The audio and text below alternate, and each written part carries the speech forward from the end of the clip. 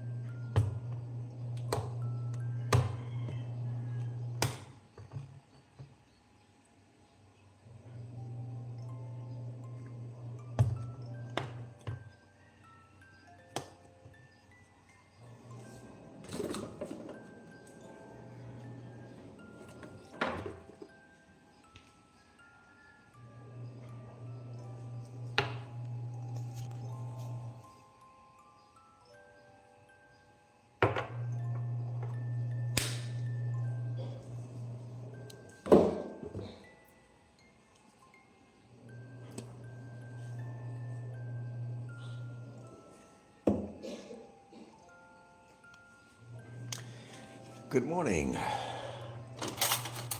Up a little later than usual. Oh, we got lots to talk about this morning, actually. Okay. I'm going to stir this puppy up.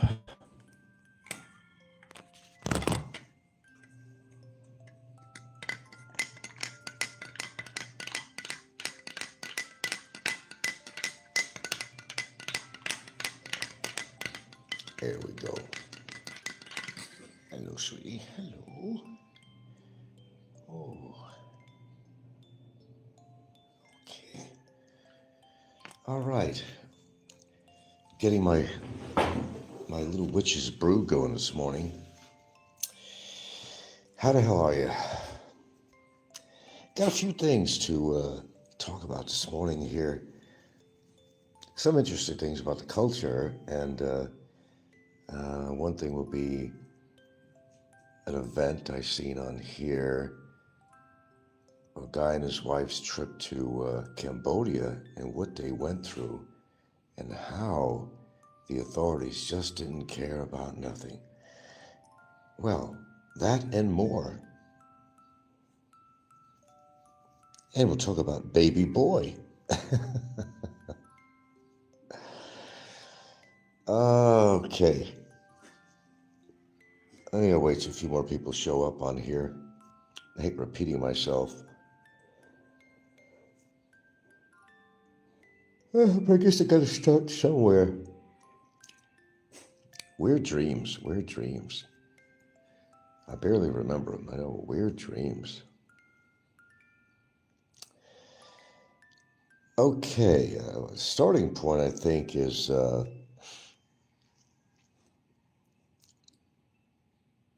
I'm just going to wait a little longer here, actually. Going to wait for my tea to cool down. I couldn't even dare drink this. It'll burn my esophagus. Got my magic ingredients in there.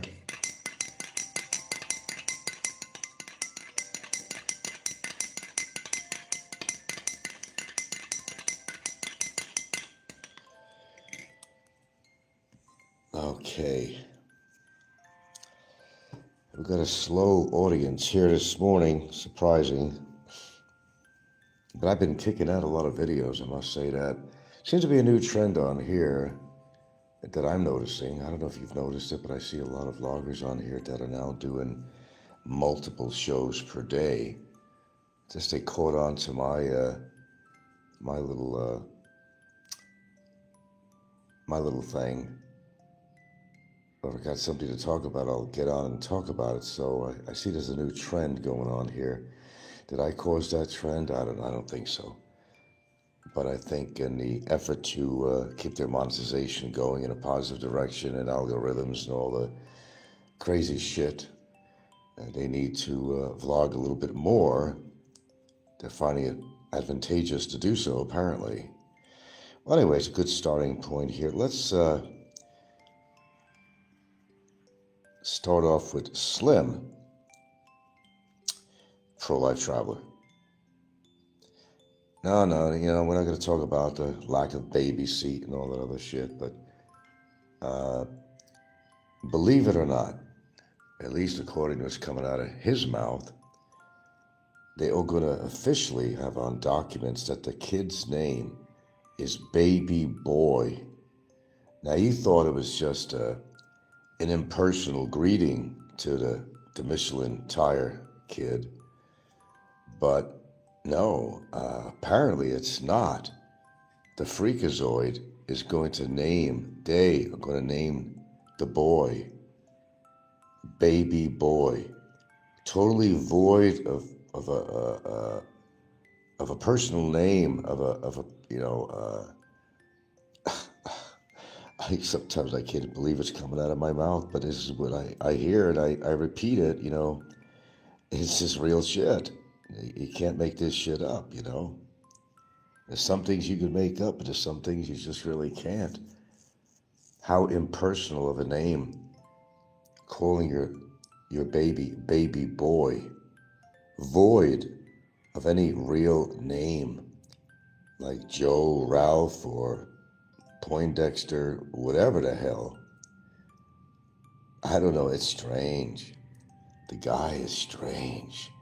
Sometimes I think, some of these people are living in a kind of a dystopian world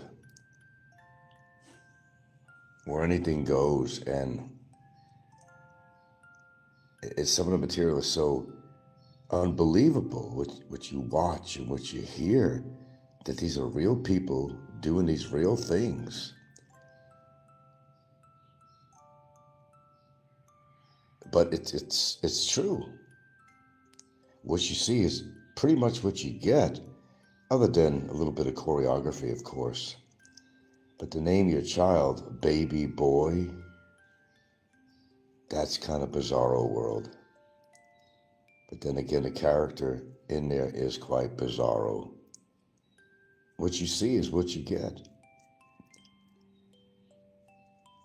Every child needs a real name. So he's going to be an adult and adult man. And people go, hey, baby boy, a baby boy. You could determine somebody's character in the future just by giving them a creepy name. I don't know, would you name your kid Poindexter? Well, there are people by the name of Poindexter, believe it or not. But to name your kid Baby Boy? I mean, seriously? Sometimes I can't believe half the shit I hear on YouTube, man.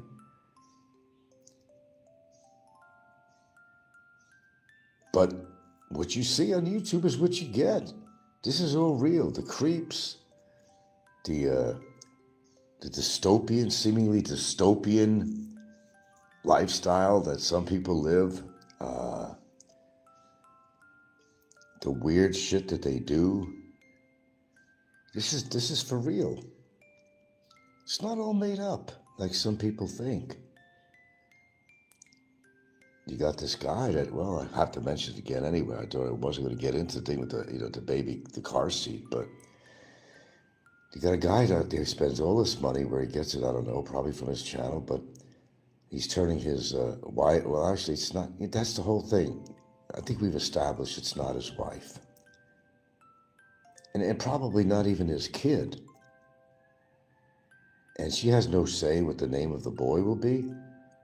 She's going to go along with the creep and say, yeah, okay, that's a good name. We'll officially make him the name Baby Boy. I mean, seriously? Yeah. Baby Boy. Imagine naming your boy Baby Boy.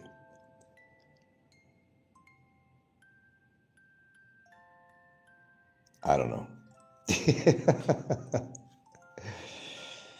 Okay. We're going to kind of graduate. Let's kind of segue into something else here, actually. That's still bizarro. I don't understand how a Filipino could go along with this. And all they eat is fast food. The girl never cooks for the bye-bye, for baby boy. Their life is just going out in the car with the selfie stick out the window, and she doesn't say anything about it, knowing that he's gotten into accidents before as a result of that. Now she's a mother to this child, and you would believe that a mother would care about the safety of her child, but not in this situation. Maybe they are the perfect couple for each other. I don't know. But it's going to take a disaster to wake them up. And maybe even after that, it wouldn't wake them up. I don't know. I just work here. I'm not an employee to this sad insanity that goes on here. I just work here. Okay, which brings me into another story, which I've just seen on the internet. There's this couple, and I don't know if they're from America. True story. They're in Cambodia. And the guy, actually, his religion actually is, he's a Buddhist. He's not Asian, But they decide to visit the beautiful temples in Cambodia. I can't remember the name of the town, but, they want to go get in line, and visit the temple. So, you can't see anything because I'm not on camera. That could be a good reason why. So they're online, but this big Russian guy, always Russian, I'm telling you, a Russian guy, burly guy, kind of gets in front of him. And the guy is very polite, says, so you got to get in line like the rest of us. You got to get in line like the rest of us. Wasn't doing anything wrong at all. The guy stated, and he says again, guy, we're all waiting in line too. You guys got to get in line. Then the Russians just got irate. I mean, the guy was a fucking psychopath, man. One thing led to another. I'll speed up the story. There's a lot of details in between on how this happened. But the guy got physical. And when the guy and his wife, when she tried to intervene, he winds up punching her in the face and she fell to the ground. Yeah, real story. So, her husband there, he got hurt by the guy. He was a big Russian guy with a big temper. And he had a little damage to him that would require him to maybe go to the hospital, have him checked out. So what happened was he got aggressive, and he got, especially after his wife got punched, he went on the attack of the guy and had him down on the ground, pinned on the ground. Then after that, the guy kind of walked away. But here's what the problem was. And this is the horrible thing about this. All these Cambodians that were standing around didn't want to do anything. The guy was getting attacked by the Russians saying, hey, call the police, get security here, get security here. Nobody wanted to do it. They stand around. They were just standing around. And he got upset with these people. He said, what's wrong with you people? Call security, call security.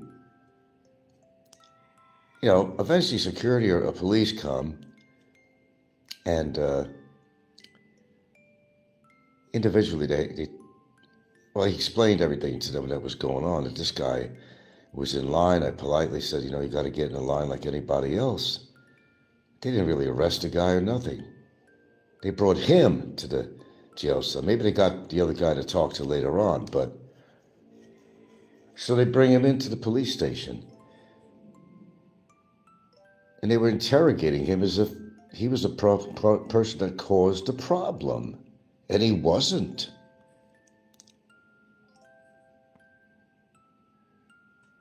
And basically what it came down to, I'm missing like 90% of all the details here, but I'm just getting to the point where basically, trying to find somebody who speaks good English, but he's trying to tell him his story that he's not the troublemaker.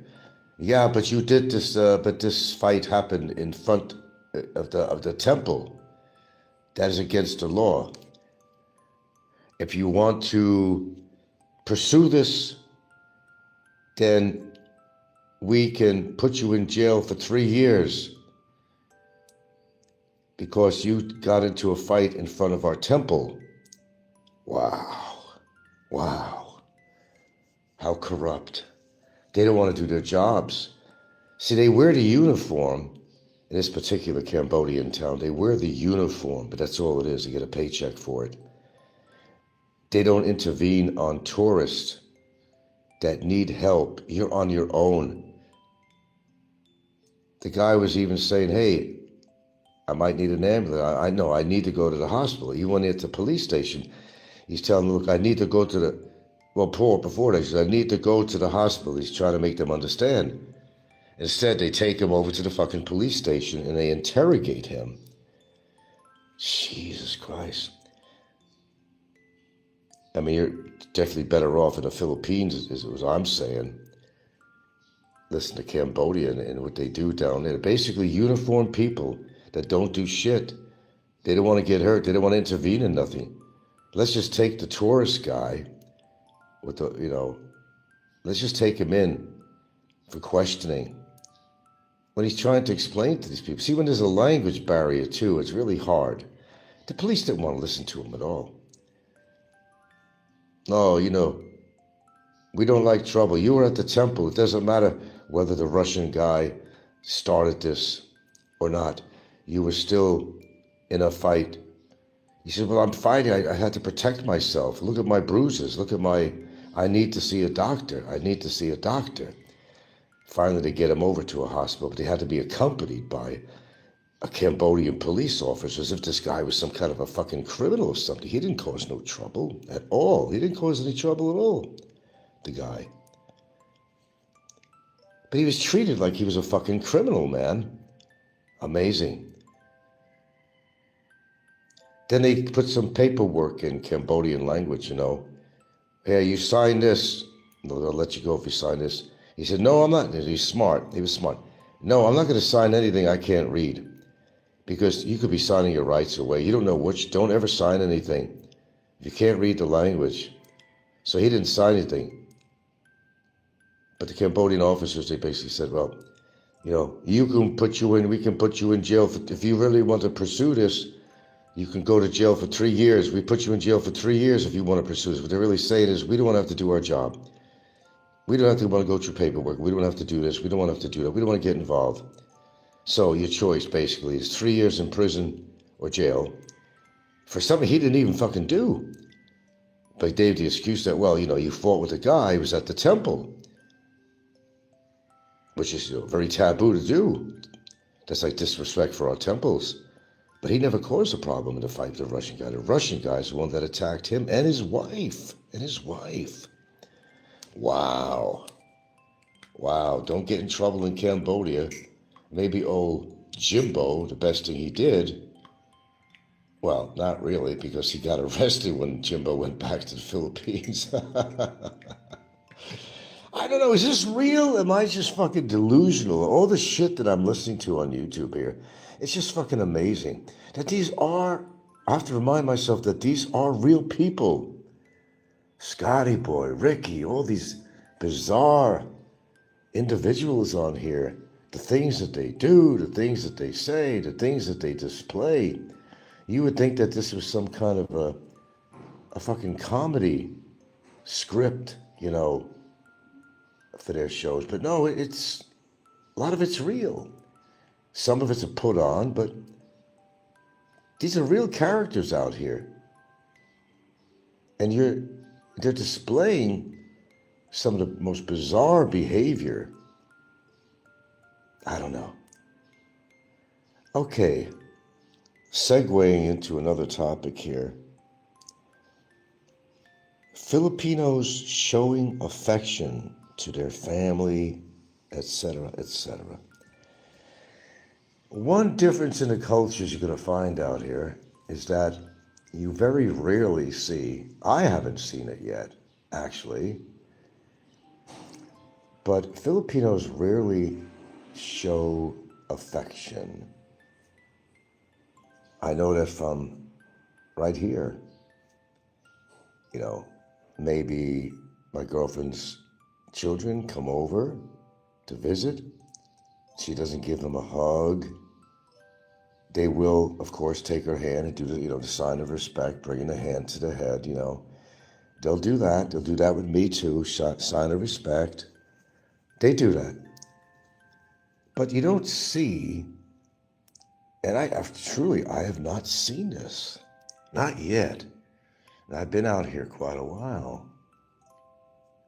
I gotta grab something here to go with my tea. They don't show affection in public or anywhere. I don't know. They may hug their babies and give their babies a little kiss or something, but to each other, I just have not witnessed it. Maybe I'm just not looking, or no, it's not that. And then when they're going to leave and say goodbye, the kids are going to leave or something, this is leave.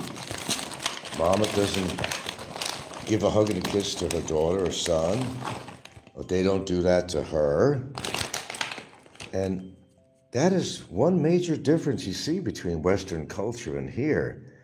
They don't give each other a hug and a kiss, hello, goodbye. Very bizarre. Hello, Roddy. I didn't ignore you. And I see this all the time out here.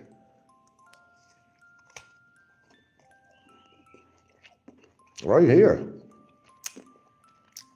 In this house. They're not very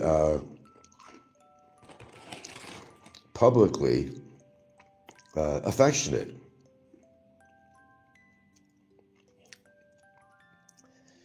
Now, my girlfriend, however, at least with me, if she had to go out on an errand and leave the house or something, most of the time she'd go over and give me a kiss and tell me that she's going to go down to the store or whatever, whatever she has to do. But you would think between mother and daughter, that they would show some sign of affection, especially mother and daughter. But they don't. I haven't seen it. I haven't seen it at all.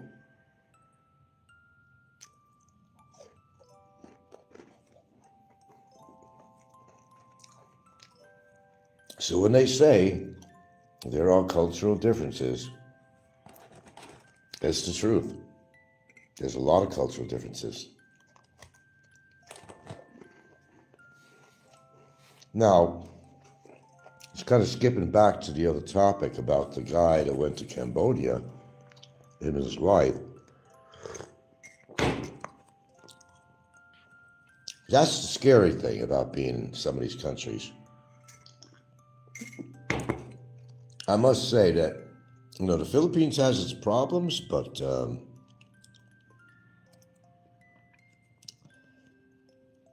Cambodia, as one place, as I've been talking about in this particular incident with this guy and his wife and what happened with that Russian. I mean, that Russian got into his face.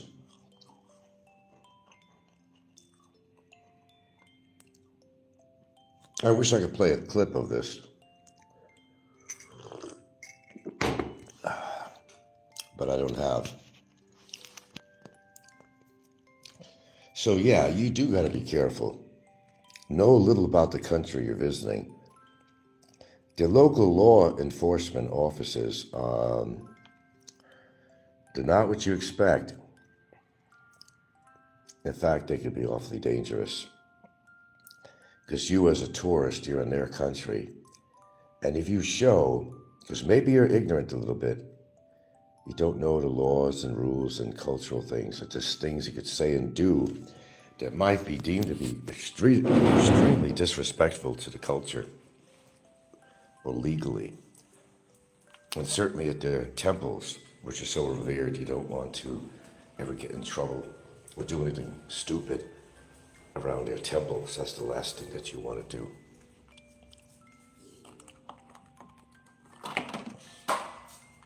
I assure you. More so in a place like, Cambodia than I would think in the Philippines, really.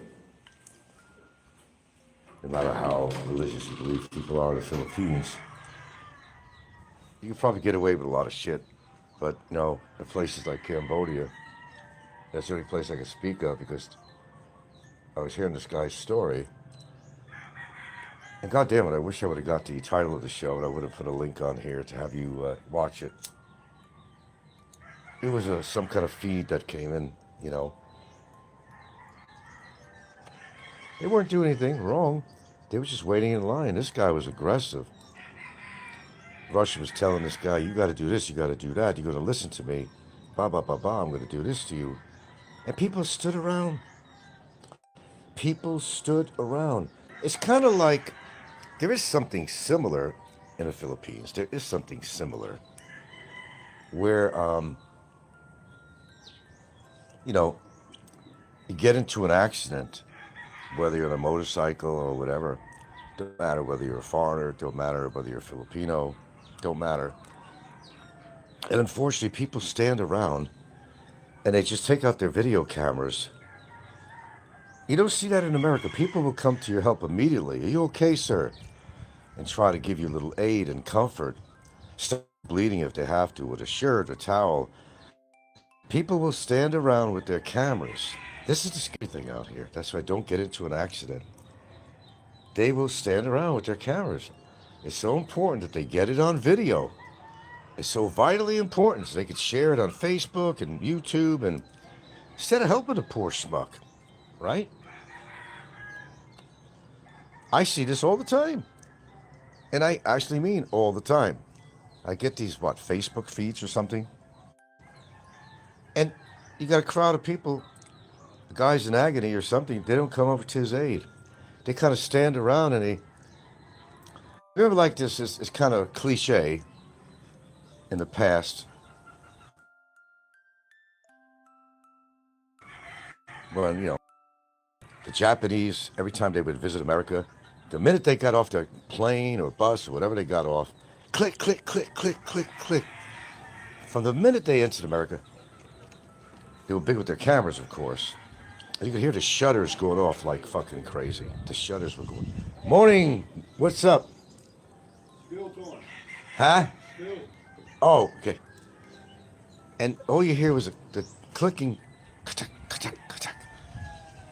That's what, by the way, where Kodak got its name, believe it or not. The sound of the shutter. Kodak. Well, that's another story. But the Japanese was just, they photograph anything. Everything and everything. Talk about documenting their trip. Click, click, click, click, snap, snap, snap. It was funny. You see it as a farce or whatever in movies and stuff like that, But it's true. The Japanese were like that, the minute they come to America or something, or anywhere they go, snap, snap. You got, 20 people with their cameras just going off. Anything. They're photo anything. It don't matter what it is. Anything. But you can't do that everywhere.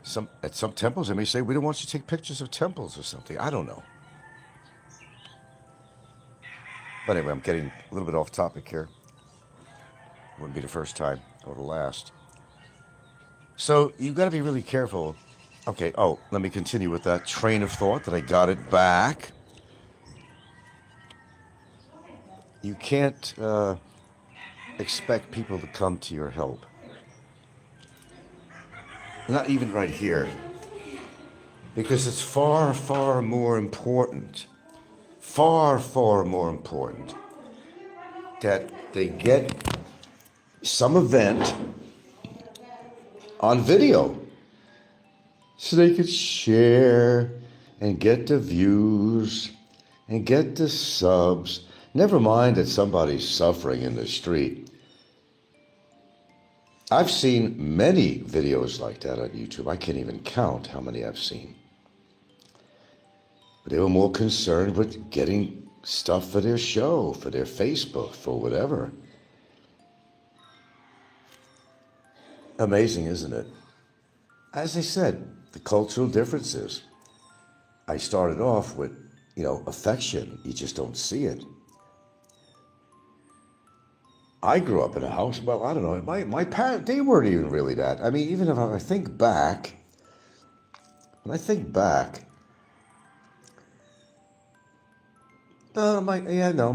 mother gave a hug to my sister when she was going to leave with her husband. They come visiting.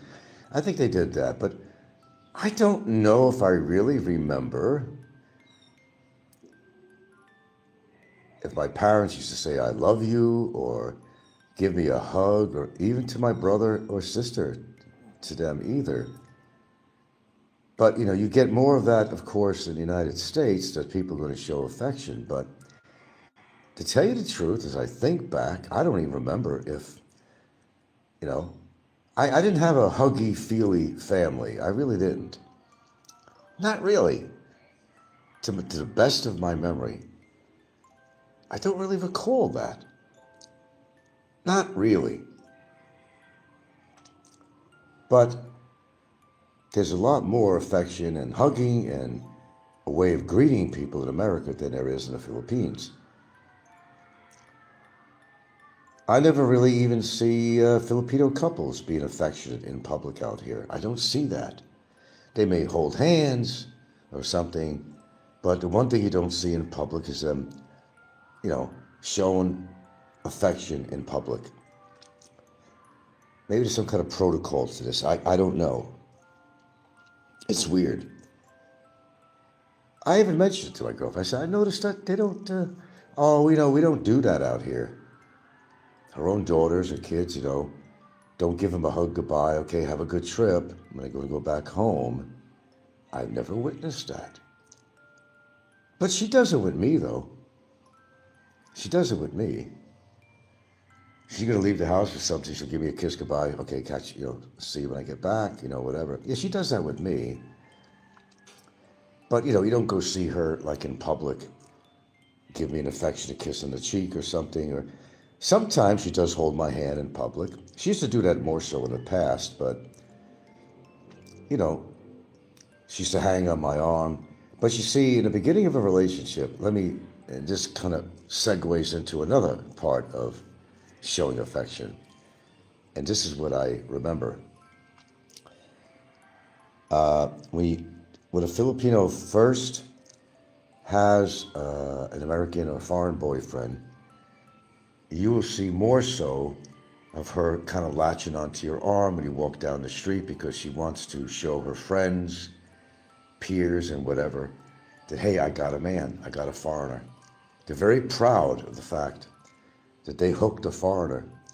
And you will see that kind of affection as it happened with me. But it became lesser and lesser. She's already established. She's in a long-term relationship. But around her friends, sometimes she'll show that. But in the beginning of a relationship, you will see that. You will see that. She will show that, hey, look, I got a man. She's very proud and a foreigner. It's a big thing out here. And she will latch her arm onto mine.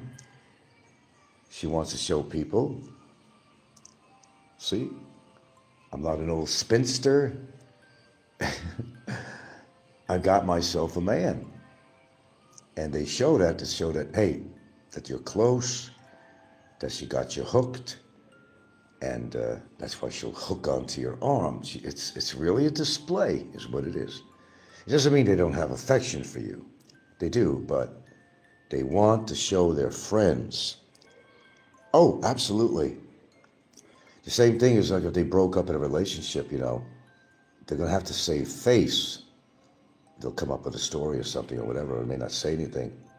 You know, it's called saving face on that. But yeah, these are observations I've made for the, relatively long period of time that I've actually lived here in the Philippines. It's something that you notice right away. Public affection, you just do not see it. You don't see people, greeting each other. Maybe occasionally you might see a Filipino man.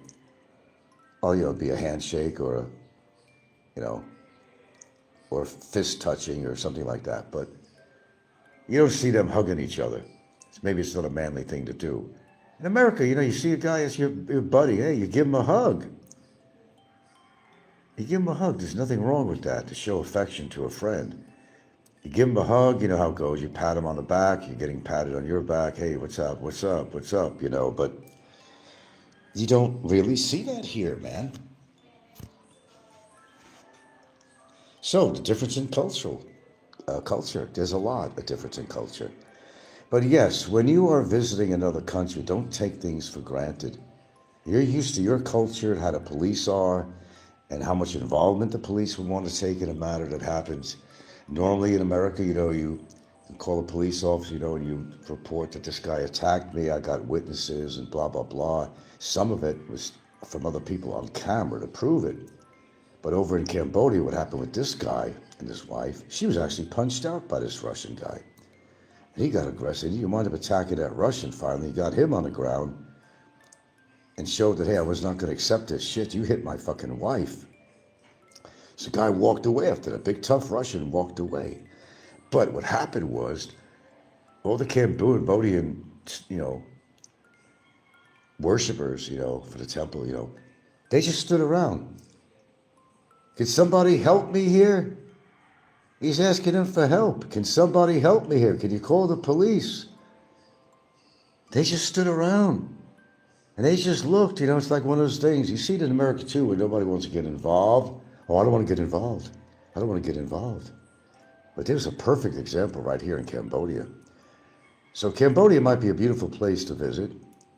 And we're not going to say anything bad about Cambodia as far as any beauty out there and, places to go and places to see. And I'm sure there's a lot to do out there. But although Jimbo didn't find the right place he went to, but oh well, that's Jimbo. Jimbo really took a chance when he was walking in the streets at 3 o'clock in the morning in his boxer shorts with his camera stretched out on the, oh my God, 3 o'clock in the morning. The guy's just all fucking trumped up on steroids and whatnot, and walking the streets at night, 3 in the morning, whatever, and with his selfie stick out with his camera on him, in his fucking boxer shorts and no shirt. The guy is so concerned about his fucking muscles, it seems to be the center of his gravity, if you know what I mean. These are all real characters on here. I don't make this shit up. We have so many characters here on YouTube. And somebody that's never been on YouTube, never even seen YouTube, never understands what goes on YouTube, they would be in total awe as to what they witness watching these people's channels and what they do and what they try to get away with it. They'd be in shock. They really should do a good movie. I've not seen a movie yet that has to do with the antics of people, the trolls and all that shit of YouTube. I've never seen a movie yet. They would have plenty of material to put a fantastic movie for Netflix or something or whatever. Probably not for big theater, but for Netflix or something. These are real people doing real shit. This is how our society has changed. People have become numb or just, just concerned with events where they should be helping somebody instead of just getting it on video. I gotta get it on video. Oh, I gotta get it on video. It's a must. Life will not go on unless I get this on video. Fuck the guy that's bleeding, and you could be of assistance to help stop the bleeding or something in an accident or something like that. Oh, no. It's more important to get it on fucking video. What has happened to our society? What the fuck has happened to our society? Don't let me get into Trump and what he's getting away with. I mean, don't let me go there. I don't know, I'm just kind of disenchanted with our society. I've been on this planet for 7 fucking decades, and I've seen the changes. No, I'm not old enough to see horse-drawn transportation and wagons and dirt streets. But actually, I am old enough to see dirt streets because I live in the Philippines, so I've seen dirt roads. Some things don't change, infrastructure. But what I witness out here and on people's videos, you would think and swear if he just came and didn't know the characters, didn't know their history on YouTube, that this has got to be made up. This has got to be made up. These people are not real. It's got to be a put on. But guess what? It's not always a put on. A lot of it is real.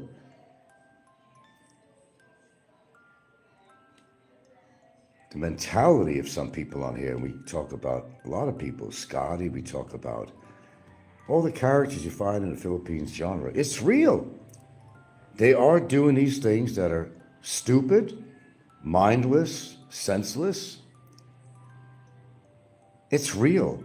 Most of it is real. Some of it is put on, but most of it I found is real. They are displaying who they really are through their hate,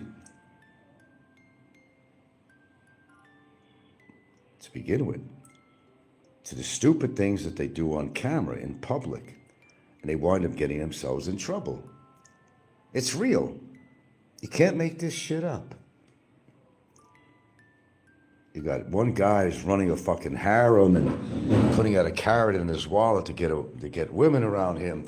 You got another guy that comes on and does shows all the time. It looks like Porky Pig, and likes ladyboys and comes on all the time.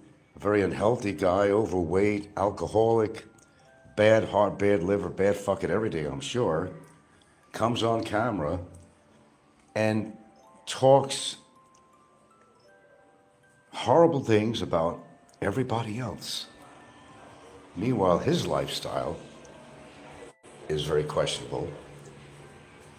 It's a go-nowhere type lifestyle where a lot of these people are basically nomads, just going from one place to another, one place to another, one place to another.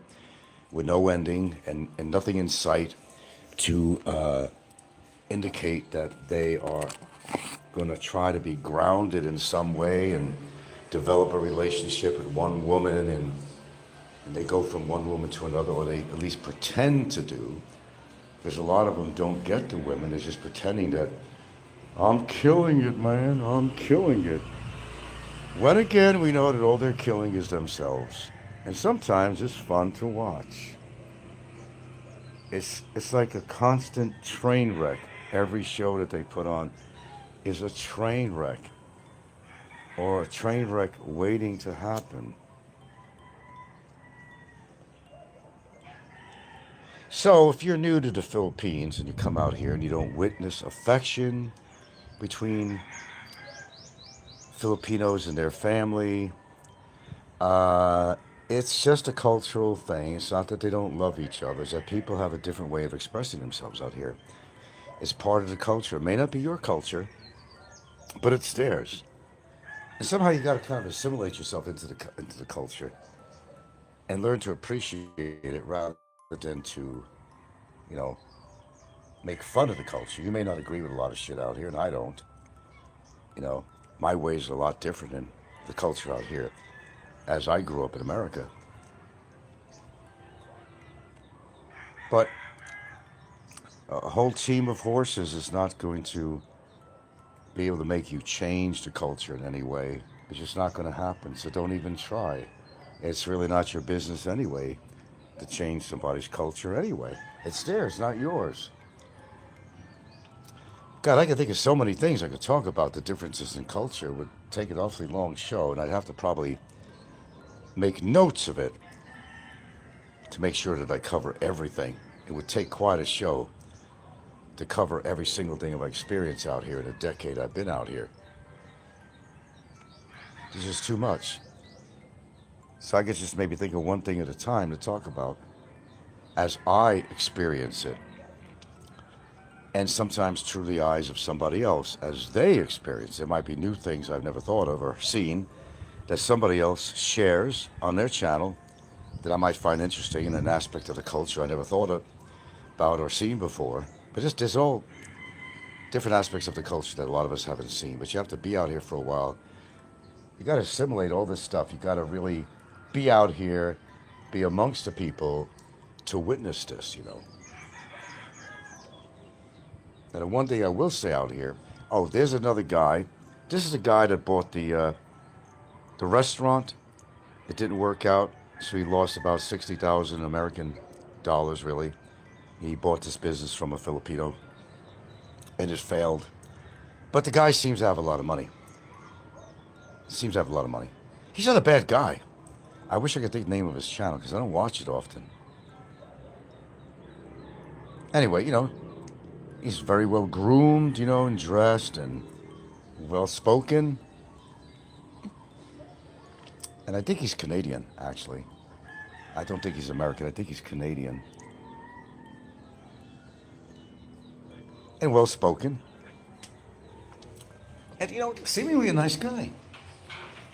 But a lot of people were calling him a simp because he decided that his wife's family, they were living in a province, and it wasn't a very nice house. They're all kind of together. So he was concerned that if there was a fire, that their little shack, whatever, could burn down too. Okay, and his daughter, I think I remember his daughter's name is Clara, I think. You might know who this guy is. No, Laura. I think it's Laura. I think it was Laura. He was concerned that, you know, that maybe when they leave her there to visit the relatives or something, that if something happened, he wouldn't forgive himself. So what he decided to do is to rebuild their house. I mean, the guy had the money to do it. Okay, claiming it's for the safety of his child, but he visits there because he couldn't see his wife's parents living that way. They need a better structure. Well, you know, if you got the money, you got a good relationship with them, I guess I would see no problem with that. But then there's also jealousy. The neighbors, they get jealous too, because that once shacky shack that they were living in is turning into something more livable. And the neighbors in this culture, they will get jealous. They will get jealous. For sure. But, he's seemingly financially pretty solid. He could afford to just write it off, a $60,000 investment in this restaurant that he tried. It just didn't work, near the beach. It didn't work out. But his life didn't fall apart because of that. He admitted he fucked up and, trusted people, and that was it. But always seems to have the money for every endeavor. He admits he goes to 5-star restaurants with his wife. There's nothing wrong with that if you got the money. Why not live some of the lifestyle you did when you lived over in the West? But you also got to be careful, because when you show people that you got money and stuff, that could be a problem, according to where you live too. Like especially parts of Mindanao. But it's all over, really.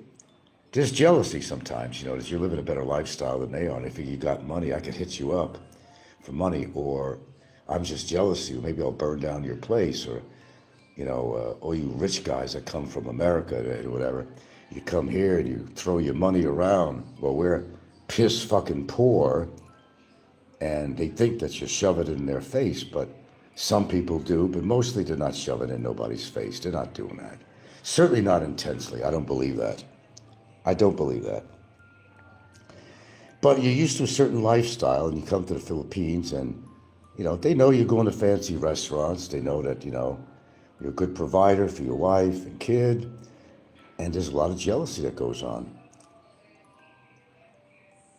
And sometimes things happen because of that jealousy. The guy's trying to not be anything he's not, and I could tell the guy is very spoiled.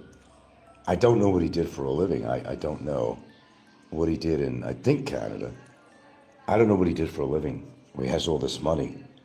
He's not even that old, really. He's not retirement age. So, he's got money from somewhere, obviously. That's not a crime to have money. Don't get me wrong. It's not a crime at all. It means the guy got his shit together. He invested properly, whatever he did, whatever his job was. I have no idea. I don't know all that information. But it don't matter, really.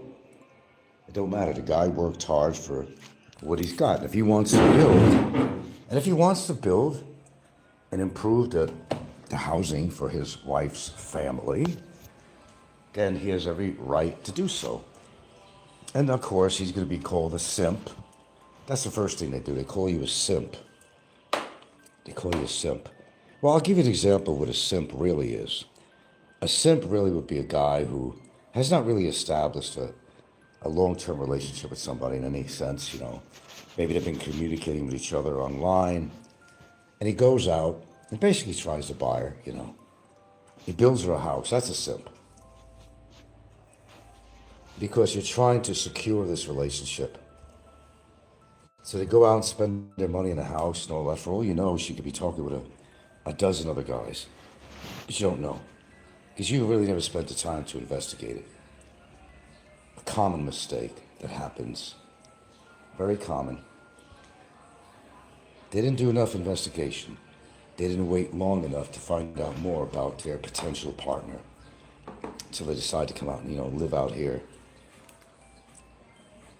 So they'll go out and they'll buy him a house. Something I never did. I bought a house, but shit, I waited 6 fucking years before I took that route. Because actually in the beginning I never really had a thought about buying a house. I was pretty content just renting, really.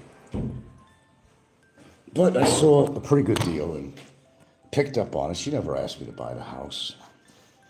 No, I was never like that. But it's a decision I made.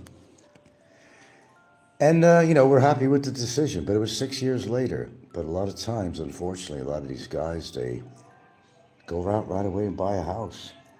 They haven't even consummated their relationship, if you know what I mean. He's never came out to spend 6 months with her or something or whatever. He's over there saying, I'll tell you what, I'm going to build you a house. or buy you a house out there. That's where they go wrong. In that particular type of situation, you got to handle that differently. There's no rush to build a house for somebody or buy a house for somebody. Get to know the person that you want to build this house for. Consummate your relationship at least, and, get to some point. A lot of them don't do that. There's such thing as being so damn desperate that you're going to basically buy your way into the relationship. That's where you go wrong from the get-go. That's where you go wrong. You don't do that, but they do it anyway. Of course, they're going to get a lot of comments from that. Call you a simp and everything else. In that case, they are a simp. Well, they just didn't really think forward. They just thinking with their third leg. And they didn't even got to the point of that. Sometimes this all happens overseas. They're sending tons of money to the family. And they're more than grateful, to take your money, Then it don't work out after you spent a ton of money on a chick. Then you go to the next guy. And you're never going to see your money again. Bye-bye. Gone. Hello, Double Chin. Oh. Tourists can't directly own land in the Philippines, but can buy... Yeah, I'm out here 10 years. I know that stuff. You never really own anything if you really think about it. You don't own shit. I don't mean that the Filipino owns a house and you don't, because, you never, even in America, you never really own anything. I've seen something on YouTube, a guy was talking about life in America and saying that, is a house really a good investment? You never really own a house. You may pay your house off, you may not have a mortgage, you pay your house off, and you still don't own it. Because the government puts sanctions on you. You have to pay taxes. If you don't pay your taxes, they could take away the house on you. Simple as that. You're always paying out something for that house, even if it's paid off. Even a condo. You have different association fees, different condo fees, things like that. So even though you might have paid off the house, well, I don't have to put out any money on this condo. The hell you don't. The hell you don't. In some condos, you might be paying as much as $400 or more a month on different maintenance fees or condo association fees or whatever. You never really own a condo because you're still going to wind up paying a rent. So is it worth buying a condo? Maybe for an investment, perhaps. Maybe the price will go up and you could sell it in the future. But then how much did you put out? How many years did you own that condo? How much were you putting out every month on condo fees or association fees? What does that add up to? So did you make a lot of profit when you sold the house? I hope you did. The condo, I hope you did. But you got to factor in these things too. Now, you can't own land out here, but you could lease land, Double Chin. You could lease land. And a lot of smart foreigners will do that. For example, I have a lease, written, documented, If something happened between me and my partner, I could actually tell her to leave, believe it or not. Because I am, on paper, leasing this property too. Besides buying the house, I'm the one who bought the house. Of course, as you know, in the Philippines, you can't own land, but you could lease it. And you could tell her to get out if you had a problem. She's on your land. It may become her house by law that you can't exactly own a house in the Philippines. That's to go to your Filipino's name. But my name is on all the paperwork, the tax declaration documents. My name is everywhere on that. Besides having a 25-year lease. I was smart in that way. Double Chin says, I think wherever we live, owning property usually falls into three categories. A forever home, a temporary place that we plan to sell and move on from, or an investment we expect to profit. Yeah, that's pretty much it. That's pretty much it. You never own anything, And, I'll give you another example, too. You have a mortgaged house in America or whatever. Okay, I walked out of my house in Hawaii with a profit. But was it really a profit? When you think about it, you're making mortgage payments, right? You're paying interest. How about all the interest you've paid on the loan, taxes on the house? So if you're lucky, you walk away with some money in your pocket, as I did. It was a good time. It was appropriate time. It was a seller's market. I got lucky. I never really thought I'd get anything out of that house, to be honest with you. I never thought about it because I never intended to sell at one point. But I came out of it with a pocket full of money, which allowed me to do other things too. I mean, to buy this house here, and later on, 6 years later, it worked out okay. But, if you think about, what's the profit you're really getting out of your house? You sold it, you're making some money, but you have to factor in, Jesus Christ, how much tax and insurance did I pay on this house? Mandatory tax, mandatory insurance. And in my situation in Hawaii, I had to have hurricane insurance. It don't matter if that particular area of Hawaii has never been hit with a serious hurricane with winds over 70 miles per hour or 75, which were declared as an actual hurricane. They go by the wind speed. We've never had that. And I argued with the insurance company. I said, why do I have to be, and a mortgage company actually, why are you holding me to this? You got to have your regular insurance for fire and all that. That's smart. You have to have it. And a mortgage company, that's mandatory because the house burns down. They want to get their money back, their investment. But they make it so that you have to pay hurricane insurance in an area that is not historically on written record has ever seen a bona fide hurricane in that particular island I live on to prove that I need hurricane insurance. But the mortgage company, they don't want to take a chance. Doublechin says, keep your big money outside Phil's. Don't tell any Pinoy about your finances. Absolutely.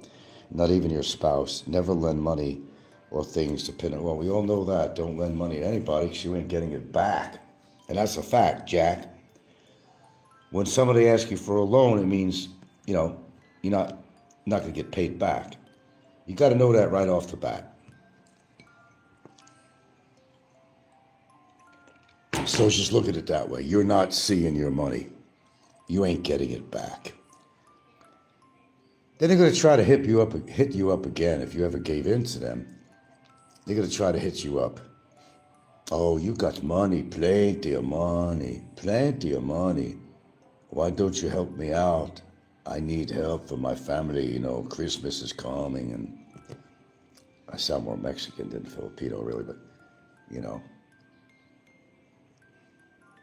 see it all the time. Yeah, it is actually. I mean, look, when I met my girlfriend, she didn't have a clue whether I had a dime or not. She knew I had enough money to be out there to visit her and shit, but she didn't even ask what I did for a living, any shit like that. She didn't ask those things. She didn't try to feel me out in that way.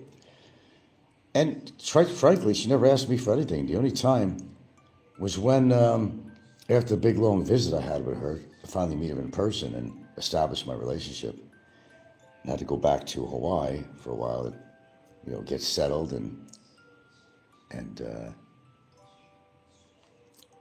prepare for the great move. She didn't really know what I had in the bank or anything like that. And yes, it is a good thing to just keep that thing quiet. Because they're going to see you for what you're worth and not what your character's worth. I mean, they're going to see you as an ATM machine. And if you got a woman like that, then that's not a keeper. If you don't mind her company, it's good for the sex or whatever it is, fine. If that's what you want. But, it's not a keeper. No. If the relationship is money-oriented, which a lot of them are, of course, thinking about the great age gap and all that shit out here, it's money-oriented. It's, what that relationship is all about. And I don't care what they say. Oh, that 18-year-old really likes this, really loves this 80-year-old guy. Come on, man. Get real. Get real. Anybody who sees different than that, I mean, I'm sorry. It's the law of nature, really. It's not real. It's not real. I'm not saying it's never happened, but you know, it's not even a percentage point of it really happening that way, where an 18-year-old or 20-year-old is going to be with an 80-year-old guy, and that's why it's not about money. It's not about support. Come on, we all know that. But as I say all the time, if you're happy and you got a good arrangement, and he's getting what he wants and she's getting what she wants, I have no quarrel about that. You've both agreed that this is our relationship. You're going to give me some nookie if I can still get it up. And she's going to be well taken care of. It's a good arrangement. It's an excellent arrangement. If that's something that you agree on, there's nothing wrong with that. As long as it's up front. That's the thing. Have it up front. Hey, look, this is our relationship. You take care of me, I take care of you, Joel. And if you're okay with that, there's nothing to complain about. Even when we hear it. We hear these stories all the time on here. If that's what you want, and you want to have a shallow relationship, it's like a shallow grave. You really want to have a shallow relationship like that? Okay, you want her for the sex. What if you can't have sex anymore? Well, the playing field changes. You no longer need her for sex because maybe you can't perform sex. Unless you want to get into cunnilingus, You're going to have to satisfy her one way or the other. If you can't do that, that's one element of the relationship that's going to go bust.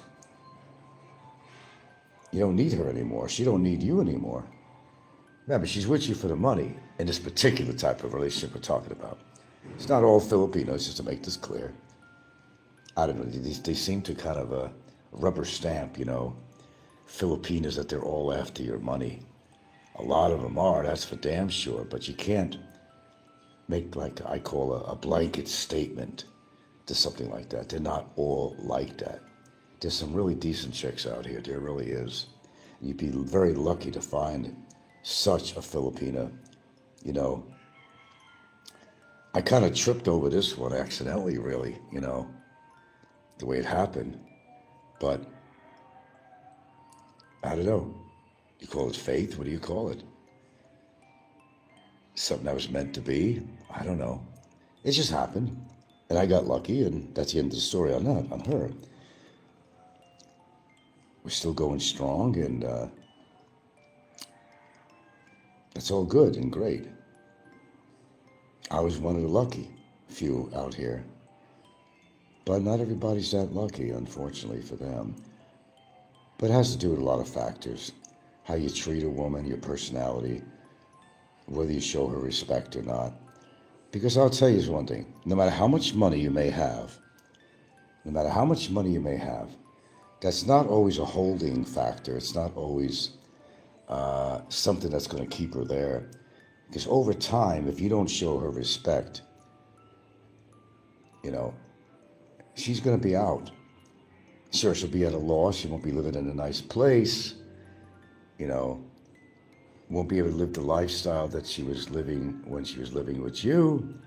But some women are certainly willing to make that sacrifice. If the guy doesn't respect her, or if he's not faithful to her, they will actually say, fuck the money situation. I'm out of here. That's the kind of woman you want. That will, if not shown any respect, will ghost the guy. And she has every right to do it, to be treated in such a way. Understand, Filipinas can be jealous. Yeah, you're not telling me anything I don't know. Oh, I know. Believe me, I know. They can be very jealous. I can't say that all cultures are like that, as jealous as Filipinos are, but I can only speak for the Filipinas. I'm sure other cultures, there's jealousy. Jealousy is everywhere. America too. But it's very apparent right here in the Philippines. In this particular country, I can only speak for that in America, They can be so jealous that some of them will actually kill the woman. Like if you decided to cheat on her, she might decide to kill you and that woman. If I can't have you, then nobody else is. But then again, that happens in America all the time. That's a fact. That's a fact. Why are people saying that Thailand is better than the Philippines? Well, not having spent any time in Thailand, I don't know. They have better food than the Philippines, that's for sure. If you like spicy food, a lot of it is spicy, I understand. I don't know. You'd have to live there to find out. The problem is, I mean, although they speak English, a lot of them in Thailand, a lot less than, what you'd expect to find here in the Philippines. There's more English speaking going on here, I think, than Thailand. Having never been there, I couldn't say.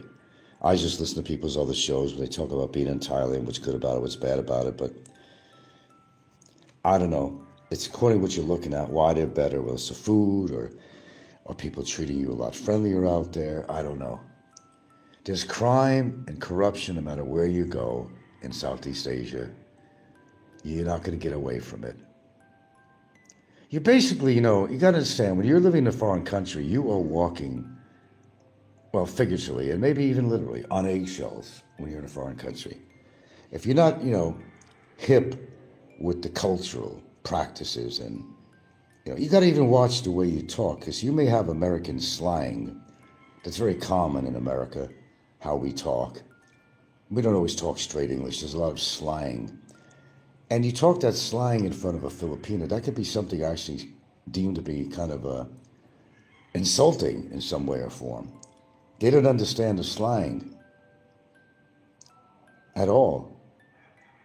Unless they've lived in America for a while, they could pick up on it. But those are people that would understand that.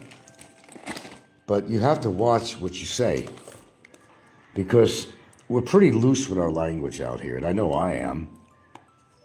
She'll correct me all the time. Oh, don't say that out here, Or you're out in public. Oh, no. Don't talk about that out here. People will hear you. And I have an attitude like, I don't give a fuck what people think. Let them hear me. Fuck it. I'm not in fucking prison out here, man. I just don't, you got to respect my culture too. But when you think about it, you may have to give in, because you're walking on a thin line out here with things that you say and your actions and so forth. You got to be really... What the fuck is this cat doing in here? I cannot believe it. The back door was open a little bit here. The first time I've ever seen a cat. I'm glad the dogs didn't see that cat. They would have ripped it apart. I cannot believe. It's the first time the cat got curious and came in my kitchen. Let me tell Gilda.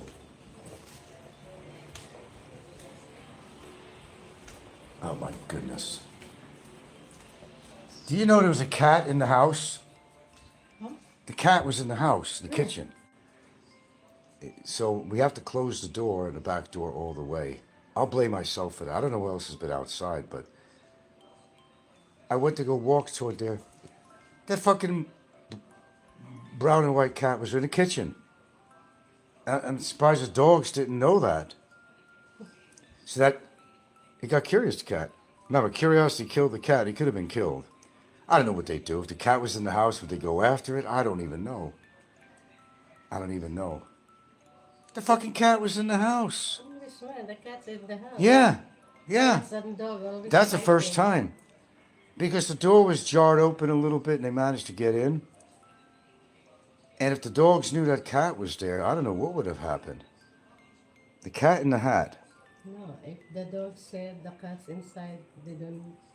You don't think they do anything? They just run away? No. So they're big time outside. The thing is the cat is below her inside. Oh my goodness. I don't know what they think, really. Interesting. But yeah, we got to watch it. Even the front door, that during the day we have open a lot. But so the dogs, cats, they don't go inside in front, at the back. Yeah, in the back, 'cause that's where they hang out. I got shocked. It's the first time I've ever seen a cat come in the house. Oh no, that's got to stop. That's got to stop. We got to make sure that door is closed all the way. There's not like, a space that they could actually get in. Because I really don't know what would happen. The dogs get their eyes scratched out or something. Those cats could be mean. They got claws and they know how to use it. And it's up to the dog to find out how vicious a cat can be if they want. Just call them miniature tigers. Mick says, oh, okay, I didn't read everything on here.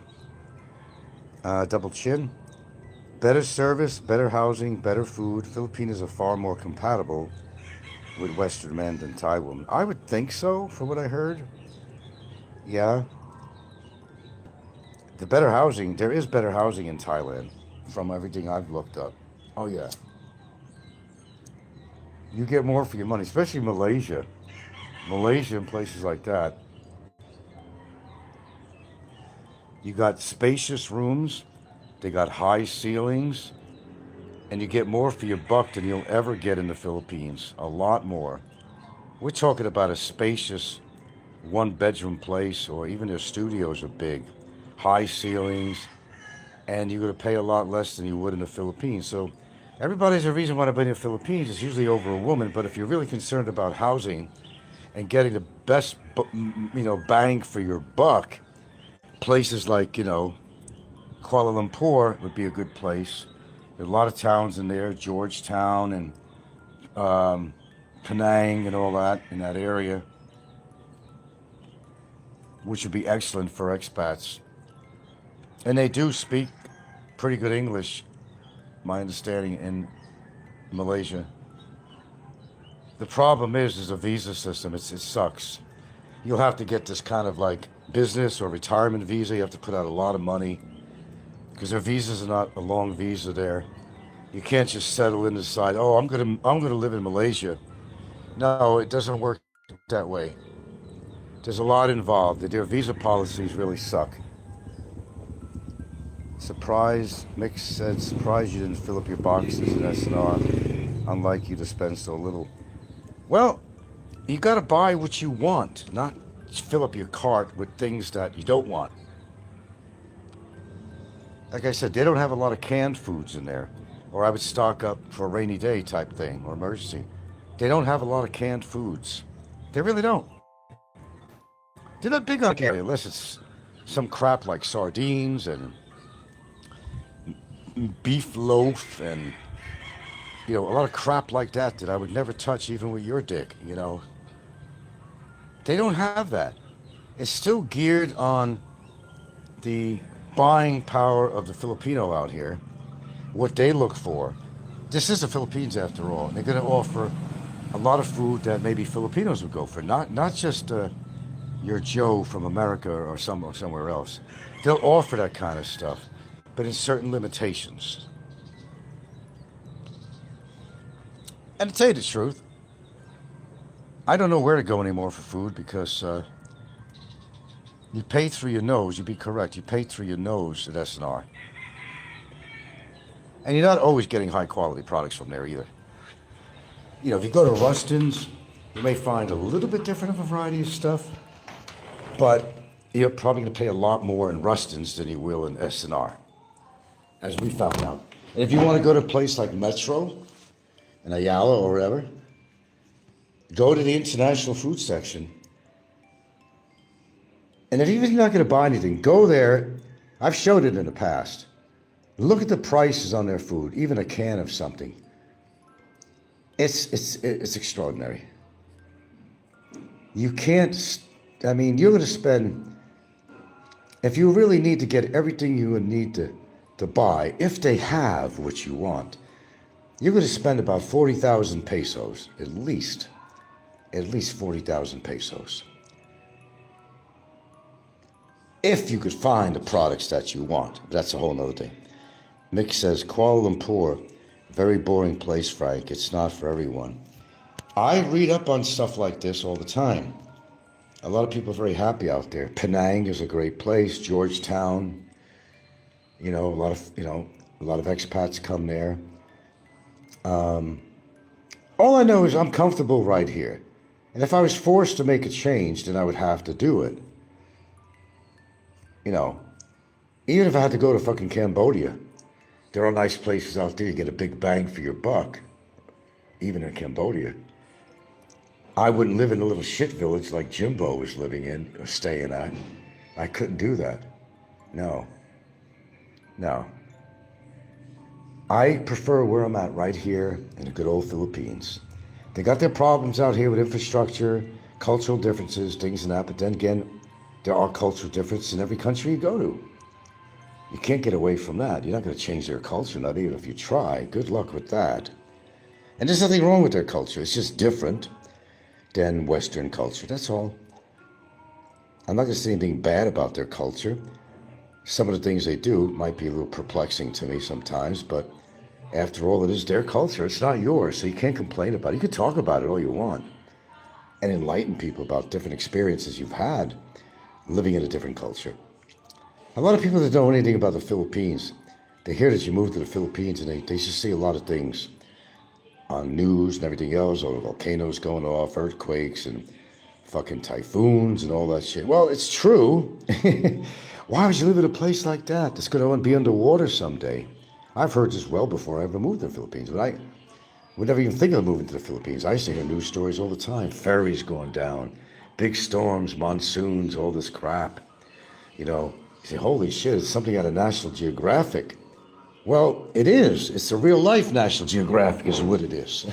It's one thing to see or watch National Geographic on TV, which I grew up watching, natives of different countries and what it's like in these countries.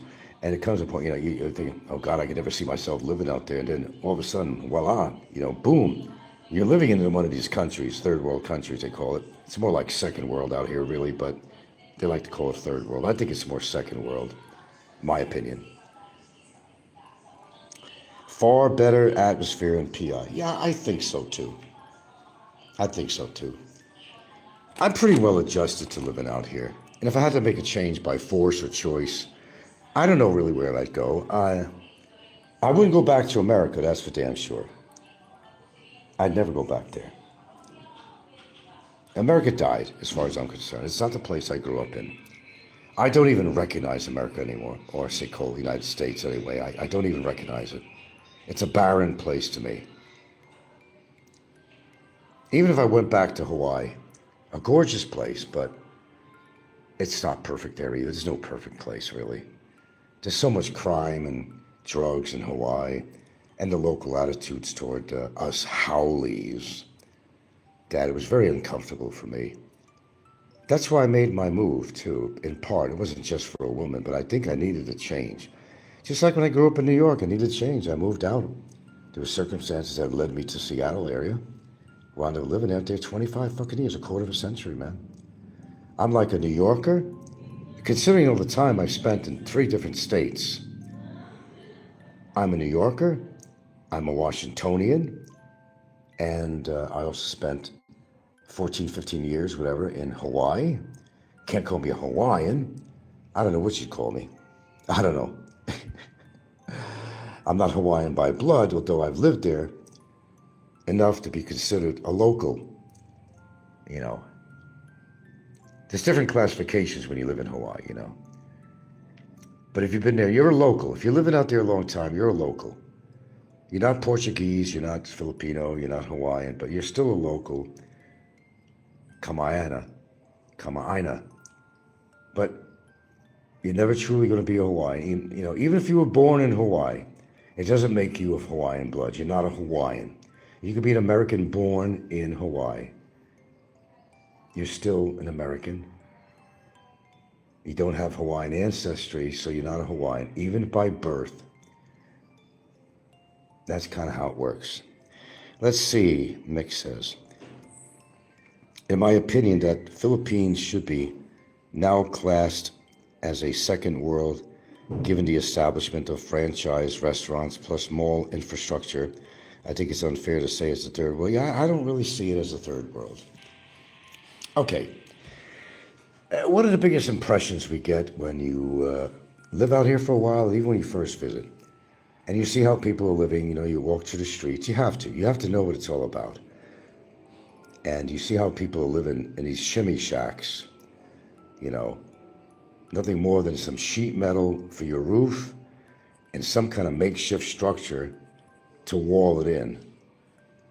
They're not built in the greatest places. It could be in a flood zone, whatever. But people are going to live wherever they can, whatever they could, put their hat in, hang up their hat in. It's housing. And they're proud of what they live in. It's not like Americans, judgmental of each other. I got a better house than you do and all that. The Jones and the Smiths fighting over this and that, trying to impress each other. Filipinos are not really trying to impress each other out here. They don't really give a shit what anybody thinks. That's what I like about it. They don't really. They can live in a very humble house, but it's their house. And it's just as well, it might as well be a mansion to them. This is their home, and they're very proud of their home. Sure, they'd like to live in a better place, but their finances don't allow them to. Certainly, they'd like to move up the scale, to move up the ladder, and live in a better place. Of course they would. It goes without saying.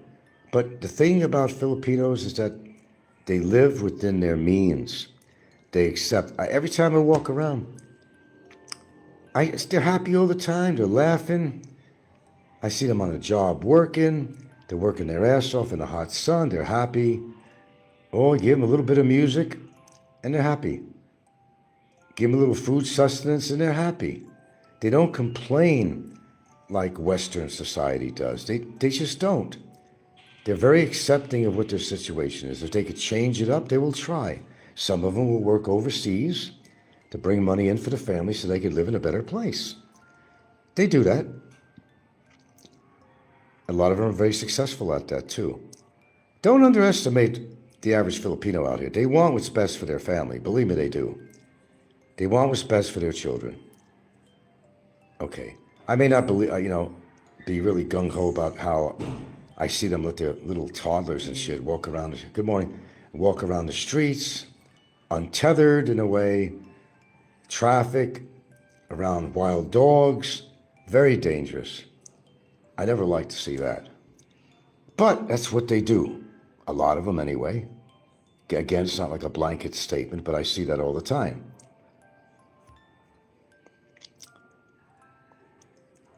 And also, Mick says, also, Frank, if you look at the BMI, body mass index, the BMI, spending now in PI, they are carrying more fat, etc. So there is more food on the table compared to 20 years ago.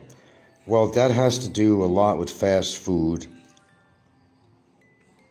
Why am I so obsessed with the Philippines? Somebody's asking me. I live here, sir. Mr. Ink Droplets. I live in the Philippines. I'm not an outsider looking in. I live in the Philippines. So I talk about the Philippines. And if you don't like the topic, move on. Hope I answered your question. Why am I so obsessed with the Philippines? I live here about approximately a decade. Okay? But thanks for coming. What a question. Well, it's a fair question. He's not familiar with what's going on. He thinks just some American talking about the Philippines. Why are you obsessed with? Okay, I forgive you for that. I understand. But I answered your question. Because I live here. And it's become part of my culture now. Or I assimilate myself into the culture, He wants to know, why am I living in a place that I don't like it? Oh, who said I don't like it? I didn't say I don't like it here. Having a partner or not, if I didn't like it here, I'd try to make plans to move the fuck out. Get her out of here too. I like it here just fine. It's just a different culture. Like any country you move in, you're going to be subjected to a different culture than where you're used to living. It's not all the best in the world, but it's not all the worst either.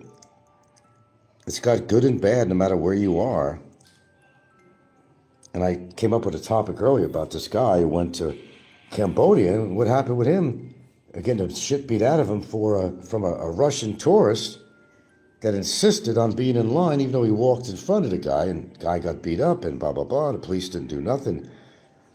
You sometimes have police forces that don't care, and they just let people get away with a lot of shit, and they blame it on you.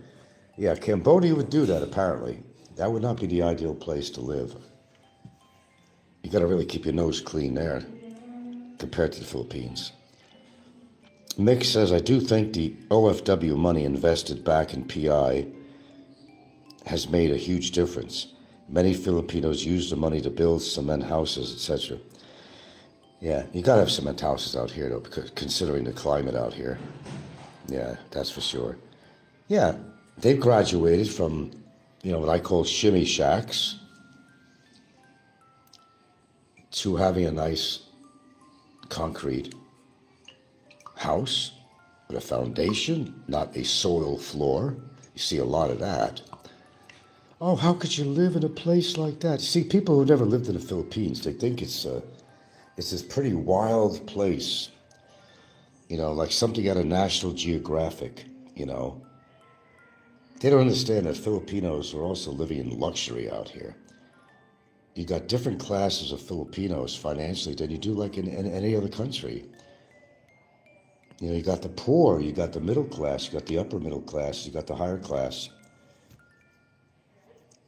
And they're making money. And everybody thinks that all Filipinos are poor, and that's so far from the truth. Way far from the truth. They hold on to a lot of land, they own properties, they got businesses. They're doing very well, most. They are. Mick says, if you look at Slim, and what's his real name? His last name. That property is well on par with the West. Well, he doesn't own that house. They're renting that house. Talk about Slim from, pro-life traveler. I don't know why he calls it pro-life travel. I don't know. But anyway. No, it's a decent place. It's clean. It has some space. Nice grounds. The grounds are nice. The yard, he upkeeps it. But he don't own it. He rents it. I don't know about the jacuzzi. I've never seen it, but Gaff, is that his name? Slim Gaff, Gaff? I thought he had this big, long, Russian-sounding name, whatever. I've never seen a jacuzzi.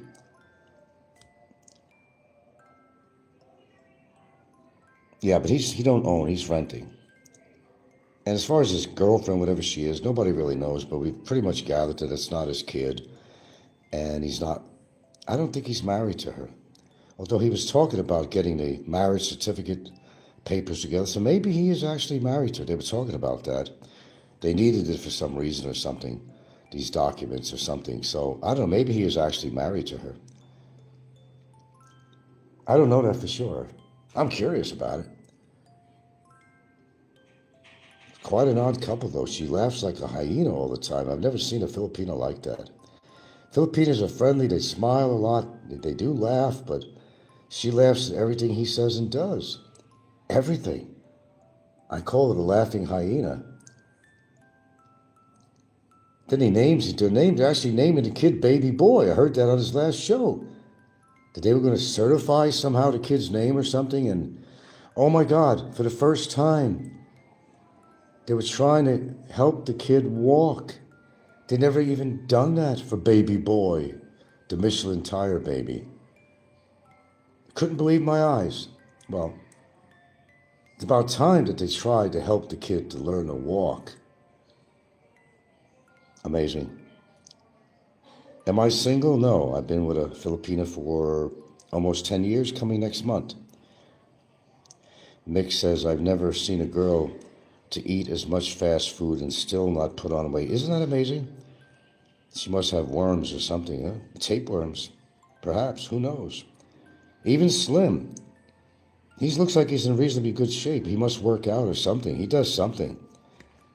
I tell you, he reminds me of Vitali, man. He really reminds me of Vitali. Maybe not as built as Vitali, but the accent and some of the antics that he does on his show, maybe he's trying to be another Vitali. Base himself on the success of Vitali's show and do things that can be somewhat similar than Vitali would do. Yeah, she eats don't they eat his fast food? She don't even cook. I know he's Estonian, but he's a Russian to me. Sounds Russian, looks Russian, acts Russian. He's a fucking Russian to me. All the same to me.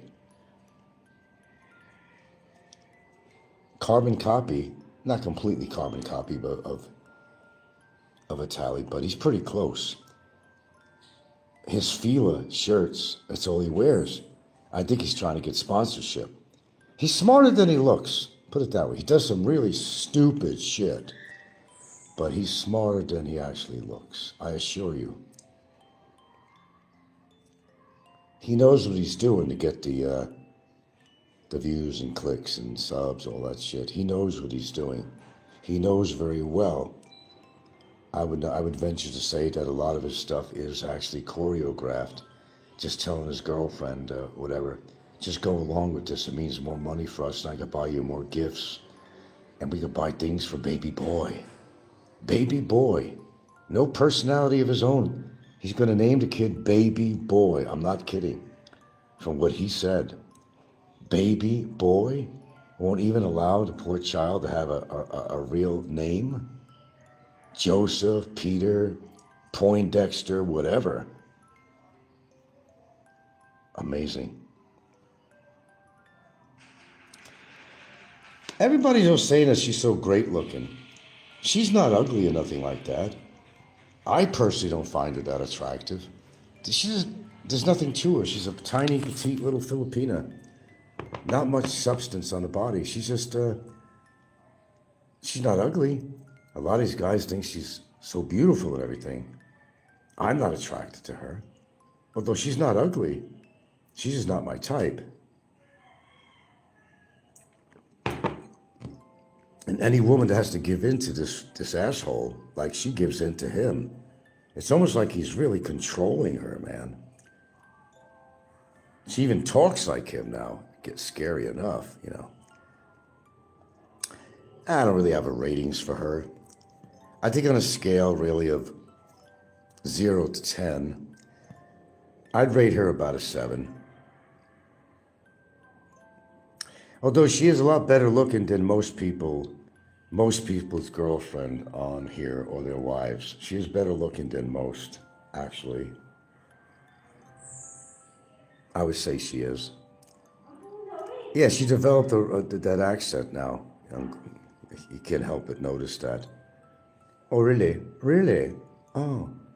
That's crazy. That's crazy. Instead of saying that's crazy, it's like, that's crazy. Crazy. Yeah, she's not holding on to her own cultural, speech and all that. She's all copying everything from him. Carbon copy. Another monster is born, Vegetarian Filipino food. I don't know. I don't really. I mean, they eat a lot of vegetables. They do. Everybody says all their food is unhealthy. Well, the vegetables are healthy. They incorporate all kinds of vegetables in their meals, But unfortunately, a lot of things what they do with the vegetables, oils and fat and things they add to it and all that.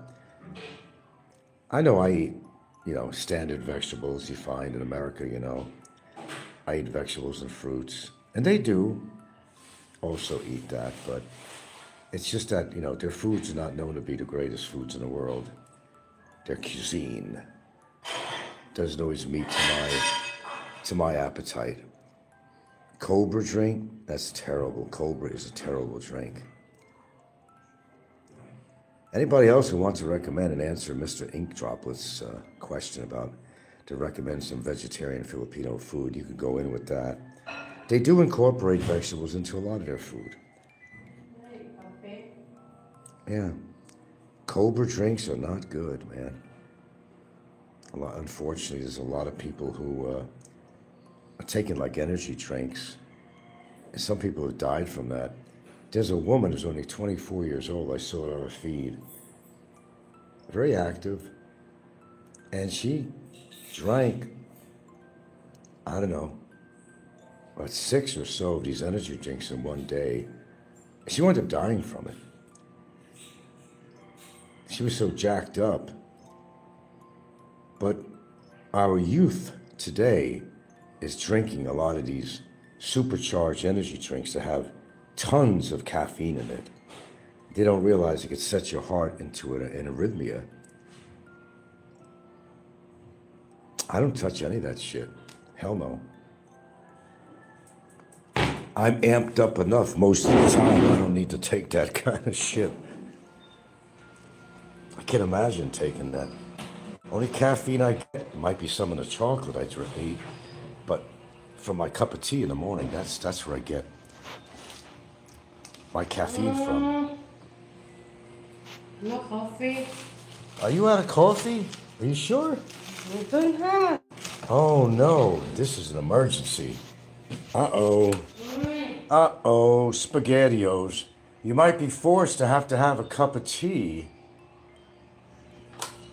Although a cup of tea is not her cup of tea. Oh, come on, there's gotta be some kind of packet around here somewhere. No more na Did you take any with you on the trip that you didn't drink, or? I know, I just left home and for them with right now. No. Oh my, oh, really? Really? Oh my You buy me goodness. a coffee? No. I'll buy you whatever you want, baby. You want another house? What do you want? Coffee. You just want coffee. I could do that.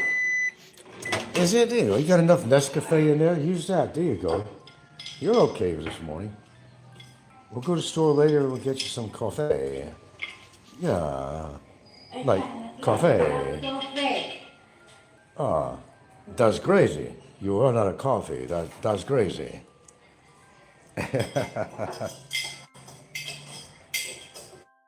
Yeah, this woman has some appetite, man. I gotta say that. But I'm still hell-bent on that thing about the kid, and I'm really surprised that nobody's doing anything. Don't leave it on me. Don't put it on my shoulders. I've dealt with enough. I do think they have to be reported as DSWD. You got to make it your business. They say, okay, stay out of people's business. Nobody does that. But when it's something that I think is real and as important as this, I think that's when you have to intervene. Because, would you really want to have... It doesn't matter what you think of Slim or his woman, right? It don't matter in the scheme of things, but the baby is important. What do you say? You got children of your own you care about? The baby is important. If they get into an accident, that baby's not going to survive it. You know that. That's why people really should do something and report to DSWD. Oh, really? I'll push that statement. They really have to be aware of how this couple is supposedly taking care of their child. The kid, I joke about it that the kid looks like the Michelin Man tire company, their mascot. Look at his arms and legs. It looks like a bunch of tires. The kid is overweight because they're giving the kid all kinds of shit food and fast food. He's not getting the nutrients he needs. It's a serious matter. Yeah, the thing is, Frank, there's no health and safety enforcement in the PI. Well, when it comes to a child, you can survive droplets. I can survive on noodles and boiled chickpeas. Well, I like chickpeas with smashed potato. I could do that too, actually, and I've done it. Problem is, Frank, there's no health and safety enforcement in the PI. No, when it comes to children, no, that's a different story. If you report to the DSWD about a situation involving a Filipino child, they're going to be forced to look into it.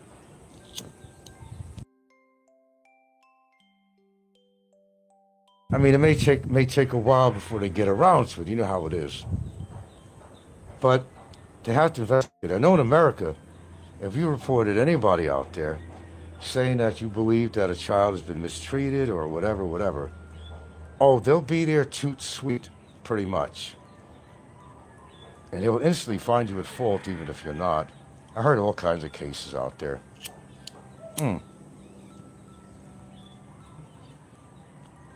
Oh, absolutely.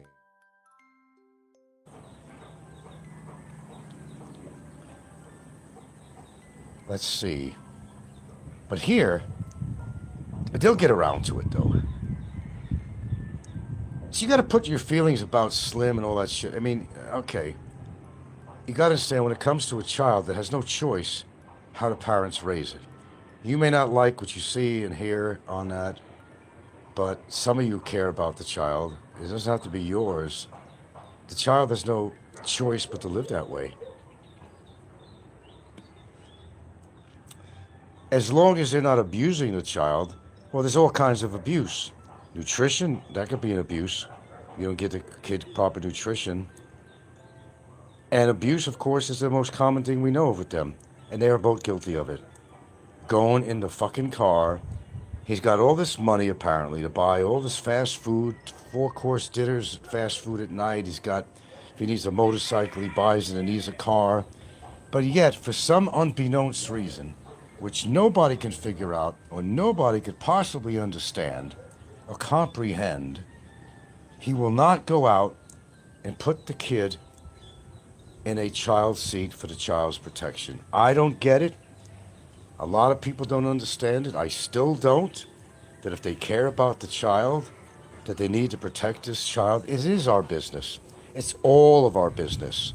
That's where we could actually put our nose in somebody's business legally.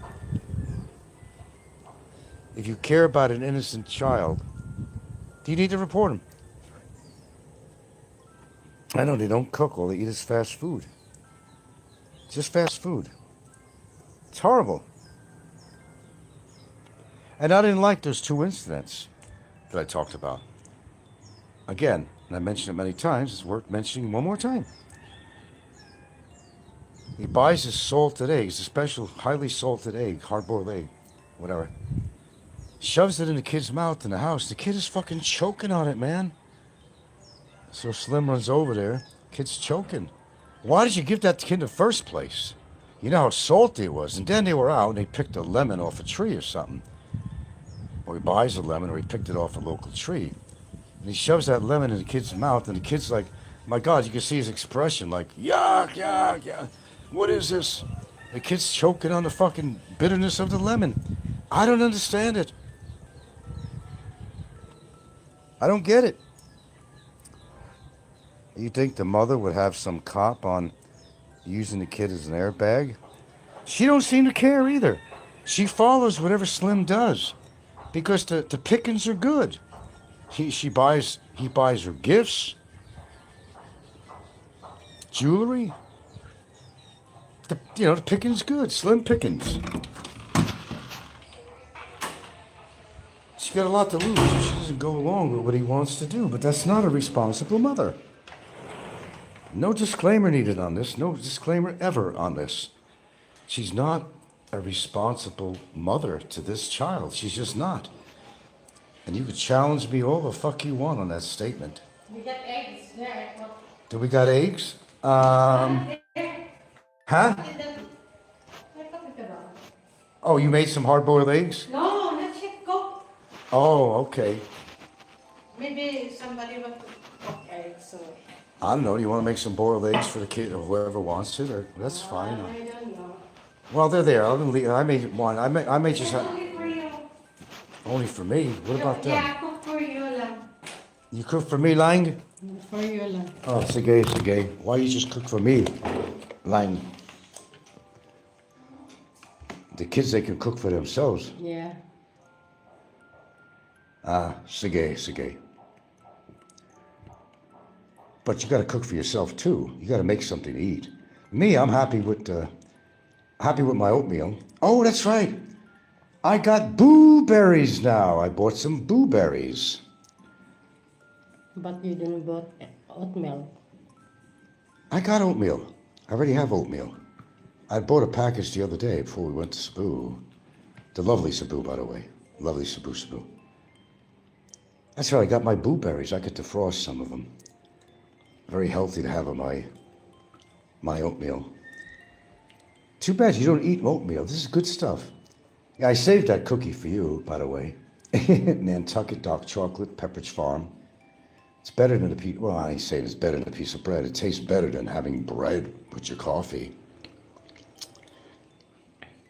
Mick says, I thought giving a kid lemon to the child was very dangerous. He could have had a serious reaction to it. Yes, you're absolutely right, Mix. But, as, we all talk about this. We talk about different things on here all the time. But how many people actually get involved? Nobody. situation with Barry. Barry was notorious to everyone and all the things they knew he did, but nobody wanted to do anything. I was the only one that ever came forward. See, unless something happens to you, then you get involved if it happened to you. But if it's happening to somebody else, I'm uninvolved. It's just like that little incident I talk about with the guy who went to visit Cambodia, what he went through with this Russian guy at the temple. None of the Cambodians want to get involved. They didn't want to help the guy out at all. Even the police didn't give a fuck. So there you go. But I think if you have a good conscience, and you're talking about the kid that, you don't think it's fair what's going on with him, then it is your responsibility to report to DSWD if you're not worried about the kid. We're all talking about it. But let's face the fact, most of you don't do anything anyway. You like to talk about it and hope that somebody else does something or reports it. Isn't that the way it is? Report what? The kids? Well, yeah, we're talking about how Slim and Jolene or Solene, whatever, you know who I'm talking about, with the selfie stick out the door window and all that.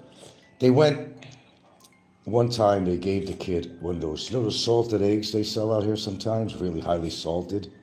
You could choke on them. They have salted eggs. I don't know. Yeah. Anyway, they went to give the kid in the house a salted egg. He was choking on it.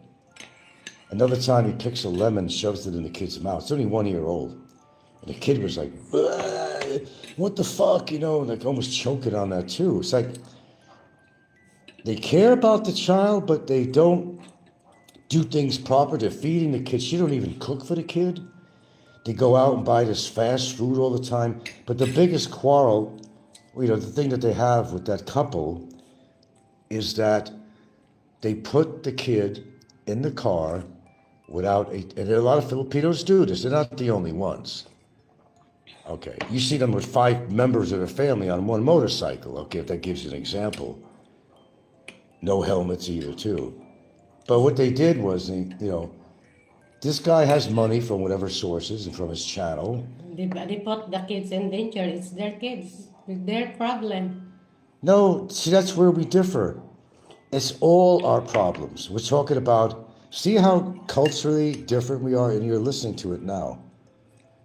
It's just like, if I found a cat around here, a baby cat, her idea is, she could put it back in the woods, even though it's starving and the mother gave up on it.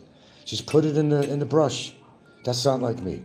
It's like what she just said right now. It's not our business the way they treat their kid. Yeah, why? Why? I'm going to answer that. No, why you put in yourself to get involved with the parenting of another kid? The person you never know, you never met in person. It doesn't matter. There's an innocent child that can't fend for itself. See, this is the cultural differences, and you're hearing it right. We're not arguing nothing. But this is a good example of the cultural differences, because to her, it's like, pretty much fuck what they do with the kid. But that's not right. Because who wants to see, and whether you know this family or not, whether you never met the kid or you're related to him or friends with him, it don't matter. You're talking about an innocent child that could lose its life because they got irresponsible parents. They got their family. They got the mother. No, they don't really have anything going. No, she don't even mention her family. She doesn't even. I don't even know if she even has a family. They have. Parents could be dead. It could be divorced or something. We don't know all the story on that, but. Maybe the relatives or something, they don't want to involve to their life because they get. Well, whatever relationship they have with their family, with her family, I don't really know. She don't mention them. You don't see them going over to see family. You don't see family coming over. You don't see friends coming over. You don't see any of that. Nick says, even walking on the side of a street with a kid in pram is shockingly dangerous. The kid is in a serious situation every time they do this. I've noticed that. All it takes is a wayward motorbike and to cause some serious accident. That's my point. But you've heard it yourself from my girlfriend right here on their perspective of this. I don't leave anything out. I like to hear and see how she views things as a Filipina, as a native to this country, and how culture plays into this is very interesting stuff to learn.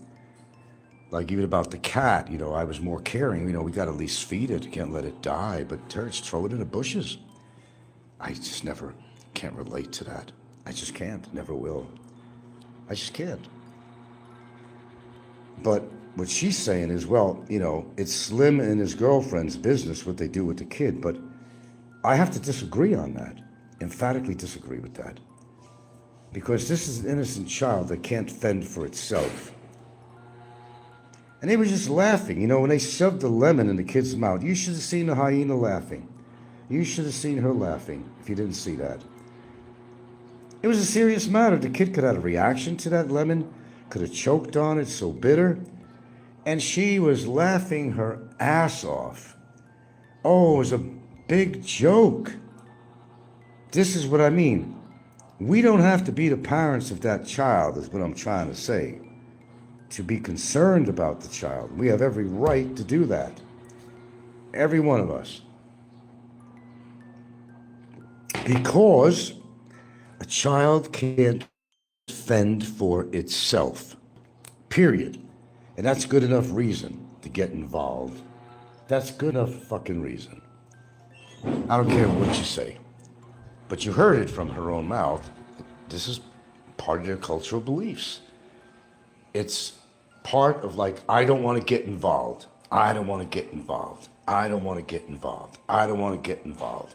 Well, look, that goes in America too, obviously. So nobody wants to get involved. What you buying? Fish. Fish? Yeah. For breakfast? Yeah. You're gonna have some fish for breakfast, okay. Fish. Fish. All the little children love fish. No, not me for breakfast, I'll take it. I just don't eat fish. Where's my blueberries? Where is my blueberries? My God, as I search to the pile, where is my blueberries? It's all the way on the bottom. Finally got some blueberries and I can't even find it. Where are you? Oh, no. Where is it?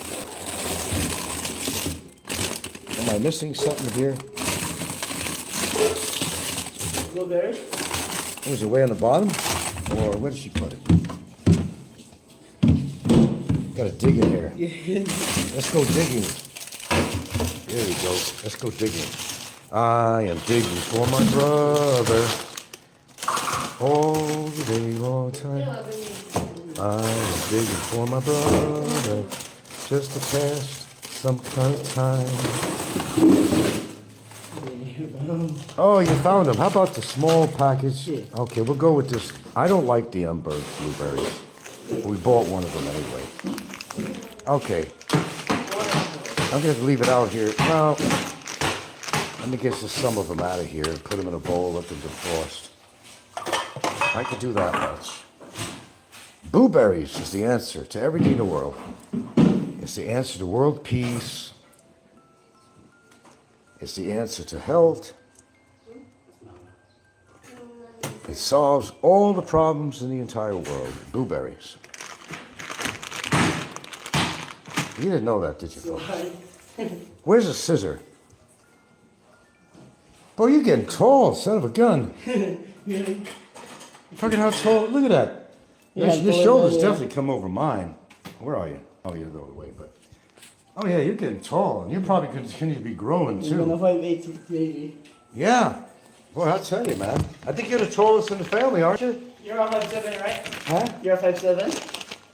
No, I'm barely 5'7". I mean, I used to be 5'8", but because as you get older, your bone mass, your bone mass, and I got a touch of scoliosis too, where I have a curvature of the spine, and that takes a little height away from you. Yeah, I was actually 5'8" always. It's not the tallest, but it's not the worst either. I'm pretty happy with it. I have no problem with that. Okay, so what we do here is we're going to take some of this blueberries, and we're going to let these puppies sit out for a while. The Emberg is not, the other package is better. I don't like the Emberg brand blueberries, but they're blueberries. What the hell? I have to find a clip for this package so it doesn't get all frostbitten. So I'm gonna wait a little bit. They kind of naturally defrost Already fed them or before I something. make my oatmeal. We could have lumpia too Yeah. for breakfast too. Lumpia? No, that's for lunch. Oh, that's for lunch. Yeah. Okay. I didn't read all my comments. Mick says, yeah, I got that. You can walk on the side of the street. You already fed the dog? What time is it now? 9? Yeah. Oh, they need to be fed now. Yeah. I ate it before. What a guy. What a guy. See that? There you go. That's the way it should be. You might as well give him a whole packet of the gravy in there. I'm also going to have probably a string cheese here with to get some protein in. I bought some string cheese with mozzarella. Really? That's crazy. Mozzarella. Okay, PI people get insulted if you tell them what to do. Oh, absolutely. In the West, people take it in board, but PI people take it as an insult if you try to put forward a suggestion. You're absolutely correct on that. When you're right, you're right. Mick says the good food you are feeding them, Frank, is making them tall. No, I'm not feeding them that. That's something they're eating on choice. It's in the genetics. You're going to be tall. I know their father is, he's fairly tall. But I think he's the tallest in the family, actually. John is the tallest. He's towering over me now, that's for sure. Because everybody towers over me.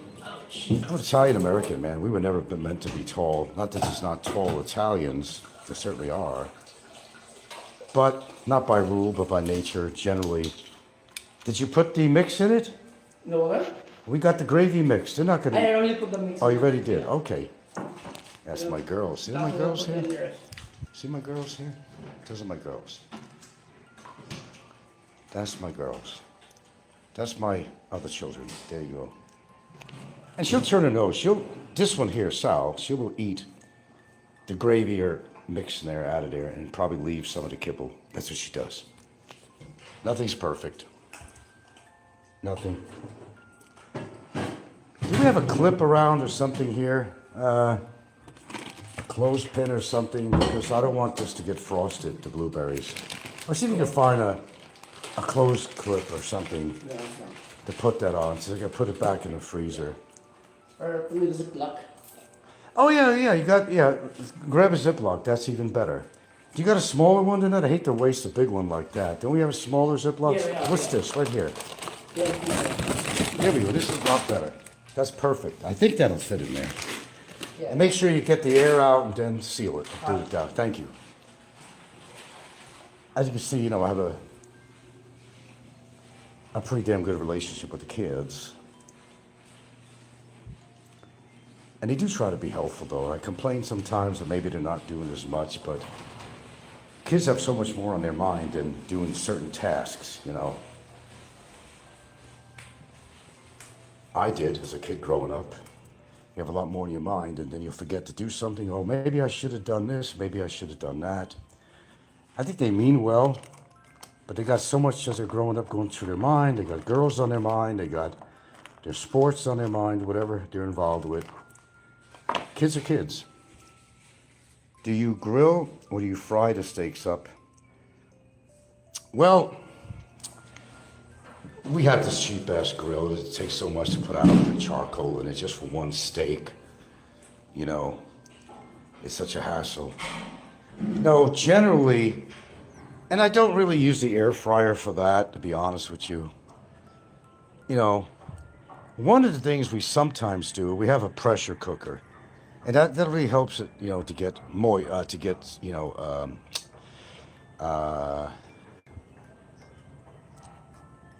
to make it, more tender, okay?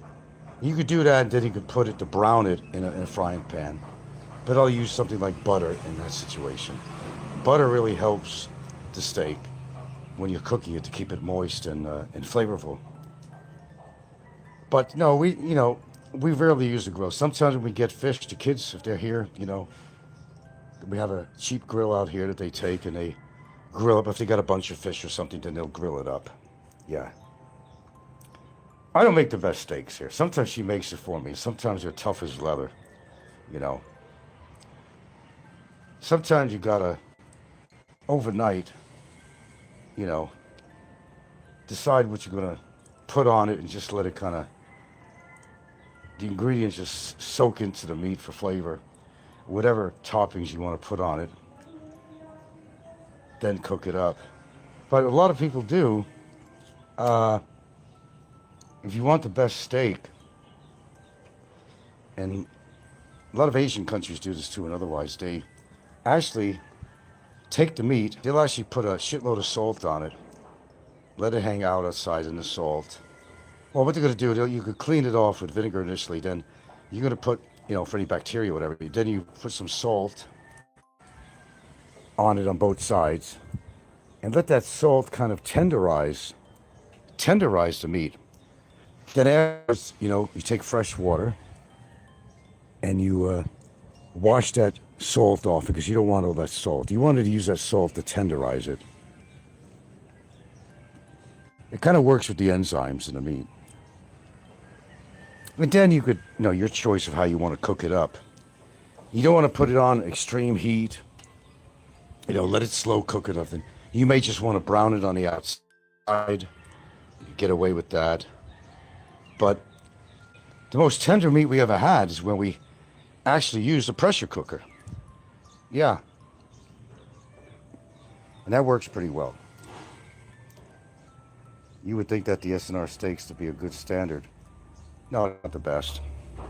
I think a lot of stuff comes from either New Zealand or Australia, more likely. You might get some Angus brands, that come from, well, different countries have Angus. America, I think Australia has the Angus, I don't eat steaks all the time. I kind of limit my red meats, but I do have red meats. They say, it's not the best for you, but some people will argue that, some certain health experts. You need the amino acids and all the shit that you get from meats. That's why, if you see somebody who's a vegan or a vegetarian vegan, they're pretty wiry looking. They have no substance. They just look really wiry. They really look undernourished. That's a fact. Any vegetarian, especially a vegan, that I've ever seen, they don't have any bulk. They just look like they're undernourished. You do need some meats. In history, humans have eaten meat for the incredible protein you get for it and all these amino acids. But we eat a lot of chicken around here. And chicken is probably the better meat to eat. Just don't eat the skin. Although they love the skin. They love the skin of the pig, of chicken. Oh, absolutely. But I think, oops, pardon me. You got your choices. Cook the foods the way you like to eat it. You cook your own food separately if you have to, because they're going to use oil in just about everything. New Zealand. You would think this. Bill Myers says New Zealand. Is that where they come from? Okay. The skin is usually very pale. Whose skin? Whose skin is pale? I'm looking at an ant on here. Little ants. And again, she had a cookie with her very healthy breakfast, with her coffee. So I had one too. I'm guilty as charged. And you leave like even a tiny little crumbs on the table, and you'll watch these tiny little microscopic on the table, and they're gonna. Here's one. Here we go. And they'll walk away with this. It may seem small to us, but that's like a smorgasbord to them. That little piece of crumb from the cookie. Ants are everywhere. You're not going to get rid of them. God, I talk about ants all the time, like ants in the pants. Sometimes literally. But they're everywhere. This ant has met his demise. Where'd he go? Bye. Oh, Frank, you killed another living creature. How dare you? They're in my domain right now. Look at that. He's got something. Look. Look at his mouth. You see that white thing? He's got a crumb. He's got a crumb. It doesn't. I'll tell you what.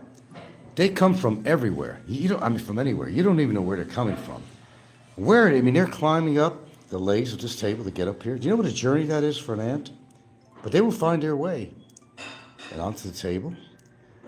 They have such sensory, that they can detect food from a long distance. Here's another one here. He's going to go for this crumb.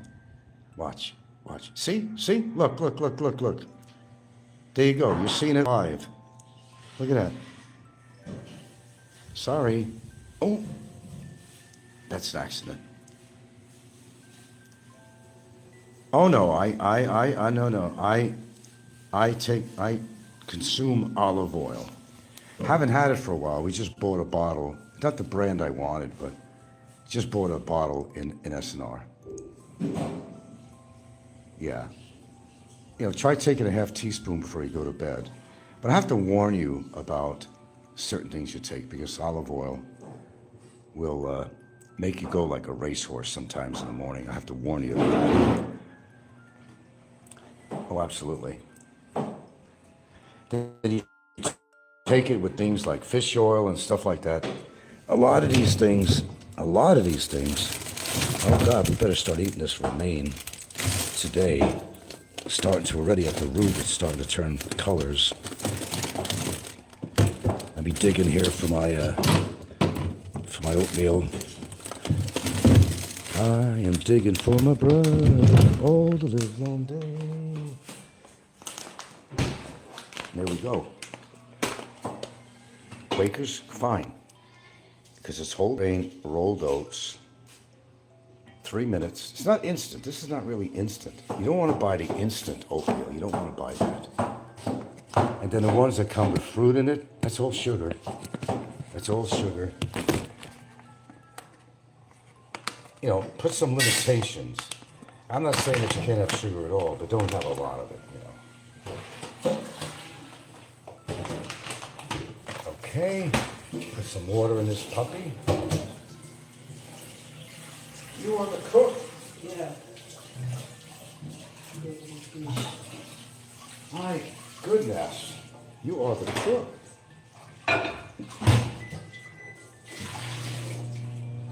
When John is here, he's preparing a breakfast for a king.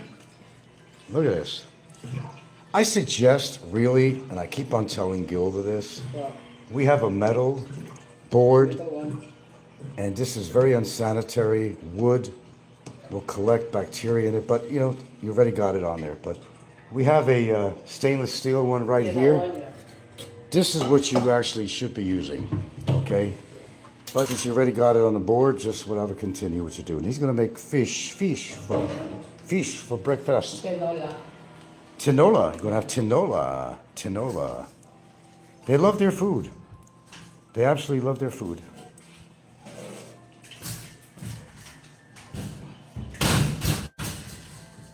Well, that's usually too, Bill.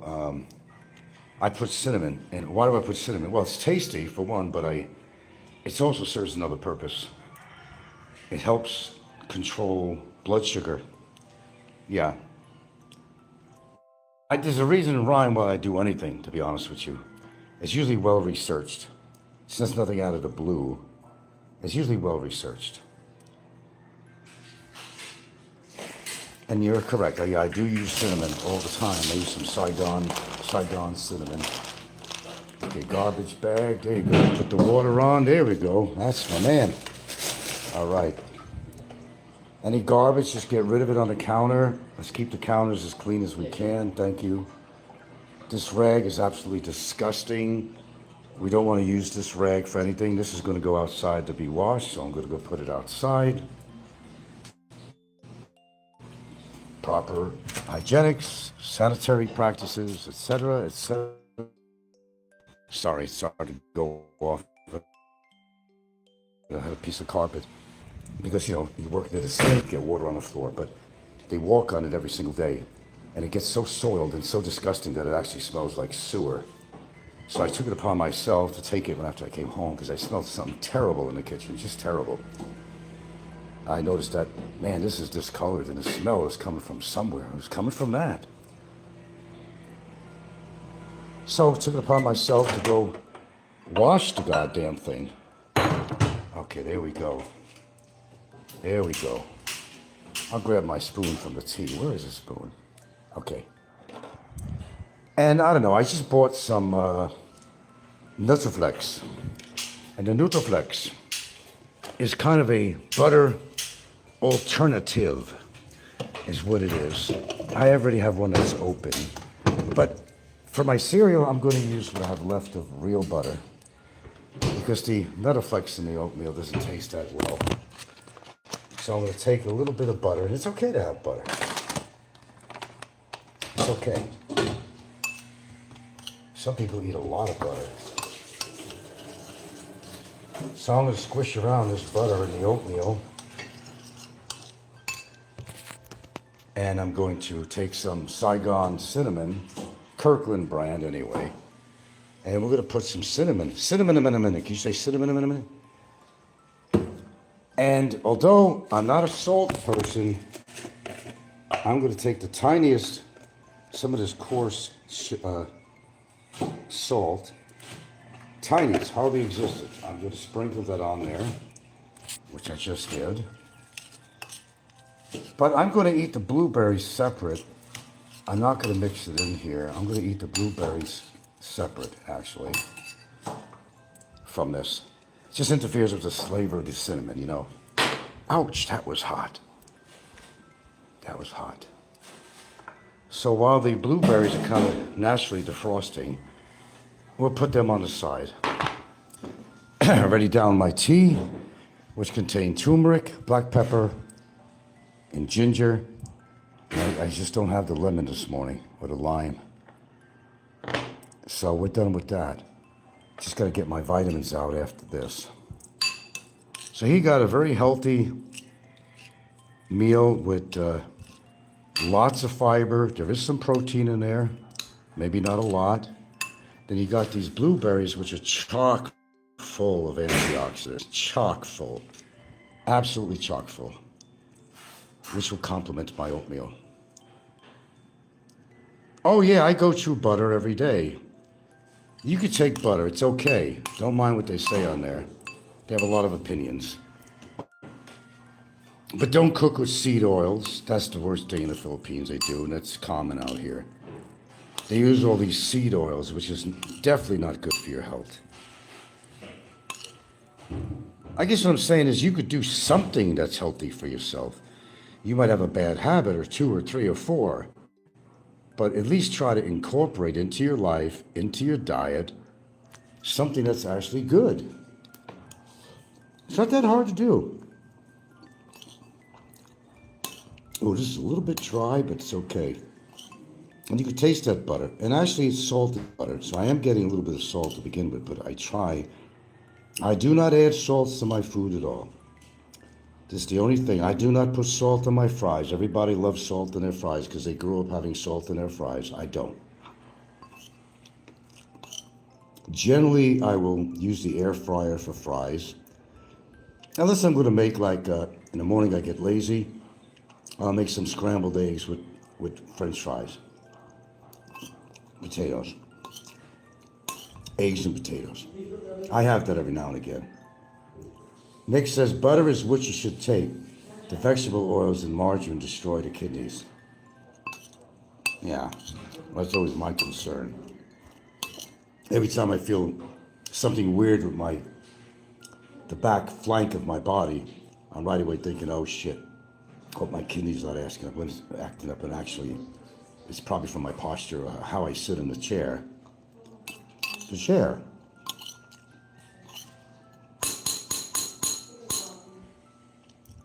No, don't talk about potatoes. I am Mr. Potato. If you're going to eat potatoes, cook them with the skin on. Because the fiber that's in the skin, you have a lot of carbs, in potatoes, if you're worried about your sugar level. So what you do is cook it with the skin on, because the skin on the potato helps kind of fight the effects of the carbs, believe it or not. This is the fiber. It's going to interfere with the absorption, really, of the glucose. And I'm a potato man. Mick says, I think if hips are causing problems, you can cause them. No, not my hips, really. Your kidneys are located right under your rib cage. Double Chin says blueberries reduce DNA damage, which may help protect against aging and cancer. That's why I take it. I haven't had them for a while because I couldn't find them locally. So since I made a trip to Cebu, there's plentiful blueberries out there. It was a good trip in regards to finding them. But you know, like with a Filipino, you can't force them to have the diet that you have in the morning. Healthy. That's the only thing I worry about her. You know, she's not very, as most Filipinos are, they're not very health conscious with things they eat. That's why they have such kidney problems, heart problems. They develop diabetes. Like I said, you can't force anybody to do something they don't want to do. That's the bottom line. You're not going to tell, you are not going to tell Asians not to eat rice. Give it up. Don't even try. It's a lost cause. So here I am. I'm going to get some of my blueberries now. Oh, ooh, ooh, oh. They're not very well defrosted. Give it another 10 minutes. And by the way, there's absolutely nothing wrong at all with frozen blueberries. They're flash frozen, and they're not adding all these ingredients to it. In fact, there is some scientific evidence that says that frozen blueberries could be even more healthier than fresh. You might say, wow, come on, man. How is that true? Well, it's just something about the ice crystals that form in the blueberries releases a lot of the, whatever you have, anthocyanins or flavonoids or whatever in there. And it's actually beneficial for you. Yeah, I read up on this shit. Hey, I'm retired. I got time on my hands. I could read this shit. I'm not always on YouTube looking at all the Looney Tunes out there watching their shows. I get my fill of that. But most of the stuff I do when I go online is to look up information that might pertain to my life, my future, you know, my diet, some world news. I got to tune in on that now and then to see how Trump is fucking up the world even more. Never got involved in politics until Trump was in office. I owed myself that much to see how a man is trying to destroy the world with his ego. Ego can do a lot of damage. Yeah, wild rice, I don't eat that, but at best I like, you know, at least brown rice, but I haven't made that for a while. It takes longer to cook. And Filipinos don't like brown rice because it looks dirty. To them it's dirty rice, called dirty rice, whatever. It's brown because they're used to, you know, rice being white. White is my face. And my my butt cheeks. Very white. But they don't go for any of the more nutritious types of rice. Rice is life out here, man.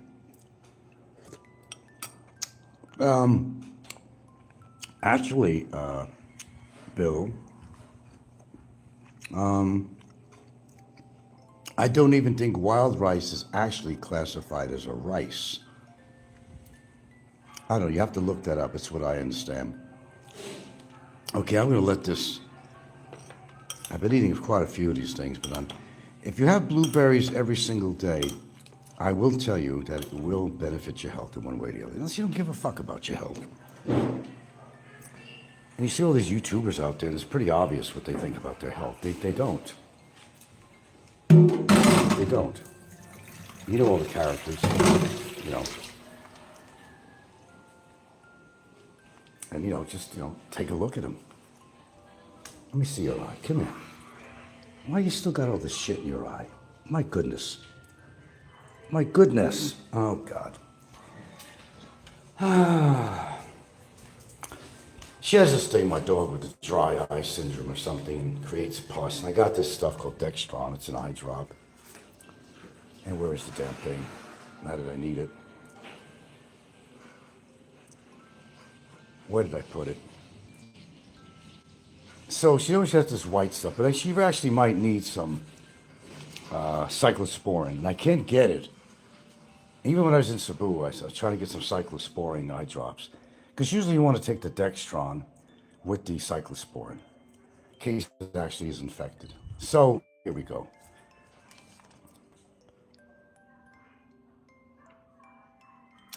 It's not, it's an eye lubricant, is what it is.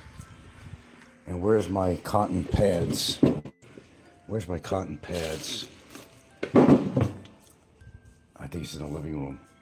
And she's smart. All I have to say is, let me see your eyes. She knows exactly what I'm talking about. And you're going to see this in person. All I have to do is, let me see your eyes. And she'll come right for me because she knows I'm going to do something special for her eyes. Oh, absolutely. Okay, let me see if I can find the pads. Here we are. Now watch this. Wait, let me get the medicine out. Ginger, let me see your eyes. She knows. Okay, let me put this down for a second. Good girl. Good girl. Let me see your eyes. Such a good girl. Yes, you are. You are such a good girl. I'll put 3 drops in each eye. He thinks, the vet seems to think it's dry eye type shit, So, then you gotta wipe it down to get some of that pussy shit out of her eye. The kids did a good job when I was gone, John did. And I told him, I said, can you do this for me while I'm gone in Cebu? Can you kind of wipe the girl's eyes down? I had this regular lubricant, but it's not the kind you really needed. And she has all that pus in her eyes. She's not going to be able to see well. Okay, baby? So Daddy take care of you? Now, if you're wondering what's all that black around her eye, it's called hyperpigmentation. And a lot of older dogs get this, even on their chest. So if you're thinking, oh God, did you beat up your dog, Frank? No, I didn't beat up my dog. And sometimes it looks really good, and sometimes it just looks terrible. It's called hyperpigmentation. And a lot of dogs get it, and a lot of older dogs get it. So if you didn't know about that, now you learned something else. Hyperpigmentation, they get it on the chest sometimes. In her case, she always gets it around her eyes. Her other eye is not as bad, but she's had it on her other eye. It's a big responsibility having pets, so that's why I say don't get a pet unless you could take care of it. It's a big responsibility. Love, joy, and hope. Hello, Marku. Alo's back. I'm sorry, I haven't been reading my comments here. Double Chin says only use veterinarian prescribed medical. I did. It came from my vet. Whether he knows his shit or not, that's another thing. Oh, just try this. It's always like tried and true stuff, or what they think it is. You listen to your stream for almost an hour now. God, I've been on for 2 hours and 30 minutes. Oh my God. I'm going to set a record here. Alice says, was chatting on the other channel though. What channel was that? Whose channel were you chatting on? If I may ask. No, we've been covering quite a bit on this morning's show. Quite a bit. Oh, quite a bit. But you said you've been listening for an hour, so you probably got the gist of what I've been talking about. There were several different topics we covered. Everything from Slim, the way him and his wife or girlfriend would ever take care of the baby or don't take care of him. We talked about diet with Filipinas. Talked about an incident in Cambodia where this couple was pretty much attacked by this Russian guy having to do being at a temple, and with a Russian guy cut in line, and it went to something very violent. Talking about culture, different aspects of culture. We cover it all. So who has a show on, Al, that you've been listening to? Yeah, we'll be off here pretty soon. I realize people only have a certain attention span, but it's really amazing on my show. I may not have a shitload of subs or viewers, but they tend to kind of hang in there and listen to what I have to say. Because quite frankly, there's nothing interesting much to listen on YouTube anymore. I've noticed a pattern on that. There really isn't. It's the same old shit. Same rhetoric, same topic matter. Well, who's bitching at who and all that shit. You know, welcome to, welcome to YouTube. I'll pretty much talk until I'm finished when I have anything to say. I'm the kind of guy that wants to get everything out in one breath, really. It saves a lot of time. Because, my mind runs all the time.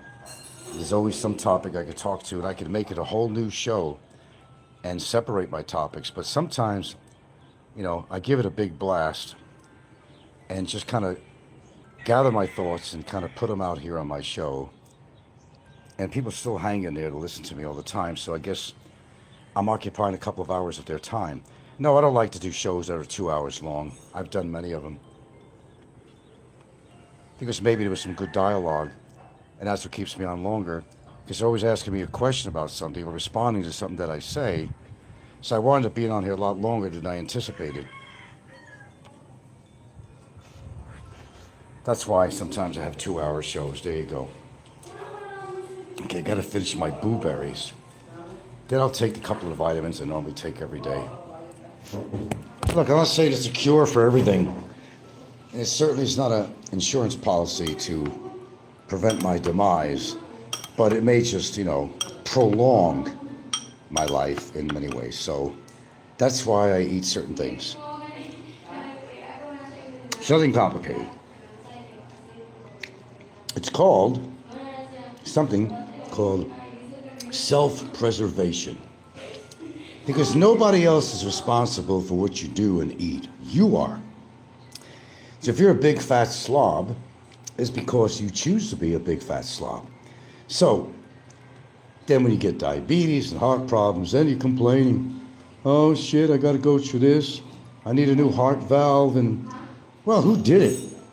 Well, Mother Nature could have did that. It could be somewhat, from inheritance, your gene pool. But mostly it's not. Because your genes only cover from 20 to 25%. Like if your parents lived a long time, there's a good chance you're going to live longer. And my father's side, they all tend to live long. He would have lived a lot longer if he would have attended and gone to doctors and seen that he had a prostate problem. But he did. Hello, Mike's Oxlong, who says, Damien, stop seeking attention. You had almost 1 hour of coddling already. What? You talking about Alo? Oh, Popeye, is he doing a simulcast?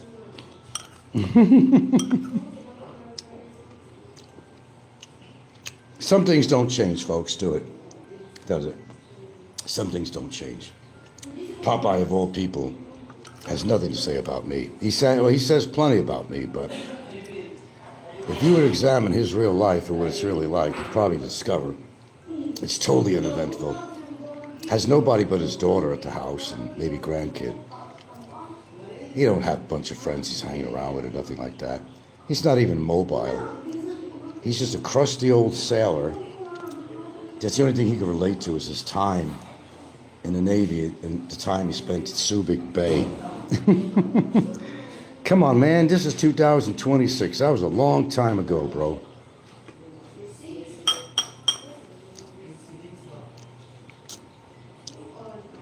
So, Popeye doing a simulcast?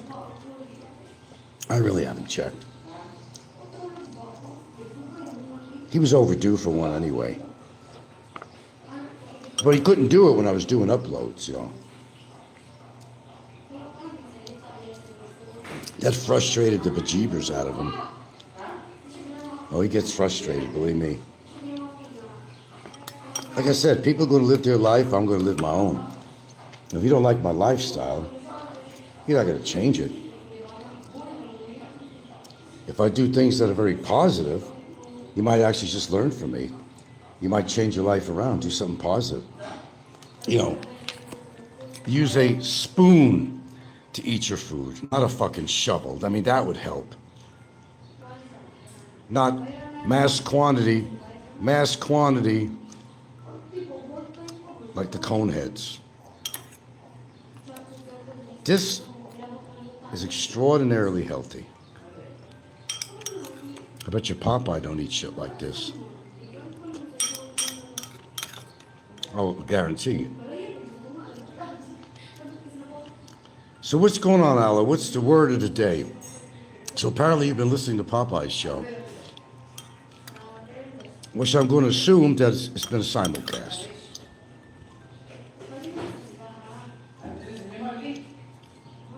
All right, so you were listening to the simulcast, okay. All right, I've gathered that. Done and done. Done and done. I guess it's going to be a longer show than I anticipated. Okay. Remember, I'm here because you're there. But look what they're having. They're using seed oil and lumpia. But you're not going to change the culture. That's just not going to happen. That's what they eat. That's not what I eat. You can't try to change somebody's culture, which I've been saying on this whole broadcast, really. Give it up. Put it to rest. It's just not going to happen. It's really not your job to change somebody's culture anyway. You still can practice your own. There's no rule out here that you have to abide by all the cultural things out here, but I'm just saying at least respect the culture. You don't have to agree with everything in the culture out here. No, it's okay to disagree. Alo says, check out the movie, The Woman in Cabin 10. Is that a 10? The Woman in Cabin 10. I didn't know if I heard that. On Netflix, is that a new one that came out? That is kind of potent, though, that book. I'll try to remember that. Remember, I'm an old man. My memory is gone. The Woman in Cabin 10. Well, I don't know. The last movie you recommended I watched was really good. I enjoyed that. Very historical about the Philippines and the Japanese and all that. And it was very informative. I think it was very well done. And thank you for that suggestion. Yeah, I saw the whole thing. You're surprised I went and watched it, but I did. And I don't regret it. There's not many good movies on, you know. Unfortunately. The ones I want to see are paid for. Even the new shit that comes out of Netflix, they're old movies anyway. Just hasn't made it to Netflix. Some of them are new. It's a big trend that's going on. Instead of doing big Hollywood productions, they just sell it off to Netflix and all that, if it's good enough. And they still make money. But Hollywood has changed, you know. They see a market in things like Netflix. So you're going back and forth to both channels. Okay, so what's new on there? Of course, they're talking about me. Would I be correct on that? Damien? Yeah. Oh, geez. I could get my strength back. I've been faltering on my exercise the past 4 days. I got to hit it up this morning, whether I like it or not. I mean, don't force yourself to do something. You got to want to do it, but for your own well-being, you know, if you have to force yourself to do it, just fucking do it. I always begin with my 45-degree push-ups. I'll do about 60 of them and maybe do it another time during the day. Some simple exercise like sitting down, getting up, sitting down, getting up. There's a bunch of things I do. Then I'll hit the Jane Fonda weights, as the trolls like to call them, my 20-pound dumbbell. And they're dumbbells for thinking that you can't do anything with a 20-pound weight. You most certainly can. You just do more reps. You don't have to increase the weight. There's two ways of doing it. Increase your reps or increase your weight. You got a choice. Yes, Netflix. It's a good one. Watched it yesterday. Liked it. Keira Knightley's in it. Okay, I know who she is. How old is the movie, actually? Okay, I got to make a note of that. So later on, I'll probably watch movies later on. After I take care of what I need to do here. Just got to get the exercise in. I'm not getting a bunch of steps in. No, I haven't been doing that.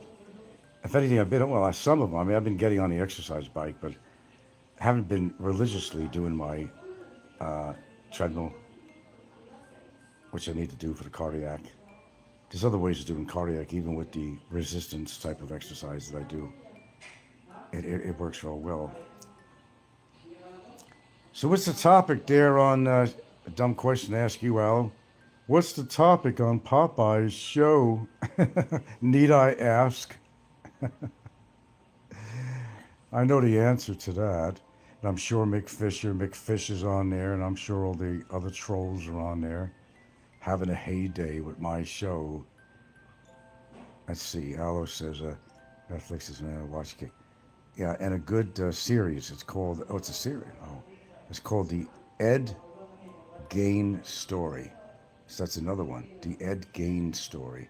See, I never heard of either one of these things. But thanks for sharing that with me. Appreciate that. So I've had pretty much a captive audience for the past over 2 hours and 43 minutes. I think it's time to get off here, because I'm going to get lazy and I won't do the exercise. This is the longest show I've done in a long time, actually. 2 hours and 43 minutes. But, we had some good dialogue on here. So I don't mind. I better kind of do a screenshot of these movies here, because I'll get busy with something else and I'll not remember the names of the shows. Let's see. The Woman in Cabin 10.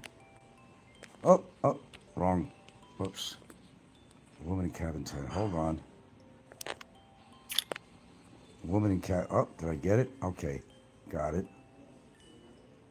Came out in 2025, this one. The Ed Gein, Gein story. Not even a year old. Came out in 2025. And I still got 16 people out here. They're probably going back and forth to the channels and listening to what I say, to listening to what Popeye has to say. I imagine McFish is out there and all the other trolls. Am I correct on that? All the usual suspects. So what's the word of the day on Popeye's show? Is he on his... No, he's not on his soliloquy. He don't like me to say that. No, he waits till I finish my... but I don't know, for 2 hours and 43 minutes, I think he probably cut it. And he's getting to his little commentary, whatever he wants to call it. 90% over there hate you. Well, Aloe, you know better than that. They don't hate me. They hate the idea of me, because if you're on Popeye's show, you got to kiss his ass and suck his dick a little bit. Just for the drama of the show. That's all it's about. The very people that seem to hate me, they watch my shows religiously. And you can't really hate somebody and watch their shows all the time, because there must be something you like about what they have to say. Make sense? Oh, they're still talking about the case thing? Or even more, I'm the only one that thinks you're going to win this. Ed Gein's story is great, based on a true story, Wisconsin murder. Okay, sounds interesting. I'll put that on my list. Let me screenshot that too.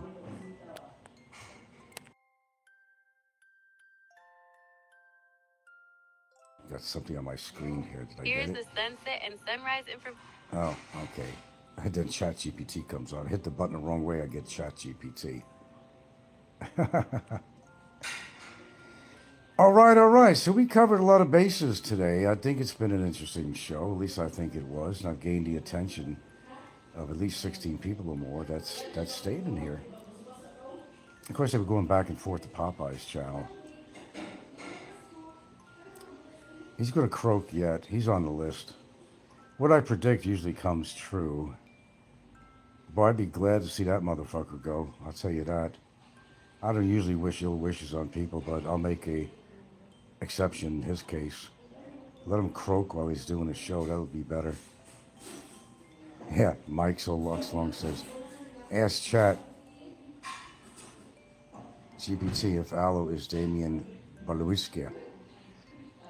I don't care who Aloe is, really. Aloe is Aloe. So, like I said, what if you know who Aloe really is? And I've said this before, I'm going to say it again. Now what? What are you going to do? You're going to attack him? You're going to track him down? You're going to look him up? And what do you gain from that, really? I mean, really, you're going to beat him up? I've been on now for 2 hours and 47 minutes. Yeah, this is the longest show I've been doing in a long time. Doesn't matter, they hate me too. Oh, join the club. Big club. We got something in common. We are hated. We are hated. Then he asked this question, why? Well, you did run a hate show, Alo. You did run a hate show. You gotta understand that. Okay, keep that in mind. Just to be fair about this. My show's not about hate. I just talk about a lot of different shit. And when I talk about the local YouTubers, I'm just basically rehashing some old hash, really. You know, but in a good way. Not that I need material. There's plenty of material out there, topic matter, and I cover a lot of shit. But, you know, I just talk about what I heard and seen on somebody's show. And it's not hate. When they do something stupid, I talk about it. They did something stupid. I didn't. And all we do is talk about it. Alice says, yeah, tell me what you think about, oh, you mean the movie Ed Gein? I don't know which one I'll see first. Be later on today, I think. Ed Gein and the Cabin movie. Do I have a pen around here somewhere? Because a lot of shit goes through my mind, and I'm not always going to remember the name of the show. The Ed Gein story. Oh, where's a pen or something when you need it around here? It's not always there. Where is you, pen? You think there'd be 1,000 pens around this house with the kids? A marker, anything, folks? Anything, a marker, pen? Where is it all? Well, if you thought it was good, I'll take your word, because you did make a good recommendation on another movie that turned out to be pretty good and worth actually watching. The whole damn thing, in fact. Oh, shit. My apologies. I don't mean to bore you with this shit. I'm trying to find my pen or something. All right, why don't I just do this? I'll take another screenshot. Okay.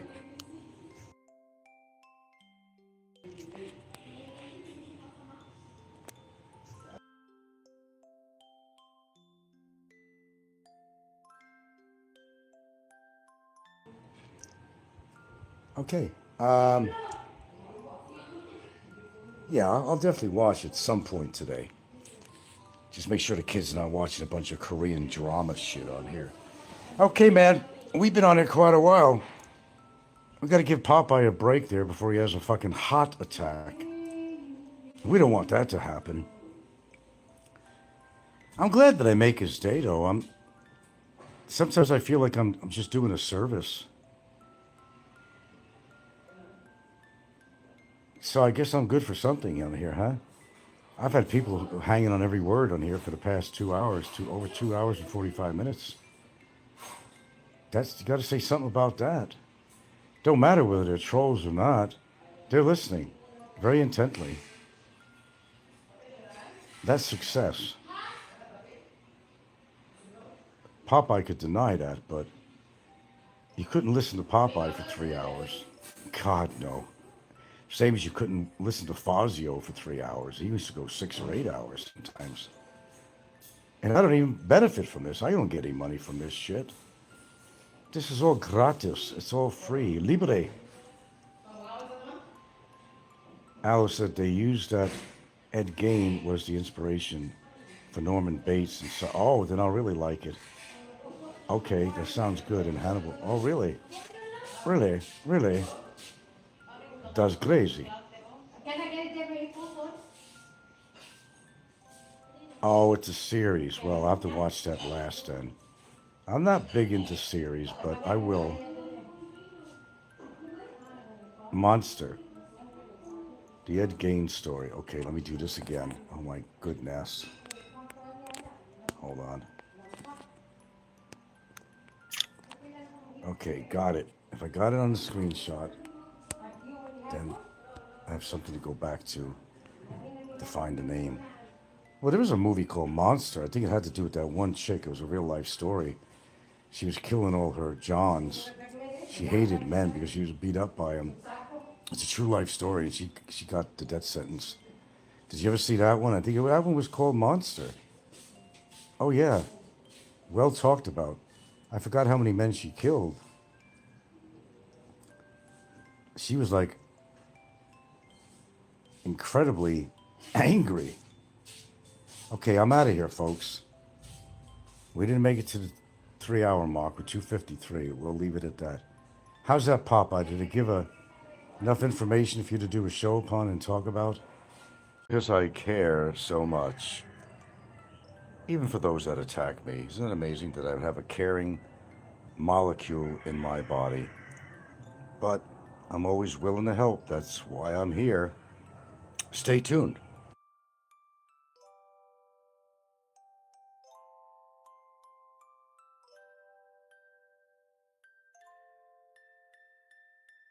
Do stay tuned. Some valuable life-saving information I will put out on my channel that could very well save your life. Stay tuned.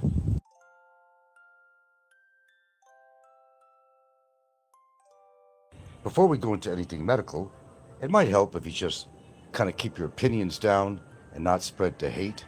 That might help. You never know. Being kind can save your life. But we're going to go into more of a medical aspect of this, starting about right now.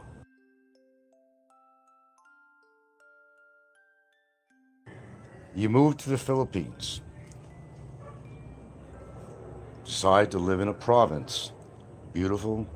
Got the ocean, an island province as a good example, where I live. Okay. You suffer a stroke. There's two different types of stroke. One that, well, they're clots, first of all. One can cause bleeding in your brain, and the other one is ischemic, I never say the word right, coming from a different source. Okay, let's assume that you or your partner is having a stroke. And how do you know they're having a stroke? Well, they're not going to be able to move one of their extremities. Their speech is going to be slurred. Okay, there's your clue. Here's the problem. When did it happen?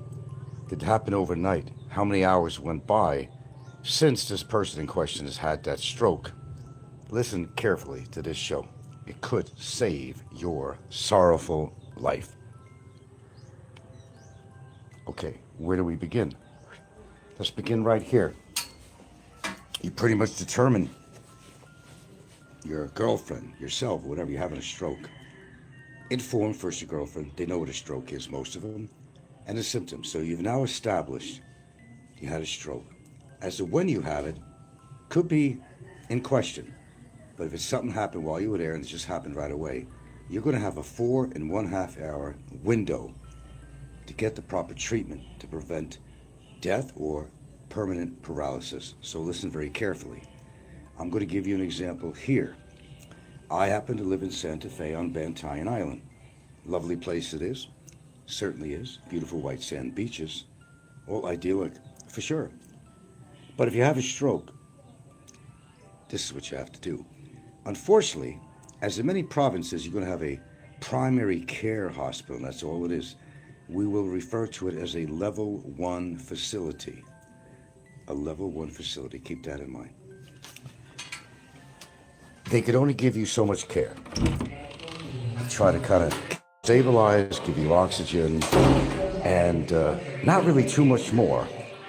So what do you do from there? It's only a level 1 facility, meaning they don't have neurosurgeons, they don't have CT scans, which is very important to determine where the clot might be. Now, you've already made that determination that you've had a stroke, a word that you don't like hearing, nevertheless, a heart attack. It's been determined. First thing, you go to the primary care hospital. They'll make the arrangements to get you to a proper hospital, but what do you have to go through on an island such as mine? Now, I could only give you an example of my island. Okay. They'll make their determination. They don't have a CT scan. It's almost worthless because you see, time is of the essence. When did you have that stroke? Did you have it 3 hours ago? That's pretty late. Okay, if it's something that suddenly happened, you get your ass to the nearest hospital, even though it's a primary care, because it's usually them. What is it, the MDRRC? They have to make the arrangements. Now, how do you get to Cebu from there? There is no plane.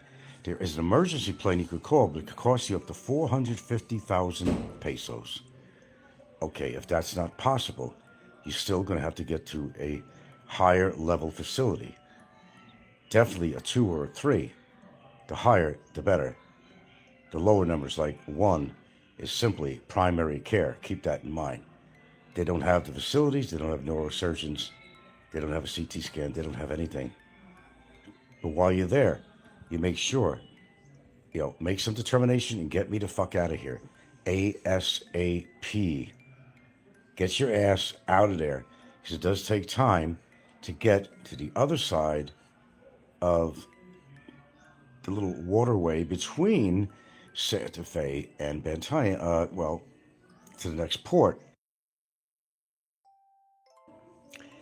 Land transportation needs to be waiting for you, but if you need to get to the hospital a lot sooner, they do have certain rescue sea vessels. I don't know if it's operated by the Coast Guard, that, you're not going to have to wait until the ferry loads and everything else, and how long it takes for that ferry to get loaded and take off. That could be a critical moment of your life. They have a sea rescue, and they're supposed to have it here. Get you over to the other side to Hagnaya Port, where you will have an ambulance awaiting you for ground transportation. From there, to rush you over to the nearest Cebu hospital, to the appropriate unit. And they do have cardio and stroke units in the major hospitals such as Changhua, Doctors Hospital, etc., Our Lady of Perpetual Succor. They all have those facilities to treat an ischemic stroke. There might be another way of pronouncing that, or otherwise. What they will do right away is they will, once you're stabilized, if you are, they will perform right away, hopefully, a CT scan to determine where this stroke is, brain or where it's happening. There is obviously a clot somewhere that's causing this stroke. Listen carefully.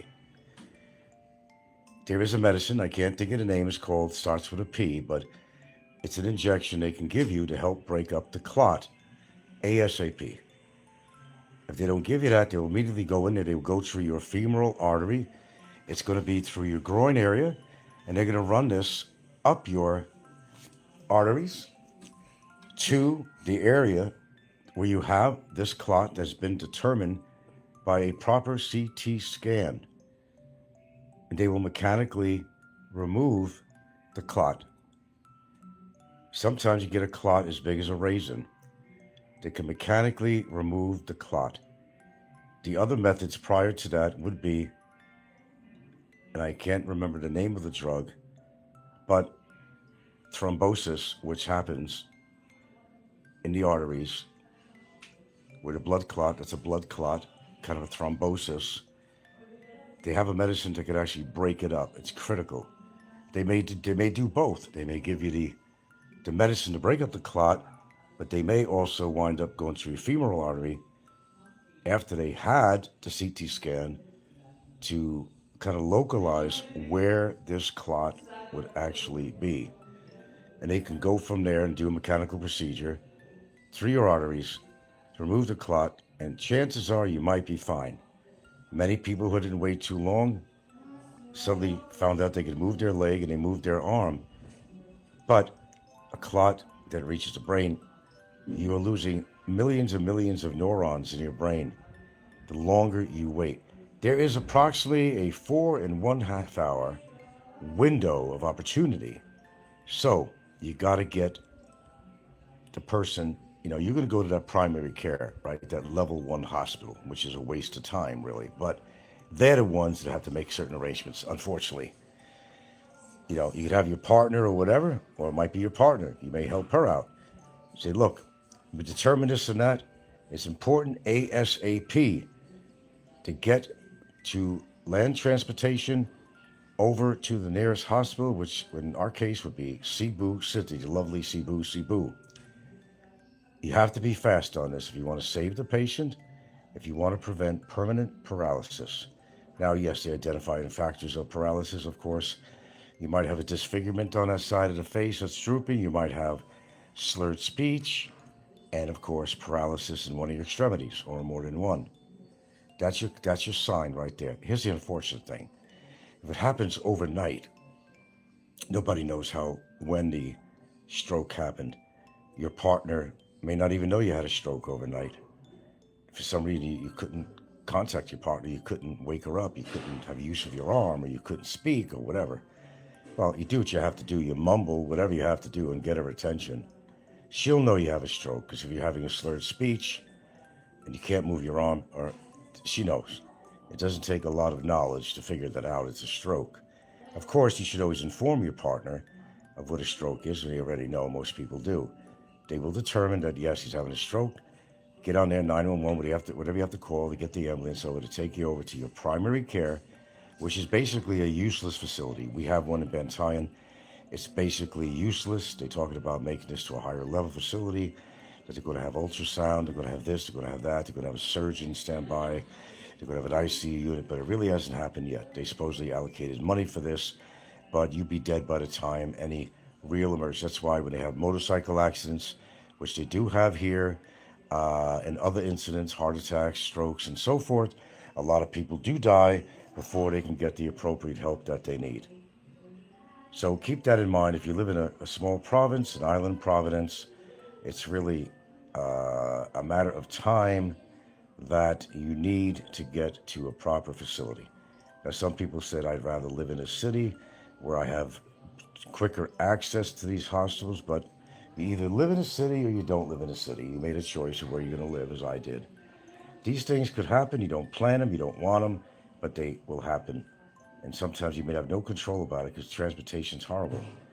What if there's a storm and the ferry's not running? How the hell are you going to get to a proper, not a level 1 facility, but at least a level 2 facility that may actually have somebody there who can provide at least a certain injection that will break up the clot, but they still need to have a CT scan to determine that it is a clot. Indeed, it usually is. That's what's happening. Thrombosis. So if there's a storm, how the hell do you get to Cebu? Well, if the seas are rough, there's not going to be any sea vessels that's going to take you across the pond. That's a big problem. Unless you could afford $500,000 pesos for a special air flight, which there is some out there you can call, you're fucked. A helicopter would do nicely, but there's not really helicopter service from here. They may have special outfits, private companies that do it. It's a big problem when you make a choice to live in an island province, especially an island province. So with that being said, time is really critical, even in a heart attack. Don't take any aspirin until you know what kind of stroke it is. Now, a lot of people are saying, well, if somebody has a stroke or heart attack, you don't know what it is. If you figure it out as a stroke, you still do not take an aspirin. You could make your bleeding worse if it's in the brain. Do not take an aspirin, not even a children's low dose of 85 milligrams. Certainly don't want to take a dose of 325 adult. You don't want to take either or of these things. Okay, let them do their job, and that's what hopefully they're trained for. They'll decide what to give you. You can get an injection that will break up the clot, maybe in combination. But usually, as I said, a CT scan is critical. And sure, it's going to cost you money. But you don't worry about the money in an emergency like that. If you don't have all the money, arrangements can be made. They'll work with you to a certain degree. But your health comes first because death is pretty final. And you don't want to be paralyzed. My brother once had a mini stroke, and we were actually leaving the yard to go somewhere. Good thing we're already in the car. We were leaving a gate, and he felt really funny. He really felt strange.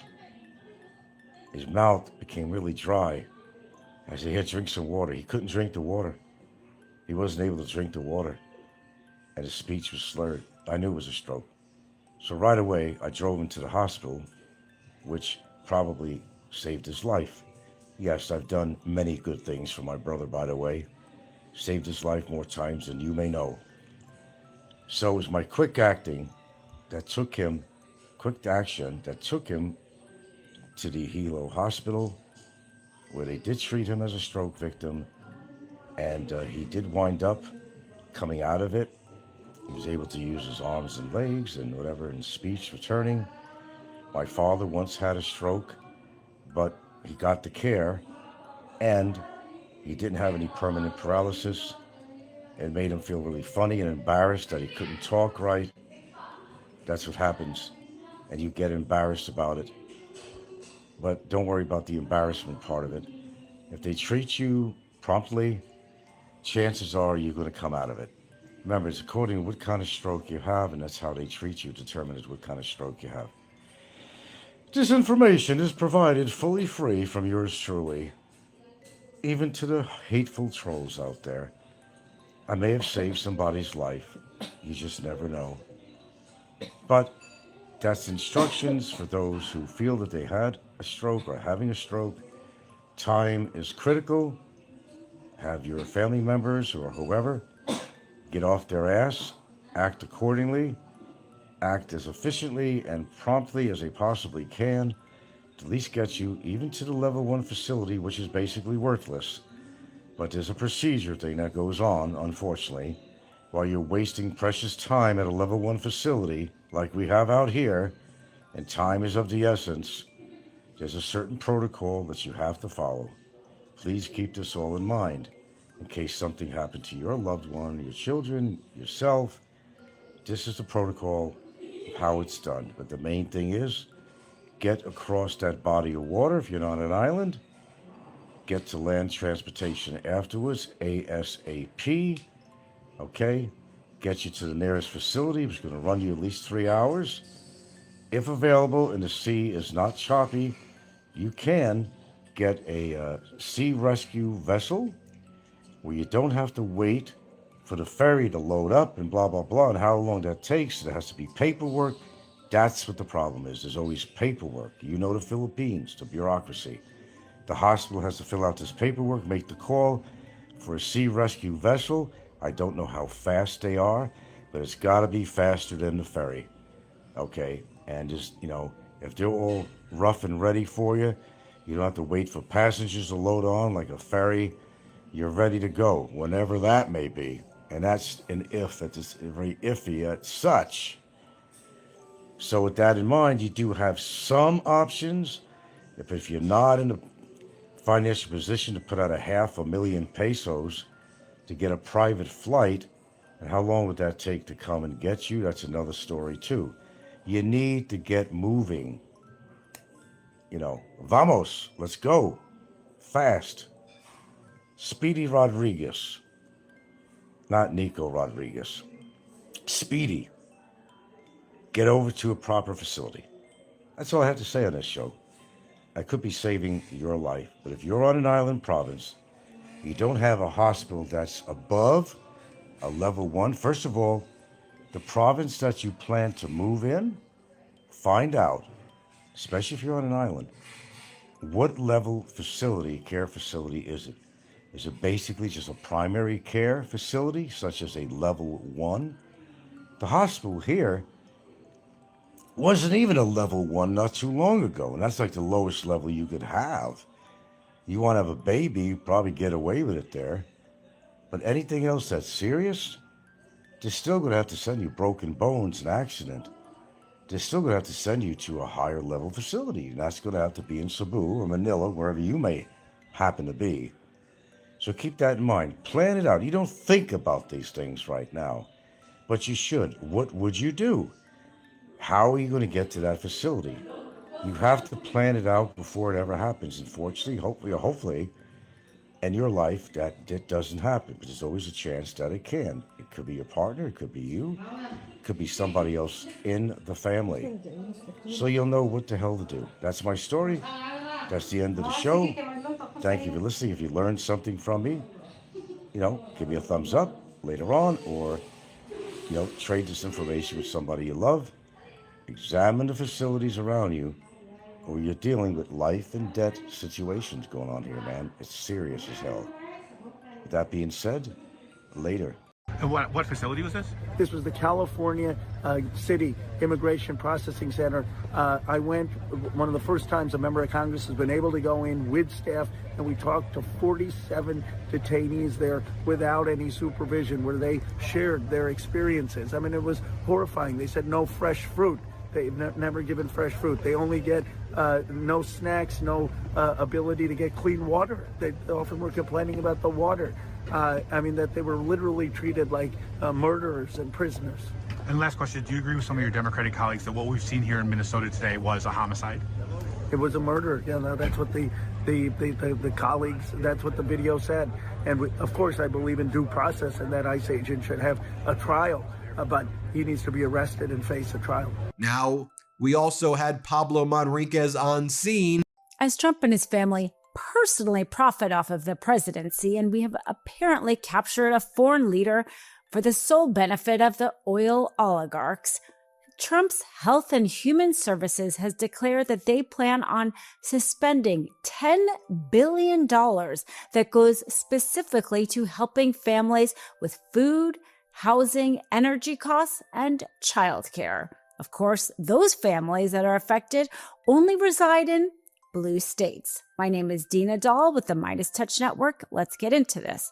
Now, just announced is the fact that Trump plans on cutting this $5 billion in 5 states, 5 Democrat states: New York, California, Minnesota, Illinois, and Colorado. Apparently, Colorado may have joined the list because of the fact that Congresswoman Lauren Boebert signed that discharge petition. It may also be the reason why Trump vetoed. Hi all, I'd normally be doing my recap of all the news right now, but ICE has murdered a woman in cold blood in Minneapolis, and I want to focus on this story. Corporate media may not want to call it that, but we will here at Midas Touch. Here's the latest. ICE had sent their goons into the city in an attempt to terrorize the city following that whole right-wing smear campaign regarding the Somali community. They were bragging about their show of force. Well, today an ICE agent shot and killed a U.S. citizen in her car as she was attempting to drive away from officers. She was trying to leave the scene, and the agent shot her multiple times at point-blank range. I'm sure many of you have seen the video already, and it is clear that at no point were any officers' lives in danger. But that didn't stop the Department of Homeland Security from lying about the situation and saying that the woman tried to run down ICE officers with her car. That is a blatant lie. Governor Tim Walz has released a statement saying, quote, "I have seen the video. Don't believe this." Never going to get a woman again, and they want to hold on to them, so they're going to send them money when they're not living out here just to keep them. They're going to be sending money every month. She's probably screwing how many other guys while he's sending her money. And he's probably not the only guy that, that she's seeing or actually in communication with on YouTube or whatever, or on the dating sites. He don't know that because he's not there. She'll swear up and down, "You're the man for me. I love you. I truly do. You're my sweetheart through and through." While she's fucking around with every Tom, Dick, and Larry.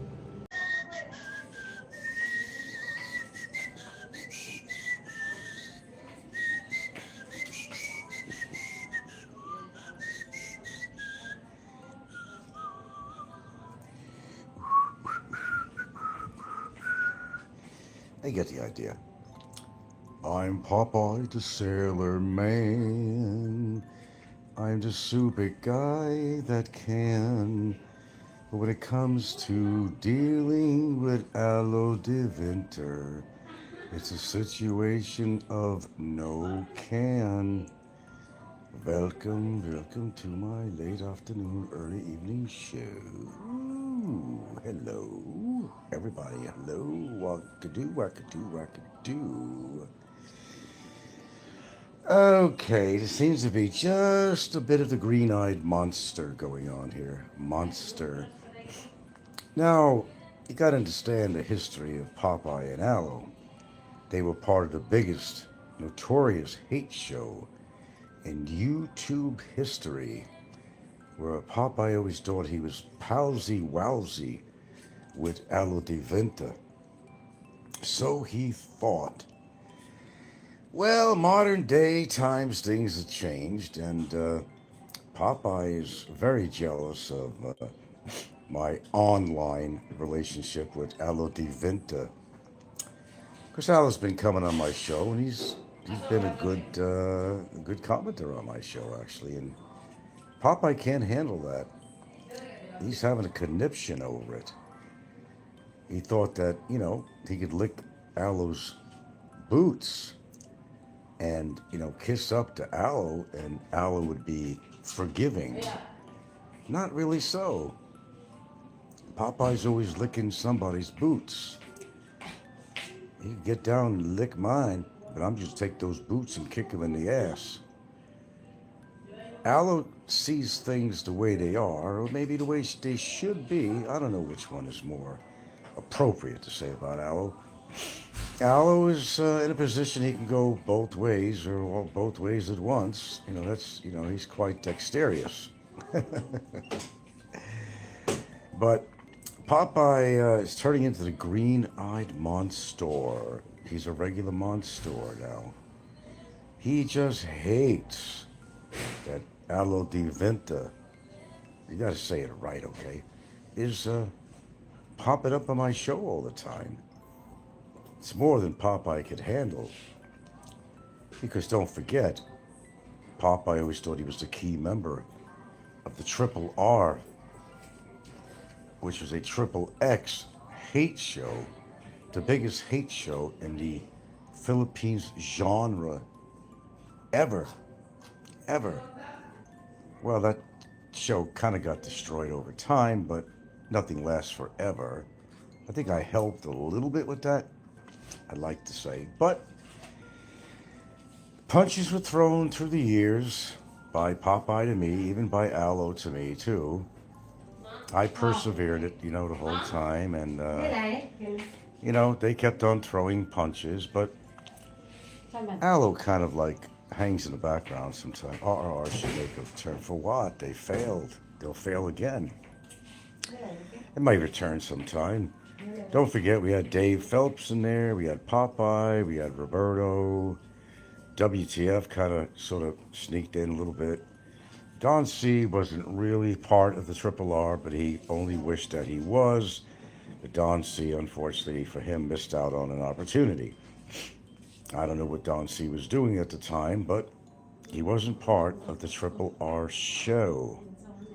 So with that being said, there's some bad blood going on as far as Popeye is concerned with Mr. Alo Diventa. And it's coming out on his show. And Popeye is saying things like, Frank thinks that Alo is all on his side, but he's kidding himself, and, Alo's not to be trusted, and John Doe. John Doe. It was, this hit and run ones that are on the two, a lot of hit and run, John Doe, and, they had a list there, Roberto, people like that. Later on, WTF came in at the tail end of it, until they become the pretty pony, and the show just fell apart. Hold on a minute, folks.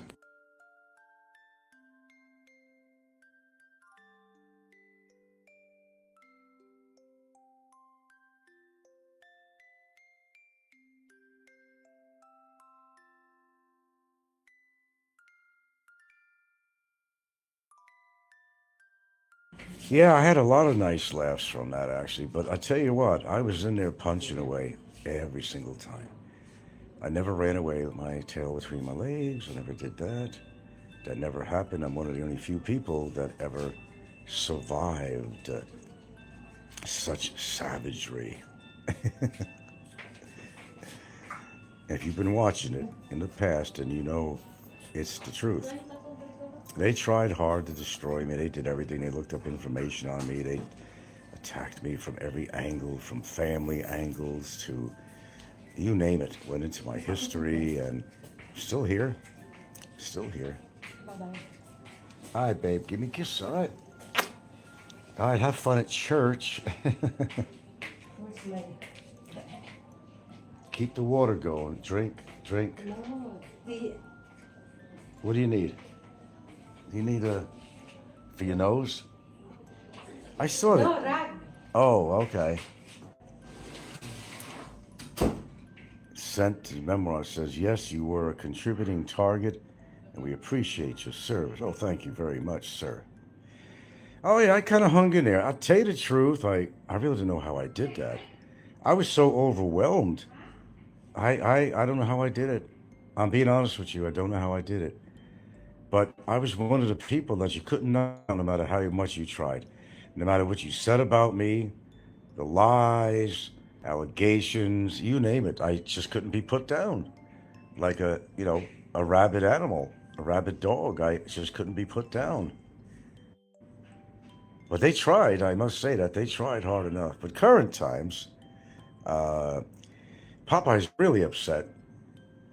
Alo, if you're out there, come back in. Popeye's really upset that Alo's been fairly regularly coming on my show when he's around on YouTube and sees the show. And he's been cool. He's been cool.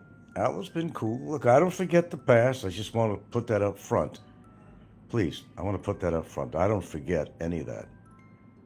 Okay? But, we're on different times. And maybe he's talking shit about my back on Discord or something. I don't know. I don't really care. But if he comes on my show and he's been really cool, then, he's welcome to comment. Nobody's kissing Alo's ass. I never did. I never will. I think if the guy's being a gentleman on my show and he answers questions correctly and he's not behaving like a babbling baboon like Popeye, then, he's welcome.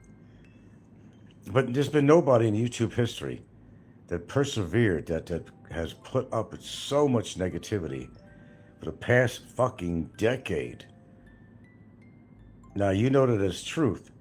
They even devote channels to me. I mean, so obviously, I'm in the highlights in the YouTube genre.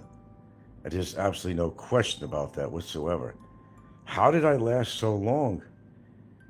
I don't know. I can't really answer that. I'm posing the question. It's just hanging in there and just being witty at times, trying to overpower your opponents, sometimes with words, sometimes with actions. It all worked out. Oh, they're still attacking me now, but, I'm not running away with my tail between my legs. Yeah, I might have got off for 3 months. I needed a break. And it might be coming a time, maybe sooner than you think. Who knows? I'm never going to say anymore because I just make a fool out of myself like I did 1,000 times. It's just okay to make a fool out of myself. I mean, well, to get off and all that stuff. But, nobody's ever chased me off YouTube. Not in a decade. Nobody has ever chased me off YouTube. However, when Popeye found out that Rain Man or somebody was going to be in his neighborhood, shit, he got off for 6 months to a year at a time. The tough sailor boy just, gave the last salute to the admiral and retired behind his doors for 6 months to a year. Was there something that transpired between the two? You mean Alo and Popeye? Well, here's the thing. Alo has his own mind. Popeye doesn't have a mind. He goes by what his viewers say and vice versa, and he can't think for himself. Alo makes up his own mind about everything he talks about, who he wants to attack, expose, or whatever, but he will at least try to find a reason for it. Popeye just attacks just because he's just bitter with his life. Alo has a entirely different life than Popeye. He's active, he travels, he's got money, Popeye don't. Alo is a lot more intelligent than Popeye would ever be, 10 times over, I'm sure. Oh yeah, Rain Man. Oh yeah, oh yeah. No, Popeye these days. Well, you see, the thing is, and I can't speak for Aloe, but I could probably say that Aloe does not agree with a lot of Popeye's tactics. Aloe knows enough about Popeye to know that he's a fucking loser. And Popeye's not afraid to say it or hint it, or, he could be pretty blatant about it if he really wants to. I mean, he knows Popeye's a loser. He'll tell you that too. He knows Popeye's a loser. It's always been clear that Aloe has no allegiance to Popeye at all. And I mean at all. None. Aloe is a free agent to do what he wants to do. Now, I'm not trying to build him up to be a hero, because he's not, but Aloe is his own agent. Agent of death, agent of hate, whatever he wants to be in a moment. Popeye is deathly afraid of Aloe. The last show, Popeye wasn't really talking too nice to Aloe when Aloe was on the show. And I know one thing about Aloe through the years. Popeye talks down in any way to Aloe. He already made an enemy. Well, Aloe might pretend be very cordial on his show, but Aloe does not take that kind of crap from anyone. He never took it from me, he never took it from anybody. Aloe's behind a lot of bad shit regarding me, and a lot of other people too. So Aloe, the elusive one that nobody's ever seen and probably never will meet, there are more people afraid of Aloe than anybody on here. Because Aloe has a unique way. Maybe he has his own little agents that do his work, but Aloe has a very good way of seeking information. He did a wonderful job on Johnny Warrior and other people. And Popeye doesn't want to be fully exposed, because I think Aloe knows a hell of a lot. I mean, they used to talk on the fucking phone. Believe me, Aloe knows a lot about Popeye. On the panel, yeah, the panel in the chat. That's what I meant, sent to Memoirs. Yeah. Aloe knows a lot about Robert. I know he does. Aloe could expose Robert a lot more so than probably anybody on here. So Aloe has this good talent. If it's not all of his own talent, he's always had people in the background that he could pull up information on for him if he's not able to do it himself. So in a sense, you don't want to fuck with Aloe. And Popeye don't want to fuck with Aloe. I don't want to fuck with Aloe, to tell you the truth. Although I have fucked with him more times than I could count. But it's, it's just counterproductive. It's just not really productive when it comes to Aloe. Aloe is an entertainer, but I think in Aloe's case, if you piss him off enough, it's like Frampton comes alive. Aloe comes alive. And when you started talking about Aloe's family, although he did about mine, he did about a lot of things. But with Aloe, I'm getting a peppermint sniff here, okay? You talk about his wife and kids or something, and you're going to get yourself in trouble, man. I've seen him react to comments before where they would try to attack something about his family that, nobody knows about his family, really, but what they do know or what they think they know. It didn't matter because Aloe never took it lightly.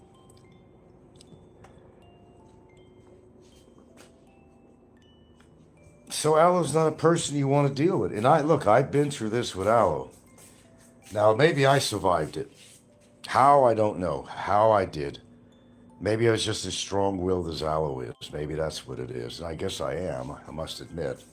If I made it through a decade of being attacked by people, and I must say unnecessarily attacked by people, I must say that, then, but I know what Aloe's about.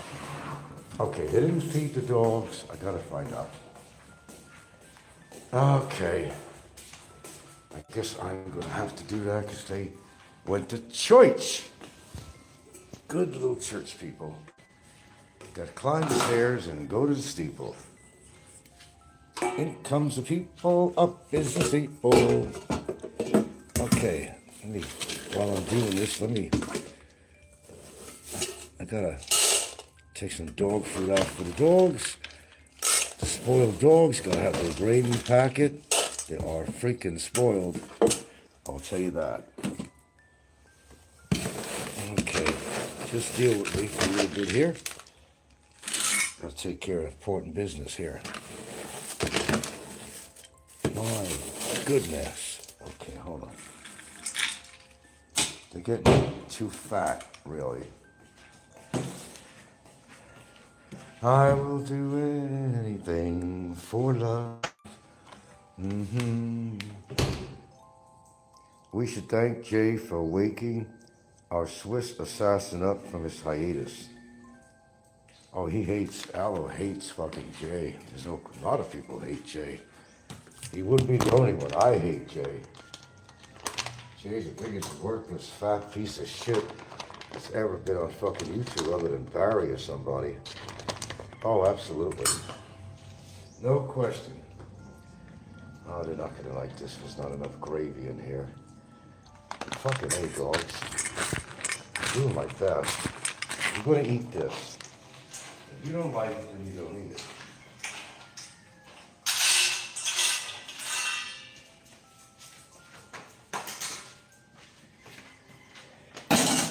And the dog will be something about not being enough gravy mixed in there, but oh well. Oh well. That's what you get. I will do anything for love. Okay. However, Alo should be reprimanded for his absence. I think Alo's been listening there a long time, I think. Just wanted to let you know he's there. Not everybody talks or comments on everybody's show. Not all the time. You're better off just listening. To be honest with you, you want to enjoy YouTube? The best way of enjoying YouTube is just to be a fly on the wall, really. The 3 months I was off, I enjoyed just being that proverbial fly on the wall. I learned about a lot of people who I thought maybe were good supporters, and I hear them talking shit about me in other channels, so I've blocked them to their surprise. I'm pretty sneaky. I even look at the profiles of anybody who basically comments on my show, see if they're real or not. Facebook profiles, all kinds of shit. Let's see. Scented memoirs. I do have to say, Popeye has become likable, bro, over the years. In the beginning, he was rough around, and you don't think he's rough around the edges right now, dude? What's wrong with you, boy? Well, he's a lot crustier now. As he got older, he's a lot crustier. You can hear it in his voice and everything. He's just crusty. A crusty old, washed-up sailor. He got washed up on the beach along with the aging orcas. There's nothing likable about Popeye at all, by anybody. Look, listen, it don't matter who comes on his show all the time. They're trolls, okay? They're going to support what Popeye says because he's Popeye. Because they want to increase the drama. They want to have reason to talk about people. And the only place to really do it, other than Kevin's show, and he hasn't been on a lot, they have to rely when Popeye does one of his shows or simulcast my show, and he always has something to say about it. But I noticed one thing about when he simulcasts my shows, what I do notice, is that when he gives his little spiel at the end, well, there you go. He don't know really what to say. He kind of ran out of insults. He tries to find new ones, but it's the same old hat. He needs to retire that sailor hat, you know. Or he just needs to retire from YouTube and get a real fucking life. I could have a life and go on YouTube. I could do both. But Popeye, he's too much into the soap opera, so he's still watching General Hospital after 50 years. And then this is his General Hospital. It's right here on YouTube.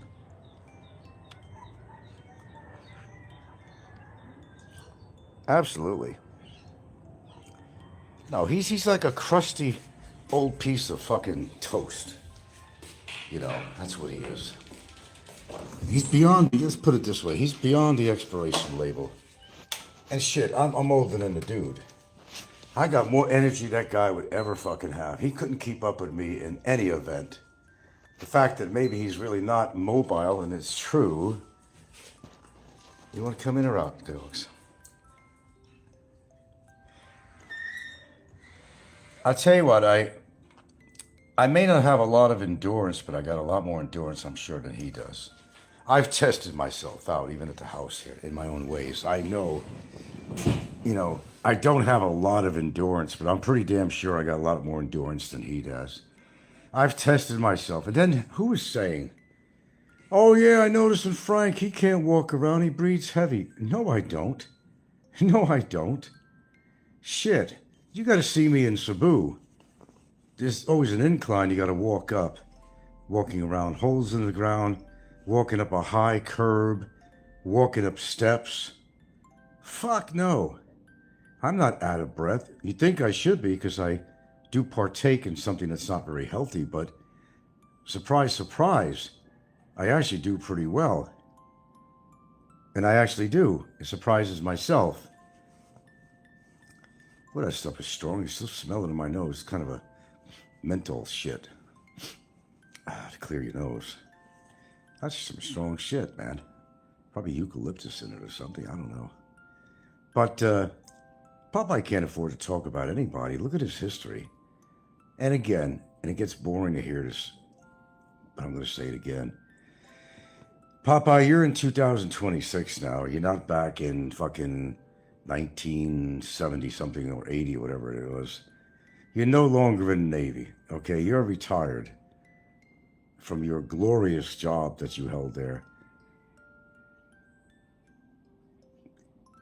Believe me, your job at the Parks Department was a lot more glorious than your so-called Navy career, sir. Yeah. You could bet on it. There wasn't much to report. But the thing that really bothered me about Popeye is that there's a lot of things that bother me about this guy. He's such a scumbag. You know, when he had this, it was only about, when was it? Maybe less than 6 months ago. Maybe more. I don't know. To be exact. He came on the show and he became very somber. Because he was talking about the veterans and all that. And he had to emphasize, of course, he was in the Navy. Because you don't know what it's like. And this has to do with like foxholes and all this shit and you know, on-ground combat. And he was like, you don't know what I've seen. You've seen the end of a fucking mop, you scumbag. He acted like he was out in the field or something. Popeye was never out in the field. You got to give credit to the veterans who have actually been in the front lines. The only line that Popeye's ever been is been in a beer line at a fucking bar that held a bunch of fucking prostitutes. And all he could talk about is his fucking round table with the girl he married that sucked his dick, the one that used to go under the table. He's always talking about that. It was his gloriful moment. I think he married the chick too. Yeah. There'd be like a cloth over the table, would hang down low, and the whore would be underneath there. It's a round table with all the sailors around there, you know. And you know, she'd be giving BJs to all the sailors. He can't stop talking about that. He's probably still jacking off to that to this day. I wouldn't be surprised. You can't live in the past. The past is gone. You could think back on the past, have some memories here and there. But you got to live in the present because that's where you live. You live for now. And you live to see the future, hopefully. But you could think back about the past, but you don't dwell on it because the past is over. You know, it's time to move on with your life. And what's the sad sack thing about him is that, you know, here he stays at his house and, you know, watches, you know, soap operas and you know, at least when I watch TV, I watch some exciting shows and stuff, but he's also a gamer, I heard, too. So he likes to play, of course, Battleship. They should do a comedy on this guy. They really should. There should be some kind of a cartoon on him. You know, the other Popeye, they should call it, or something, about a fucking loser that was in the Navy, you know, and his antics on social media. That would be a great show. Maybe Larry David or something might want to, if he's still directing and producing, whatever, may want to do something on Popeye. He is a character, though. I admit that. He is a character. I ain't saying a good character, but when he starts talking down to Alo, that's where he's making his mistake. Now, Alo ain't going to go up to him and beat him up or any shit like that. He's not going to do anything like that to anybody. But Alo has his ways, as I have mine, to, you know, piss people off, to hold that mirror in front of people, you know, just kind of give them an idea of who they are. Well, he's not always honest about it. Alo's attacked me for a lot of things and said a lot of horrible things I never did. I don't discount that. I'm telling you, I don't discount that at all. No, I don't. It's always in my mind. I remember I got kind of a shitty short-term memory, I believe. There's nothing wrong with my long-term memory. I know what people have said about me or my girlfriend or whatever, or family. I don't forget. An elephant never forgets, but Frank never forgets either. Trust me on that one. You have no idea what I mean by that. And you think that I'm just stagnant with these people and not doing anything, but you're wrong. How would you know? I just like to gather the information. So if something does happen, I'm like Johnny on the spot, ready to go. I have all the video evidence, everything I have. And you'd be shocked what I have on file with various people on here. You'd be shocked. You would think I was Warren H or something, because Warren H used to do that. Fazio used to do that. Well, I do it too. It's for my own personal protection, legally. Yeah, absolutely. There's no question about it. I've got tons of files. I won't release them on here because I want to surprise them. Now, even, I think Alo admitted that. Was that Alo was saying that? That, yeah, what Jay did was really stupid. You know, yeah, I think he did say that. When Jay put these phony documents online about a so-called resolution, totally fraudulent. And Alo's a pretty intelligent guy, and he saw through that too. He knew it was phony, but at the same time, he said that was a bad deal, that Real Deal did. I mean, has a lot of legal ramifications what Jay did. Jay knows it. I don't even know if Jay's coming into the Philippines at all. I don't know if he's actually here, but, you know, I hinted. I gave him a lot of opportunity while I was in Cebu. He could have walked the streets around Fuente or anywhere if he really wanted to go hook up with me. But Jay wouldn't do that.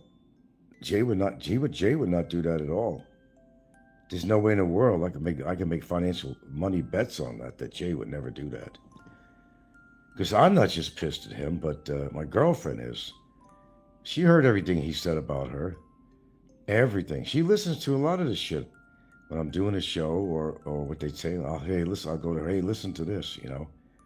Oh, yeah, she knows everything. Everything, pretty much, really. She knows who the players are. She knows what they said. And although she might seem like a quiet one to you, when it comes to her family, especially her kids, she's very protective. And she has a good memory, too.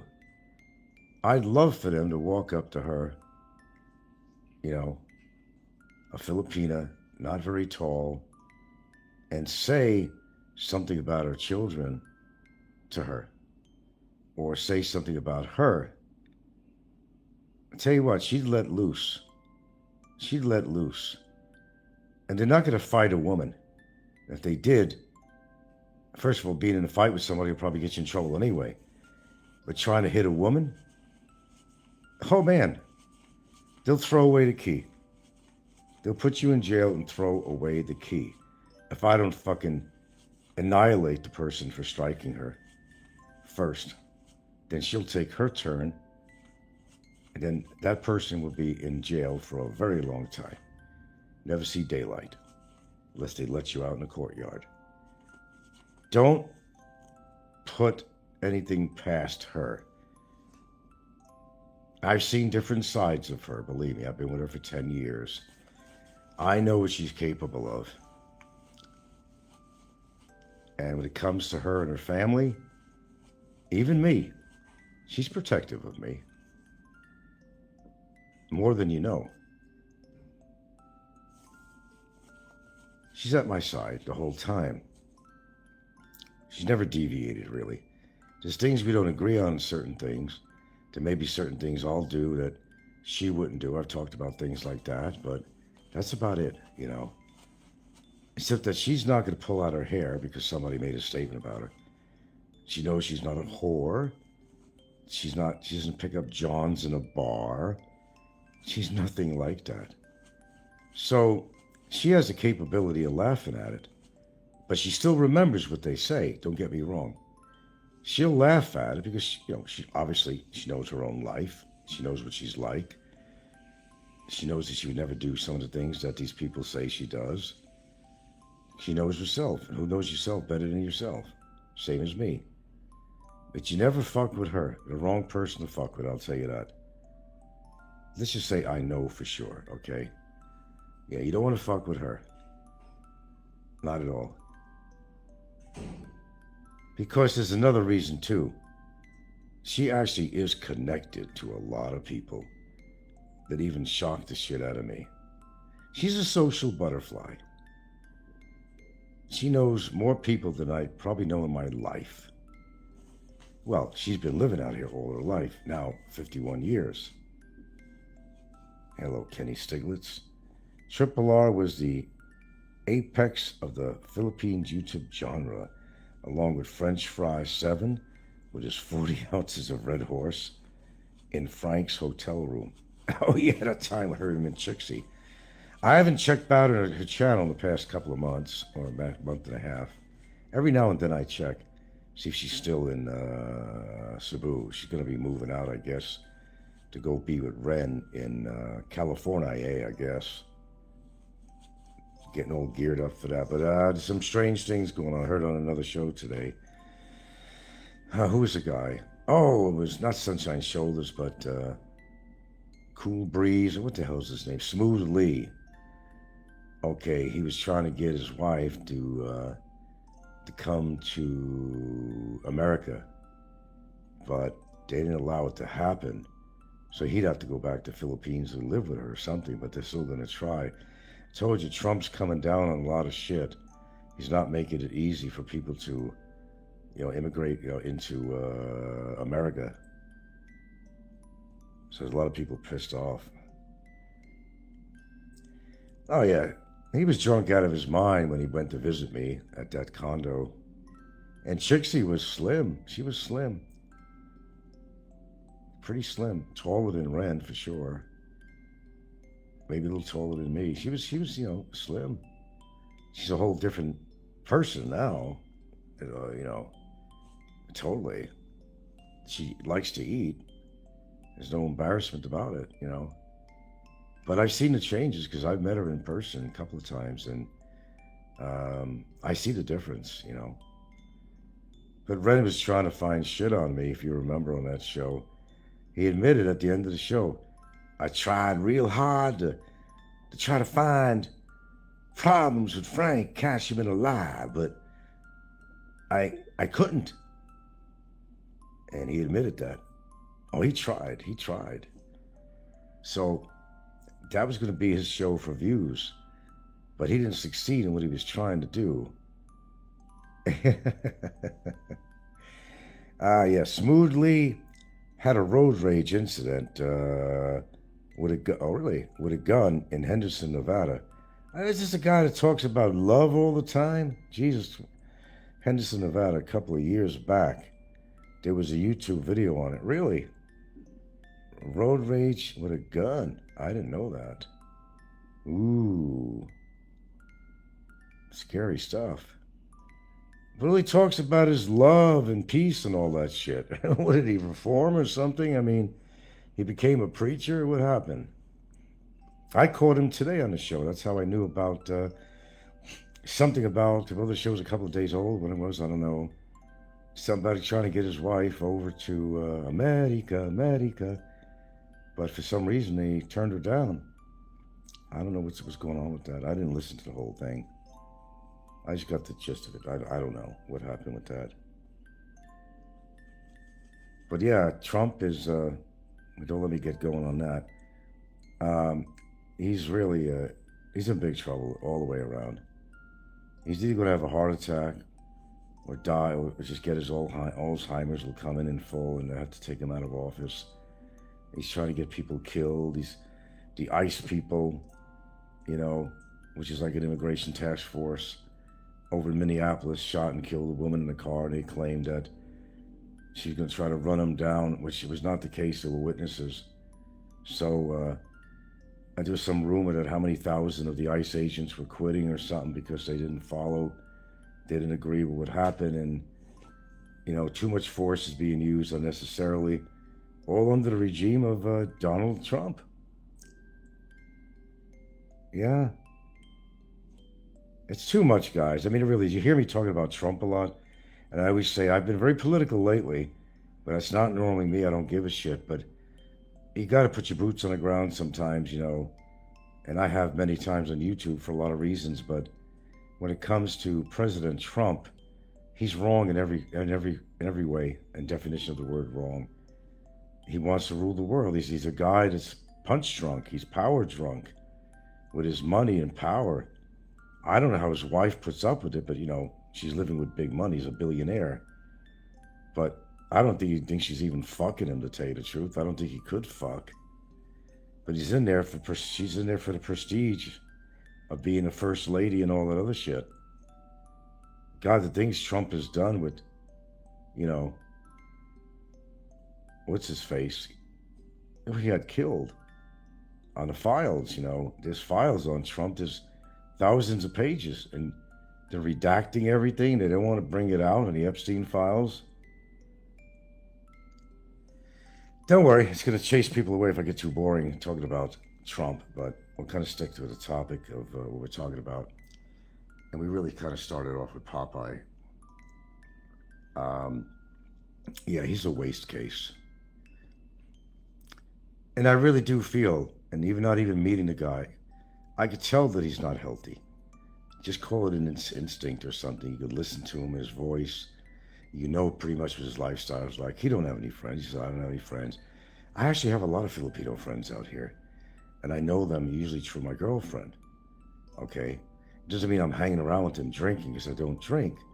But I know plenty of people out here and in Cebu, that know me. And I consider them friends and not just family. Doesn't mean I go hang around and go to the park for a walk with them. But no, I know a lot of people, and I consider a certain amount of people to be friends. Not, you know, it's just inclusive of my neighbor too, who's not Filipino. People are not going to give up a government job. I don't believe that. I don't know. With a little bit of hyperbole, I don't know.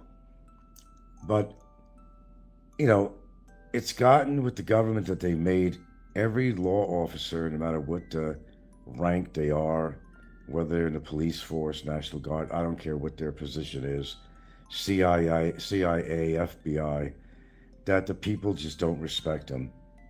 But the part of it is they're in fear of Donald Trump. You understand how that works? Donald Trump knows he has a lot of power and he uses it. You know, they'll be in fear of losing their jobs or losing their lives. And they got families too to take care of. They may hate the motherfucker. But if they don't do what he says, this is a man that will get even with you. Fire you. You need to feed your family. But you have to live with yourself, though. And some people can't live with themselves, and they will quit. How many people in the GOP, how many people in the red zone have quit their jobs, their positions? And how many people have switched to the blue states rather than the red? It's happening every single day. Trump has lost probably 90% of his fucking support. and rightfully so. He's a maniac. He lost his fucking mind to power. He was so power hungry that it made him ill. He did it all to himself. He's pushing almost 80 now. And there's a lot of reason to believe that he's not in good health. They've seen his gait, how he walks on the red carpet. And many professionals have said, what the hell is that cat doing in here? I can't believe it. The second time. I cannot believe it. This is the second fucking time because everybody leaves the front door open here. The second fucking time. Let me check the house, make sure there's nothing else in here. This is crazy. They came in probably trying to find the dog food. God damn. Put a shock in me. I go to the door, I was going to step out, probably have a smoke or something. This fucking cat comes running out the door.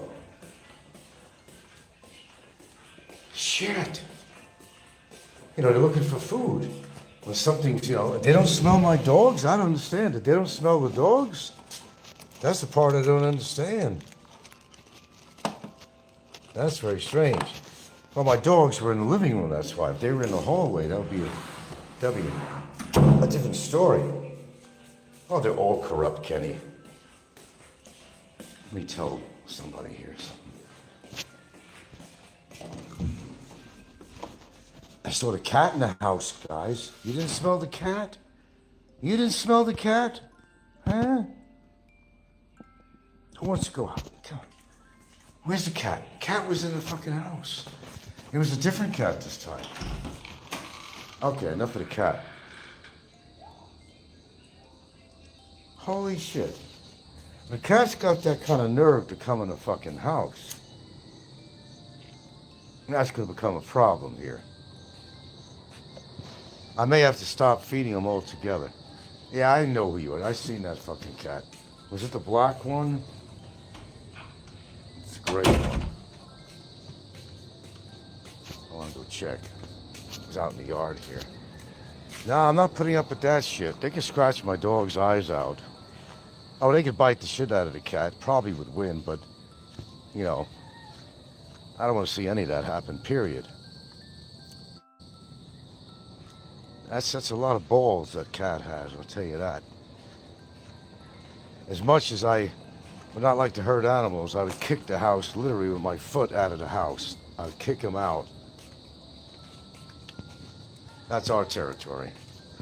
And my dog's home, and my dog's territory.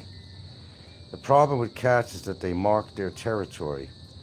Well, I have to look around to see if they did that. That's like insulting my dogs in their own house, marking their fucking territory. How dare! I don't know how they couldn't smell that cat being in the house. I didn't hear him barking, and they're very good with shit like that. I don't know, man. But from now on, just, you know, if we're home, we might have the door open so the dogs can go out, but now it's a different story. Things are changing, so. Now I'm going to just stop feeding them. Let them go find their food somewhere else. I was nice to them. I gave in every single time. I said, no, I'm not feeding the cats no more. Then I had some extra bones, chicken bones or something, whatever, and I gave them it, whatever. I gave in because, well, you know, I'm compassionate with animals. I try to be. When they start coming in the house, though, fuck that shit, man. They're not my pets. They're not my pets. Okay, enough of that.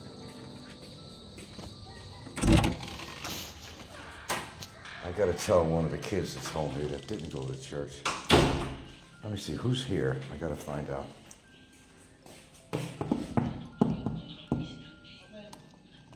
Hello. I'm gonna tell. Hello. Hey, do me a favor in the future. What? You know, with doors open. One of the cats actually came in here. They also did that yesterday. All right. Damn, this looks like a whorehouse with that light on it, kid. I'm telling you, man. What is this, Queensland Hotel or something? So, keep it close? Yeah. Just keep it clean, okay, Yeah. kids? All right, thank you. Look at it. Looks like fucking, excuse my language, looks like Ricky's room. Guys' room is not like your house. All right. Red lights, too. What is the red light district in my house? Oh, my God. I got more cats in this house than you know of, only a different kind of cat. Well, one of the older boys, he's got this girlfriend from Cebu he brought over here. So when Christian's not here, he's using the room there. And they get in there fucking dark in their shorts and shit. And, they got the red light on. You could turn it different colors, actually. It looks like, a Queensland type of place. They got these whore places. And they have all over the place. Pay by the hour and all that shit. I mean, I wouldn't know. I've never been to one of them, but I know they're there. I know they exist. Everybody does know that. But fuck that shit, man. This is not a, he brings them over here like it's a vacation. Hey, come to my house. I have a house in the Hamptons. It might as well be in the Hamptons because what they live in. This is the Hamptons, trust me. This is the Hamptons compared to what they live in and what she lives in. And to come here in this house, it's not a scummy house at all. It's got plenty of space. They got their privacy, but the door fucking locked. I don't like it. You open the fucking door. This is not a fucking whorehouse. You gotta excuse me. I'm old-fashioned when it comes to that. Go get a room, but not in my house. No. I mean, they say, well, Frank's a liberal. I don't classify myself at any of those definitions. That I'm a liberal. You should be all for that. Let the kids have some fun. Not at the risk of her getting pregnant. And who do you think's going to support? Not me. I'm not going to support somebody's baby. Hell no. If she wants to support the baby somehow, I'll tell her to go out and get a job. Fuck that shit. I just don't like that kind of freedom in my house. It's not a whorehouse. It's not a fucking hotel. That's it. Bringing girls over here, man. Fuck that shit. My brother used to sneak women in when I lived in Mount Vernon, New York. He used to sneak them in. We had this one room with a partition in there. There's a door. He'd have his privacy in my room. He'd sneak these chicks in his room. They were all fucking coke whores and shit, Yeah. Like I didn't know she was in the room with him. He would do that. Come through the two doors to our apartment. He'd go in the hallway. He'd purposely leave the back door unlocked. Then he'd sneak in with some chick, like I didn't know he had a woman in there, right? Yeah, right. I knew a lot of things. Yeah. But anyway, there's different types of cats. The two-legged kind and the four-legged kind. Sorry, but I'm old-fashioned. Call me what you want. I don't give a fuck.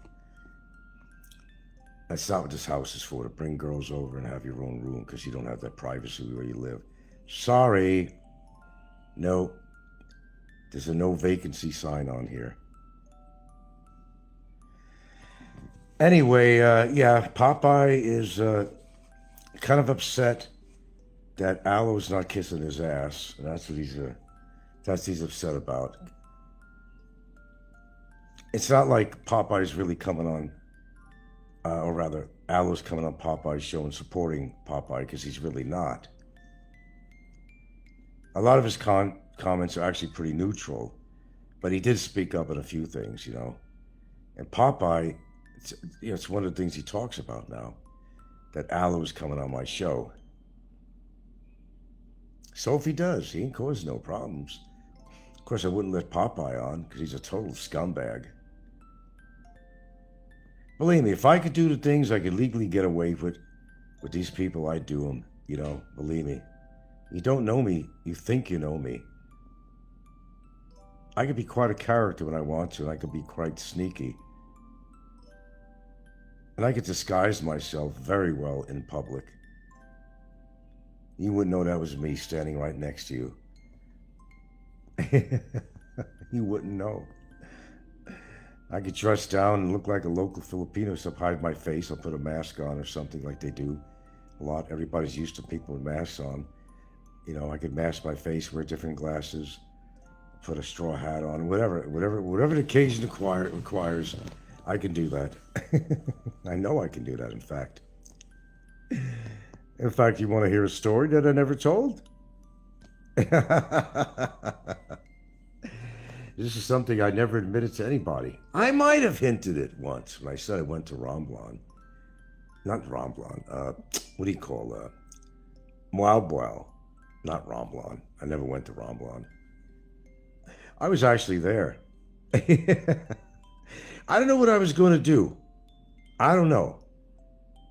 But it was a prelude to the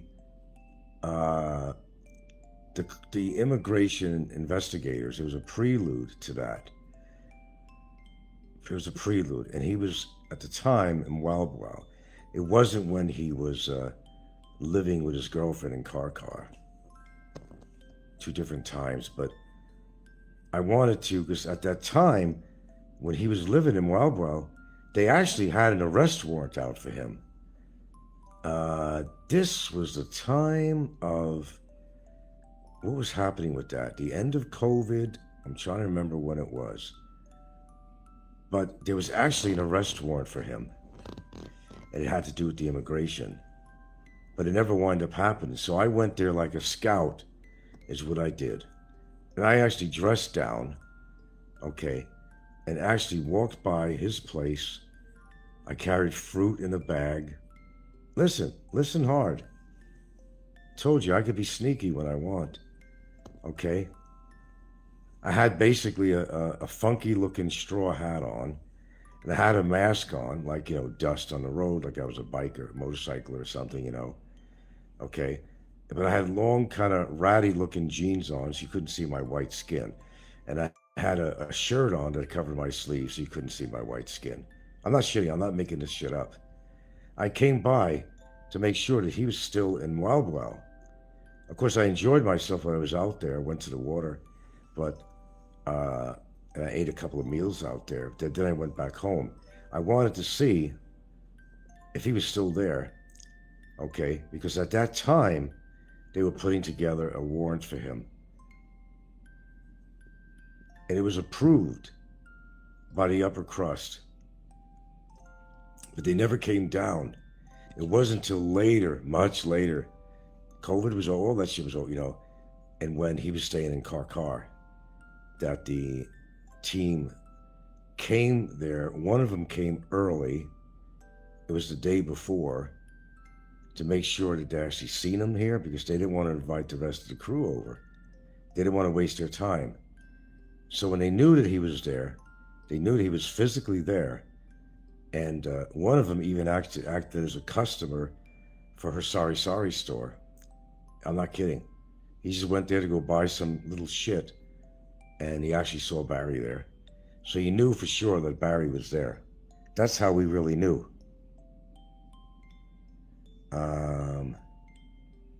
So then the next day came, and they, no, it was 2 days after, pardon me, it was 2 days after that my lawyer even joined them. Not shitting, my lawyer even joined them. Because he didn't like Barry. He wanted to witness it and give me proof that this arrest was done. And I saw it on video.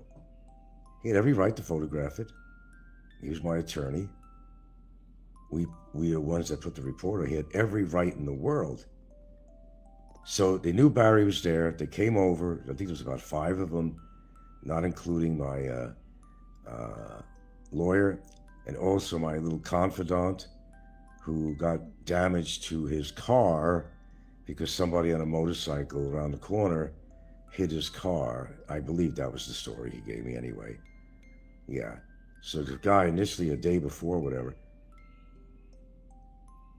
they went up to the Sorry Sorry store and bought some little shits, whatever.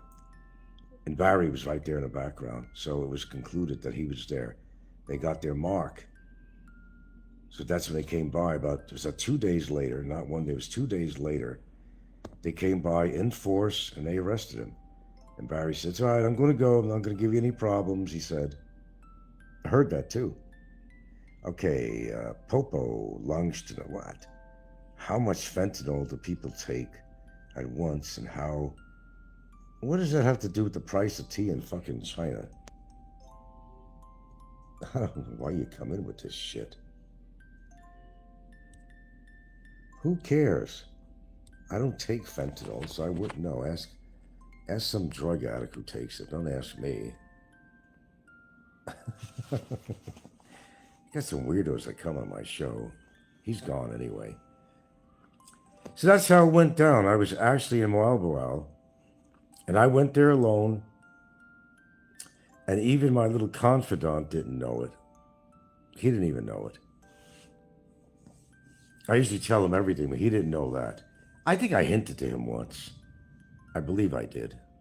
Speaking of him, he's probably on here as a troll now because my so-called confidant and I and myself don't see eye to eye. So I have not been in touch with him for a very long time. But he comes on as a troll probably and makes a lot of comments. I'm 100% sure of it. I'm not stupid.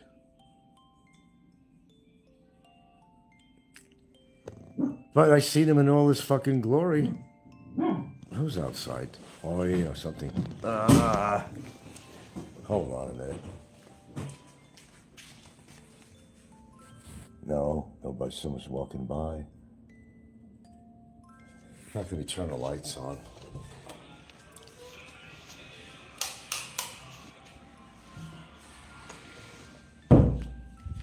I don't know. I probably got the kids in the other room fornicating and shit. Fuck that shit.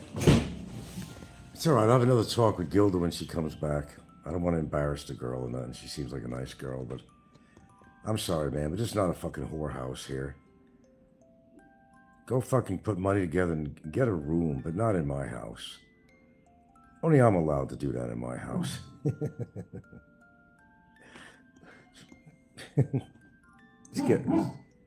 Let's get real. Oh, that's the cats we're hearing. Wait, let me listen. Oh, what? Oh, now you hear a cat going meowing? Is it now you hear it? You didn't even know a cat was in the fucking house? Let me look out the door. Because they start pulling that shit. That ain't gonna happen anymore. Hold on here.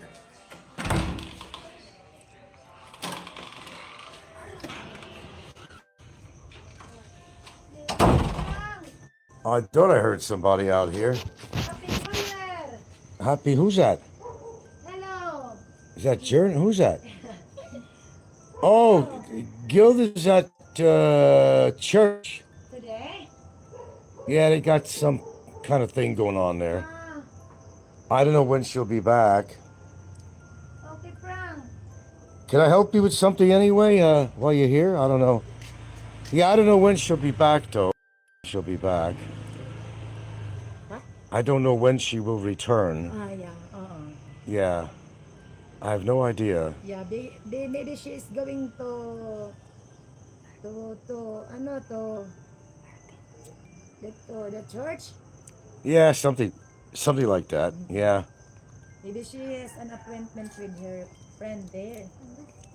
I'm not sure, but something to do with church. That's what I do know. Yeah. Well, I'll tell you came by. I don't know how long she'll be. Hey, how you? Boy, you're getting big. You're getting real big now. Frank, you have friend that are going to adopt the dog, my dog. Oh. You don't have friend? Nobody wants dogs these days, you know. I have 5 dogs. Oh my goodness. Well, we don't want one. That's for damn sure. We don't want any. 2 is enough. You know, we're not getting any more dogs around here. But don't let them go in the street, though. You know, take care of them until you can find somebody to adopt them. But don't just give them to anybody just to get rid of them. Just find somebody who actually likes dogs and is going to take care of them, okay? Yeah, don't just give it to anybody just to get rid of them. All right? Promise me you'll do that, okay? Yes. Yeah. You just have to, every now and then they have a free spay and neuter doctor that comes around. And you have the dog neutered or spayed, whatever. And so that you don't have to worry about that anymore. Because they're always going to have puppies back, you know. You know that. Is that the coconut? Yeah. See, I knew this little girl. She was a picture of me holding her in my arms when I was in Santa Fe, first or second time. We called her Coconut because she had a little head like a coconut hat, didn't you? That's called Coconut. Yeah, I still got the pictures, you know. So I know her a very long time. I'm the godparents to her children. These are some of the children right here. Right? Right? Right. Right. All right, I'll let her know that she came by.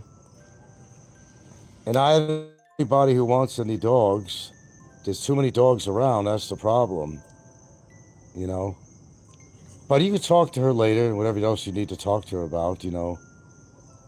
Okay, Frank. we All go right. home. All right. Good seeing you. Okay. I'll tell you came by. Yeah. Sige. Sige. Okay. Oh, we don't socialize. I treat people with respect. I don't care what they say. Okay. They marked the territory. Okay, got you there. Gotcha. Yeah, that little girl was Coconut. We call her Coconut. In fact, you know, my first girlfriend, actually Vanessa, we went to visit Santa Fe because I told her I know a family down there, you know, that I met years ago, my first trip to Santa Fe. And I was with Vanessa at the time. And she saw me holding that little kid. And she was thinking, oh, is that why he wants to come down here? He's got a baby? Well, the baby didn't look like me at all. It was not have any white skin. It was pure Filipino. So that solved that. But, you know, right away she thought that, you know, maybe Frank has a kid or an ex-wife or something. And he thought maybe Jerna was a... But, of course, that wasn't the case. Problem catching marks. Okay, we got that. Okay, I'm not sure what else I feel like talking about. I feel like watching a movie before they take over the living room again.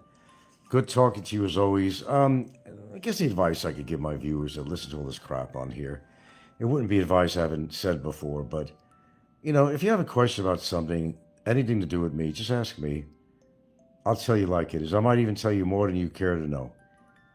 And people are going to talk about each other on here all the time. You're not going to stop that. That's just the way it is on here. Just don't think things are going to change. It never will. They have a lot to say about people, but the problem is when you talk back to them, they get very upset, and then they want to attack you even more because you hit a nerve. You know, you hit a nerve on them. You put that mirror in front of them, and they just don't like that. And they go on the attack all the time. As I said, I've been called every name in the book. I've been accused of every crime you could think of. Or my girlfriend's relatives killing people, you name it, you know, you name it, pedophilia, scamming, draft dodging. I mean, go down the line, you name it. It was probably, I've been probably accused of it. That pretty much sums it up for, you know, my decade of being on YouTube. That's all it comes down to. We got some interesting personalities out there. I got to get a door ringer outside too because I never know. These walls are thicker than I thought they were. If it wasn't for the dogs, I wouldn't know anybody was outside at all. You know. Oh, Alo would have been on by this time. He must be busy. He might be just listening to the show. I don't know. But Popeye, don't be too jealous, okay? You know. It'll be okay, Robert. It'll be okay. Alo is allowed to come out and play. Yay, yay, yay. Come out and play. Yay, yay. You could come out and play too, Popeye, but you got to know the game. If you don't know the game, you can't play. And you're a game player, aren't you? You're a gamer. That's what Popeye does with his life, if you don't know. If it ain't soap operas, he's a gamer. His favorite show is, you know, his favorite little game there is Battleship, of course, being in the Navy. He's like one of these guys who, like, you know, obviously they live in the past, but the problem is that they're stuck. They're stuck in the past, and they can't get out of it. It's like they're in quicksand, you know, and the more they move, they're going to sink further, you know, and he's like stagnant. He's afraid to sink, and he stays. 40 years ago, whenever he was in Subic Bay in the Navy, you know, he's stuck. He's just absolutely stuck in time. The time machine went back and it kept him there. He doesn't have a bunch of friends he goes out with or any shit like that. That's a lot of cocky poo. Okay, any other questions you have for me or anything you want to add to this? You know, I'll give you a couple of minutes on here and say your piece or whatever. I always give people an opportunity to speak their mind about something. I could agree with it or not agree with it. That's my prerogative. But you're allowed to say something on my show, and if I don't like what you hear, I just make you disappear. But there is freedom on my show to talk. Just don't be rude. It's a good trade-off, you know. And I'll keep you on. Bingo healer, really. Yeah, I'll look around, Bingo healer. If that cat sprayed in the house, I'd probably smell it. Even the cats want to take over the house. That's the last time that's going to happen. That's a little too brave for those cats. He's the second one that did it in 2 days. First was the back door, and now this one came in. Was in the fucking house. Came in for the front door. It came in through the bathroom window. But the point is, they were in my house. And you see a lot of YouTubers on here. They live in these fucking shacks, you know, native housing. Not knocking it. It's just not for me, but... And their doors open all the time. They got chickens. Like, look at Philly in the Philippines. She's got all kinds of vermin coming in his house. I think he had a snake in there once. He's got chickens coming in and out of there. Cats, dogs, feral children. Feral children coming in and out of there all the time. Man, I couldn't handle that. I love that one. Feral children. Never mind the dogs. They're feral too. But you got feral children in and out of that house. Better him than me, you know. I got 1 million of them. But don't let me go on, you know, on any of that million. But I like the life I'm living right here. Thank you very much. I couldn't, you know. I mean, my girlfriend, she likes some of those native houses. Some of them are really nice. She'd like to have a nice bamboo house, but, you know, very nice inside and tiled. And she could dig that kind of shit, you know. And if it was nice enough, I would too, you know. You got to see some of these places. The problem is, if it's going to be, you got to use a hardwood, really, because the thing is about bamboo. You could stain it and all that, and it looks nice and all that, but after a while it'll fade and turn gray. And the termites actually love bamboo. And then it'll be torn apart by termites and all that shit, you know. But some of these things are pretty cool. I've seen some of them, and you got to see the insides. You would not know it looks that way. I'm talking about modern appliances, big screen TV, tiled floors, woodwork around the windows. I mean, they can make some pretty outrageous places if you like that look externally, but you want to have the modern conveniences inside. Like, in other words, the best of two worlds. That's pretty cool. If you get creative and you got the money, man, you could create anything that's really livable. They got all these new container homes now, modular homes that are kind of very space age, you know. They're not that, you know, spacious, but the way they design them, you know, if you're a single person, even two people, like a couple, you can live in these things comfortably. They got all the modern appliances. You're not going to spend a fortune on these things. You can have them delivered. You can be put together in a day, as long as you got a lot and you have you measure it out and you put a foundation down, put a concrete foundation down already, of course. You want the house the structure to be level. So, you know, you don't want to put it on top of dirt, obviously not. And you could elevate it too if you're in a flood zone, or even if you're not. You may want to elevate it a little bit so you can make the cement higher. You could have steps going up to it, whatever you want to do. Have a deck outside, a covered deck. They're pretty cool. I could go for something like that. It would just be for me and her, but I could go for something very modern, pretty slick looking, you know, modern conveniences inside. They got this interesting lighting inside. They got protective devices, alarms, all that shit. You do all that shit with there, man. You got some really, you know, kick-proof doors. and stuff like that. You could do all that stuff. You got the money, but it doesn't cost you a whole lot to have one. You still have it delivered on your site and installed.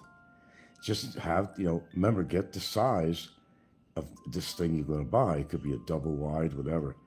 They even have like an upstairs you can go to, 2 levels. It's not exactly like freight containers. They make this out of freight containers too. This is more of a modular type of house. It's not made out of freight containers, but they've done some pretty goddamn creative shit with that. But the only difference is, the thing is, if you want to go with these corrugated steel, whatever it is, freight containers, that you're going to have to insulate it. And if you don't do that, it's going to be very hot in there. You're not always going to use your air conditioner, but you'd have to use it all the time if you're not going to insulate the place, the ceiling, and all the adjacent walls inside. You have to insulate it. Okay? And they'd be just totally cool places to live in. And some of these places, they make it so that they're mobile. I mean, they can be lifted up and they can be moved. You could even probably take it on the road somehow and move it to a different site. You decided you don't want to live in that area no more. You could actually pick these things up, with truck or whatever, and mount it on a flatbed or something, a big flatbed, and take it to a whole nother location. So they're pretty cool. I think it's the housing of the future. Now, you see what the Japanese have done for a long time already. They got that already here in Hilo. Not Hilo, I think I'm in Hawaii. My God, I can't believe I said Hilo. They have it over in Cebu. They got these little units, the capsule apartments. And it's just enough room for you or maybe for one more person. It's like you're in a fucking chamber. But fuck, they have a TV in there. They have Wi-Fi. Nothing fancy, just a bed in there. Throw your clothes on the side. You don't plan to be there forever. But unlike Japan, I think they were charging a little bit too much for these things. The whole idea in Japan, they came up with these things to help with population control and for housing, because there's a shortage of housing and a cheap place to visit if you're a tourist, or if you were just a single person at a job and you just needed a protected place with a protective door to rest your head at night and feel protected from people and the elements. Excellent. Shelter is a shelter. No matter how big it is or small it is, it's to protect you from the rain and sun, keep your body protected by unruly people, and have a bed. They have bathrooms, CRs in the hallway, take a shower. They have all that stuff. Might even be a snack bar downstairs or something to have breakfast. It's not a bad situation. Like, Scotty should look into shit like that. There's always going to be somebody after Scotty for some stupid he did. Now, Ricky wouldn't fit into one of these places. That's a bad thing for him. He wouldn't fit into one. They'd have to squeeze him and he might not be able to get out. But it's kind of an interesting concept. I think it is. I like to try him out for one night, see how that works. Just to get the experience, But yeah, you go to Japan or somewhere like there. They have them all over the place, I understand. And, they don't charge much, I heard. And it's just, you don't need what do you need a fancy 5-star hotel for? What, to impress some chick? It's not worth it to impress some chick. Big E and all these people, they'll do shit like that to impress people. I'm not out to impress anybody. I don't give a fuck what they think of me. If I'm happy with my life, that's it. I'm happy with it. Nobody's going to tell me different. I don't live in a mansion, but I live in a nice house. Even if I was worth millions of American dollars, I still probably would not have a terribly fancy home. There's no need for it. And plus my age and everything else. I don't need another home. I don't need anything fancier than what I got. What I have is fine. It works for us. That's all that matters. I don't live on a swamp either. People see my house. It's a nice house. Nothing bad about it. I need to put a little work into it lately. I don't fix my gutters, but, it's not a bad place. I've only had good comments about it, other than from trolls or something, But one thing Alo always said, and other people said that, at least Frank's got his shit together. He's not roaming the streets. He's not fucking going from town to town like a vagabond. I got a house paid for. I got a permanent mate. Alo would admit to that. He said it many times in the past, that there's no comparison for me to other people on here that are not living that so-called life that they pretend to live. Or maybe they do, and it's just, well, they're just very pretentious people, actually, it could be. And maybe they're not as living as fancy as you think. Or maybe they are living in a nice condo and they got the money. But the difference is you shouldn't shove that in people's face. I don't shove my house in people's face. It's not a mansion. I'm proud to say that I own a house out here. I don't have to rent. I don't have to worry about rent for whatever life I got left in me, which should be another 20 years, I think. Maybe wishful thinking, but okay, I gotta go. Thanks for hanging in there, and thanks for some of the dialogue. And Poops, it's okay, Pops. You just gotta force yourself to get out of your little house there and greet the world. You still got a breath in your lungs, Popeye.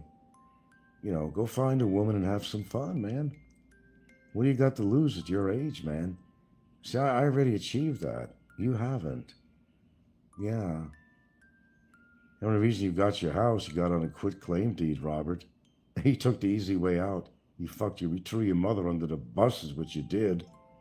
Donald Trump is losing it as mass protests erupt across the United States. The video we showed you at the beginning there are mass protests in Minneapolis. About 10,000 people protesting the Trump regime after Donald Trump's ICE Gestapo, Donald Trump's ICE SS, Donald Trump's terrorists shot and killed Renee Nicole Good, a 37-year-old woman who was driving her car in South Minneapolis. They murdered her in cold blood. Then when a physician tried to administer emergency aid, the Trump Gestapo refused, making sure Renee Nicole Good would bleed out. The Trump terrorists then accused Renee Nicole Good of being a terrorist. They say that she engaged in domestic terrorism against Trump's weak, pathetic gang of terrorists who need to lie and defend. Kind of interesting subject tonight before I hit the sack. I like to talk about it here, and I call it the rise and fall of vloggers. Got a little inspiration from Smooth Lee, in fact. I think he did a great show on this, and I encourage you to watch his last show. Smooth Lee has something pretty good to say. I think he spelt it out pretty good about vloggers, their success and down to failure. So, I'm not going to wait for a shitload of people to show up on here. Just going to get my message out. You know, when these foreigners, they come to the Philippines and they start a YouTube channel, they got to think, you know, how could I have any success on here? Hello, sausage. First thumbs up. All right, thank you. Appreciate that. You know, Paul Old Dog, you got a number of people on here that have come and they figured they conquered YouTube, you know, including, you know, Jim, Asian Adventures with Jim, think he had it all made. They all wind up falling into failure, no matter where they go. They have success on their show in the Philippines, and then, let me tell you how it begins, really. And this is how it begins. They come to the Philippines, they start a show, and they got to find every gimmick they can to get audiences to their show. It includes getting well-known guests on their show. It's getting scantily clad women on their show. They use all the techniques you could possibly think of. Okay, so then they reached their success, where they were first praising the Philippines, praising Filipinos, you know, and not really jumping on any of the negative aspects of the Philippines until they got their fame and they were starting to make a lot of money. But then, when their noses were really turned up in the air, they were making a lot of money, that's when things started to change. They started criticizing everything about the Philippines. They reached that plateau where, first of all, let's say, they weren't having a good life, and most of them were not, in fact, having a good life in the country they came from. And that's why they came here. But when they got involved don't you hear me out? When they got involved with YouTube, they found an outlet and gave them a chance to speak out, introduce themselves, and they also followed the patterns of other vloggers who have made it by having scantily girlfriends on there, by talking about things that we copy off other people. And I do it sometimes if it's worthwhile. Like I'm going to be actually talk a little about what Smooth Lee had to say. And this is based on a recent show from Smooth Lee. I don't normally listen to him. Pardon me. They didn't fill the dog's dishes. I'm so tired of what's been going on around here lately. It makes me want to move to another fucking country.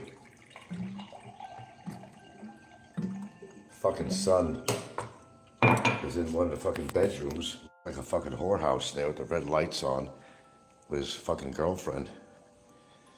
I said, it's not a fucking roadhouse.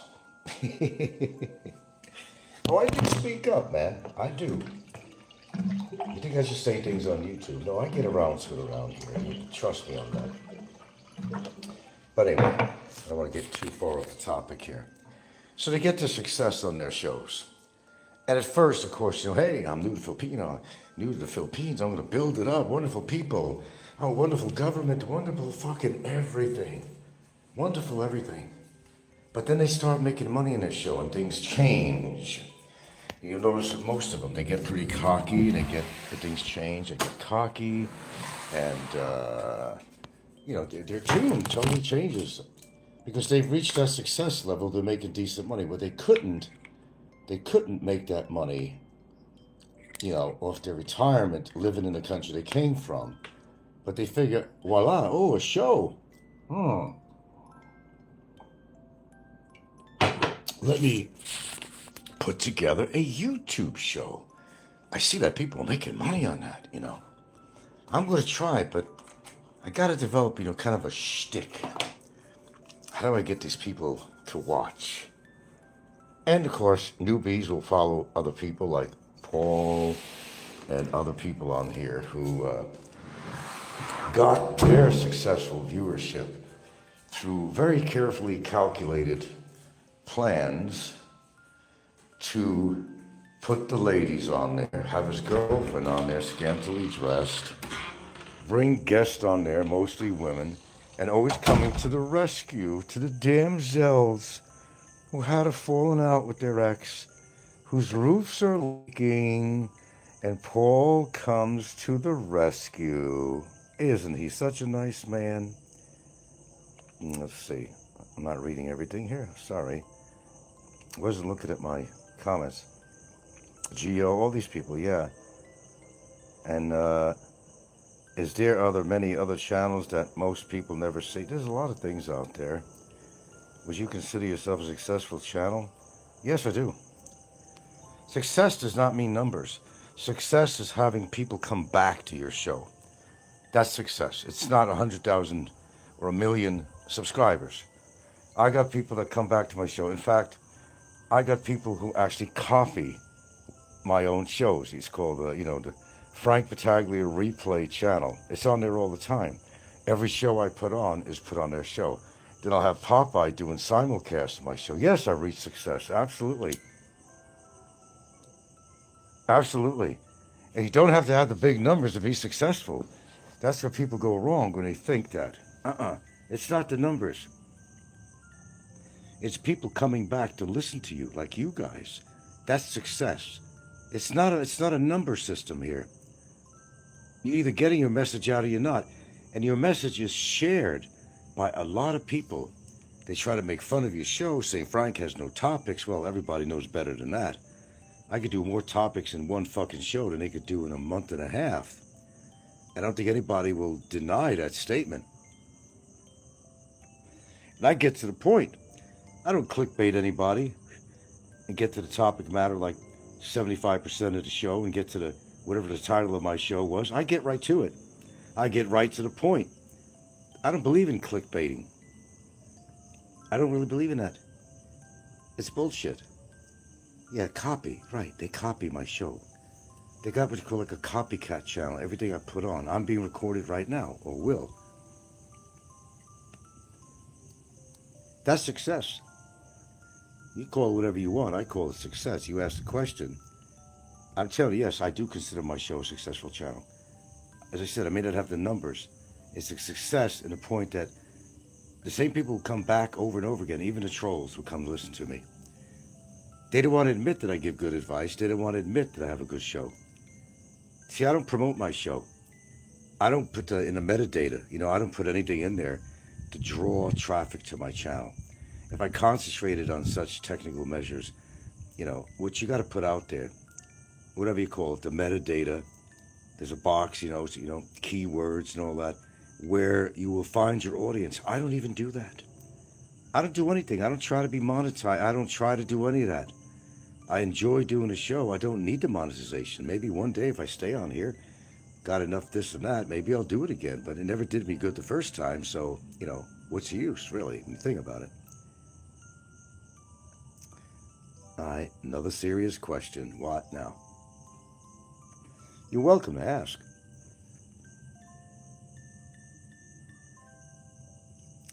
But as Smooth Lee was basically saying, you have to listen to his last show. I think it was rather good. And he really got to the point.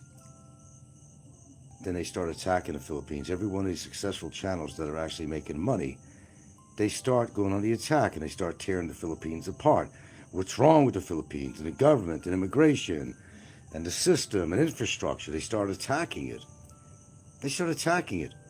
But to start this show, they never attacked the Philippines, not at all. They were trying to build it up, but upon their success, they tried to tear it down. So Smooth Lee made some really good references to this, and I don't promote everybody's channel, but Smooth Lee sometimes has some things to say that I think are very relevant. Yeah, Sausage says if you had a channel of trolls listening, that would be successful.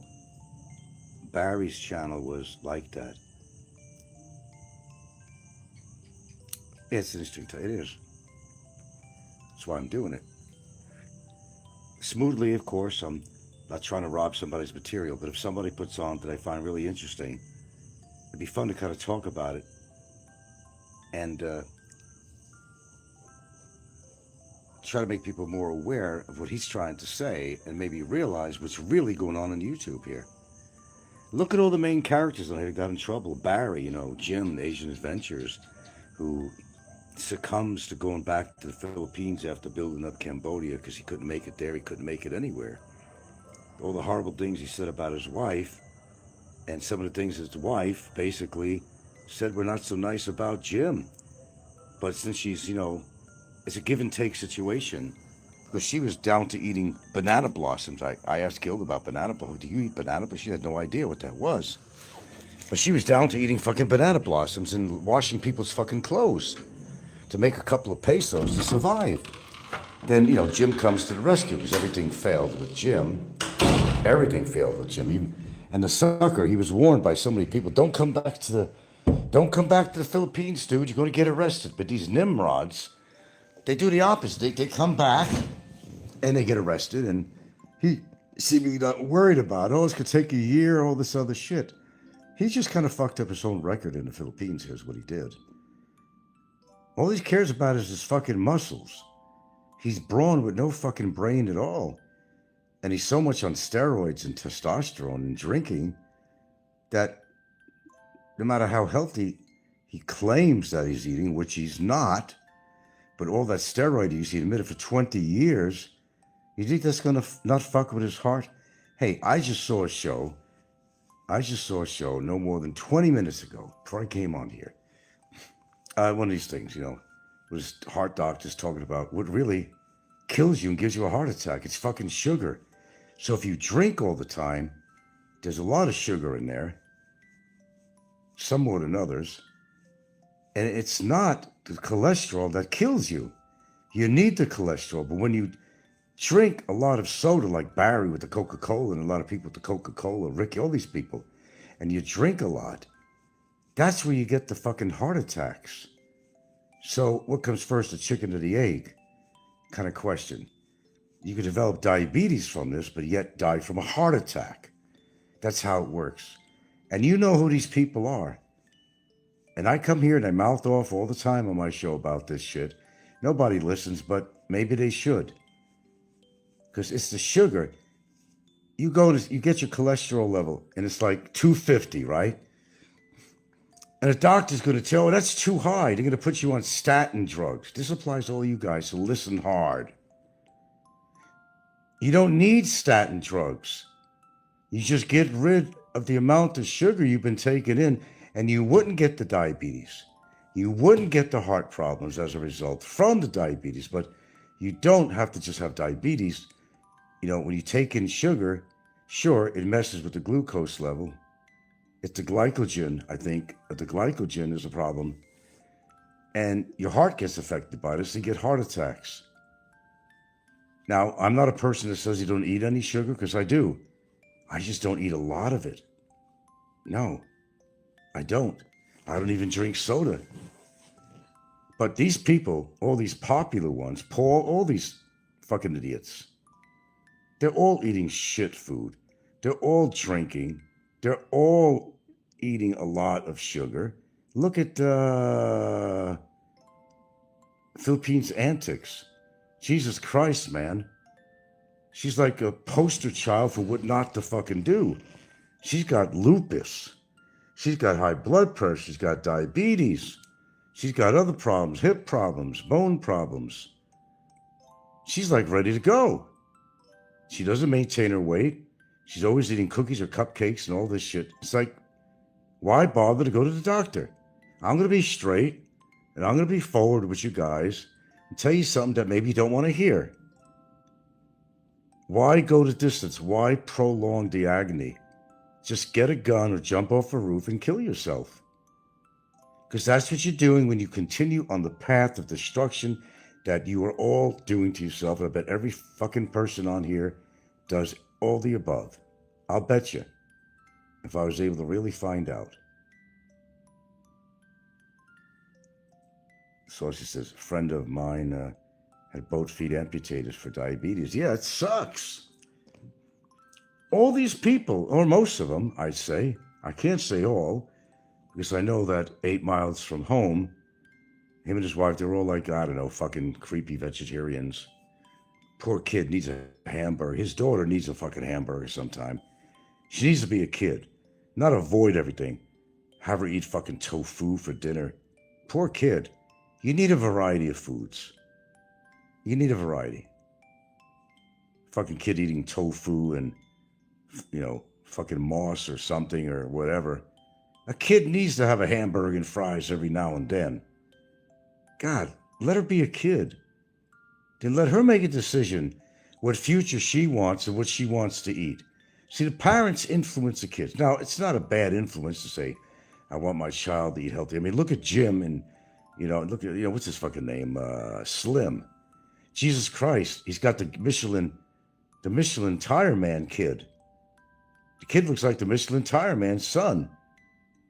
Ever see what the Michelin Tire Man looks like in the commercials? The poor kid is eating shit food. They're all eating fast food. It's like they don't care about the kid. They just care about making money in their goddamn shows. That's all they care about. It's touch and go for him, docs say. Who? Oh, your friend. Oh.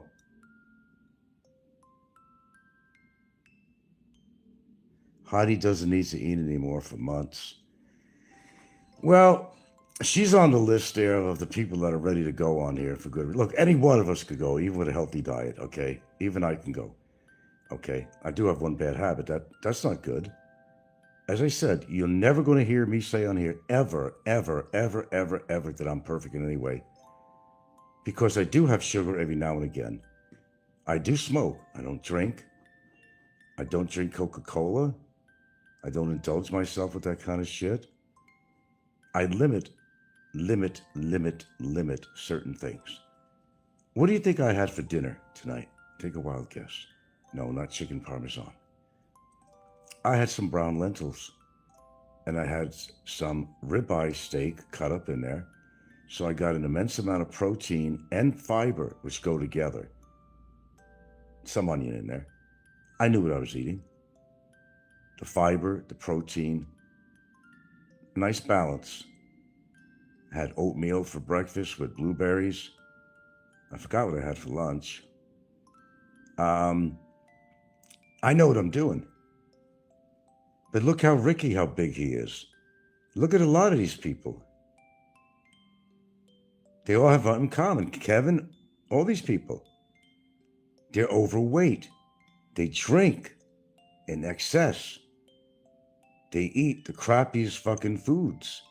They're eating fast foods. Look at Jim. How is he? Not Jim, Slim. How the fuck does he keep in shape? Look at the crap and how much crap he eats. How does he keep slim? As they call him Slim. And his girlfriend, whatever she is, how does she stay petite? Now look at their baby. Probably not his.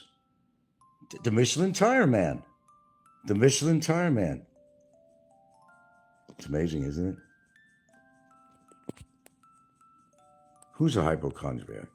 Oh, Heidi? Okay. So I'm not saying that I don't indulge sometimes in having some ice cream. I bought those Pepperidge Farm cookies from, what did I do with the screen here? Okay. I bought some of those Pepperidge Farm cookies from S&R, which were chocolate chip cookies. Excellent. They were delicious. I ate a good part of that bag. Most of it. There wasn't a lot in there. I will indulge every now and then. But the idea is, it's better. Okay, here's the point. Cancer feeds on sugar. Okay? If you don't have a sugar diet, it doesn't have a lot to feed on. It's not that, actually, if you get acidosis, if you get too much acid in your body, that creates problems too. But it starts from your liver, goes all the way through. Every time you consume an alcoholic beverage, you are taxing your liver even with one hard drink. You are taxing your liver. But don't listen to me. But I'm going to tell you something. I don't need a fucking medical degree to tell you this shit. I know how to read. And it might help that people do their own fucking research. I don't live in your body. You have to carry your body around no matter where you go, boys. Put in it whatever the fuck you want. Don't just have one bad habit. Have like 6 different bad habits. Street drugs, sugar, alcohol, and cigarettes. And by the way, there used to be a food pyramid. Well, there's also changes in other things too. When you go to your doctor and you get a cholesterol check, he's going to say to you, that your cholesterol should be down like, it's like 100 or somewhere around there. And somebody who has a cholesterol level of 250 of total cholesterol. He says, oh, we're going to have to get you on statin drugs, son. No. Your body actually needs the cholesterol is not your enemy. It's the sugar and the conversion and the things that the sugar does with cholesterol. And that's when the cholesterol builds up in the walls of your arteries and causes problems. It's the sugar. It's not the cholesterol alone itself. It's what the sugar does. Follow me? So eat what the fuck you want. I don't get paid on this cocksucking show. I don't get paid a dime. I don't have a PayPal. I don't have a Gcash up there. Nothing. What I tell you is things that I learn. You either appreciate it or you don't. Yeah. 5 packs of what? Oh, Reese's. Oh, please. Yeah. Eat a lot of goulash. Yeah, well, you should. Oh, Dr. Pepper. Yeah, that's no better than Coke, man.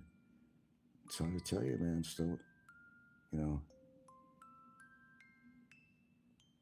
Yeah. Pharmacy? No. You want the sugar level? No. Waste of time. It's not testing. You gotta get a A1C blood test. And that'll go back. I did. And I was shocked to find out that I'm basically pre-diabetic, but that's based on certain things. It's a test that allows you to go 3 months back. Now, what was going on during that 3 months? This is the problem, where nothing is accurate. I was a 5.4, and anything from a 5.4 and higher is what you call pre-diabetic. All the way to 6.4, 6.7 or something like that. Then you're diabetic, and you're actually diabetic. Now, what happened during those 3 months? This is why the test is not accurate. It just gives you a picture. Maybe during those 3 months, you were indulging in lots of cookies. You were coming home with donuts from Cebu. You had ice cream.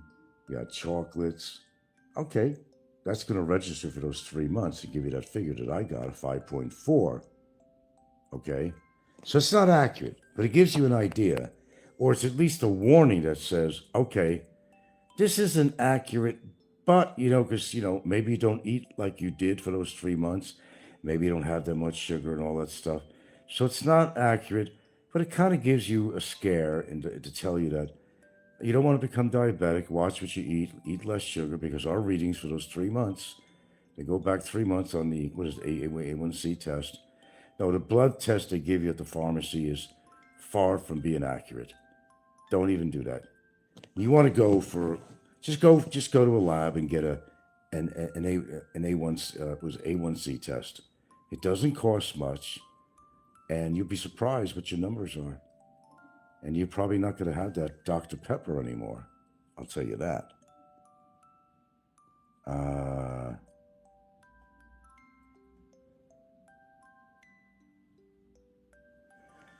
Yeah, well, I don't know how we got into this subject. We kind of segued like I normally do on this show, but we were talking about what Smooth Lee's show was all about, and how these people, they start off and they do everything wrong is what it is. All the trolls on here, they're all fucked up. They're so fucked up, it's not even funny. People are gravitating to my channel slowly but surely because they're finally beginning to see that maybe Frank has been right all this time. He's been right about what's been happening to people and why. I've been right about the characters on the people on here. Everything I said about the people on here were based on factual truth, based on what they said and or been heard on their show, so it can't be a lie, or else these people would become liars. If it didn't come from their show, if we all didn't see it, not just one person seeing their shows, a lot of people. If a lot of people who saw their shows heard and seen the same thing, then in a public court of law, it was considered a preponderance of the evidence. You'd win your case and say these people really are fucking creeps. Okay? Proof is in the pudding, as they say, It's not real accurate, those tests at home, okay? They're not really accurate. Well, maybe they came a long way. I don't know. But you don't want to be point that you have to inject yourself all the time, because everything has a cataclysmic effect with sugar. So let's say that, you seemingly have a healthy heart. You think you do anyway. Most of you don't. And heart valves, plaque. The plaque from your mouth, if you don't brush your teeth a lot, don't mouthwash. The plaque from your mouth can accumulate in your arteries. Now understand something. Your brain lives on cholesterol. Your liver needs cholesterol. So when a doctor says to you, I'm going to have to put you on a statin drug, this is Big Pharma talking. It's not Frank talking, it's Big Pharma talking. They want you to get on these, like lovastatin and all these different type of drugs. They want you to get on statin drugs so they can make their trillions of dollars. You don't need statin drugs. You just need to get the sugar out of your fucking diet, and you need to do a little bit of exercise. You will not need these statin drugs, which cause problems with your muscles and aches and causes all kinds of other serious problems. Like Big Kevin went on that Ozempic stuff to lose weight. You know how dangerous that shit is? People died on that shit. It's simple, Big Kevin, or anybody that's obese out there, you, Ricky, whatever. Stop shoveling that food in your mouth. Use a spoon and fork and take human bites. And don't eat so much and watch what you eat, and you'll be fine. And you won't need medicine. Go on dangerous jobs like Ozempic. Jesus Christ, folks, it's elementary. It's just elementary. God damn, man. And I know it's a prick of the fingertip, but their studies go a lot deeper than A1C. So a finger prick is only giving you like a ballpark, basically. But like I said, when you get an A1C test, it's kind of a false positive result. Now, I'm not arguing the fact necessarily that I got a 5.4, which is nothing to write mom home about, you know. It's very low. However, it's the beginning. It's the beginning of pre-diabetes. The beginning of pre-diabetes. You're not diabetic. It's the beginning, and anything over 5.4 is absolutely pre-diabetic. And anything over 6.7, I think, is diabetic. So I'm way down there at a 5.4. It's just like the beginning of a pre-diabetic, which is basically a warning saying, okay, dude, have a little bit of your sugar. Don't overdo it because your next test is going to be in 3 months. I'm going to go back in a month and a half. I'm going to do another A1C. I'll probably guarantee you're going to see a change in that number. It's not going to be 5.4. It's going to be lower. Because during those 3 months, I can sort of remember there was a lot going on. They were coming back from Cebu with all kinds of donuts, from Krispy Kreme. There was birthday parties, there was this and that. There was cakes, there was this, there was that. Or they brought back some chocolates from another country. And it measures approximately 2.5 to 3 months. How they do that in your blood test, I don't know how they do that. But they do. Somehow they know. Magic must be like magic. But they can give you a number from 3 months back. 3 months. That's kind of amazing. But like I said, it's not accurate. Because you may have overindulged in sugar at the time. Maybe that's not your natural number. That's why you'll go back again after 2.5 to 3 months and you'll get your numbers checked again. Then you have to maybe make a note of it. Have I been eating a lot of sugar? And if I have, what have I had that would affect those numbers? Okay? All right. Sausage says if doctors are recommending them. Let me tell you something. I don't want to go back on this again. But, you know, I had a gastroenterologist where I used to get colonoscopies and endoscopies and all that shit. Okay?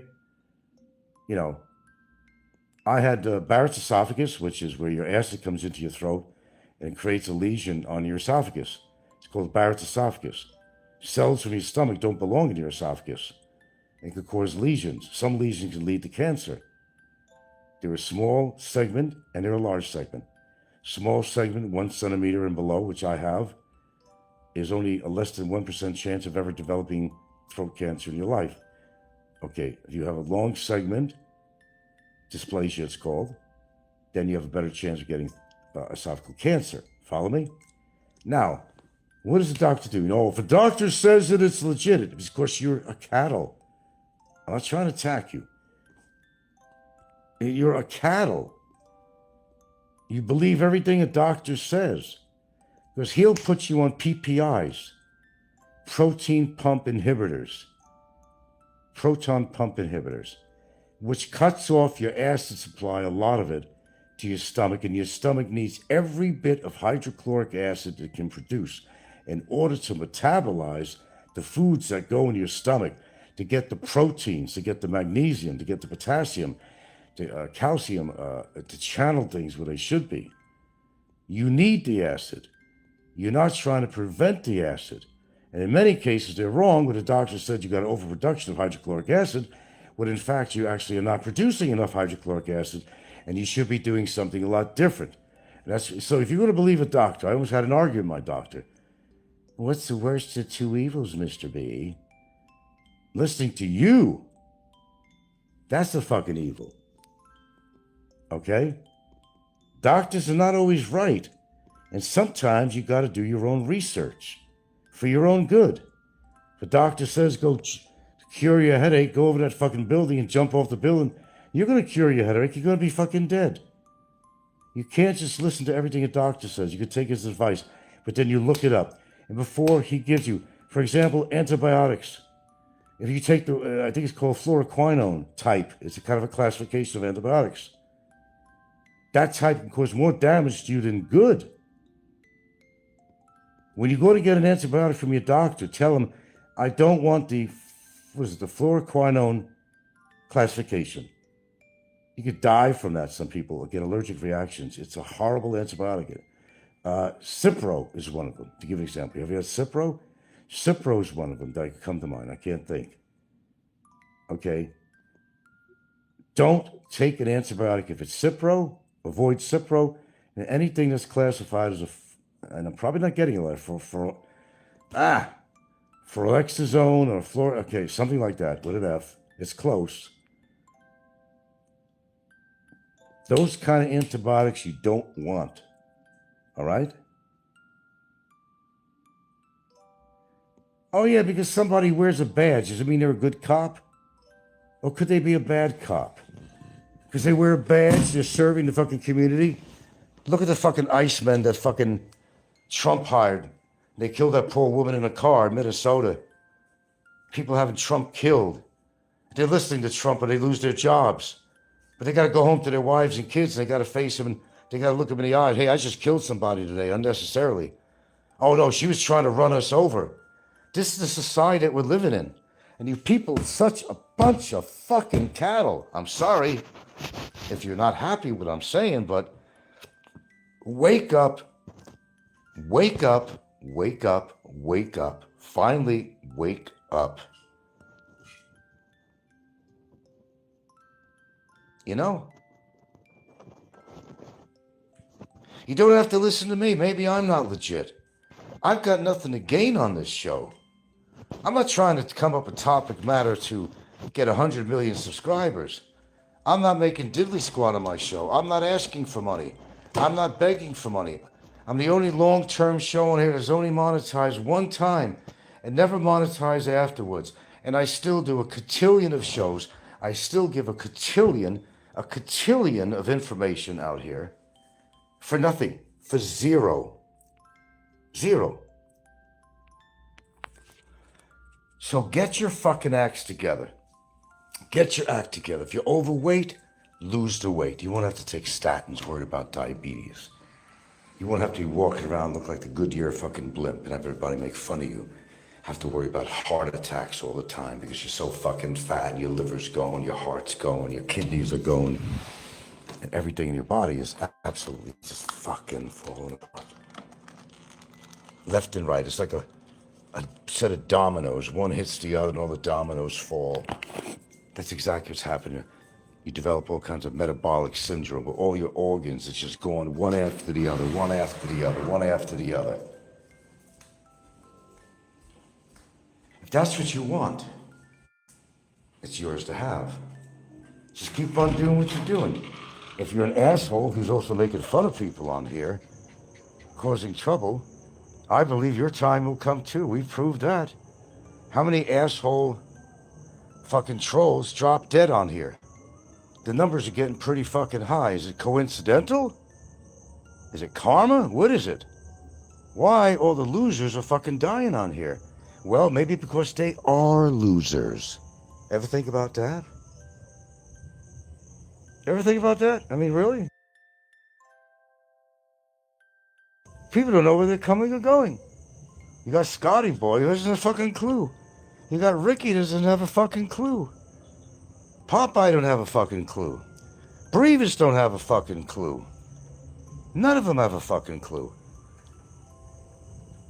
Asia's Ventures, you got newbies on here that have a fucking clue. You got Ray in the Philippines who ain't got a fucking clue, a newbie. Drinking with his wife all the time, smoking. They don't have a fucking clue.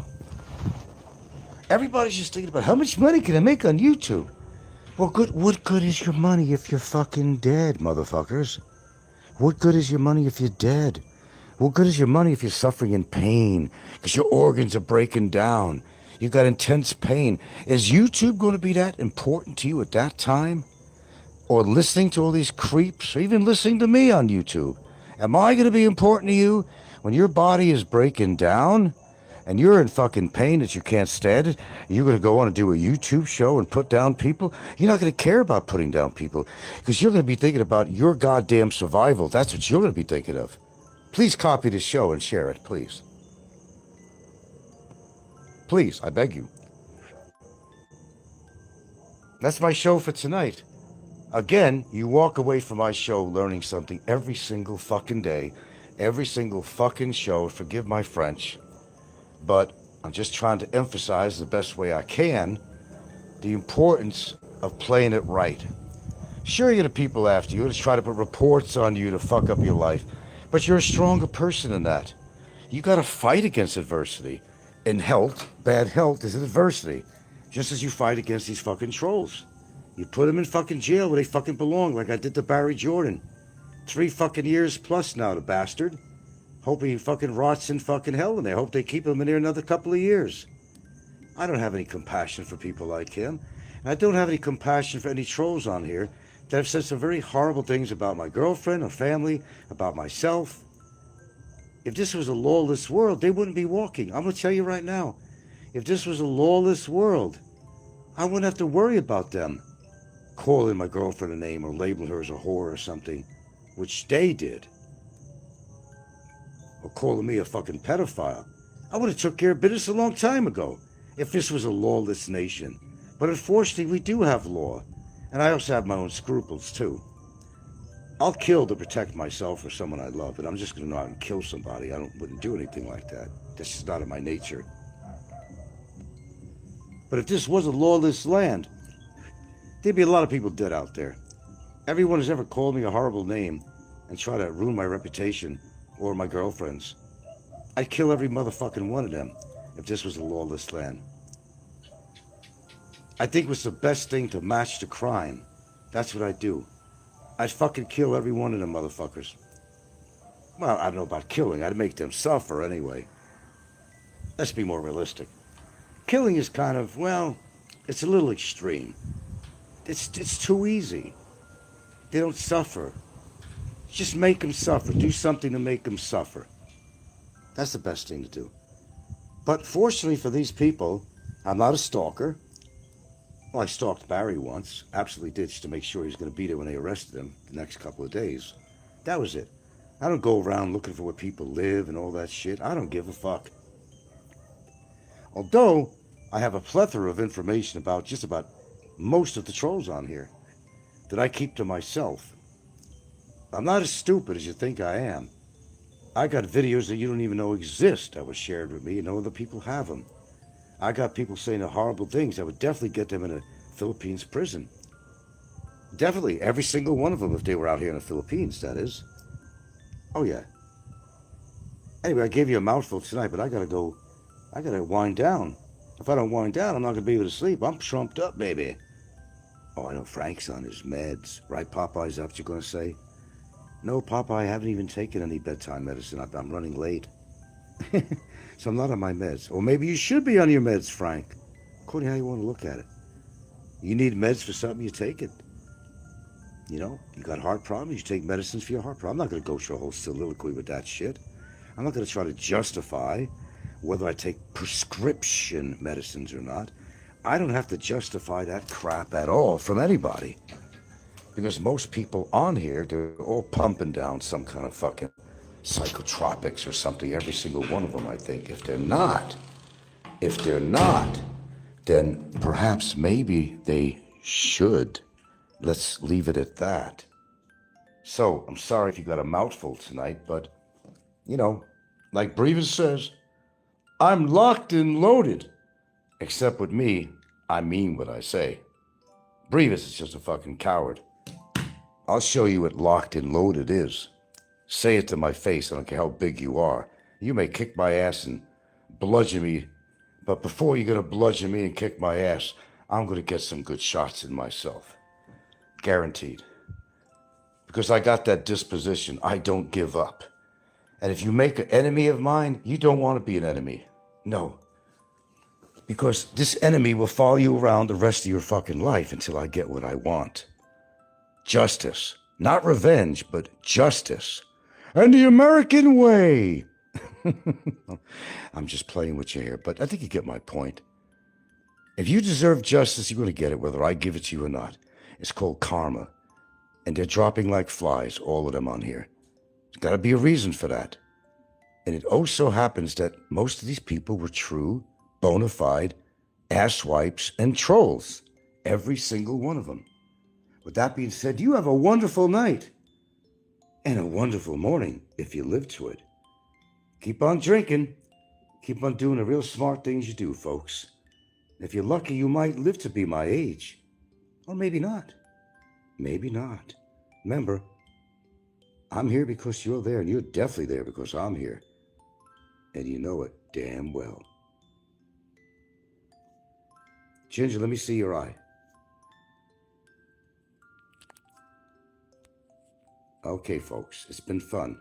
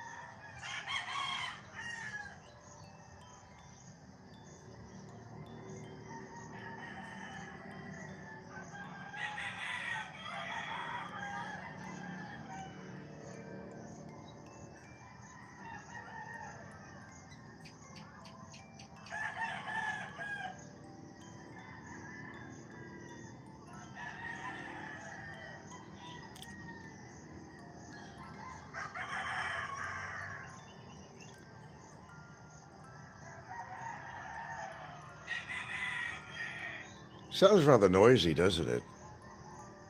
But I don't hear that in the house. I just hear this in the morning. I don't know, it's like a rite of passage or something with these roosters. Daylight comes, they start crowing. I don't really hear it in the house, though. This just signifies a brand new morning. Welcome to life. Welcome to the reality of your world, wherever you choose to be, in the Philippines. Become pretty routine for me. I'm usually the first one up. Not really by choice.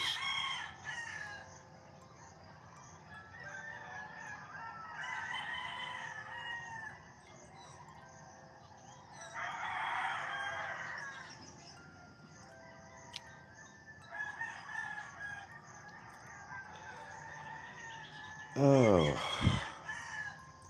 I've been up for a while. It just takes me a while to get out of bed and just do my routine in the morning here. Seems to be doing one of the reasons I do my shows early in the morning, because it's peaceful. And I'm also bored because, well, everybody, well, whoever's here, sleeping. I'm the first one up.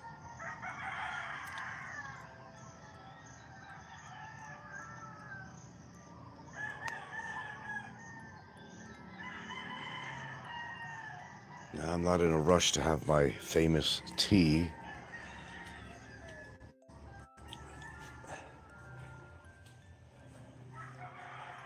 Okay. I'm gonna settle maybe near my window here The chair. I gotta go. Okay. I usually share my thoughts in the morning. That's when I have all my clarity. I listen to a few shows that I might find interesting. No, not yet. I haven't listened to anything. Well, actually, I did. Slim. Whatever's out there, I've seen they do a show on. What's Slim up to now? What no good is he up to now? I see a lot of people really making a lot of bad comments about Slim and his wife. That's crazy. Why would they do that? You want to understand? Sounds like Boris Karloff. Really, if you know who Boris Karloff is. Oh, we got 9 already in here. Thank you. If you don't mind, I do share my philosophy on here and so forth, if you're not familiar with my channel. I'm pretty much on here every day until I'm not on anymore. I'm either dead or just off YouTube, period. I'm not even going to talk about that anymore.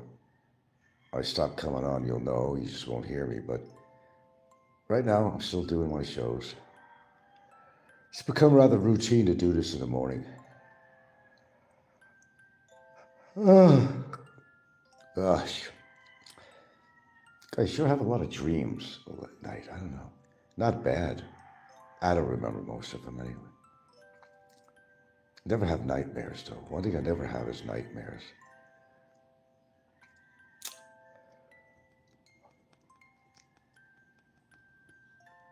There's a division of people on here, vloggers, who,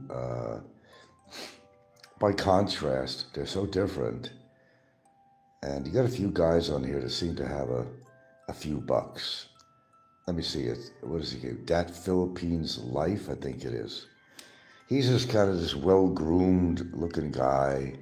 He has this kind of a goatee of sorts. Very well spoken.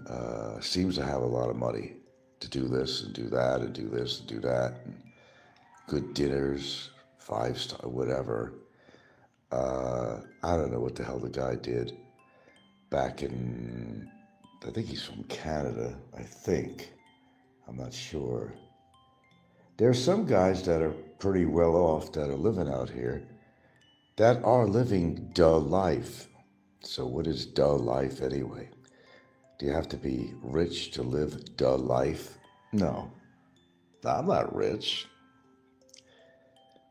But I'm living my life, not anybody else's. I'm not trying to live somebody else's life. I'm trying to live my own. As you get older, you notice you should appreciate getting up in the morning. Oh, I'm not ancient. I don't consider myself ancient in my age. But there is a certain way of thinking as you get older, though. You might actually think about your mortality a little more than you did, 10 years ago, but that's pretty normal. How long am I going to be on this earth? Have I achieved anything out here that I'm very happy about? I think so. When I think about it, I know I'm living a better life than some people out here. Maybe not as good as others. Some that are trust fund babies and inherited money from their parents or things like that. The one thing people regret, though, I've noticed, is the ones that already have, and they're not even retirement age, they seem to have money to live on. It's not always from their YouTube show, but a lot of times it is. But you have some people that come on here that were very well prepared. I mean, they didn't have to wait till they were retirement age. They have, who knows, some source of money. I don't know where to get it, really. Hello, Mr. Prince. Okay. Morning, sir. Have a wonderful morning, sir. God bless you. Thank you. Yeah, I know. I don't use that word blessed because I'm not really religious, but I know what you mean. If I am, anything, I guess I am blessed in the sense of the word. that, yes, I'm still alive and kicking. Some people would, don't like to know that or see that I'm still reasonably healthy as far as I know, and it's all good.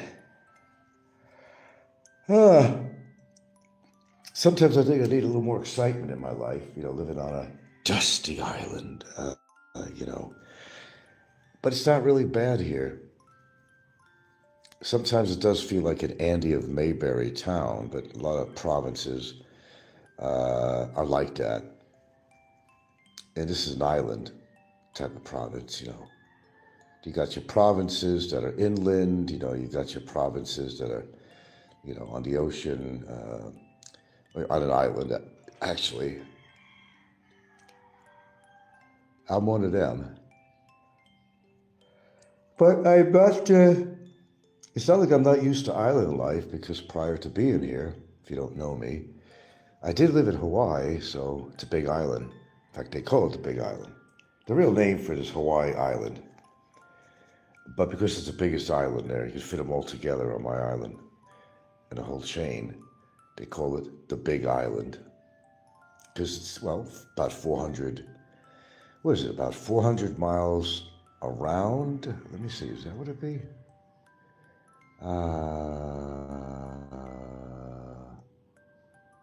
No. Let me see, no, it's got to be about 200 miles around the island. So round trip going there, yes, 400 miles, going there and coming back, yeah. It's funny because they got these motorcycle clubs there. And they can't go anywhere but, around the island. There's no land bridge here, anything like that, to go to another island, You're stuck. So though they got these motorcycle clubs, they're like, not really like a bunch of banditos or anything like that. Just people, most mainlanders with money, and they got their Harleys, and every now and then they do a get-together. Sometimes they do charity work, but they rev their engines. They love the sound of their engines. I don't know if it's an extension of their dick or something, or, they want to have these loud-sounding engines. I think it's more, I don't know. Maybe I'm getting old. It's like they're trying to show their strength, and they got the big engine sounds and their Harleys and all that stuff. I don't know. Another extension of their dick or something. I have no idea.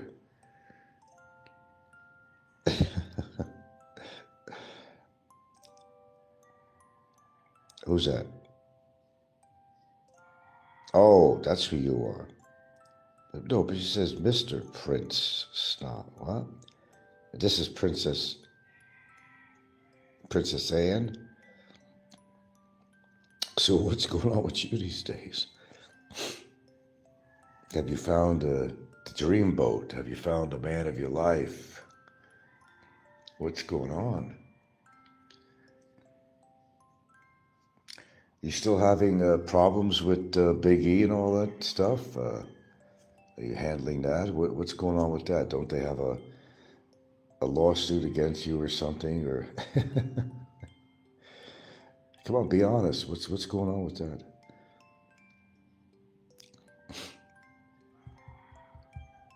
I don't really follow that, but him and his girlfriends in his harem always seem to have a lot to talk about you, laughing at you, and come out with the info. It can't be Princess Anne. What a name like what? Mr. Prince Snob? It can't be Princess Anne. I don't understand the name.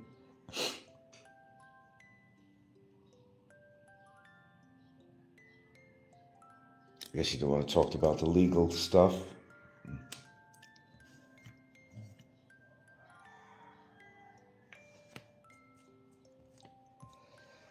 I don't know. It seems if everybody mind their own business on YouTube, there wouldn't be so much tension and,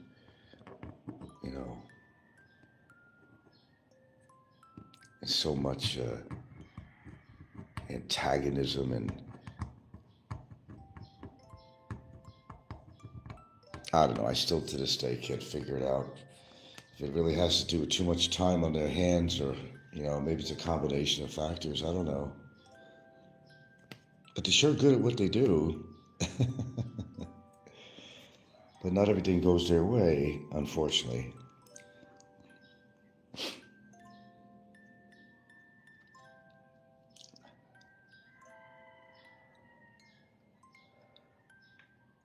I did get to listen to a few shows, and it's like business as usual.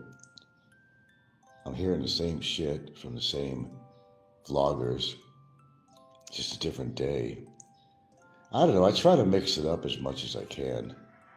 Because if I don't, basically I'm going to bore myself. And I don't always come up with a particular topic matter on here. I kind of do freestyle. I enjoy freestyle more than anything. No matter what the title of my show may be sometimes, it might indicate I'm doing a particular topic, but it always winds up transgressing, it always to like numerous other topics as it comes to my head. But if you really had to analyze everybody who's doing a show on here, there'd be a whole lot to talk about, but never enough time to do it. You can spend as much time on it as you want. I don't like to make it too long anymore. The other day I did a nearly 3-hour show, but there was some good dialogue going on, so you didn't really look at the clock. Oh, almost 3 hours, you gotta be kidding me. Well, time goes by when you've got good dialogue, and you just kind of lose track of the time. It's not that I like to do 3-hour shows, I really don't. It's not that important on the timing on my shows. It's just getting a lot of facts out.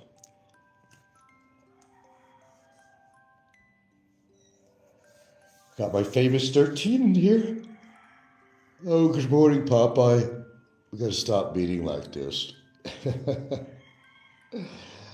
Oh, man. People are going to do the same shit they do all the time. They're not going to stop, To make me more famous. Famous Amos. I don't know. How could I be so famous with I don't even have 300 subscribers, really. Which is kind of embarrassing, really, because at one time I had 13,000. So, God, I can't even remember. Wow. It's been a while back. 13,000. Some say, oh, you bought all these subscribers. No, I never did. There might have been some people that bought it for me. Save your money, man. Save your money. Thank you, but I don't need that.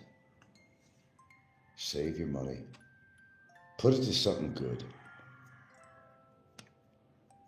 I don't really need to build my channel, but sometimes I am surprised, really, that's crazy, that I don't have,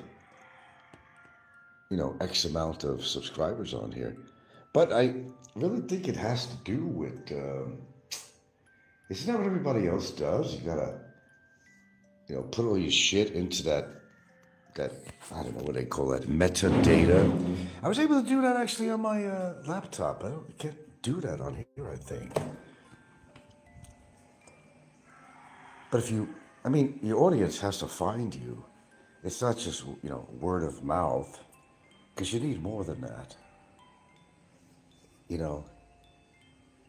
Because you got to find the audience, and you got to put this data in, keywords, the keywords that will actually bring the audience to you.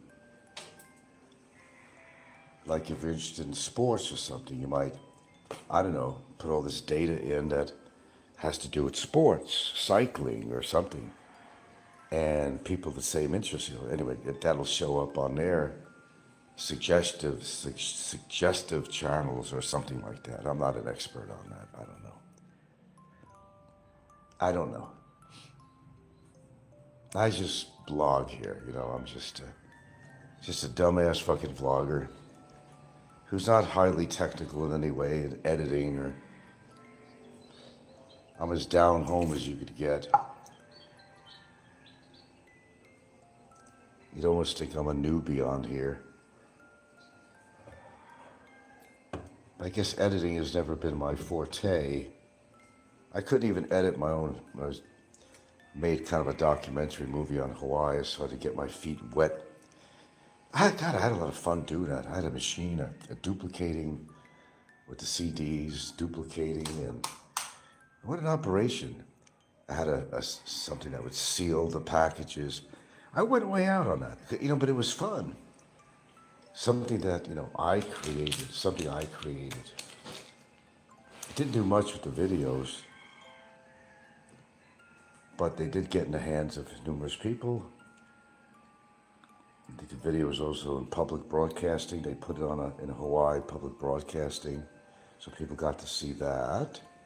Something, better than kicking the ass, I guess. But the thing was, I had fun doing it. You gotta get involved in a project or something. I think when you live out here, you gotta get more involved with something. And preferably, creative.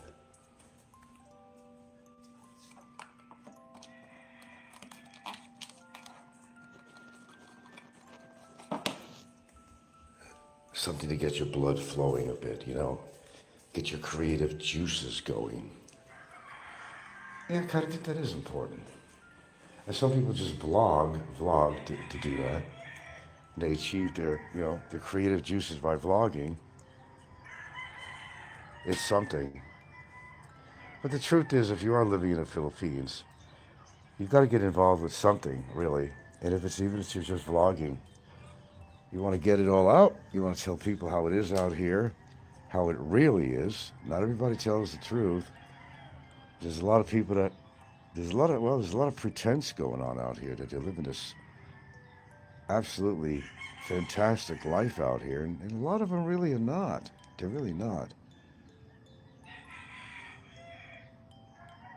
There's Milo, always greeting me. She loves me so much. She loves me so much.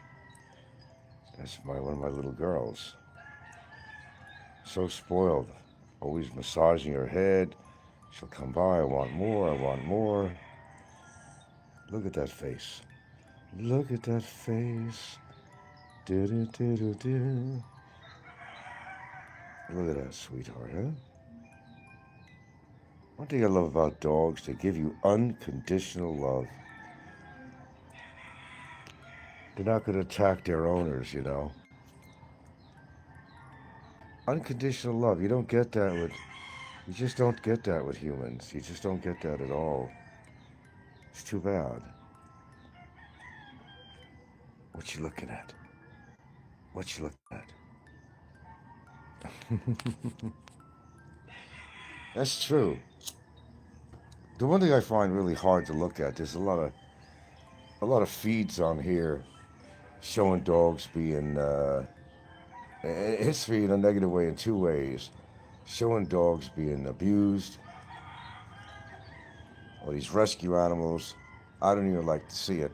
But the unfortunate thing is that, believe it or not, and you probably believe it, a lot of people set these things up. They put the animals in a certain position, just to create their shows. Yeah, humanity has come down to that. Everything for click, views. They'll stage things. It's so horrible. They will stage things. They'll put an animal in mud, say it was stuck. They'll tie all the dog's legs together and say, oh, we found this poor dog. How could somebody be so cruel? Poor dog's there all tied up and shit. I put it up front. I'm not afraid to hide the fact that, I don't know, man. Society, our modern day society really sucks. People have just become too aggressive and too uncaring and too self-centered and aggressive, violent. When you think about it, humans are war animals to begin with. And we're really the only animals on this planet that are really like that. We're war animals. Every one of us has it within us, whether you want to admit it or not.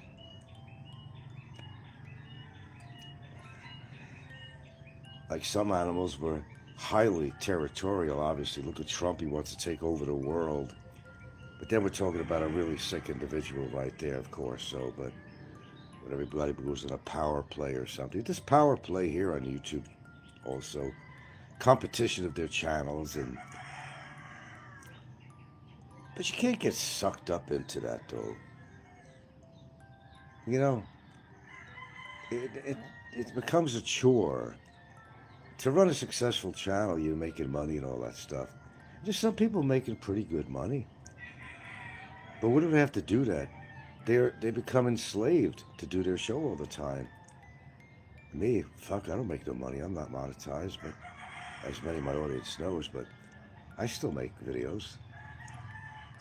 I'm not driven to make money. As I said, I could put different things on here, PayPal, this and that. I don't bother to do that really. But then again, I would expect to make a lot of money anyway, unless I expanded my channel and really put that kind of like metadata information in and all that, and people could find my channel. And the only people that really find my channel, some people, maybe it's a TikTok thing going on. I don't know, something to do with doing vertical on your show. When I don't know, they find you by accident or something. I am getting new subscribers very slowly, but +1 subscribers, +2 subscribers. I'm seeing that. It's a very slow process. But, you know, they're coming. Just very slowly.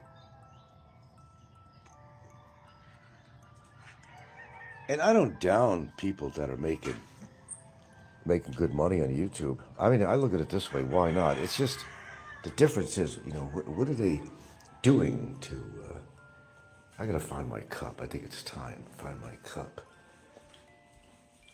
So hold a second here.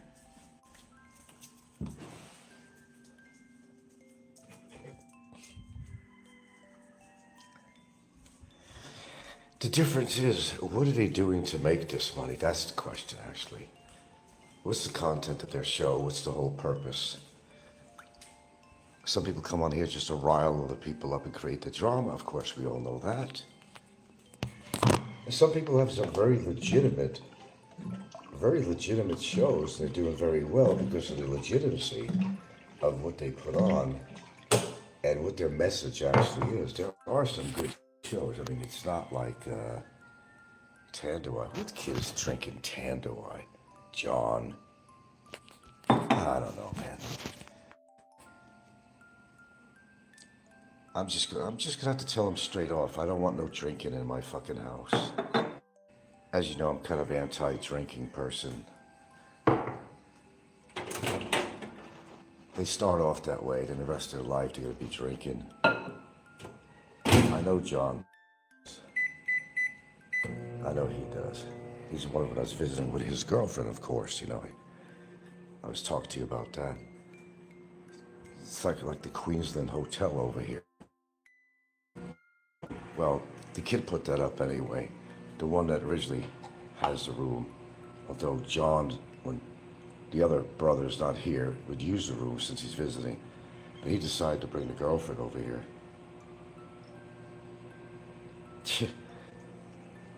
Went to ask him a question. His door is locked and dark in there except for these red lights, like the fucking red light district or something, you know. To ask him a question. He's in his undies, whatever, shorts, with his girlfriend in there. I'm not that liberal, you know. I've been called a lot of names, but I'm not a fucking liberal. However you define, you know, being a liberal as, no, I'm not.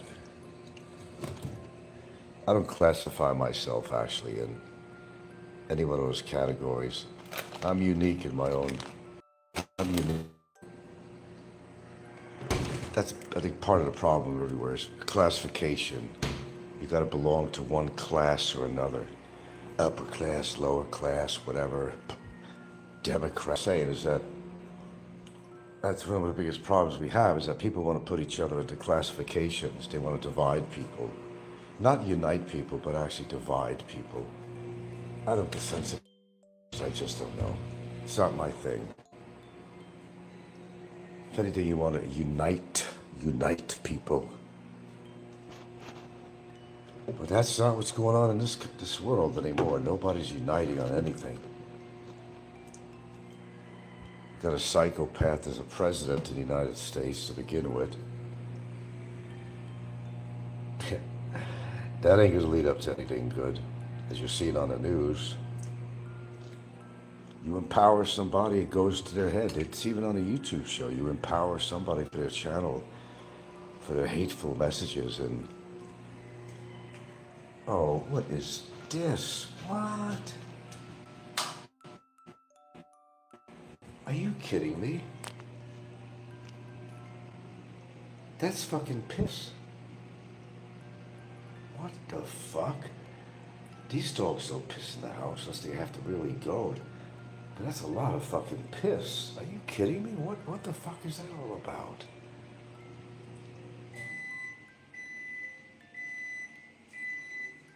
Jesus Christ, that's a... Damn. I'd like to know which dog did that.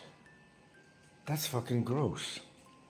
Every now and again, very rare that ever happens, but look at that. I guess we've got to clean that up. Well, you know, me. Who went pee in the house? Did you go pee in the house, Sal? Or was it Ginger? Holy fucking... Did you go pee in the house, Ginger? Did you go pee in the house? Are you up? Oh, I don't want to disturb her just to tell her that. That really sucks.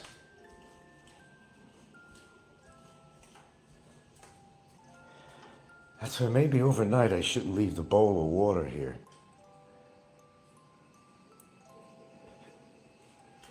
Oh, fuck. Well, let me get the mop. Great, huh? That's a good morning greeting. Nice. Nice. Real nice. That is gross. No, they don't do that all the time. It's very rare that ever happens. It's not like we don't give them an opportunity to go out and take care of business. Okay, got it already, but now I gotta get the vinegar out. That is just totally fucking gross. No call for that. Unless they're having bladder problems. Yeah, I'll pour some white vinegar on that is what I actually do. Or else you'll be smelling it. Fucking A.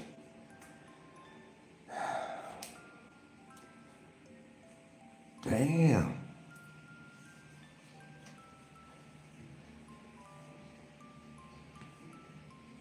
Now get this disgusting mop out of the house.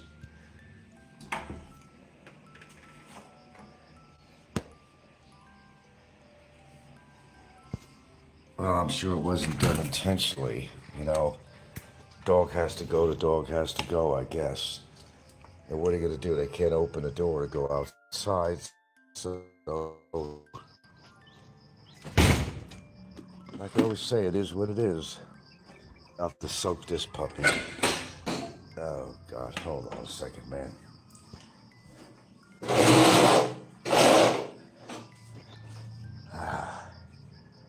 Having animals.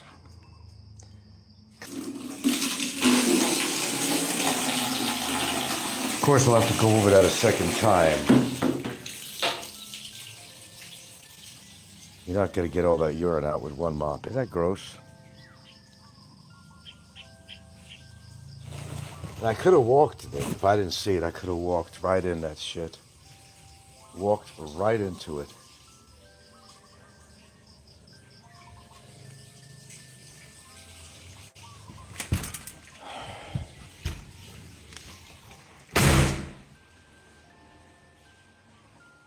Or the kid would have walked out of the room and walked into it, and it would have been all over the house.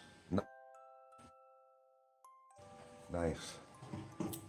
I'll just take some dishwashing liquid antibacterial, put it in there in a bucket to clean this mop out. probably have to go over it twice.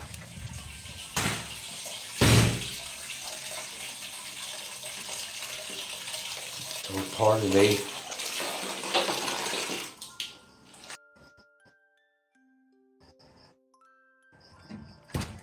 That was a lot of urine. That was a hell of a piss. Have to clean my feet now. All right, well, a little diversion from my show here. I didn't expect anyway. Now I'll concentrate on me and my famous tea. No lemons though. I didn't go to that tree. I should have done that.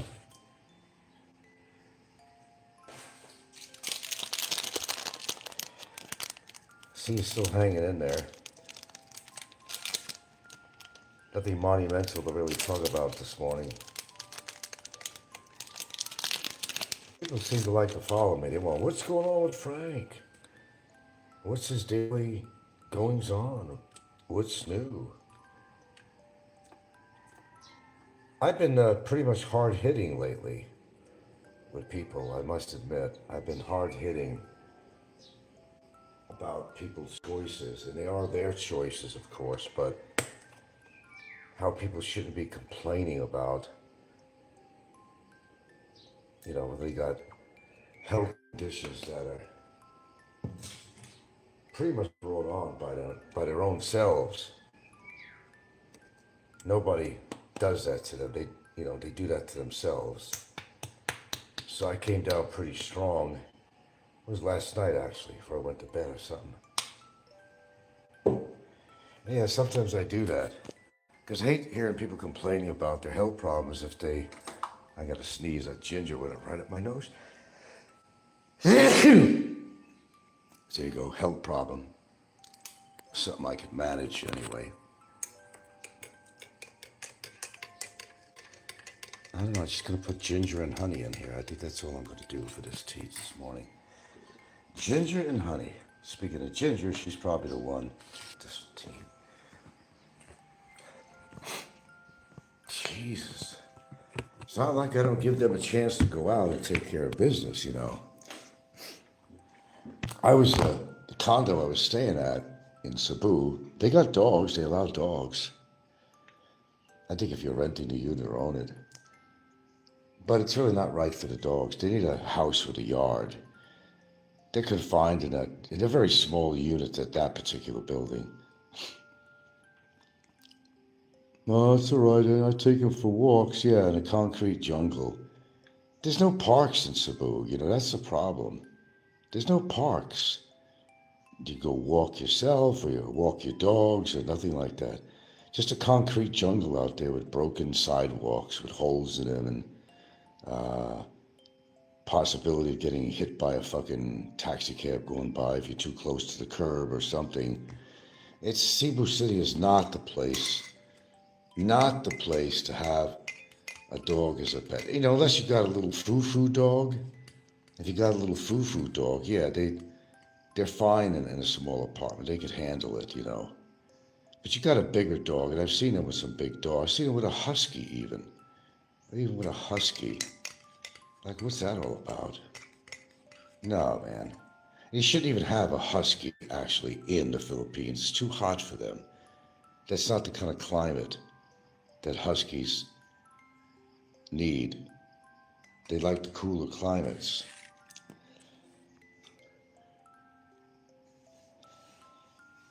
No, we don't have a big wide audience this morning, I can see. And not much any dialogue going on here, so I don't know where this particular morning show is going to go. I try to make enough content for Popeye to do a simulcast, but sometimes I disappoint him. I don't mean to disappoint you, Robert, you know. I try to give you something that's worthwhile to simulcast, but unfortunately, there's nothing in here that you could use against me, and, you know, sorry about that.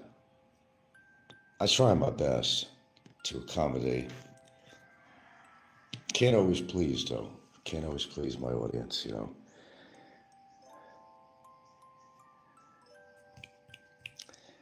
I tell people all the time, I'm hearing all this shit about this pro-life traveler guy and his wife, whatever she is. I always say whatever she is because I don't really know their relationship. I tell people straight off, you got a problem with somebody like Slim, and you feel that he's not doing justice for the kid and all the other crap and putting the kid in danger, then do something about it. You got all these people around here, all they really do is complain. They wait for the other guy to do something. They don't do anything. You gotta be proactive. If you're not concerned about somebody's child, you don't think they're being treated right, or, then do something about it. Call DSWD, Department of Social and Welfare Department. Don't, complain online just to have people hear that you're complaining.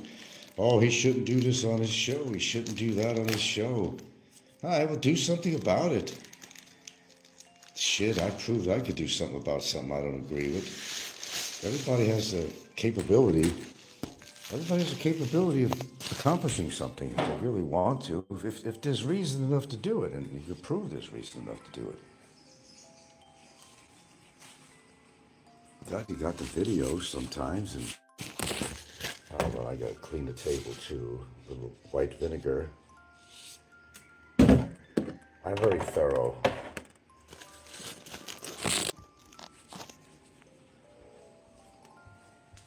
I've never seen that much pee in the house ever when they had an emergency. I've never seen. They went from the door, went about 4 foot length for the fucking urine on the floor. Gross.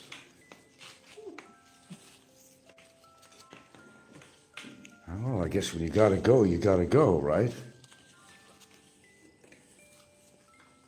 Getting back to people who don't agree with somebody's show, if somebody is really, really doing something wrong, you got the power to do something about it.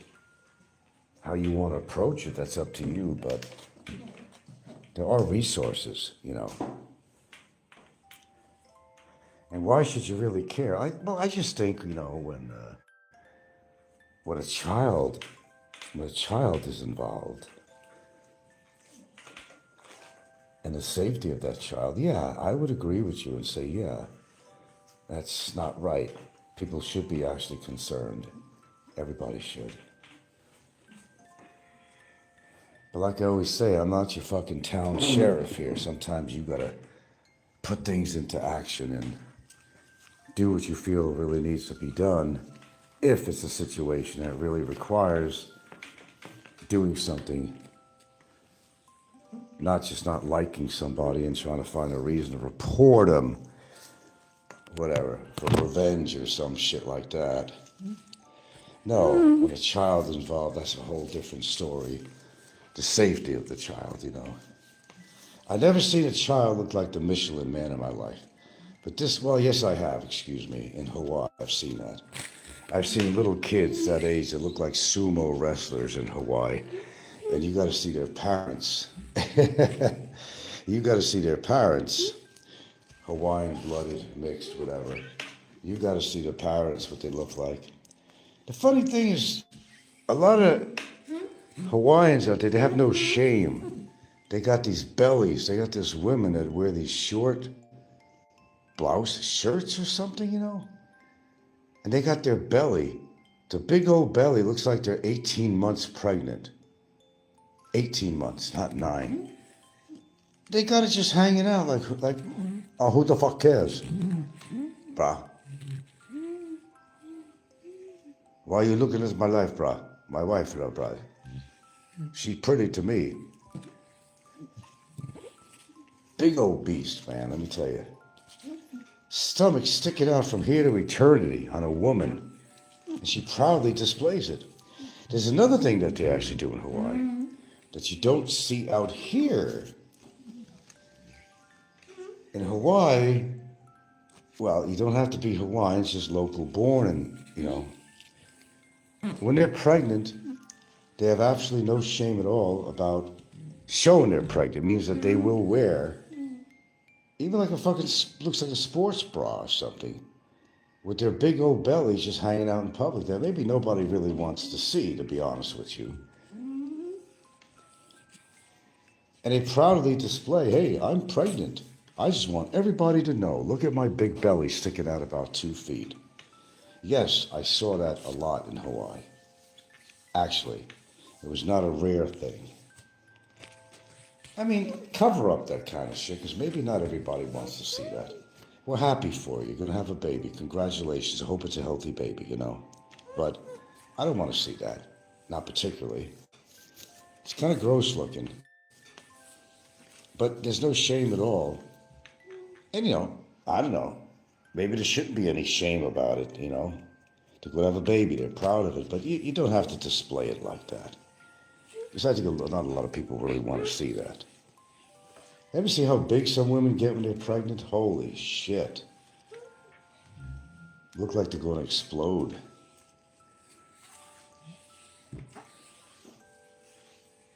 I'm glad I'm not a woman.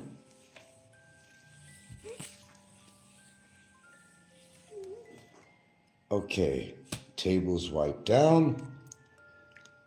Just wait for my tea to cool.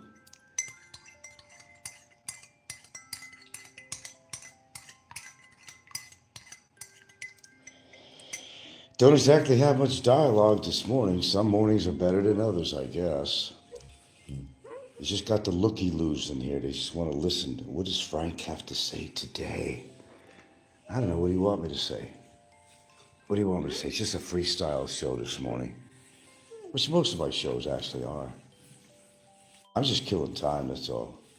I'm up early, they're still sleeping. Just killing time.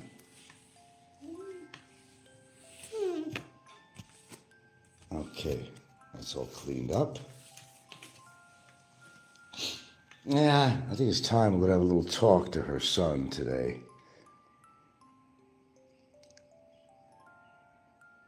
It's just, you know, they just, I think, take too many privileges. Well, especially him, because I know he likes to drink, and probably him and his girlfriend were probably drinking, fucking in my house, locking the door. I swear to God, it looked like Ricky's crappy little place, you know. But they like those little lights in their room. They had those little LED lights, whatever they are. They could turn different colors, red, blue, green. So I go to the door, knock it, ask him a question, opens the door. It's all dark in there except for these lights, and they're red. Look like the red light district or something. He's got his girlfriend over there. Now that's going to stop. That's going to stop. Then I find an empty small bottle of Tanduay on the sink. And I'm saying, that's it. That's it. You're cavorting and you're drinking in my house. This is not a fucking hotel. It's a home. And maybe I sound old-fashioned, but whatever. That's just me. Bringing girlfriends here like they're going on vacation. Yeah, I got a vacation house in Bantayan, man. Yeah, my mom's. Oh, they don't mind you coming over. Yeah, come over and eat my food, use my electricity, use my rooms to fornicate. Oh my goodness. To fornicate in my home, my sanctuary, my peaceful sanctuary.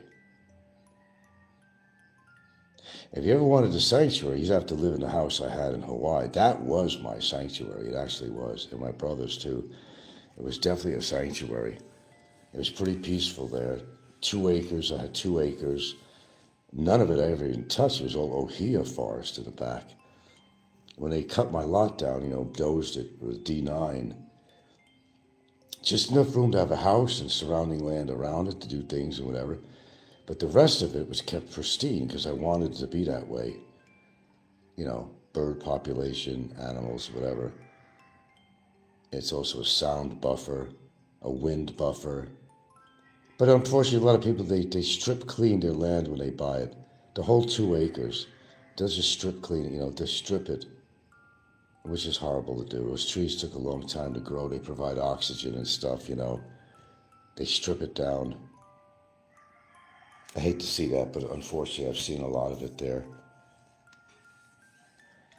They don't even wind up using that land for agriculture or anything. They don't do anything with it. They don't do anything with it most of the time. So it's like, see, look at the land I got here.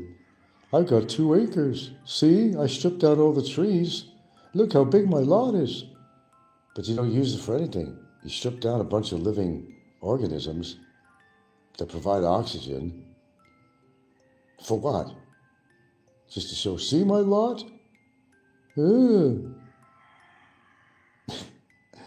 Yeah, I saw a lot of that in Hawaii. And mostly mainlanders do that. It wasn't the locals that would do that, really. If they were going to strip all the debris, it was because they're going to build another house. I think they might have changed the laws. I mean, the way the zoning is there. Usually it was like, if you're going to build another structure, it'd have to be attached to your legal and existing structure, okay? It could be from just a piece of wood or a couple of boards, you know, or make like a little land bridge or something from one part of the house to another. And you'd be probably legal.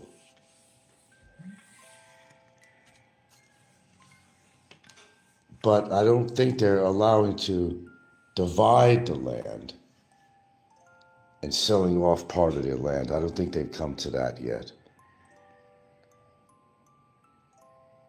But it was my sanctuary. It actually really was. It was my sanctuary in Hawaii.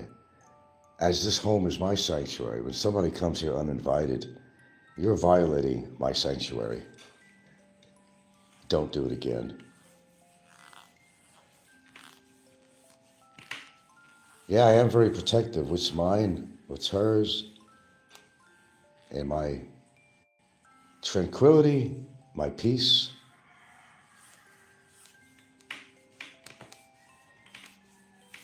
Okay, let's see if this, I can't even drink it. I think it's too hot. Yeah, that's a little bit too hot yet. Okay, well, anybody have anything to say at all? Because I'm getting bored. I'm killing time here, but I'm now starting to get bored. Nobody wants to create any dialogue or anything. This is really going nowhere. Sorry, I don't really feel like getting to any extreme drama today. I know that's what you're looking for, but sorry to disappoint. I can only maybe mention a few things about Slim. That's about it, really. But don't get me wrong, there are good YouTube channels out there. It's not all bad. I found a few things out there that's pretty good. But then, even those channels, they wind up, they're kind of topical, some of them, but it always winds up back to the typical shit on here, the cost of living, where to find the best women, how to get a woman, people interviewing other people just to up their channel a bit. It's the same shit. It just hasn't changed. It's just, I don't know. There's nothing really progressive going on here on YouTube. That's the problem. You got the same people over and over again. That even includes me. But at least I go out of my way to try to, oh, hi, Ed. Maybe you could liven up this channel a little bit. There's not much dialogue. I'm almost ready to get off because people are just doing what they normally do. They just like to listen to me. Yeah. I didn't cover a whole lot of things, but you know me. From one topic segues into another. So talked a little about Slim, talked a little about other things. The usual. But they sit there very attentively listening to me, though. They do. Oh, absolutely. It's the same 13 that always come here, and they're usually trolls. But that's okay. But the main thing is that they're there and they're listening. I really got into it, I think, last night, didn't I? I think I was pretty much telling the viewers what I thought about them, in a way. Not that I was really yelling at them, but I was basically telling them, you got to get your act together, man. Stop complaining about your health conditions or things like that, and you know, your life going out of control or whatever the fuck's going on in your life. That you do it all to yourself, you know, and start blaming other people. I think I touched upon last night how I always wind up talking something about some health-related issue of some sort. I know I do that, but I have no problem with that. And I was talking about the sugar and how it's not just a diabetes thing. You can get a heart attack from having, high sugar levels. And I kind of went into detail last night a bit. I think I put the scare in a lot of people, actually, for what I had to talk about, some things I've learned. Oh, shit. Let's see what this refrigerator here got. I got leftover lentils, and guess what? Guess what? That's right. You heard me correct. Got some leftover lentils and beef or whatever. I'm gonna heat this puppy up for breakfast. But I'm still gonna wind up probably having some oatmeal with that for the fiber. I do things my way. I don't expect everybody to do things my way. That's, it's just not an expectation. And he shouldn't have to do everything my way. I just make suggestions, that's all I do. I think I make pretty good ones, actually. But not everybody follows it, but that's okay. I make an effort. Then you might ask, well, what the fuck do you care about all these trolls anyway? Well, I really don't. It's just the nature of the beast, me, the beast, to share interesting information. Because it also solidifies what I believe in by talking about it. I mean, it works for me. It works for me.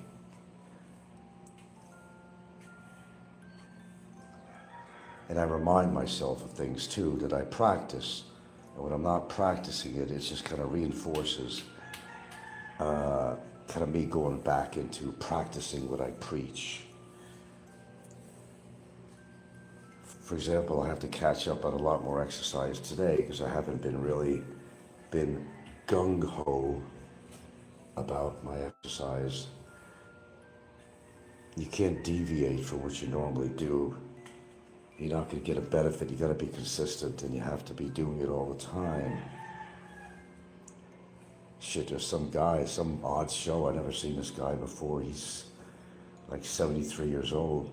I forgot how many kilometers a day this guy rides his fucking bike, and I'm saying, wow, man, right on. If you could do that, that's fantastic. Well, I don't have a bike.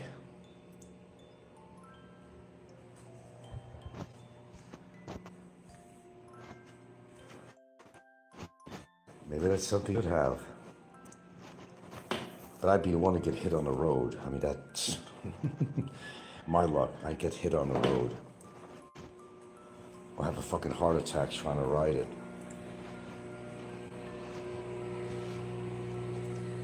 God, it's a mess. Kitchen floor is so fucking dirty. Even I get tired of complaining. I just get tired of it sometimes. You try to send a message to people here that, come on, man, get your act together. I'm not your fucking maid. Neither is my girlfriend your maid, and she ain't my maid either. You'd be surprised when you have so many in the house. Like I wake up this morning and Ed, right here, there was from that door all the way to here was a big puddle of fucking piss from one of the dogs. I'm not sure which one, but I have an idea. The older one, probably. You gotta go, you gotta go. So, to my disappointment, I wake up and I see that. That didn't make my morning very well. But it is what it is. You gotta go, you gotta freaking go. What are you gonna say? I can't punish her for that. She really won't understand unless I put her nose in it and say, what did you do? What did you do? What did you do? But I don't want to punish her for that. Give her a break. Yeah, look at that. Lentils and peppers and onion. I think there's a little hamburger meat in there too. It's not exactly unhealthy. How's Cebu? I don't know. I'm not in Cebu City. I wouldn't know how Cebu is today. Only thing this needs is some cabbage in it. Yeah, that would have been perfect. Cabbage. Yeah, breakfast. And I'm still not done. Well, no, this has plenty of fiber. I mean, probably don't need to have the oatmeal. Not after eating this. I had some leftover from yesterday. Lentil beans. Expert Steph. Am I supposed to know who you are? I don't know who you are.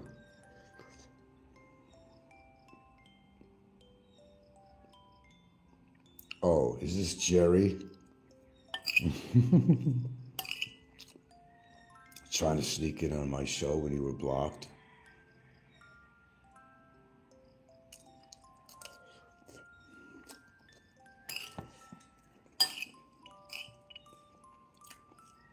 Oh, damn, I'm not going to eat all of this. This is too much here, man.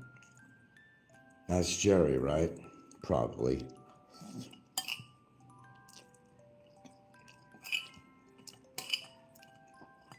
Probably Jerry.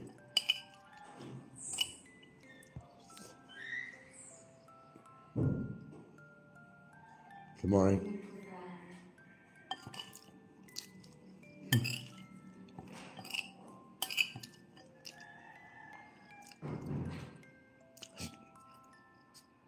Girlfriend's son's girlfriend just got up.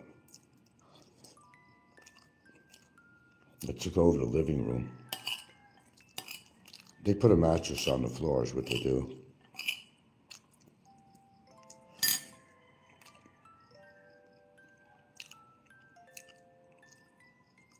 What's that? Expat Shep? I have no clue. I would think it would be Jerry.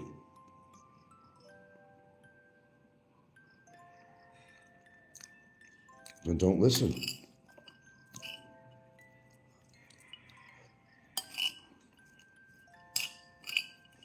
Go away.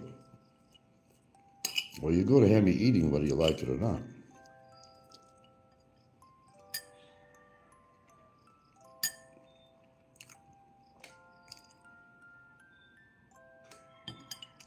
We've met.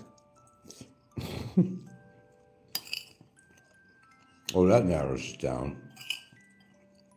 Because I don't meet a lot of YouTubers.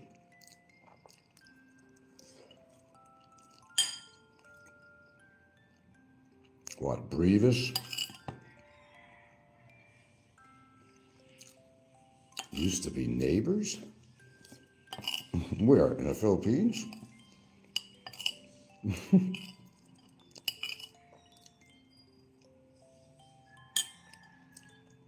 Used to be neighbors.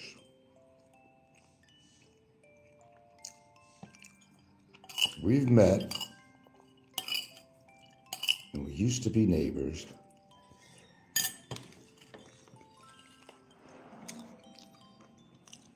Well, why don't you just say who you are? Get it over with. Damn.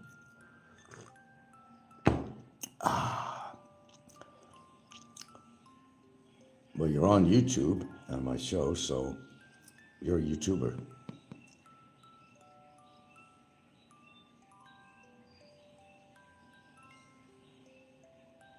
Your dog used to shit on my lawn. Oh, this is a troll.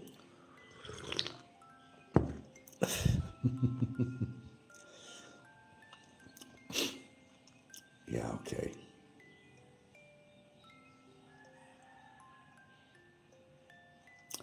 Just a troll. All right, anything else to share? Your time is limited on here, so get it all out. We made sure it never happened again. We all had a good laugh. And who is we?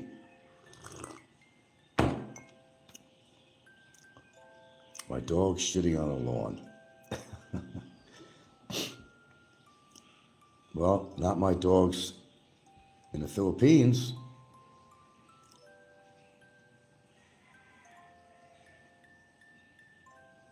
Not here in the Philippines. Those dogs don't shit on anybody's lawn in the Philippines here.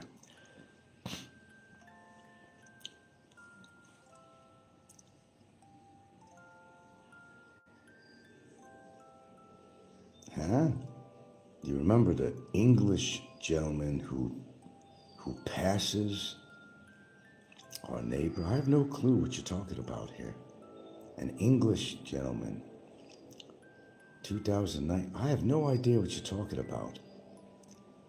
You want me to remember somebody from 2019, an English gentleman, like from England or something, who passed our neighbor? I have no clue. I have absolutely none.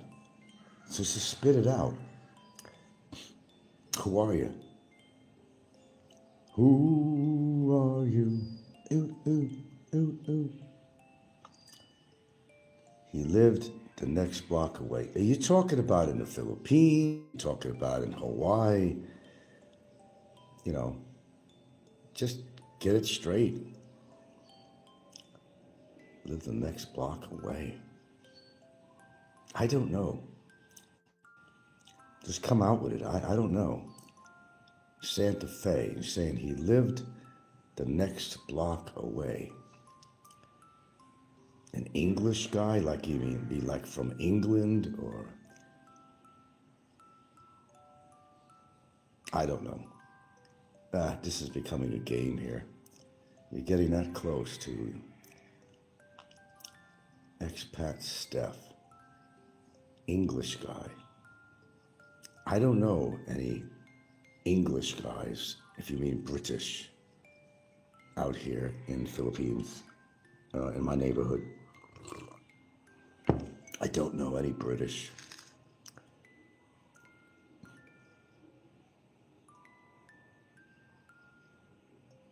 I don't know. I'm clueless.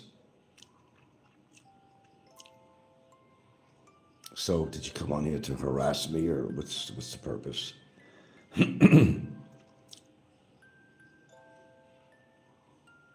you have something to say, or?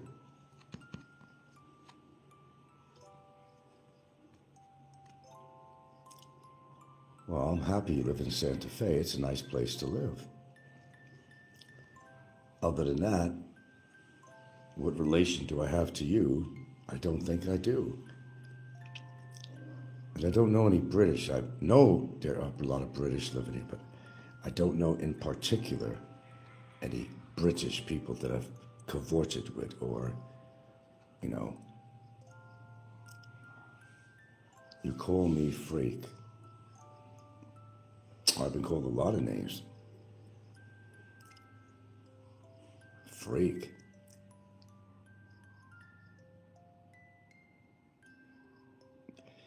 No, I don't know any locals that call me freak.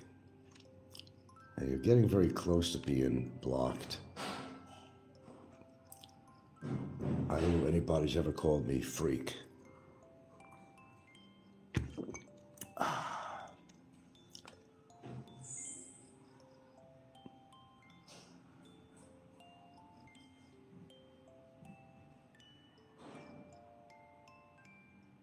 Oh, I have no idea. I'm not going to waste my time with this. Okay, you're out. I have no clue, and I don't particularly care. No, nobody in Santa Fe has ever called me a freak without some recourse from me.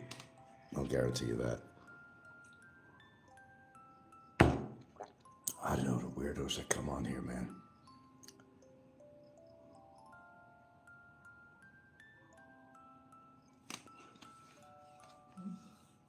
If being normal is being a freak, then I guess I'm a freak. Well, I guess I'd be considered a freak if you want to realize what's out there on YouTube. And you're nothing like these people, so I guess I would be a freak in that sense. Of just being different than other people in this corn community. Then that would be a good name. What's a freak? It just means you're somebody that's different. So I guess there's a lot of, freaks out there, I guess, right?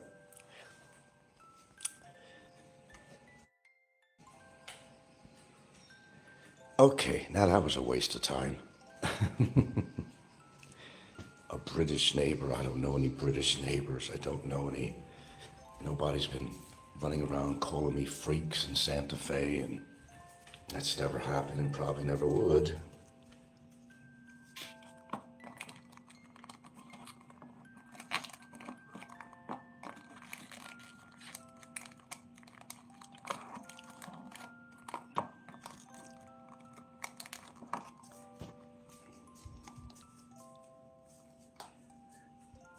I'm thinking it could be fucking Beeches or something, fucking around.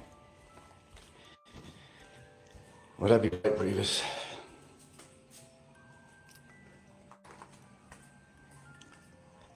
I don't have time for this bullshit.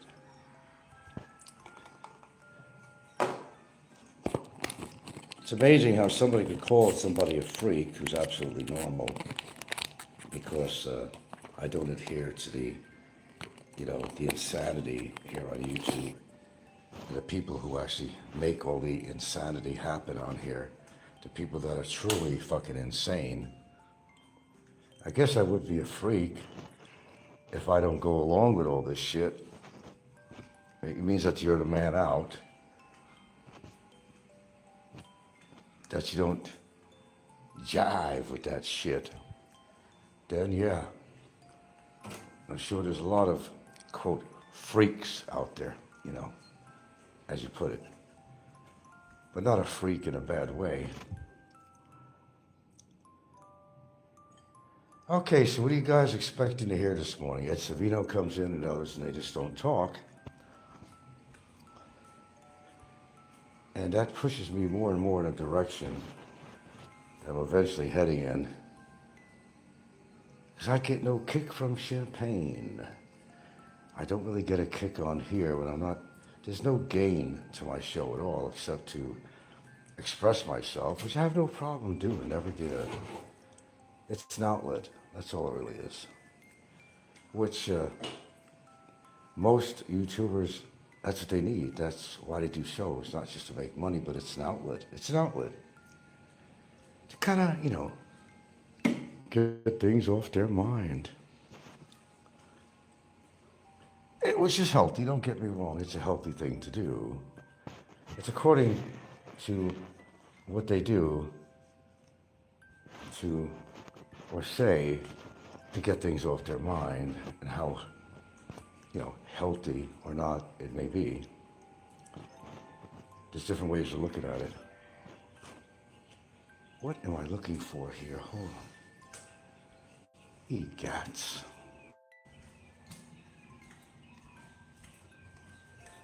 Well, I'm violating my own rules. I kept the front door open. So if a cat came in, it's my fault. Where is my...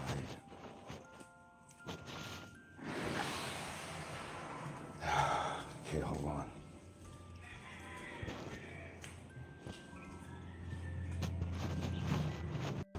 Okay. There we go.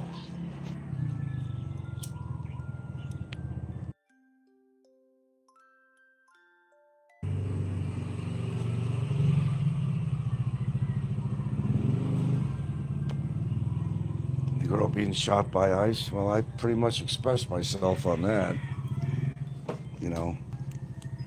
It's Trump's Goonies. And she had no reason to get shot.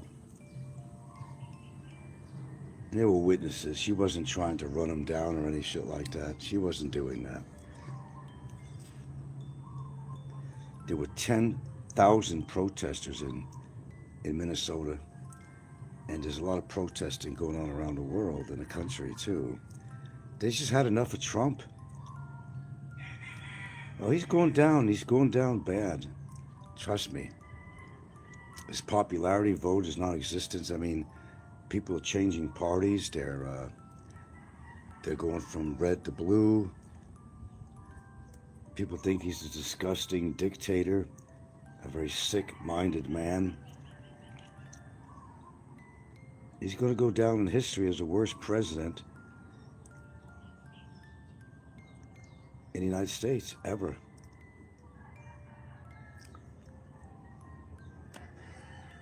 I can't stand the guy.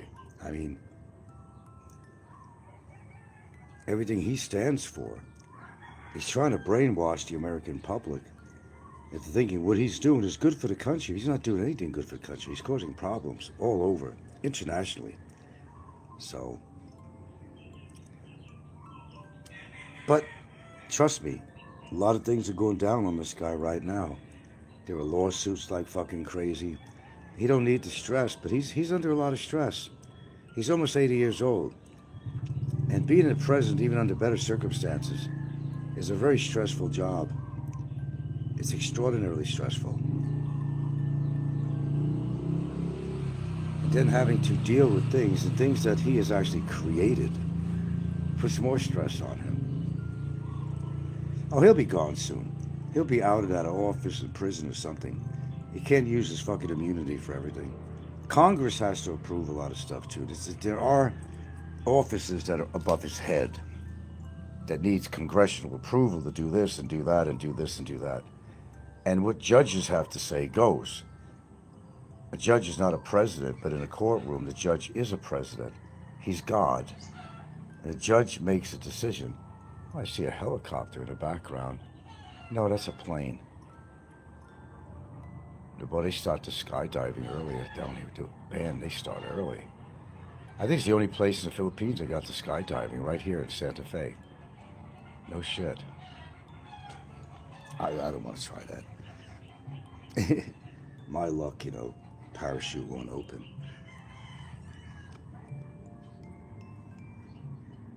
No, I don't have a particular bucket list either, really. Some people do. Probably be my bucket list that would probably actually kill me. My luck.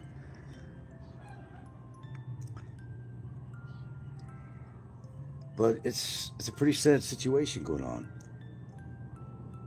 I don't know, America, you know, the United States is not the place I grew up in anymore. And a lot of people are feeling that too, and they're just moving out. They just can't afford to live in the United States, you know. All the wasteful money that the president is spending on. So much shit, but it could be going to the people. People have to beg for the $2,000. There was the Doge payment and other ones, and then this one here with the tariff stuff, teasing people, you know, like clickbait. That, oh yeah, I'm going to give the American people, everybody, $2,000. There's a lot of people that could use that, but the timing was bad. Christmas came and gone. A lot of people were out of work because of him. They could have used that $2,000 to buy gifts and this and that and pay their rent and all that shit. But he'll gladly give money to different causes that only benefit him. That's what he does.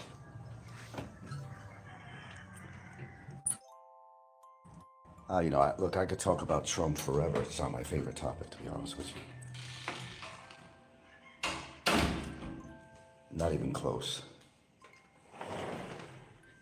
That is one very, very, very sick man that needs to be in prison for what years he has left in his life. That would be the ultimate gift to everyone in every other country, too.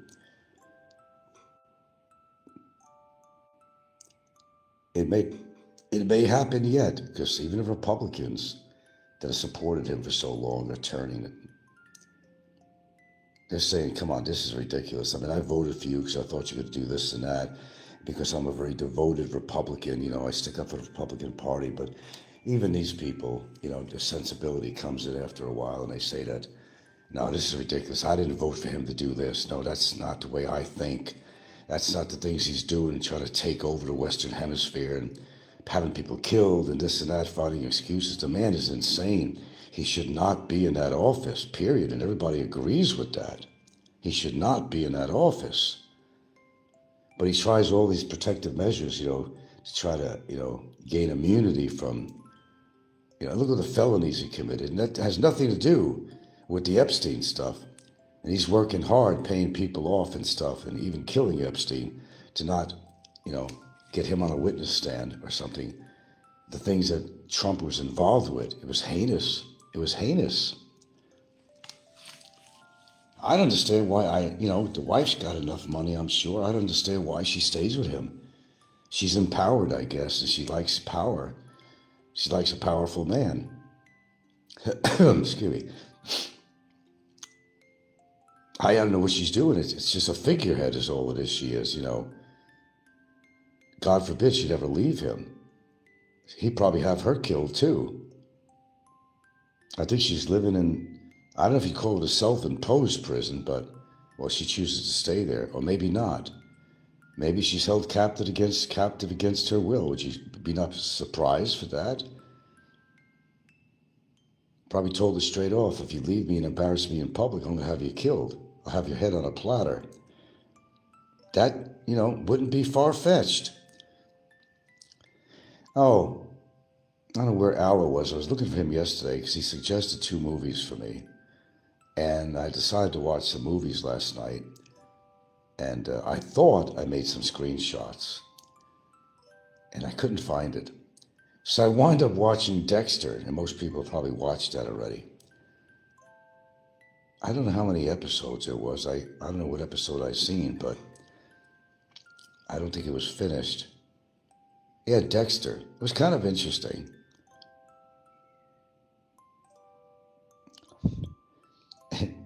This guy works for forensics. His specialty is blood. Forensics. And yet he's a killer himself who had a father as a killer, who was a police department sergeant too, who did all that shit and taught his son being Dexter, to kill and dismember and all that shit.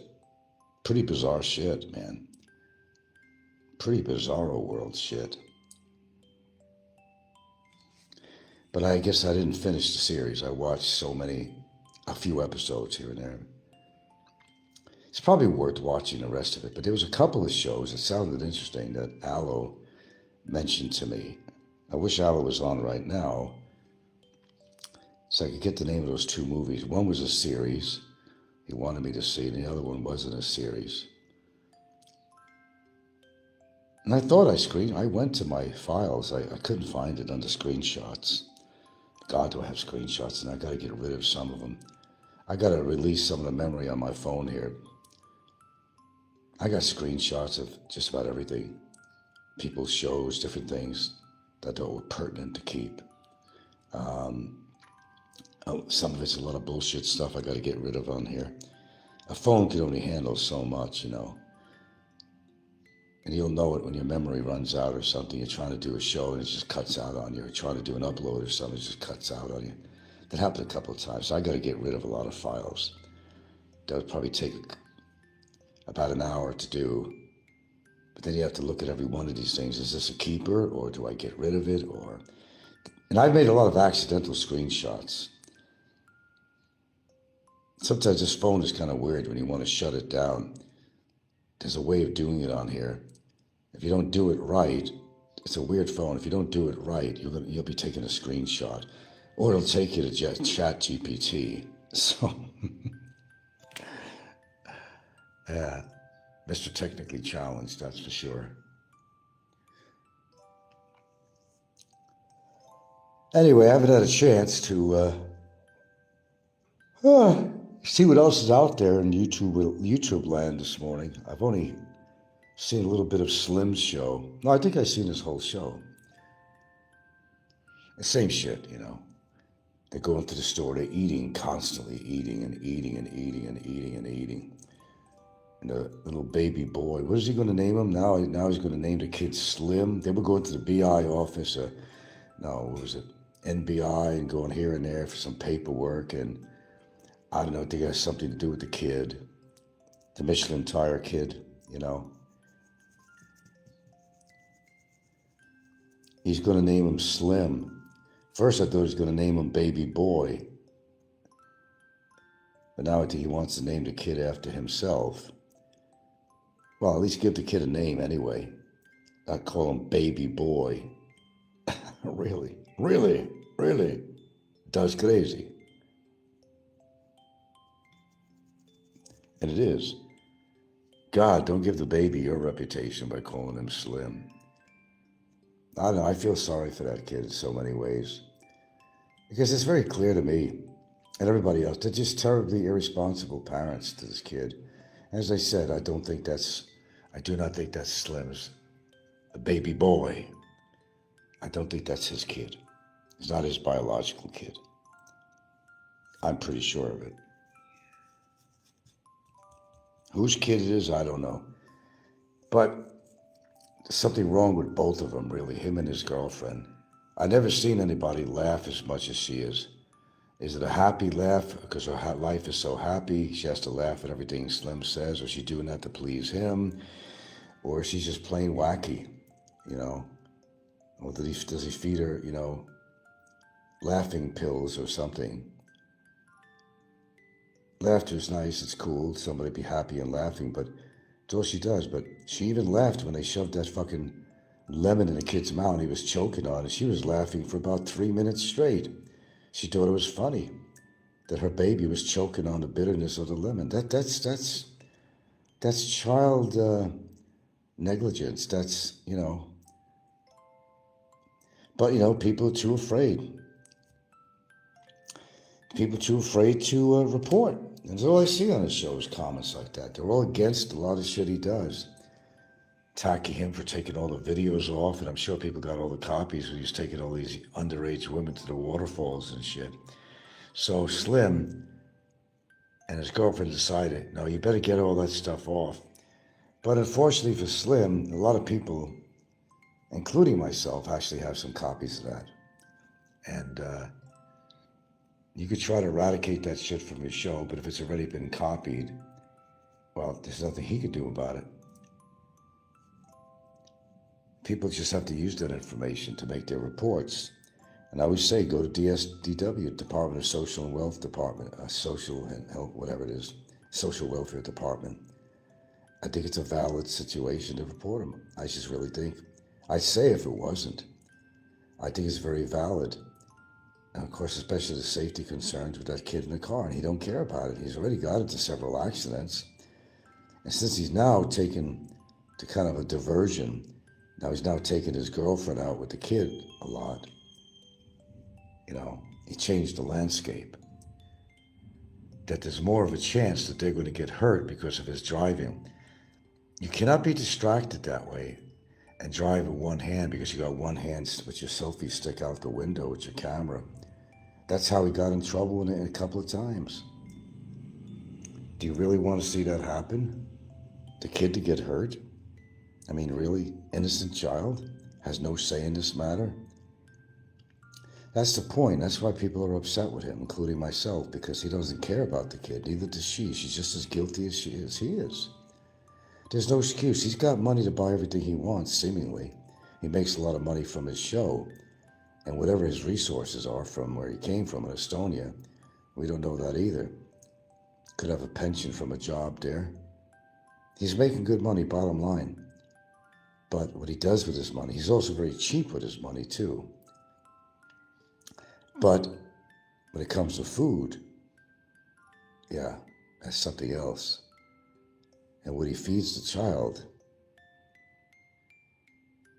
it's horrible, man.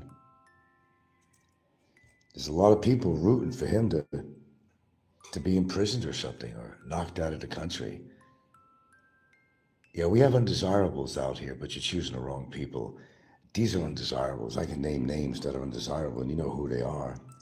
Those are the ones that should be ousted from the country. Those are the ones that truly have to be labeled as an undesirable and be out of this fucking country. Sometimes you got to clean up all the spatter. You know, you have to clean up the mess. Because we're getting a bad reputation as foreigners out here when other foreigners are doing things that don't make us look real good. Attitudes do change, you know. Not all Filipinos like foreigners here. You're under the wrong impression. Not all Filipinos value foreigners. And when they see all the crap they're pulling out here and how they would disrespect the local people and the Filipinos themselves, their attitudes have changed. It's just a matter of time when their attitude is going to be more progressively, in the good direction of not being very welcoming to foreigners other than their money for the tourism. Like they say in Hawaii, yeah, come and visit here, but then go the fuck back home. Spend your money in Hawaii, but then leave. We don't want you here, fucking Howleys. That's the attitude in Hawaii. And it can become the attitude here. It would not surprise me. It's a matter of time. I don't know why they think they could come here and abuse people and abuse Filipinos the way they do. One of these days, you're going to hear that a Filipina is going to kill one of the foreigners. I think that happened once. Some foreigner got stabbed by his Filipina. Bravo for her. By not putting up with his abuse. Okay, is there anything else anybody wants to share? Otherwise, we're going to wind down on here pretty quick. As soon as I finish my cup of tea here, I think we're going to be out of here. I really don't have too much to say, really. I've kind of rehashed a few things on here on YouTube, but it's just the same shit. Jimbo from Asian Adventure with Jim is, simping out and whatever he's doing. Funny thing is, these people are real. What they do is not made up, really. You're seeing their lifestyle, chasing their tail all the time. It's real. Scotty can't find any friends. He can't find a direction. And old Scotty boy, as he calls himself. Weird motherfucker that guy is, man. As I said, a cartoon caricature. Aimlessly going from here to there with no direction. That might sound exciting to some people just to travel around. But, he did his best shows when he was drinking. Supposedly he stopped drinking. He has the capability of editing and stuff like that. He could do some radical shit. But I think he's putting his talents in the wrong direction. But as I said, people know how to get people to their show. What he does is, tries to put on camera all the prostitutes and ladyboys and all that. And he knows that people outside of this country love that shit. Half of them got their pants down to their ankles all the time every time they look at a woman on here. Yeah, it gets that bad. No action in their country at all. And if for some reason they can't come here, they can't make it, they're not retired yet, or maybe they tried before and failed, but they want to live vicariously through somebody else on here. And a lot of that goes on. A lot of that. A lot of people living vicariously through me. They want to know day-to-day happenings of me. If there's something bad with my relationship or something. I talk about so much on here, but I don't talk about everything, contrary to your popular belief. I don't talk about everything. I make sure of that. I give out information and release stuff as I feel, and I think about what I'm saying before I say it. If it's something I should release on here and talk about, then I will. If it's not, then I don't talk about it. I had enough people going into my personal business in the past, so I've been putting a stop to that. Nothing more to say, really. What else is there to say? Unless they want to make up some shit. Well, they're quite capable of doing that, and they have done that too. Oh well. I'm living my life. They're not living my life. That's the main thing. Put that in your vape pipe and smoke it. All right, anything else? Ed, you seem to be the only one that's saying anything on here. I'm surprised Al was not on this morning. I need to ask him a question. Still trying to figure out those two movies he suggested. One of them sounded really good. The other one was going to be a series. I'm kind of skeptical about watching series. You get caught up in that. Like Lay's potato chips, you can't just have one. So you start a series. You want to see the next episode, because you started it. It gets you every time. I've seen some episodes that showed that they were actually very good. There's too much involvement, though. You gotta make sure you see the same one. It's kind of like on YouTube, you gotta make sure you gotta listen to this guy. If he's got a live show on, what does he have to say? What can I use against him? They start copying you and making notes, even time stamping everything you say. That's sickness. That's absolute sickness. And we call the copycat channel that does that. Yeah. And I kind of have an idea who's behind that now, as I thought about it, which wouldn't be surprising at all, actually. Other than nothing new in the news, I don't, anyone new that I know died on here? That was a troll? Not yet. Just give it some time. It'll happen. It's inevitable with some people, unfortunately for them. Okay, well, when I get bored on my own show, because there's not much dialogue going on, then it's time to bug out. So with that being said, I am here because you are there and vice versa. Catch you on the next show. And if you're simulcasting me Popeye, remember, I'm always willing to help. Give you something to talk about. Let's give him something to talk about. Let's enlighten his lifeless life.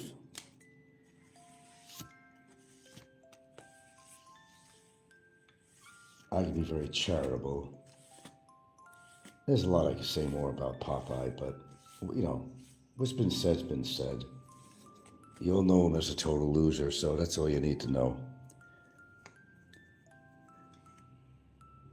And hi, Barry, if you happen to be listening this morning. Hope things are going very well for you. You'll be out soon. Don't worry about it. You'll be out soon. You'll be able to go back to America. And what you're going back to, I don't know. But I have a reasonable idea what you are going back to. And I don't think it's going to be any better than the situation you're in right now, to be honest with you, man. But c'est la vie. Whatever will be, will be. The future is yours. It seems to take quite a while before people see that I have a live show on. That's why I always hesitate in the beginning of my show. Because I don't schedule my shows.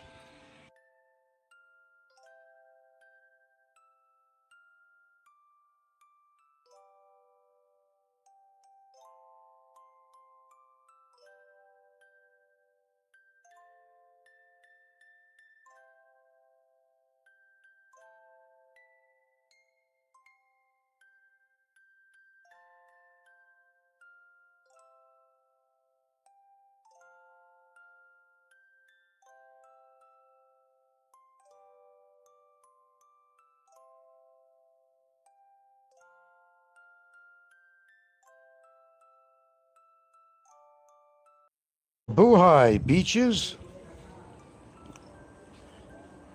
Welcome back.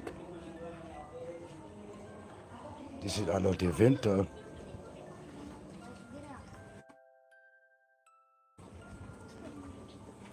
And Associates.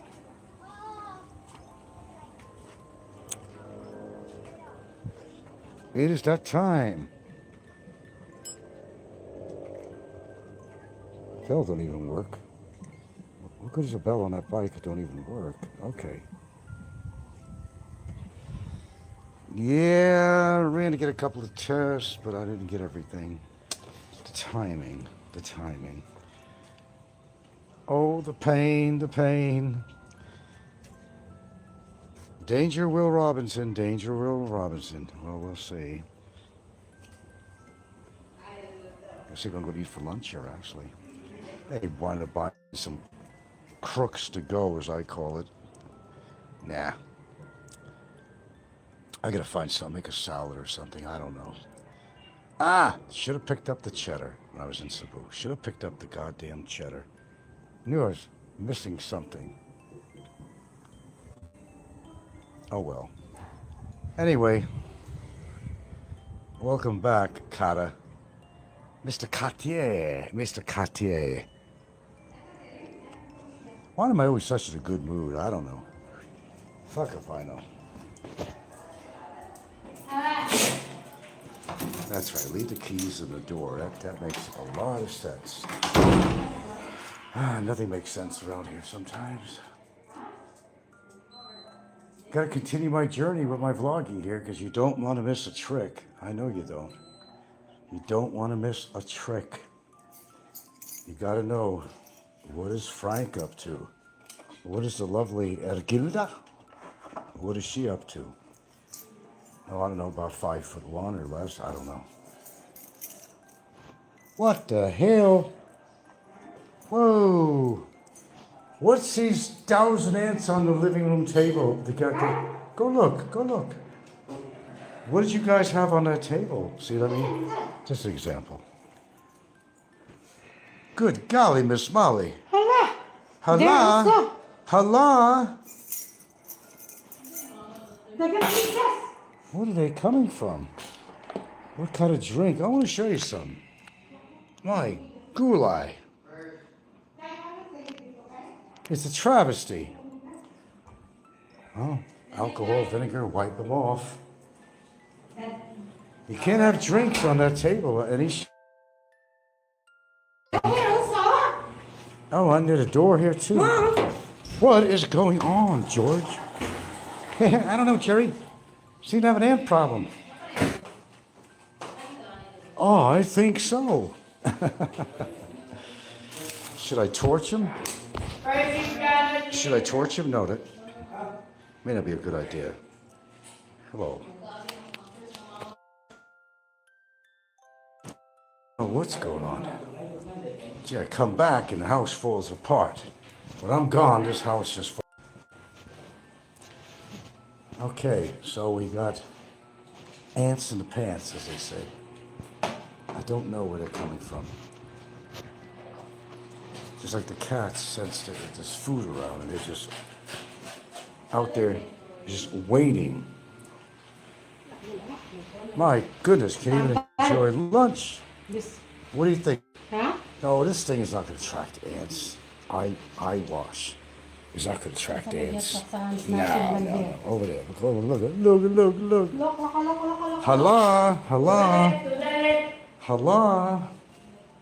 It's okay. What are you going to do? I'm living in the swamps, remember? So Popeye likes to say. My gulai. Okay, so what's going down? Like you need to know every fucking thing. Every fucking thing. No, I didn't go for my ultrasound. I think I'm going tomorrow. They got there a little early. They weren't going to be until 1:30 after lunch or something, so probably have to take care of that tomorrow. Had him look at my skin, though. He's not a dermatologist, but he doesn't seem to be that concerned. So, for now, I guess I'm okay, but yeah. I was going to go, which I did, for your analysis, and surprise for the lovely Ergilda. She got herself an AC1 test. Oh my goodness. Really? Does crazy. Well, I really hope she's not in for any surprise. I may get the results at the end of the day. I went there pretty much to figure out if I have any UTIs going and the whole idea of getting an ultrasound, which I could have waited around Bentai in town, and I could have got it at 1:30. But no. Oh, come here. I'll probably go back tomorrow. But hopefully you'll get the results of your analysis and her A1C. Let's hope it's, and by the way, I don't have pre-diabetes. Talking to the doctor, he says, you were 5.4, so you're not pre-diabetic. If you get to 5.5, then you'll be pre-diabetic. Sorry, Ricky, but you are definitely at least pre-diabetic, if not more, Rickster. Sorry to tell you. I think you're diabetic. I forgot what your numbers were. He said, my numbers are better than yours. Well, let me explain something, Ricky. The higher the number, hate to tell you this, Einstein, but the higher the number, the worse you are. So you're pretty much diabetic, dude. Hate to tell you that. Here comes a heart attack.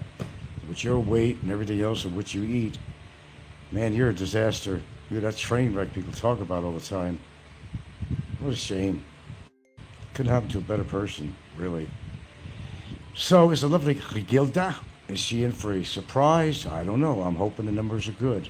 I seriously do.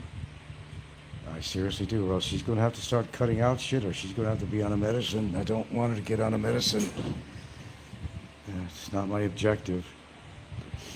But as I said, you got to test these things out. How else are you going to know? Well, a lot of people live under the, I don't know, they're delusional. Well, if I don't feel bad, then I must be in good health. That don't mean shit, Just because you feel good. No, there could be a lot going on in your body. And you feel good until something just hits you, man, like that fucking kidney stone. Hit me hard like a Mack truck in the face. Oh, it did. Big time. So I'm going to check things out.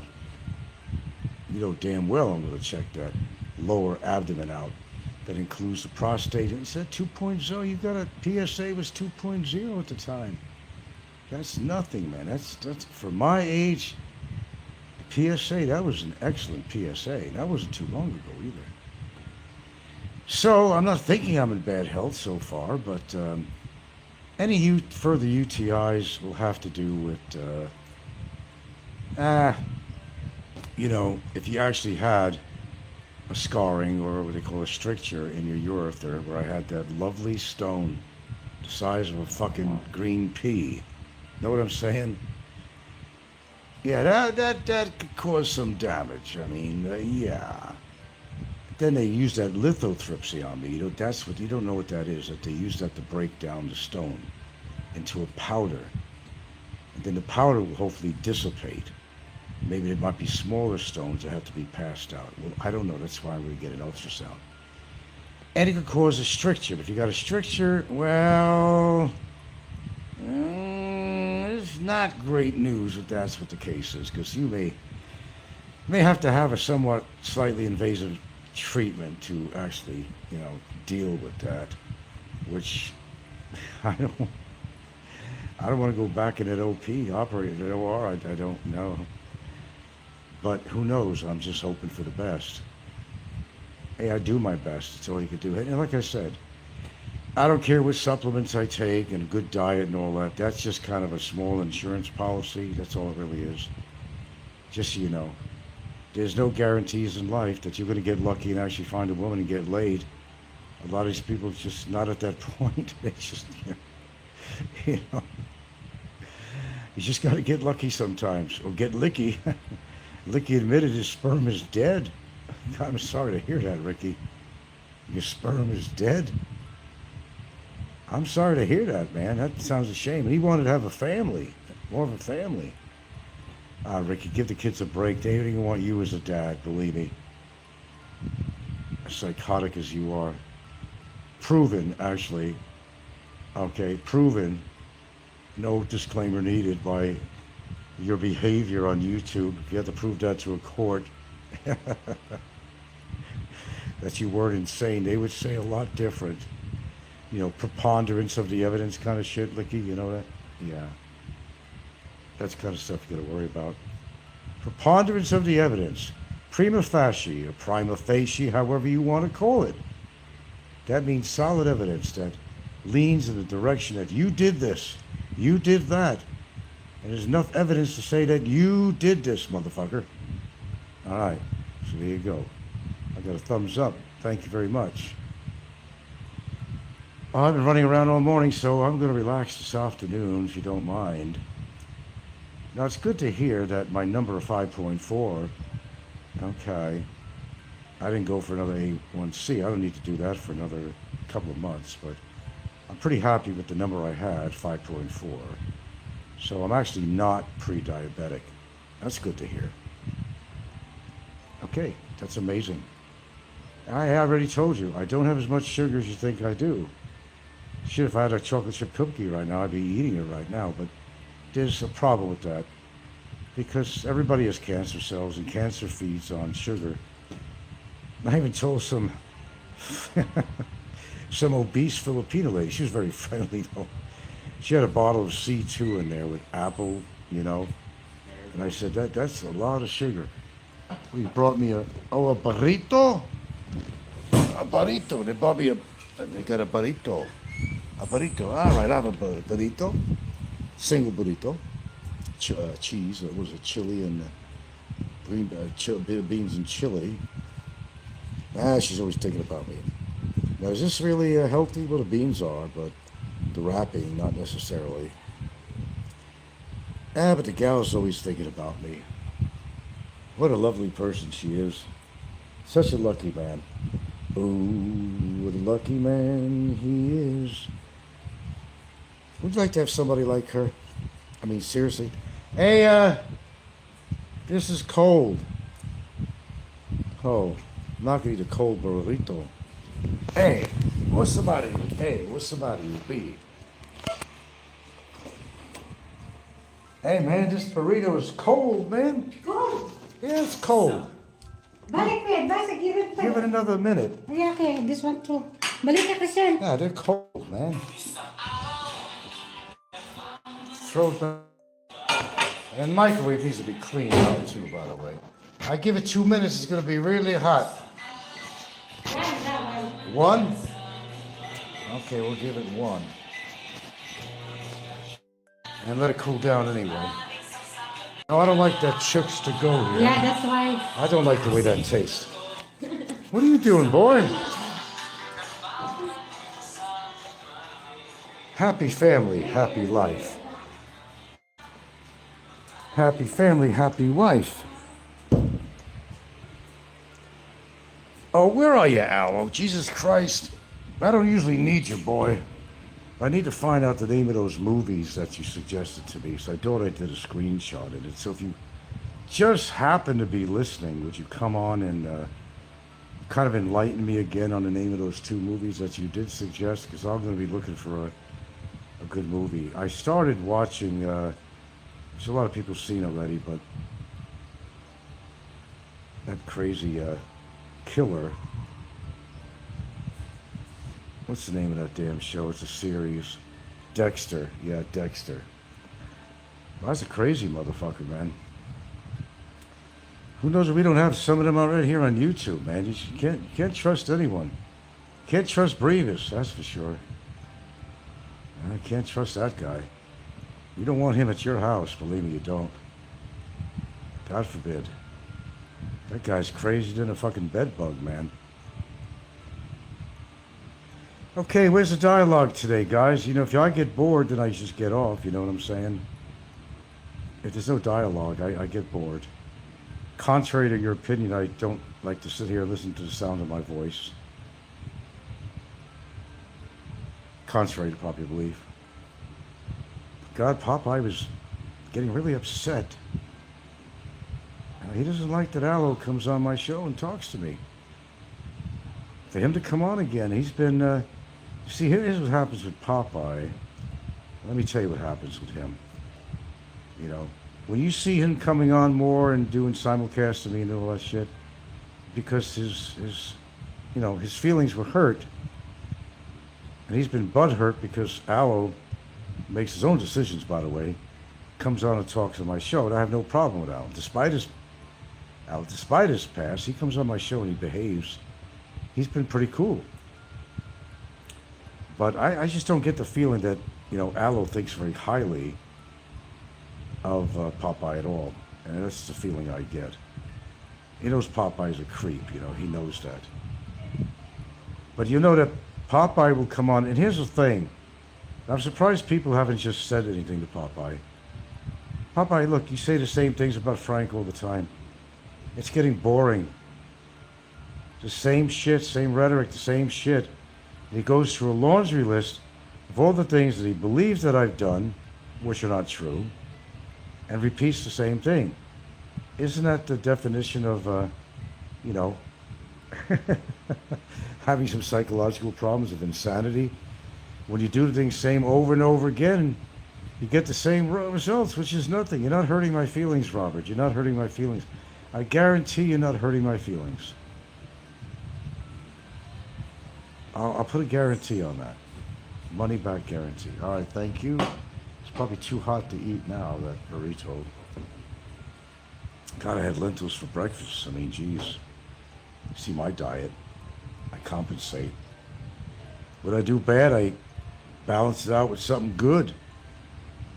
Because that's how you do it. Well, you guys are very intensely listening to me here. But I like that too. It means you're out there listening, not going away. I got 14 people out there at this time, which is pretty good actually for my show. But Popeye is really upset. Oh man, that guy is falling apart. I wonder what he went through when I was off YouTube for 3 months. He must have been jonesing, man. I think he's the one that's going to be popping all the benzos. He says, oh, he's addicted also to Benadryl. Addicted to Benadryl? I hardly take Benadryl. And for my allergies, I actually take the equivalent of Claritin. But Popeye likes to make up stories about me, or else he has no reason to come on. And here's the thing, too. People are very familiar with me. They know my lifestyle. You've been listening to me long enough. They know whether I really did something or not, or said something. They know. But Popeye wants to remind them that I supposedly did this and supposedly did that. If he had to add up all the so-called crimes I did on YouTube, shit, I'd be in a jail cell like, 10 years ago, if that's what he considers what I do or say on my show. I would have been long gone, poops. Long gone, brother.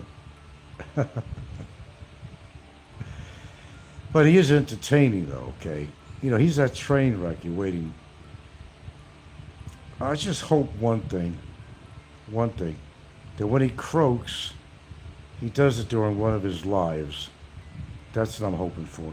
Does that sound cruel? No, not for this guy, it don't. Oh, not for this guy. I want to hear that death gargle. That's what I want to hear, that death gargle. And let him shit and piss his pants in the process of dying. I don't usually wish that on people, my friends. Not usually. I saved that for very special people. Fuck, 75% of them or 65% of them already gone. Dead and buried and gone, or ashes. All the trolls that have just fucking kicked off. Uh-oh, hot, hot, hot. Oh, that's hot. That's hot. I don't mean spicy hot. I mean hot temperature. A couple of minutes. I enjoy a half-assed burrito every now and then when I'm hungry, don't feel like making a big meal. You gotta spread things out. I'm fucking broke here, man. I gotta spread my foods out so we can all survive. We can all survive around here. We got other mouths to feed. Comprende? You don't want to go under. Who said that the Philippines is one of the cheapest places to live? I never did. I never did. Hey, McFish, how you doing? I know you're out there.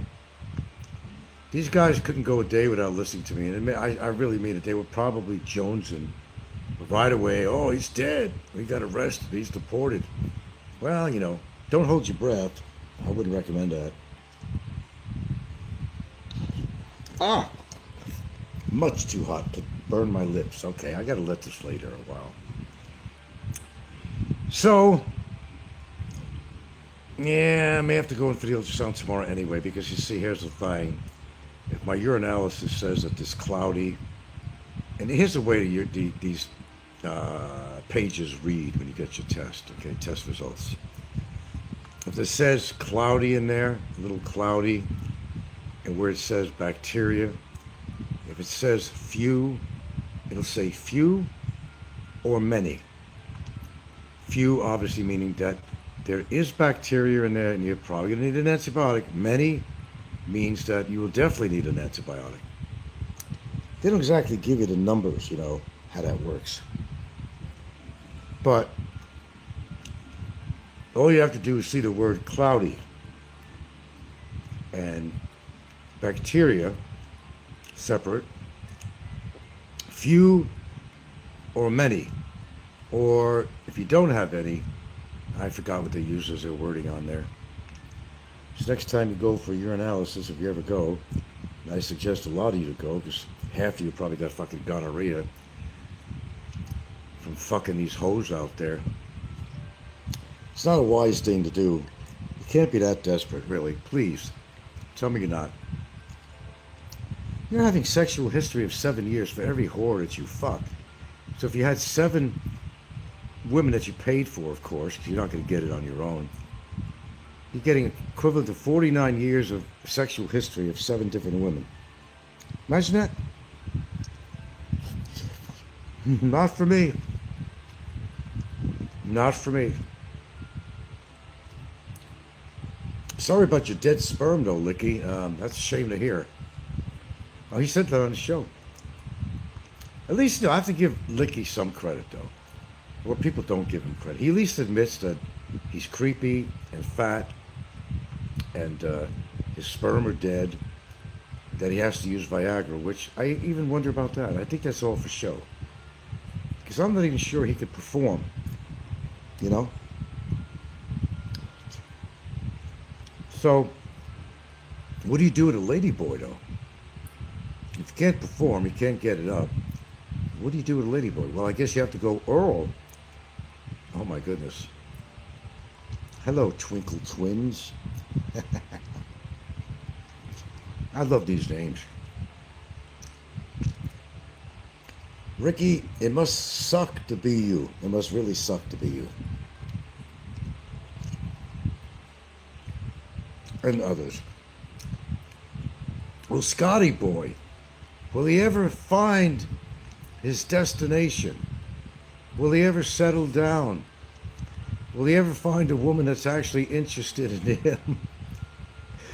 I think he should do it virtually. I just find a cartoon character on the internet, AI, have an AI girlfriend, because that's the only chick he's going to get.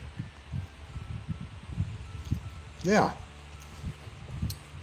I heard he have these applications now where they show some fine-looking women, but they're not real. I mean, good-looking body, the whole bit. That's about as close as Scotty's going to get to a woman. Or Licky.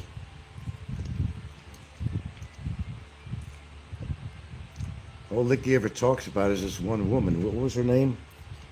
Apple? Yeah, Apple, right? It was the apple of his eye. But unfortunately, he couldn't perform. Oh. Okay, well. She was happy to take his money, because that's his rent-a-girls. You heard of rent-a-center? You buy furniture and appliances. That's his rent-a-girls.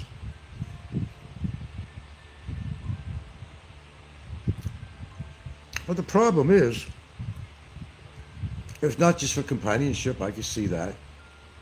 Nothing wrong with companionship, but when you're lonely as he is, he probably cries himself to sleep at night. Oh, you think I'm joking, right? I'm not. I've known him long enough now to understand the situation. He has his moments he ain't going to show on camera.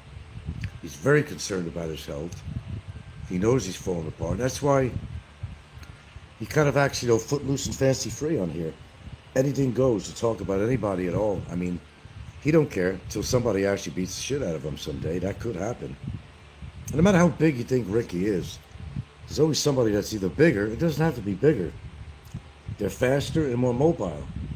And they have endurance, which Ricky doesn't have. I don't care how many steps he walks a day. I don't give a rat's ass about that. He's in bad shape. And he knows it. He knows it. I was so hoping to run into him in SNR the other day. Oh, God, man. What was it yesterday? Yeah. Of course I'd put him on camera. It's the fun of it.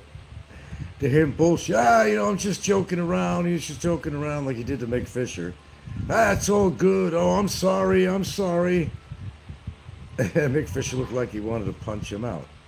But if Mick Fisher wanted to do that, he would have done that. Mick Fisher is a guy that don't want to get in trouble. He's in the Philippines a lot. I just don't really think Mick Fisher wants to get in trouble with people. Anybody. Yeah, just don't look for good for your record, If you wind up in jail, well, that doesn't help you to come back in the Philippines. They might even get you kicked out of the country, You never know. Chicken. Covered up. There's a lot of flies around. I know a couple of those flies. It's McFlea and McFly. Yeah, I've even named them. McFlea and McFly. That's right. Just put your drinks on here. There you go. Yeah, just lay it out here so we have to clean it later. It's so easy to take this shit and some of it sugar in there. It's going to get ants and shit, so I don't know. But hey, it's everyday thing. And I put a dish on the, she heard me talking. My hearing may be bad, but there's nothing wrong with her hearing, her daughter. Nothing wrong with her hearing at all, so right away she went over to the sink. She heard me, she was in the dining room. Let the words be spoken. Spoken! Right now it's 1:45. Yep, gotta pay our taxes. That's right. On our house. Get a big discount if you pay early. Did you know that? You need money from me? You give me money? Yes. For the taxes? Yeah. Oh, hey, I'll tell you what we pay. You pay early, it's only about 4,000 pesos a year. A fucking year. What do you need, baby? What do you need? Anything you want. What do you want? You need 4,000 something? Let's give you that. Okay, there's 2,000? Two. You gotta clean me out. 1, 2, 3, 3. 4. You got the rest? Yeah. Oh, you leave me with something in my wallet. All right. Maybe. What? What? What are you taking out of there? Maybe. If from there, you get sign there, sign here. Sign here, sign there. You get one sign because. What do you need the bank card for? Diba you have left there? Left it? You have left here? No more. Oh, I have money in there. Oh yeah, maybe there. Oh, that. Ah. Oh, yes, I do. Why don't you, hold on, guys.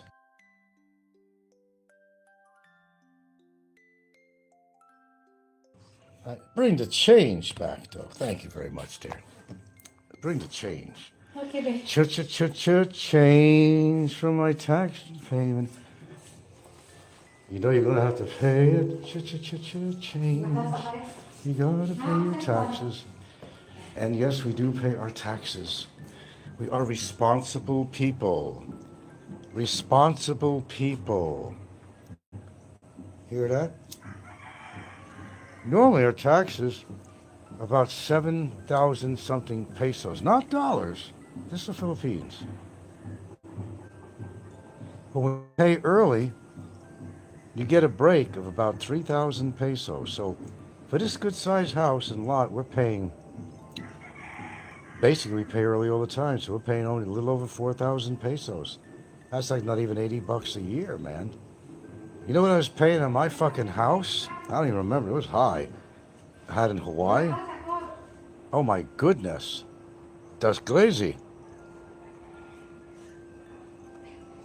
Paying a lot. I go back. Yeah, then you come home and relax a little bit, okay? Let's have some wild or something or whatever. Okay. You lock there. Just get lubed up for me and get ready. Okay, I'll lock the gate. See, we both have a great sense of humor.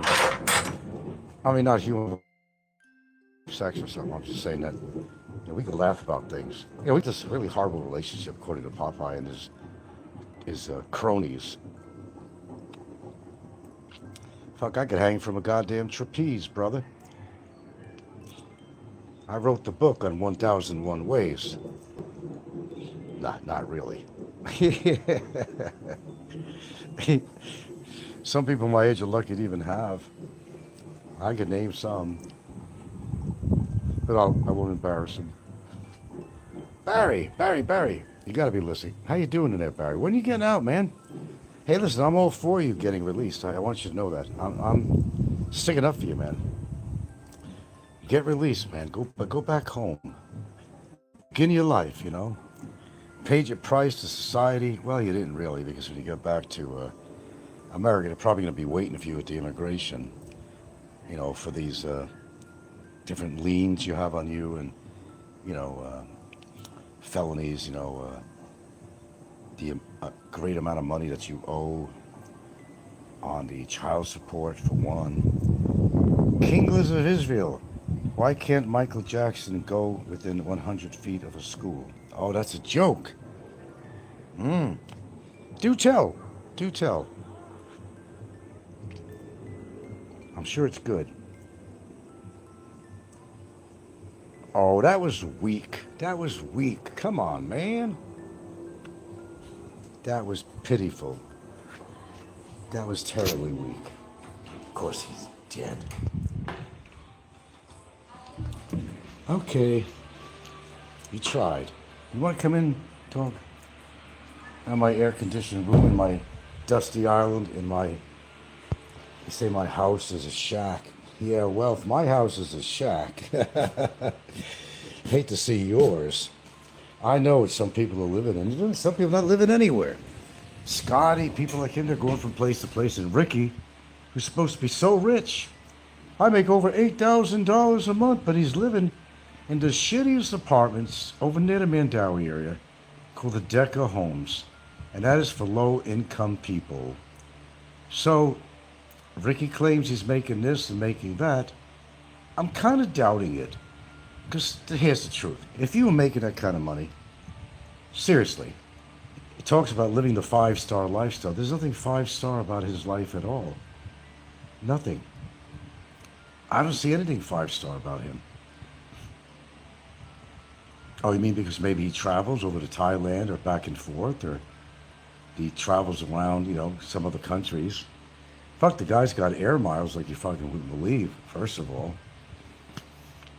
But I'm not saying Ricky's broke. I don't think he's broke.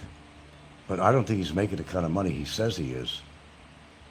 Yeah, you like putting documents on it? Put the documents on it, and I'll believe you, and I'll say it. I'll say, okay, you proved it. Good, that's what I want to see. You guys are big on showing false documents, right? I'll put that one up. Go right ahead. But, you know, for the sake of comfort, for the sake of not embarrassing yourself, I mean, you know, he wants to impress somebody. Live in a decent apartment, not some shithole. And he talks about other people living in a shithole, but I know that building. I know exactly where it is. I know. It's called the Decker Homes. And that is the classification of shit living for those that cannot afford. Yeah, he says he only pays like, what, $200 a month? And that's not even worth it, even $200 a month for those places. He's got a tiny little fucking room, and he's got his little lights up on there. It looks like a fucking Queensland hotel, where he's going to have all this action from all these women, and he's never had any action. No, but his sperm is dead. He's half dead. What action? Little hand action, perhaps, but I just can't see that. That's just my opinion. No disclaimer needed. It's just my opinion. It's my opinion. I don't think Ricky is killing it. I don't think he's killing anything but himself, as some other people are on here. They're fading away. Tick tock, tick tock, tick tock. The clock is ticking away. Their whole lifestyle, what they eat, how much they eat, being obese, having high blood pressure, having diabetes on top of it. What more do you want? Plus, you got to use a CPAP machine every night to get oxygen and get air in his lungs so he could sleep and breathe. Because the reason you are on a CPAP machine is because you actually stop breathing X amount of times per night. And without the CPAP, you stop breathing, you could die in your sleep. That's why Ricky takes that, which is indicative of other pulmonary and other problems and heart problems too. So who's living the 5-star lifestyle? Not him. Not even remotely close. So there you go. You just do the math. It's simple math. Don't worry about geometry or algebra, trigonometry. No, do basic math. And there's a lot of people on here you could figure out without even doing much thinking. You've been on here long enough. You got people figured out after a while. You remember things they say. And some things they forgot they said that some people remembered, like me, as I said. I think I got a pretty shitty short-term memory. I think I do anyway. There's nothing wrong with my long-term memory. I remember every word they said about me or my girlfriend. I remember every derogatory, every fucking nasty thing they said. And not just about me or my girlfriend, but about other people. In fact, I document it. I make sure I do. Don't forget, my interest in film or anything when I was actually in school was documentary photography, okay? I know what documenting is. Yeah. I even made a 16mm film, black and white. My first film was called New York Paranoia. It's part of an assignment. It was only supposed to be 5 minutes long, but you had to get as creative as you could for 5 minutes. It was a gem. And I think I had to turn that in as an assignment because I could swear, when I was still living in New York, I could swear I had the canister with my 16mm movie. And what the fuck happened to that? I'd love to have that because I transferred over to something that I could play. And you can see how creative I actually was. 5 minutes though. That's all they were giving you, 5 minutes. I think I did a pretty good job actually. I did a documentary on Hawaii, which I thought was kind of wishy-washy. I played it on here, or excerpts of it. Because the person that edited didn't do a good job editing. But the principle, it was there. It was not bad, and I covered all these different issues on Hawaii.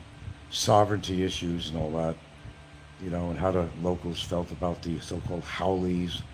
I even had Mayor Kim, who was the mayor 2 times over. Mayor Kim, who was the mayor of Hilo. He was on my film too, Mayor Kim. I had a leader of the, one of the local leaders of the Hawaiian sovereignty movement on there too. I didn't miss a trick. Let me loose and I'm dangerous, man. Let me loose. Let me go. Let me go. Let me go, lover. I guess you have to be around my age to remember that shit. No, not really. Well, I'm still ticking. I'm still ticking. I'm still here. I'm not arrested. I'm not deported. Frank's gonna be blacklisted probably for 5 years. Really? And where did you find that out? Inquiring minds would really like to know. Another false document? Come on now. I'll let you know. How's that? How about if I let you know? Let me tell you something. I could deal with just about anything, really.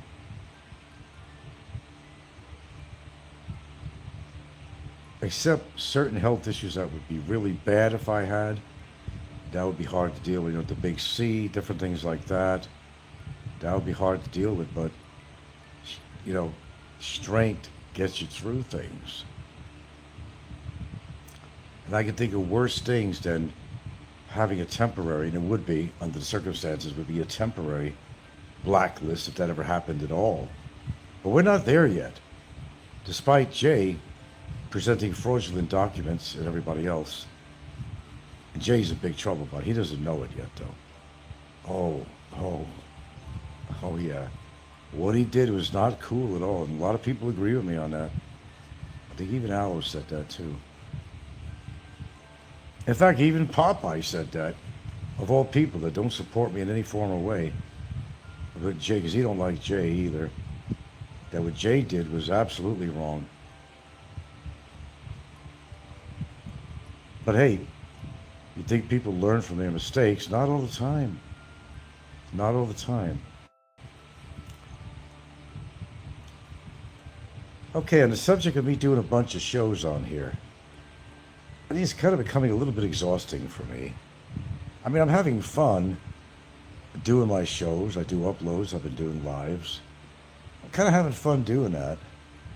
But I've got to slow down a little bit on that.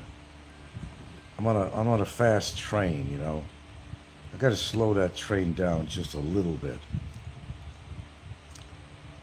Because it's kind of interfering with a few things, you know.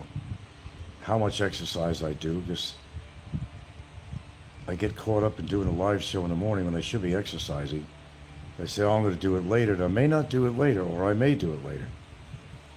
It's kind of interfering with my mornings, more especially my mornings. I still wind up getting it in, but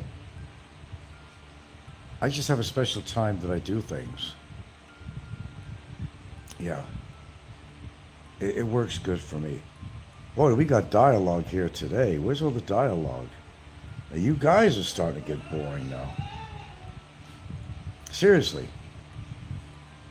And I start to bore myself, and I have to sit here and listen to my own voice. But at least I know you're out there listening. That's a positive sign. I'm proud of you guys. You wouldn't be here if I didn't have something interesting to say. That's a fact. It don't matter whether you're true supporters or you're trolls. You're still here. You're still here. It's been 14 for a long time. There's 14 people listening. They haven't deviated. So apparently what I have to say is pretty important on my shows. I may not have thousands of people, but for the few people I have, they're pretty dedicated to my show. I think that says a lot. It's a different level, of course, but there is dedication to my shows. Because the truth is, there's, you know, a lot of these guys that are retired or plan to be, they have so much time on their hands. And there's not like people doing a lot of shows on here, but I think they're increasing their time they're spending doing shows on here. I've noticed that. It's an observation that I made. You know, they got to get that money going, you know. They're afraid about the economy and everything. And I got to get more shows in. I got to get more shows in. It's one thing I never had to worry about because I'm not monetized. But those who are, most are, they look forward to that. And they get caught up in that, you know, it's slavery is what it is. It's slavery. Modern technological slavery. Because they got to do more and more shows, and they become enslaved to doing their YouTube shows to keep all that AdSense and shit coming in. That's when it gets ugly. Hey, the money's always good. Hey, some of these guys are making some pretty decent money. And I really always suggested that Filipinos do it. And they are. They are. There's some making tons of money, man. Instead of working in a call center, you know, there's like, what is it? 175? What is it? What is it, like 175 million people or something like that? In the Philippines? So you got a ready-made audience out here if you're Filipino, man. You could do real well. Turn your life around. You don't have to do much being a Filipino on a Filipino channel. Because you're Filipino, they're going to listen to your show. But more especially, we got a lot of females out there, Filipinas, doing shows. As horny as guys are, both Filipino and American and British and whatever, they're all watching you. But if they stick to their language, you're going to get less Americans and so forth watching. But if they're, you know, pretty well in the bilingual, you know, they'll attract a lot of the foreigners too. But I think you hate YouTube, Junebug. Yeah, but you're on here listening to me though. What does that say? Do you find me that interesting? Tell me the truth. Because if you thought I was boring, you wouldn't be listening. If you said you hated YouTube, but yet you're listening. And that's what I tell the trolls. Oh, Frank has no topics. Well, I must. Because they keep on coming back. I don't have the big numbers, of course. I do realize that. But they keep on coming back. They want more, more. When I say I'm going to get off, no, don't leave YouTube. Come on, we need you here. We need you. You know, you need to hate me. You need somebody to hate, to be envious of. And Popeye laughs when I say that people are envious of me. Well, look at him. There's nothing to be envious with him about at all. Now, I'm certainly living a better life than he is. Okay. Junebug says, thanks for responding. Trying to work, but the white man will get mad regardless youth. I don't know what that means. No, you can speak on my show. Are you Filipino? Absolutely welcome on my show, especially if you're Filipino. We love Filipinos here. We don't love to hate them like some people do. I know, it's a white supremacy thing that goes on here. A lot of white people think they're privileged, they're better, you know. They're better than everybody.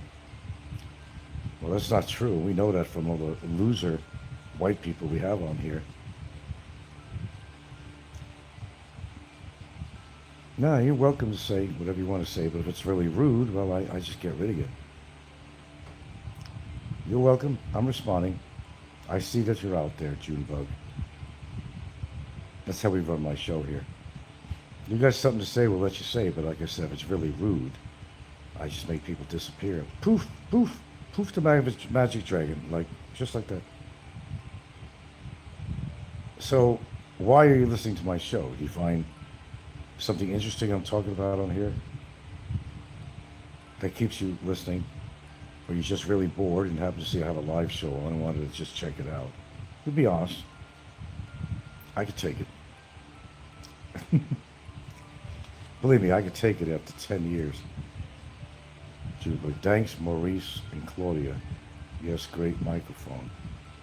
Who is Maurice and Claudia? Yes, great microphone. What does that mean? Who is Maurice and Claudia?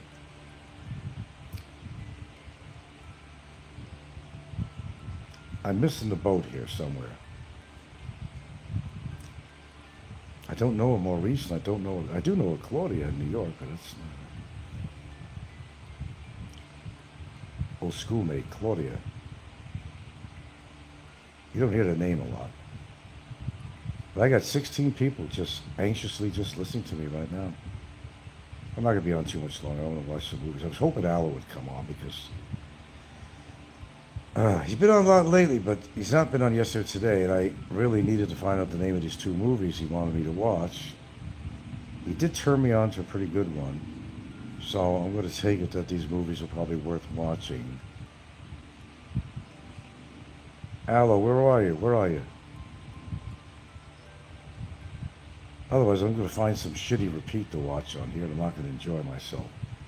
There's not been much on here really lately on Netflix or YouTube. And I watch movies on my big screen. Okay, and I watch Netflix, of course, on TV.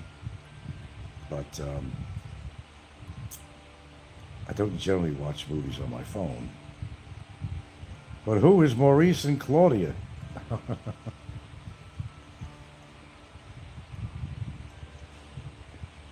I will see the results of my lab test, and I only really got one, and that's just a urinalysis. But it does have some remnants about the protein in your urine too. It'll give some clues in that, because if you're getting too much protein in your urine, that could be problematic and indicate something else. So we'll find out. And if I have any infection. Yeah. Believe me, when you have a kidney stones, I mean, it can lead to other problems, and you got to be very careful.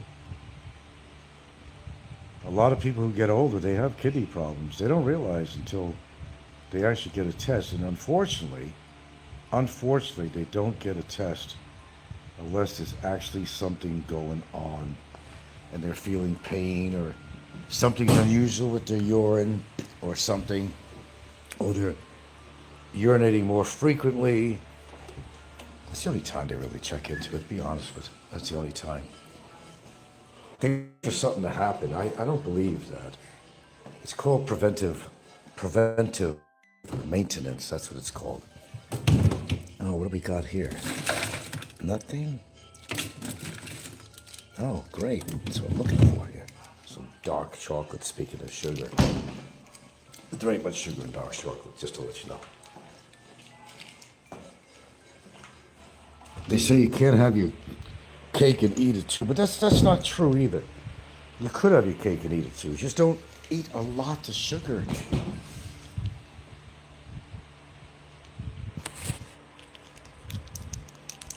Well, we got a real quiet audience today, but you're enjoying listening to me. That's totally cool, man. That's totally cool. At least you're not listening to a bunch of nonsense like on fucking Popeye show, all these other creeps on here. I'm the real deal, not Jay. I'm the real deal on YouTube here.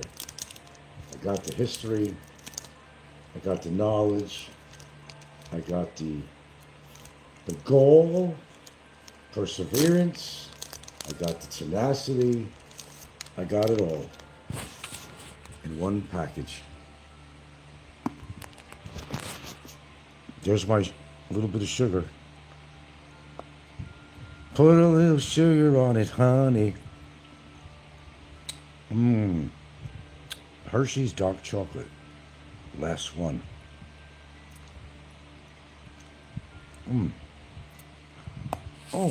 Oh, that's good. That's good. That's good. I hear a lot of people talking about Slim, Pro-Life Traveler, what they're saying, and they're all full of shit, by the way. Oh, we made all these reports on you and the safety of your kid, how you were after all those young underage Filipinos. Oh yeah, I reported you. You're gonna get arrested next week. Oh, full of shit. Do a bump. What's a bump? That's good. I needed that. It's like a chocolate fix. I love chocolate.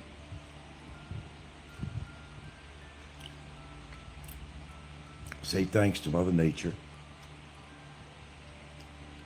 What's a bump, Rusty? Do explain.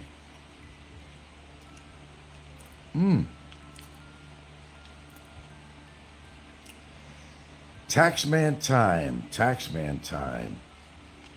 She reminds me at the last moment. Oh, shit. You mean the taxes are okay. No, it is the beginning of the year. It's the beginning of the year.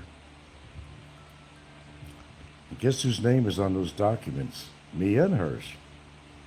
Tax declaration. Both of our names. She got to take my ID with her too. All right. That actually was actually good. I needed that. I need more though. I don't have. I'll tell you one thing. You dip some good dark chocolate in some peanut butter. What's better than a Reese's, really? You know, you get some good quality cacao, good dark chocolate. Peanut butter and chocolate were meant to be together. It's a romance, a natural romance. Peanut butter and chocolate. Which reminded me, I just bought a brand new jar. Skippy, could have bought better. There are more natural blends that have any sugar in it at all. But I'm pretty used to Skippy. You buy some local brands of peanut butter out here in the Philippines, some brands you never heard of. It's kind of horrible. Tasteless. But it's better to get your own nuts and grind it yourself, and that's the best way you're going to have peanut butter. Just buy some nuts somewhere and buy some kind of a grinder, you know. Or blender, I don't know. food processor or something and make your own peanut butter. Something we've never done. It's not out of the question. I might do that sometime, but one thing at a time, sweet Jesus. One day at a time, sweet Jesus. Still waiting for him to come. I don't know. He missed the wagon, Conestoga. I don't know. It's good to welcome Jesus into your life. I think it is. But, he's got to be there to meet him. Everybody's waiting to meet Jesus. Maybe they got to die to meet him. Maybe that's what it's all about. We won't go there, though. Sensitive subject when it comes to religion. See, slap myself in the hand. Stop that. There we go. See how I catch myself? It's a very sensitive topic. So is politics. But speaking of politics, Trump is in trouble time and time again. Get the bum out. All the MAGA people out here on YouTube, man, they are just really, oh my God, beneath themselves. They are just putting their MAGA caps in the closet, and rightfully so. The shame to wear a MAGA hat these days. It's not a popular thing to do anymore with the MAGA hats. Oh God, Barry, who's in jail, Mr. MAGA. I don't know. If they're even allow him to wear caps in jail, I don't know. But he was so proud of wearing his MAGA hat that Beaches the breadstick brought in when he was in Mabuhay. So proud of his MAGA hat. Oh, it was like a shining beacon to him. Okay, well, I'm going to go. I want to watch the movie. Alo, you happen to be there? I really need the name of these two movies.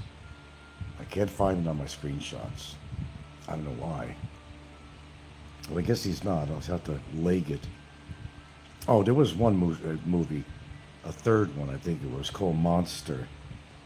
And I thought it was the show about that one woman who was a prostitute, and she hated men because she got beat up and abused by men. And she was a psycho case. And she killed, excuse me, killed 7 Johns, She had so much anger in her. That's what happens when you get really abused as a child, like somebody I know in jail. It really kind of malforms who they could have been if they weren't abused by their parents. Could have been a totally different person. But you carry that bitterness with you, man, all through your adult life. And it just gets you into trouble, like it did for him. It's sad, really. Okay, but hey, it's been fun. Not much dialogue, but this time of day I never expect much dialogue, but it still had 16 people in here. They were all, just very carefully listening to every word, every breath I take, every move I make, every breath.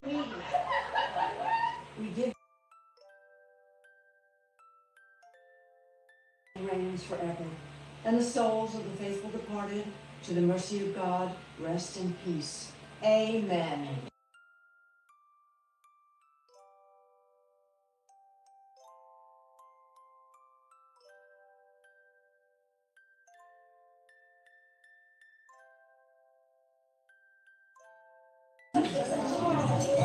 Oh my goodness.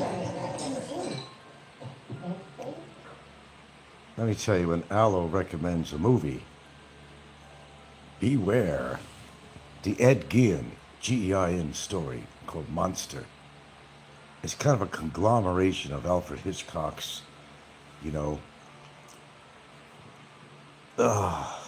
movies of Alfred Hitchcock, and it's a series. I mean, very gory, but I expect that from Al. No offense, Al. I still got the series on, but it just gets kind of convoluted after a while. I'm probably turning that off. I don't know. some other movies I want to watch that he suggested. Actually, one of them might be a little more appropriate, I think, anyway. Yeah. Let's see. Well, it seems that your hero, Trump, is making some of you guys' lives kind of miserable. As at the moment, they're not taking any more, doing any more green cards for those trying to get your sweethearts into America.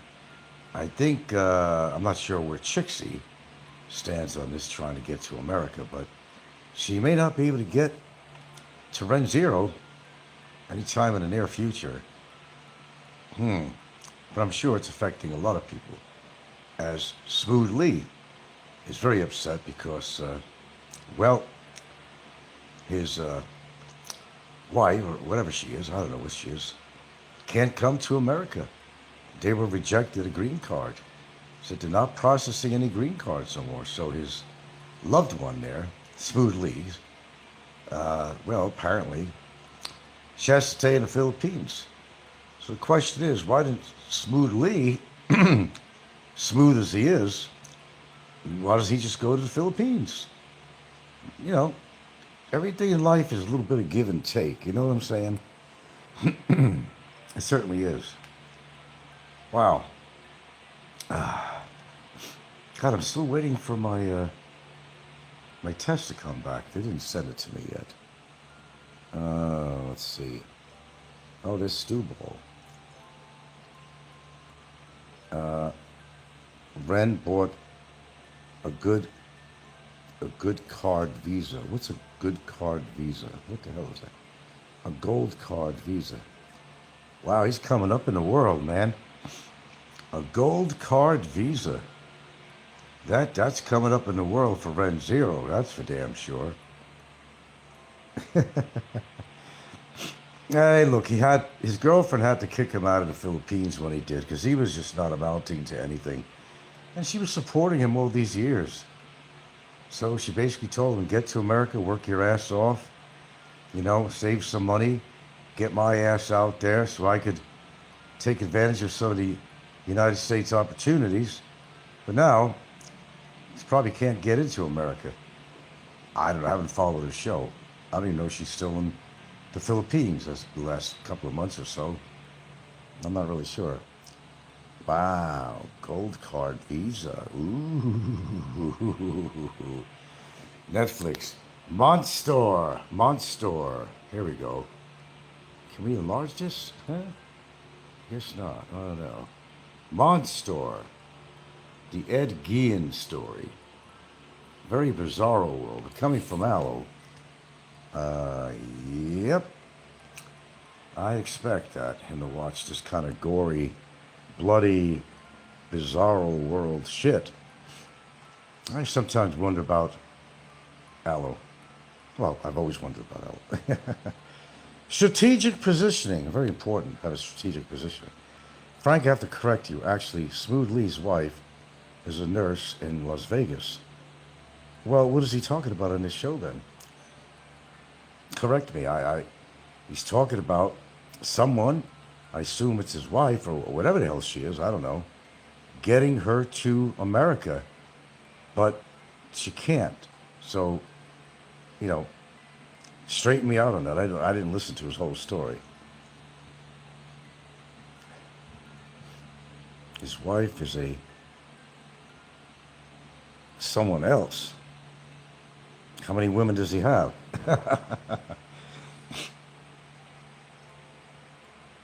Hell if I know. Smoothly's more like a preacher.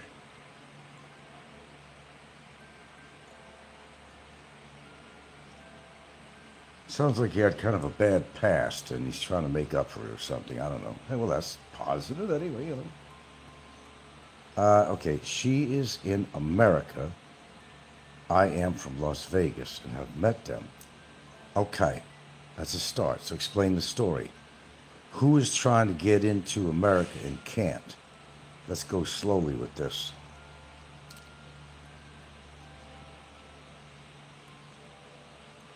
You must be an army man. Strategic positioning. He must be a veteran. Okay. She is in America. I am from Las Vegas. And Smooth Lee is in America, correct? But he definitely has an association with the Philippines. I get confused. Smooth Lee, like Mr. Cool. Why do African Americans always have these names? They're always smooth, or they're cool, or something like that, you know? That's why they used to smoke cool cigarettes. Did you know that? When I grew up in New York, the blacks in the community, most of the only cigarettes they smoked were cools, menthol. Because they wanted to be cool. Everything was about being cool. Did you know that? I'm just saying.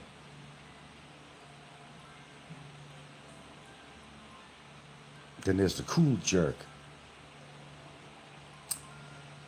A lot of people, this is a big laugh, actually. Do you remember, the whipped cream in a container they sell? And they used, to promote this, they used a song, I forgot who sung that, cool jerk, da-da-da-da-da-da-da, cool jerk, da-da. And with people, see, I'm really good in reading between things. They were laughing their ass off when they made this commercial promoting Cool Whip. Do you know what they were singing about? You know what a cool jerk is? I don't want to have to get nasty on here. And they're selling whipped cream. Can you put this together so we don't get too gross tonight here? Let's see. Cool, brother. And they opened them from the bottom. Did they open them from the bottom? Why would they do that? That's kind of weird. I don't remember that. No. Wow. Everything was cool. Everything was, Superfly. And you had, local guys looking like Superfly with the hat. And they'd even had cars with Eldorados with tassels hanging from them. It was a fucking comedy show when I grew up. The brokiest,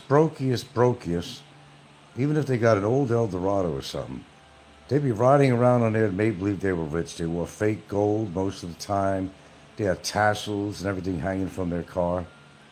They just wanted to look rich if they couldn't be rich. They wanted to copy off,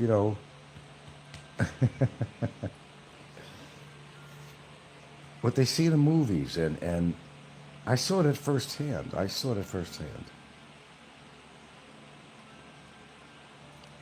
I did. They want to be Superfly. I told you, the cattle follow the other cattle. From when I was a kid, I experienced that. I've seen that. Nobody could be original in history anyway. When Marilyn Monroe came on the scene, everybody, all the women, because all the guys were drooling over Marilyn Monroe, and all the women started dyeing their hair blonde to get their husbands re-interested in them again and not have to go off to the side and get their action. Jean Harlow was another one with the blonde hair. Same difference. More modern times, you'll have, what's her name who died? Farrah Fawcett. And all the women had to try to do their hair like, nobody could be original. Then when Mohawks came out, everybody had to have a Mohawk. I even asked a teenager once, I said, why do you like the haircut? Oh, I just want to be original. And I said, well, how are you going to be original if everybody else is getting Mohawks? I don't understand. I'm sorry, I don't understand people. How can you be original when everybody else is doing it or starting to do it anyway? Not everybody ran around with a Mohawk, of course. But there's a lot of people that, just needed the attention, like here on YouTube. That's why they get vicious with people. They need the attention. Remember, even negative attention is still attention. Got it? Okay. There you go. As Popeye says, there you go. There you go. Jean Harlow, Marilyn Monroe. Then the chunkier version was Anna Nicole Smith, who tried to be a chubby version of Marilyn Monroe. Everything phony about her, the hair, the eyelashes, all that shit, the big boobs. Definitely a turn off for me.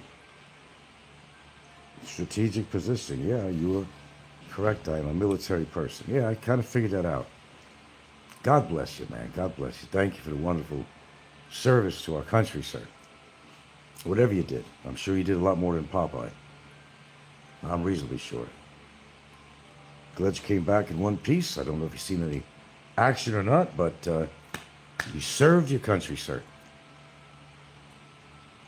You served your country.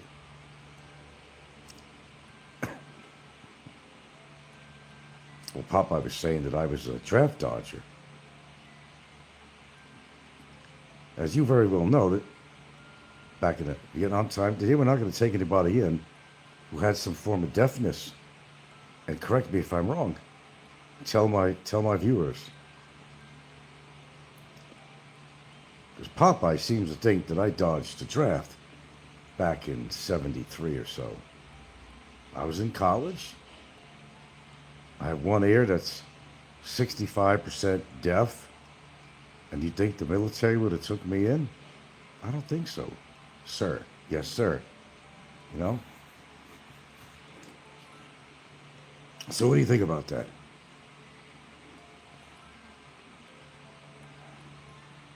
Well, yeah. Deathless or colorblind? Deathless, what is that? Deathless or colorblind?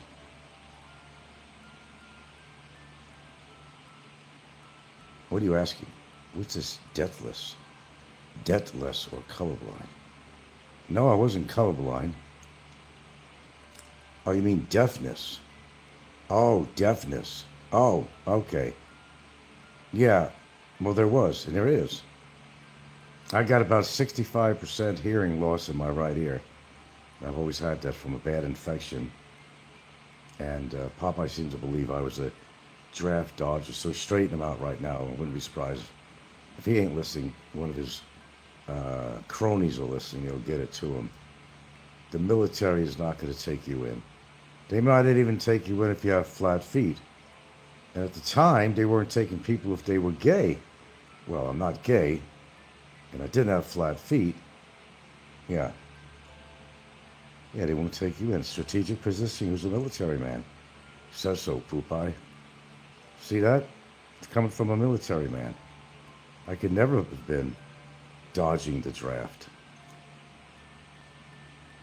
What service were you in? Because I don't know your age. Desert Storm? Did you go back to Vietnam? Do you know?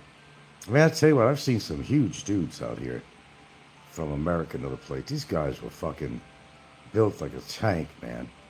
Like 6'5" and big bone structure. I said, man, that would be military material in the field. These big dudes, you know. The Germans try to make a perfect army with the most perfect men. And they tried to find the most perfect women to mate with to create the supreme race of perfect people. I guess that didn't turn out too good for them. They had the right idea, though.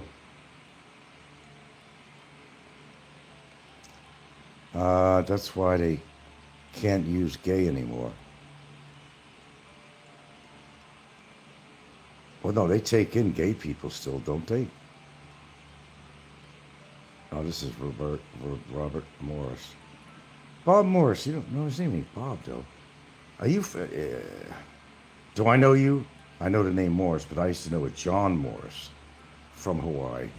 But you're not the same person, no. So in other words, they can't use gay as an excuse anymore, right, what you're saying.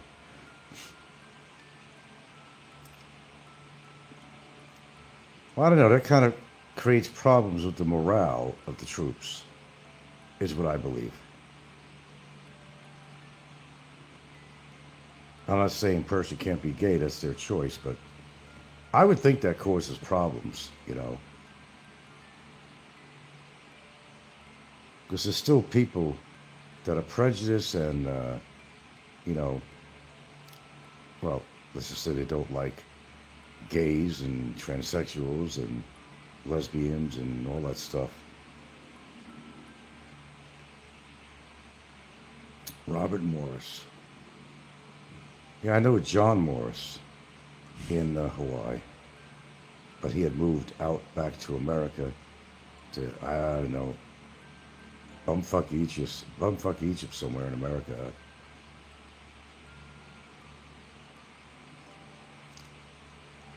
God damn, they didn't send my test back. Oh, I'm just curious to get my girlfriend's test on the A1C test. Someone says, I know a Philip Morris. A cigarette company. Philip Morris. Do you remember these old commercials? Philip Morris, Philip Morris. Do you remember like when they used to have in the bars? Well, I've seen in the movies anyway. Probably beyond my time, I don't know. They come back with the drink tray, or they were, you know, one of these barmaids, whatever, selling cigarettes. Cigarettes, chocolates, or whatever they say. But they're always going around selling cigarettes. The old commercials like for Philip Morris, calling Philip Morris, or something like that, if my memory is right. Do you remember when they were saying, doctors recommend? They had doctors recommending a certain cigarette, that it was better for you. I wish I learned something back then. But, yeah. Only the best doctors smoked this kind of cigarette. And it was very glamorous, you know, back in the, especially the 50s, I'd say. Women were smoking, became a normal thing, but you never see a woman smoking. It was too risque, you know what I mean? It was just too out there. It was too low class until it became kind of a classy, sexy thing to smoke. Because all the people in the movies were smoking, you know. And a lot of women, besides men, took up to smoking. It was a sexy thing. Kind of a turn on to some people. It meant in some way that the woman was promiscuous. There is a certain amount of truth to that too. Because when I was in junior high, there was this one redheaded girl. What the fuck was her name? I know it very well.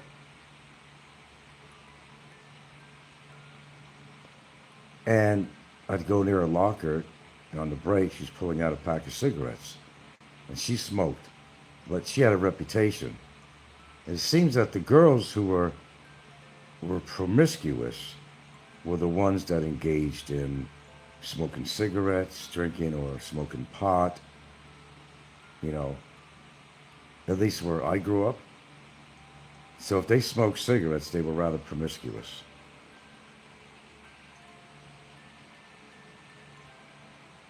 Did you hear me fart? Well, this phone does pick up pretty good, doesn't it? Dude, I've been eating beans, lentils I had yesterday. Even had them in the morning. Dude, let me tell you. Don't light a match around me sometimes. I'll go up and smoke. There's a movie. Yeah, I apologize for that. That sounds like a Barry routine. Burping and farting and shit. Mother Nature said hello, and I had to answer. You don't know when it's going to come, you know? Get it? You don't know when it's going to come. Anyway, I got to find the other movie that Alo... This time I did take a screenshot on the other one. I know I'm going to like the other one that he suggested. But he's been, you know, just really bizarro world movies he's suggesting to me, which is kind of in tune with kind of like Alo's kind of bizarro world character, you know? Well, you can hear that shit, huh? Ain't that something? Ain't that something? This has a good microphone on it. I gotta remember that. Tell you what, if I think I'm gonna fart, I'll hit the mute button. I don't want to be rude and crude. But if you see the fiber and the gaseous type of foods that I eat, you'd understand pretty well that this man gets his fiber. Yeah. You ever bought the SNR burritos? Yeah, I did. Well, no, not the kind. This is the kind that was in the frozen section. Oh, yeah, I've been eating them too. No wonder. My God, what do you want? I had lentils. I had bean burritos. Shit, I'm surprised I'm not raising the damn roof.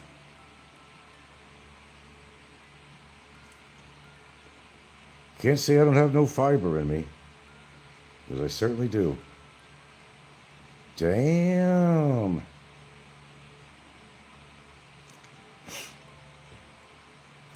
I can't switch over to my... Sorry, yawning on top of that. Maybe even sneezing. Gotta pull myself together here. You forgot the brand name. Oh. I mean for the ones that are frozen. Oh, I can tell you right now. That means I gotta get up. See what I gotta do for you guys? I gotta get off of my semi-comfortable chair. Go look in the freaking freezer, the chest freezer. Okay, I have to go check that out. I thought you left already. No, the kids, right? Just the kids? Yeah. Oh. Let's see. The burritos are Monterey. Monterey. Is that what you're talking about? Monterey?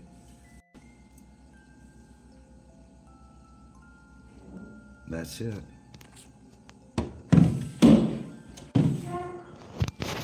Broccoli and Brussels sprouts and all kinds of shit. Steak fries, all that stuff. No, I didn't buy the Stouffer's lasagna. It's not that great, Stouffer's lasagna. I bought something that's really funky that I don't suggest in anything with banquet, but I bought the banquet family size, which has 6 Salisbury steaks with the brown gravy. And these actually make excellent sandwiches if you want to add cheese to it, whatever you want to do with it. Toasted bread. So we did buy that. The reason my burritos, oh, you talking about the burritos, good baked? Oh, you mean the lasagna. The lasagna. Okay, the lasagna tastes good baked. Okay. Everything seems to taste good baked. I don't know. I bought myself a bottle of olive oil I use, and of course they're using this freaking canola oil. Fuck, they came back with a bottle. By the way, that Tandaway bottle I showed, I said, oh my, I don't know if you want to call him my son-in-law, but, you know, I thought maybe he was drinking some Tandaway with his girlfriend in the room, but no. He actually used that bottle. They go out and buy this cheap-ass fucking oil, it's seed oil. They sell it at a lot of these stands. They got big batches of it. It's like the cheapest fucking oil and the most horrible cancerous oil you could ever possibly take. That's what it was for. You ever catch any fresh California strawberries? It's hit and miss. I've been buying, no, frozen. I'm buying frozen. Got the same nutrients. There's nothing like fresh, I understand. Uh-oh, I gotta mute this for a second. Mute him. Okay, much better. Well, I'm gonna have gas for another 3 days. I don't mind having my lentils, but I gotta give it at least 4 or 5 days in between.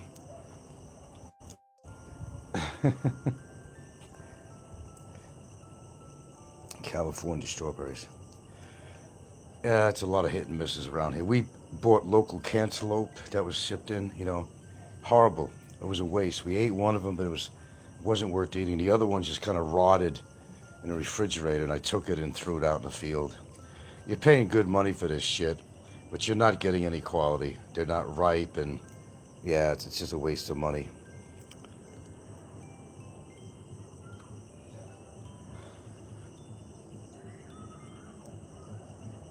Sort of a cool night.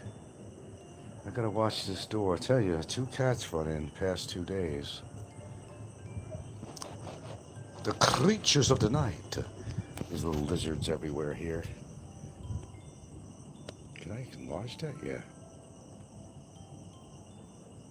Oh, they're everywhere, man. Same thing in Hawaii. Same damn thing. Boy, I love them. Then we got a new species in Hawaii because we went out on a road trip in Hawaii, me and my brother. And these are geckos in Hawaii, and we had a hitchhiker on my truck, and it was a gecko with a red spot on the back, which you did not find around my house at all. Never. Well, he made his way and he hitchhiked the ride with us. That's what happens. Next thing you know, they overpowered the regular geckos, and all you saw now was the geckos with the red spot on them. I don't know what you call them. Or the Monterey. We make it so the crust is too hard. We're not making it right. What she's really doing is she's microwaving them, and it never tastes good microwaved. No, it's just the crust can get hard, and you gotta bite through the crust. It's kind of nasty. But what you really want to do with that, you gotta air fry it. We have an air fryer. Should have done that. But you gotta pat with a piece of toilet paper or tissue. All these things. You watch all the oil that comes out of that. You pat them off and pat all the fat and oil off that. It's a little bit better. Not too much better for you, but it's a little bit better. You'll see all the oil come off that shit. Yeah. Damn. I'm telling you, I'm a regular fucking gas factory. That is for sure. No doubt about it.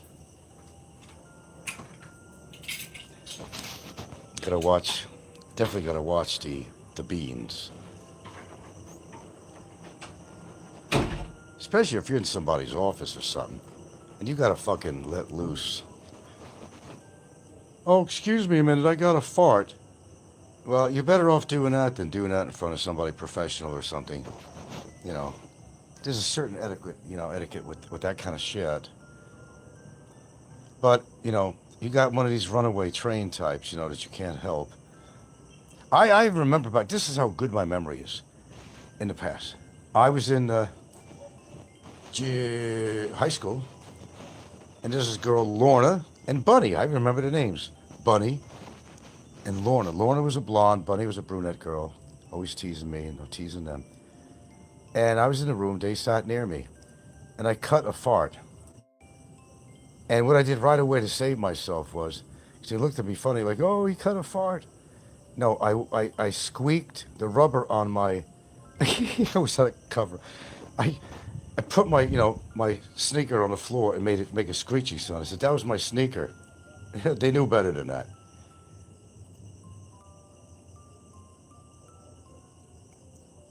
You remember the name? And then, do you ever get a snot bubble? Well, we're really going out tonight, aren't we? You don't mean to, but your nose was leaking so much it made a bubble. I've actually seen, I had it happen to me. I've actually seen it with other people too. They form a snot bubble, the big old bubble from your mucus, from your nose. But it's pretty gross tonight, isn't it? Yeah. Only I would talk about this shit, right? Only me. There's another movie I got to go to my, that Alo suggested was a better movie than this. This one is getting kind of like, going back and forth on different scenes from another movie, like the Texas Chainsaw Massacre. Like, they're just kind of intermixing everything in this movie, so it's becoming a little bit distracting. What's your opinion on a New York-style pizza at S&R? It's tolerable, yeah. I don't know, Gilda, what do you think about the S&R pizza? You like that? Yeah, it's okay. Yeah, it's just okay, and I agree. She says it's okay, and I said, yeah, it's just okay. That's all it is. I've actually one time brought some home. Yeah. S&R, when they call it New York style, but I don't know, maybe out here that's the closest you're going to get to New York style. You got to understand something. When you were growing up with, these commercialized pizzas, Pizza Hut, and all these pizzas, shakies and all that, then that's all you really know. To you, as a kid growing up, that's the only pizza you really know. That's what pizza tastes like. But a lot of these people have never really had real Italian-made pizza with the proper sauce. They didn't just throw, Italians did not just throw, tomato sauce on a piece of fucking bread. No, they had a big pot that was simmered for hours with the meat sauce. There was meatballs in there, whatever you had in there. You threw sausage in there with meatballs, all the seasoning. That's what they use. That's what professional pizza makers do. That's what makes their pizza so special. But here, if you want to have a good laugh, another laugh, I'm just full of laughs tonight, farts and all. What do they call it? Alberto's Pizza here. Oh my God, I went in there once and that was enough. They had one in Bantayan. They get good pizza there in Pats. Over at Tops, they have good pizza. She said if you go to Cebu, to go to Tops, that high point that everybody goes to. Now, she's been there, I haven't been there. They have good pizza there, she said. But if you go to Alberto's Pizza, I went there once. I couldn't believe it. Serve you what you pay. Yeah, it's what you want to pay for something. Doesn't mean it's good because you have to pay a lot. Price don't mean anything. But Filipino said it's okay. They like Alberto's because Alberto's is not really expensive. no, Alberto's is like a piece of cardboard. And let me tell you something. We went in Alberto's one time in Bantayan years ago. Me and Gilda, hungry, want to have something to eat. I swear to God, I couldn't believe it. How much? 200? Oh my God, I couldn't believe it.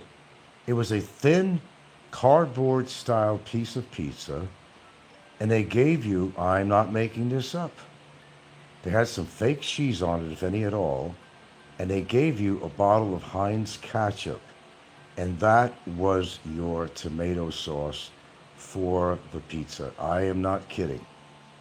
I'm not kidding. Stewball says, I bet Ricky can wolf down a few large pizzas there. I'm sure he could. I'm sure he could. It's subjective. I mean, I don't know. People are not... you don't know what real pizza is unless you grew up having real pizza. I had the best Italian pastries in the world in fact, I had the best Chinese food in the world when I grew up in New York. Shit, I lived in countries that had a lot of Asians in it, like Hawaii. And here in the Philippines, I can't find a really good Chinese restaurant that has really good quality chow mein and similar things. Not yet. Even in Hawaii, we had Chinese there, but more Japanese than Chinese. And there were some places that were sort of okay, but I never had, only two places there that I thought was even edible, where I lived on the Hilo side of the Big Island. Pastries, forget about it. You had to be in New York or someplace like that to get good pastries. The one thing I really miss, you could not help but stop when you walk by an Italian bakery. Oh, the cookies, the cannolis, they had so many wonderful pastries in there, mouth-watering, gelato. They had, oh my, Italian ice. We used to get that on a hot day. Nothing but flavored ice. In Hawaii, they call it shave ice, which is very popular in the locals and because of the hot weather. And tourists, they always have to have shave ice, they call it. Simply just an ice machine that's shaving the ice, and they get all the sugar flavors, strawberry, grape, this, that. And basically that's all it was. You just sucked the juice out of it, and the ice just made it cold, and it gave it substance. And they charge you a ridiculous price for it. All it was a kind of a cloth cone in plastic full of ice. You were paying for the shaved ice. I mean, how much does it cost for the flavoring? Nothing. So it was a great business to have in Hawaii. Great business. Actually, it's a great business to have right here. Right here. It's very hot and humid in where I live. If you had a stand that just made shave ice, call it Hawaiian shave ice, that would attract certainly the tourist. Yeah. So would you recommend any nice Italian restaurants around Cebu? Yeah. What was it called? Italiano's restaurant we went to? Yeah, Italian. Yeah, I think it was called Italiano's. I believe that was off the IT area, Ayala. Ayala. The Ayala block, right? It was off the Ayala block mall, the Ayala, and in IT Park. Yeah. Italiano's, a very, very good service. They had a lot of good dishes in there too. So it's called Italiano's. I think some of YouTubers out there would verify this because they know all the places, all the high rollers with the money and all that. Yeah. They prefer ice candy. Yeah. Yeah, IT Park. Yeah. Italiano's is a place. Very good service. Clean. You know. And we've eaten there. And very good service. I didn't try their pizza though. I had other things. Spaghetti. I had, what else did I have? I forgot what I had there. I had a few types of dishes there. Yeah, I would recommend it, yeah.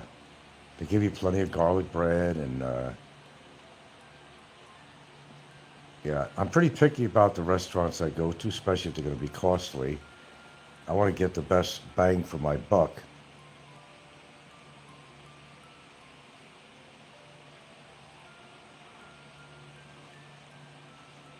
And that was a good place. And the Mexican place was also, I think it was in that region there too that we went to. Oh shit. I don't know. She's in the other room. I'd have to ask her. Yeah, we went to a pretty good Mexican place too. Not Henry's. No, what was it called? Oh man. However, hold on. Hold your horses now.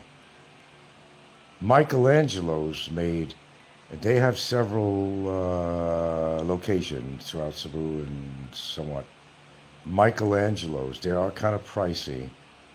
But yeah, Michelangelo's, if you're interested in pizza, and they sell some other stuff too. But quite frankly, I've only had their pizza there, so I can't. But their pizza was very thin. You didn't really get a lot for your money. You didn't. But it was pretty tasty. Yeah, it's called Michelangelo's. They have several locations throughout the Cebu area.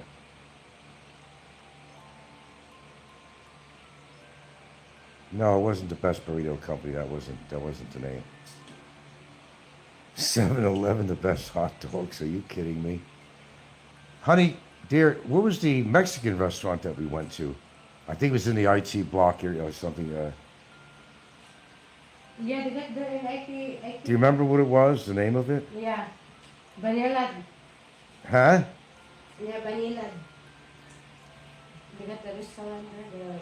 No, what's the name? I forget the name. Well, that's what I'm trying to figure out, what the name is.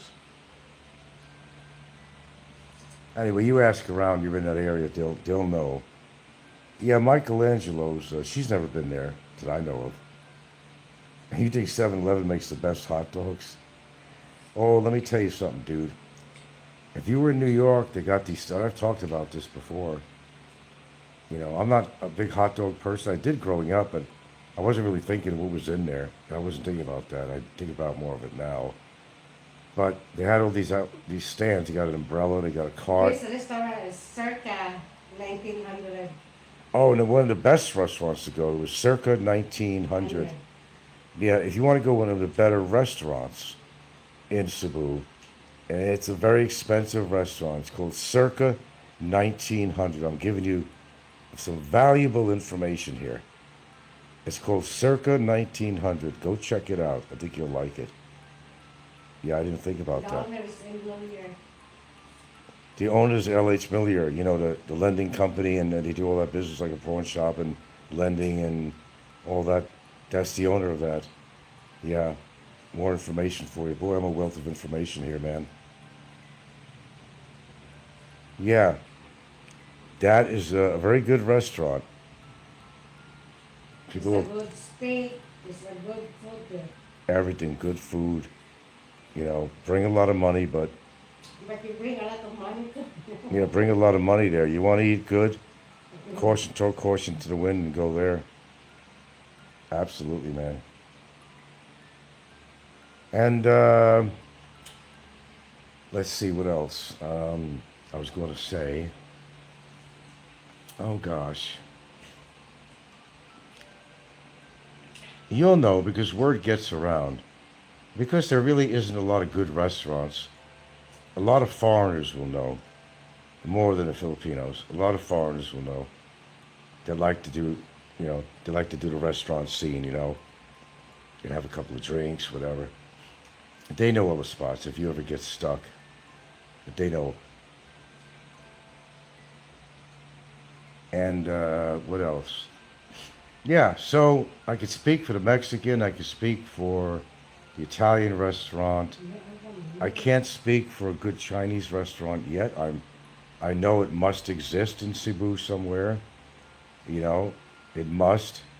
The problem is if you go to Central Cebu, if you go down near Fuente Circle, all that area, they just got the shittiest restaurants there.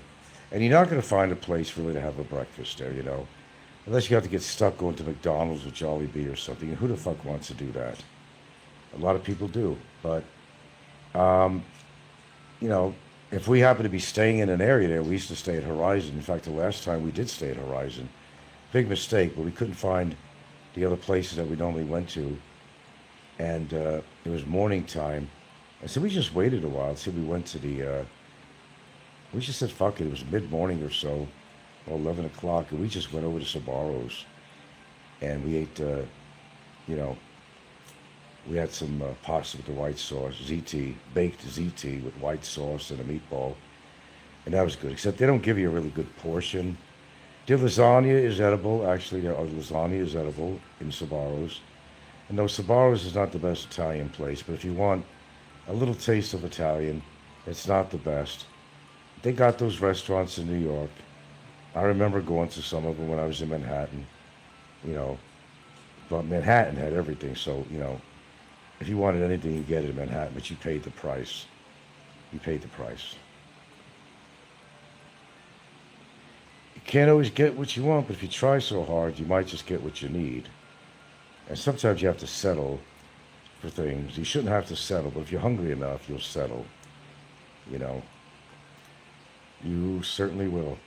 I'll have to get to the point I'm going to eat chicken feet. Fuck, they eat chicken feet like candy out here. Let's not forget chicharron, chicharron, why did you please leave me alone?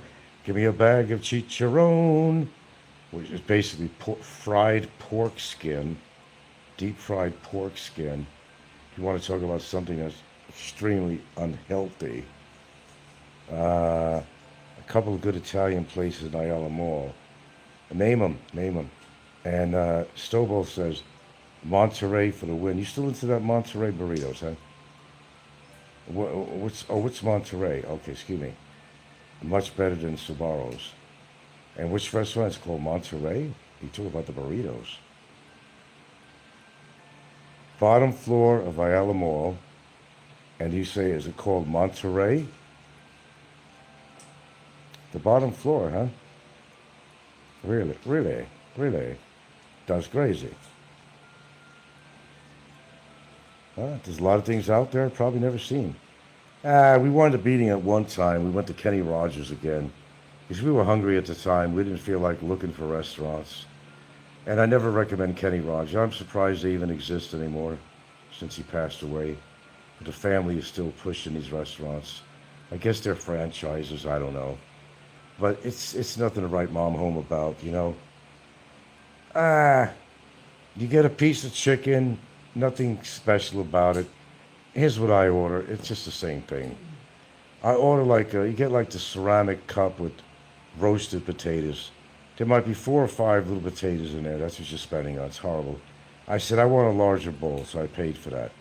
Then you have a little vegetable thing, just a tiny ceramic bowl, looks like an ashtray, with peas and carrots and corn in there, and butter. And that's pretty much it. If they don't have a lot on the menu, you would think they would have mashed potatoes. I don't believe they ever had mashed potatoes. You might be able to get some mac and cheese, possibly, I don't remember. I love a good mac and cheese, a baked mac and cheese, something like that. That's really good.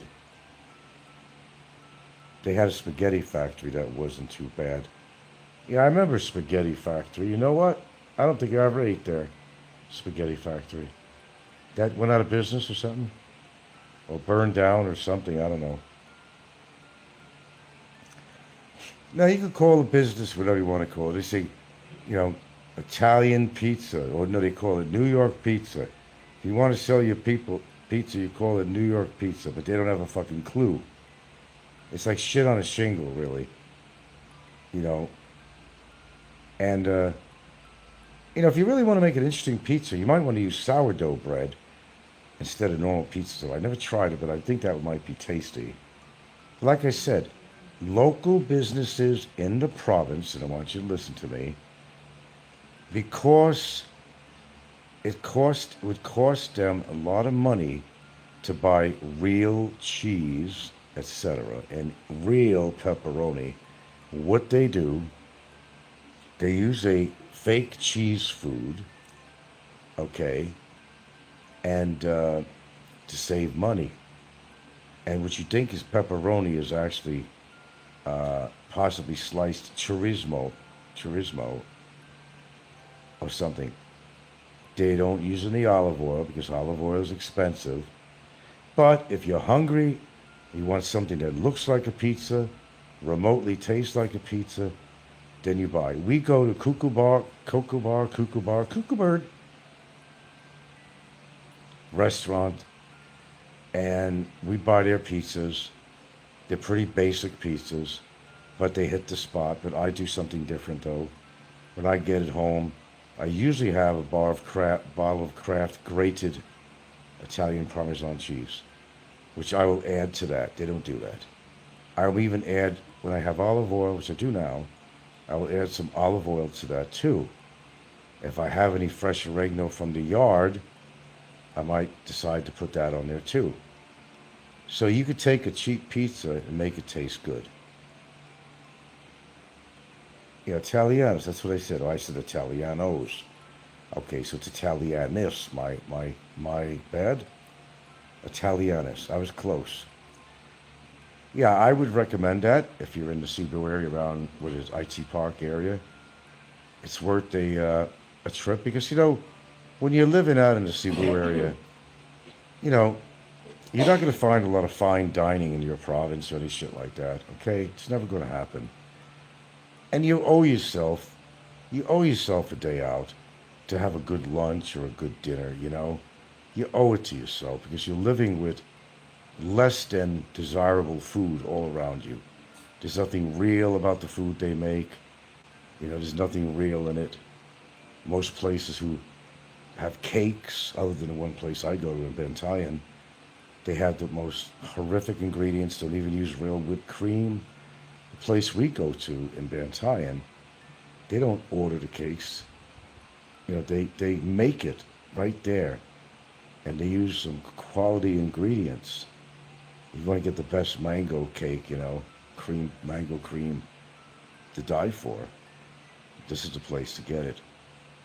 I love mango with the cream cake. It's really yummy. It's real whipped cream. It's real whipped cream. But you pay for it, though.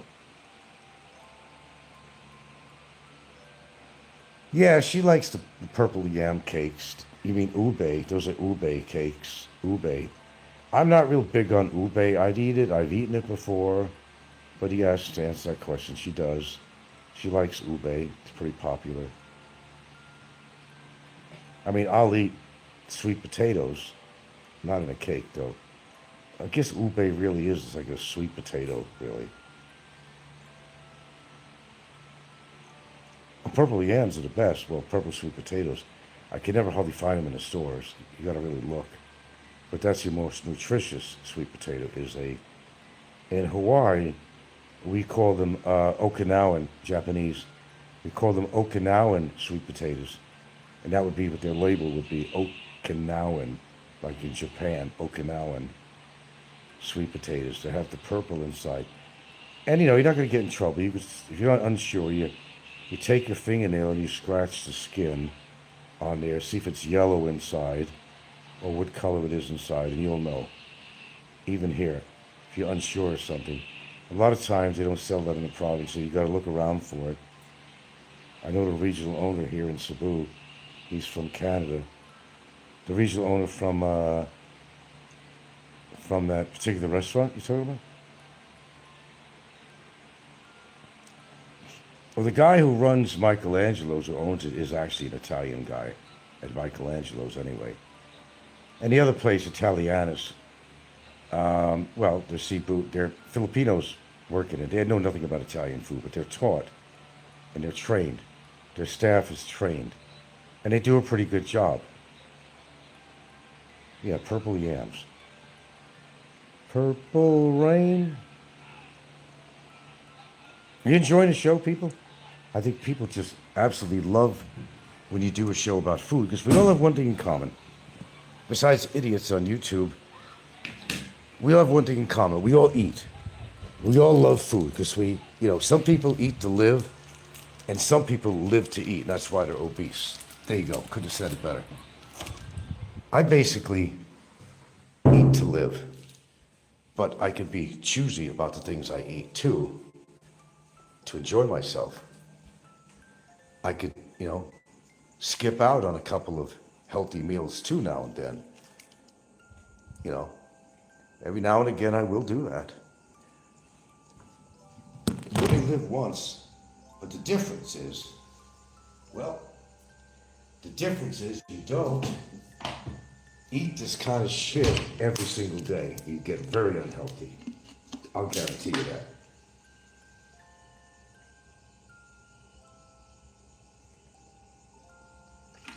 Sorry, I have to have some fresh water here. Purple rain. Purple rain. Now you're craving Monterey burritos. They're okay. But we don't make it right. We just get lazy. We throw it in the fucking microwave. It's better you put it in the air fryer a little bit or something. But, you ruin it when the crust gets a little bit too crusty, Then it doesn't taste good because you're biting into some hard crust. Yeah. You're biting into hard crust, and it's not tasty when you do that. I like it with the chili in it. This one is I think the beans and green chili. I think that's the one I have. And it's good to have around when you feel like cooking and you have an appetite for something meaty. I think it's beef and bean. I don't know if this had bean. It had beef in it? Well, I don't know. It could have been bean and chili. I have to read the package again. I don't think there's any beef. But if you don't want to cook, you just want something to kind of help you, help your appetite. So, yeah, you got burritos. I used to buy them even in Hawaii. I admit I used to buy them, and I'd go to Safeway or some other stores. I'd buy them. The orange ones, yeah, I don't know. We know them by different names. Yams. Usually when they come in a can, they're called yams. And I used to scratch my head. Were these all the same? Are these all sweet potatoes? I believe they are. But, Thanksgiving, we'd always buy a can of yams. But I used to buy it on my own. I lived in Hawaii. I used to buy the yams in a can, for its nutritional factor. A lot of beta-carotene, natural beta-carotene. Vitamin A. But they're very healthy, man. And they have complex carbohydrates, unlike the white potatoes. But if you're going to eat white potatoes in any form, leave the skin on, because that kind of fucks with the carbohydrates, the shitty ones. And, the fiber from the skin, and it has vitamins and shit in it too. It kind of interacts with the carbs from the white potato. So if you're going to make fries, make them with the skin on. Even mashed potatoes are fine, Maybe you don't like all that skin hanging around in there, but if you're going to do something like that, include the skin. It's only beneficial. See, I like shows like this. Something we all have in common. But yes, especially if you're I don't know if you want to call that Central Cebu. I call it, Fuente Circle, all that area, Mango area. There ain't shit there unless you want to get, fucking, all the wings you could, chicken wings, fuck that. McDonald's, Jollibee's, chicken wings, just a bunch of Burger King. Well, if you have to get a burger, go to Burger King. At least it's broiled. And you're probably safer with their meat than you are with McDonald's, trust me. And what did they tell? I read that if you're going to get a hamburger from McDonald's, get the, which one is that? Because they said the other ones, they really made with bad shit, and they're kind of hanging around on the grill to keep warm because you got the big crowds that come, and it takes a long time to make all the burgers. They actually have these things hanging on a warming spot for a while, okay? They're not real fresh. They're like not right off. It's not made right away. But they said, what is it to buy? If you're going to buy a McDonald's hamburger, the one to buy that was healthiest for some reason was the, oh God, I'm sorry. I'm not going to give you a false answer. There was something to that, okay? There was something to that. But Burger King is more expensive, but it's a little better quality, okay? Oh, yeah, meat and potatoes, man. I am generally, skin on potatoes, high in fiber and protein. Exactly. Oh, sorry, Popeye or trolls. There's nothing in this show here that's worthwhile even recording, but they'll do it anyway. Yeah, use the skin. You can eat meat, man. You can eat meat. Just don't over, like anything else. Don't overdo it. Just don't overdo it. No wonder shit. The pillow's open. No wonder I'm getting this shit coming out of the pillow. Look. No wonder I saw it on the floor. Don't let the dogs eat that. Oh my goodness. I'm going to put a movie on pretty soon here. One that I will suggest. I'm going to try to find it. Did you ever buy any meat products in SNR? Oh, yes. We just bought a good-sized package of ribeyes. And what she did with it actually yesterday, well, I would have preferred it a different way, but it still worked. She cooked it up and cut it into pieces and chunks and mixed it in with the lentils, with little strips of red pepper and onion, maybe a little black pepper or something in there. It was okay. But I'd rather have a steak. I mean, if you want to buy, you want to mix meat with vegetables or something like that, just kind of cut it up and chop it. Don't use the better cuts of meat. Ribeye is really made for, to make a good ribeye steak, cook it properly, use it as a steak, don't use the cut, if you have some cheaper cut of steak than that, I don't know, what's cheaper than that, sirloin, I don't know, what's cheaper than that, just use a cheaper beef, but cut off the fat as much as you can, and you can incorporate that into the vegetables. I make these, I call it mix and match, my little name. I remember when I lived in Seattle and lived in Hawaii, I used to do that a lot. If I had some leftover, it could be chicken. A lot of times it was beef.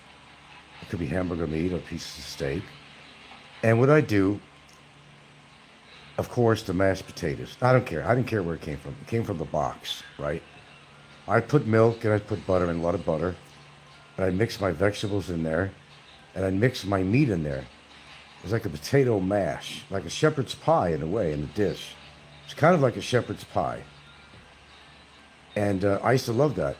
Because I actually grew up to be a meat and potatoes man, really.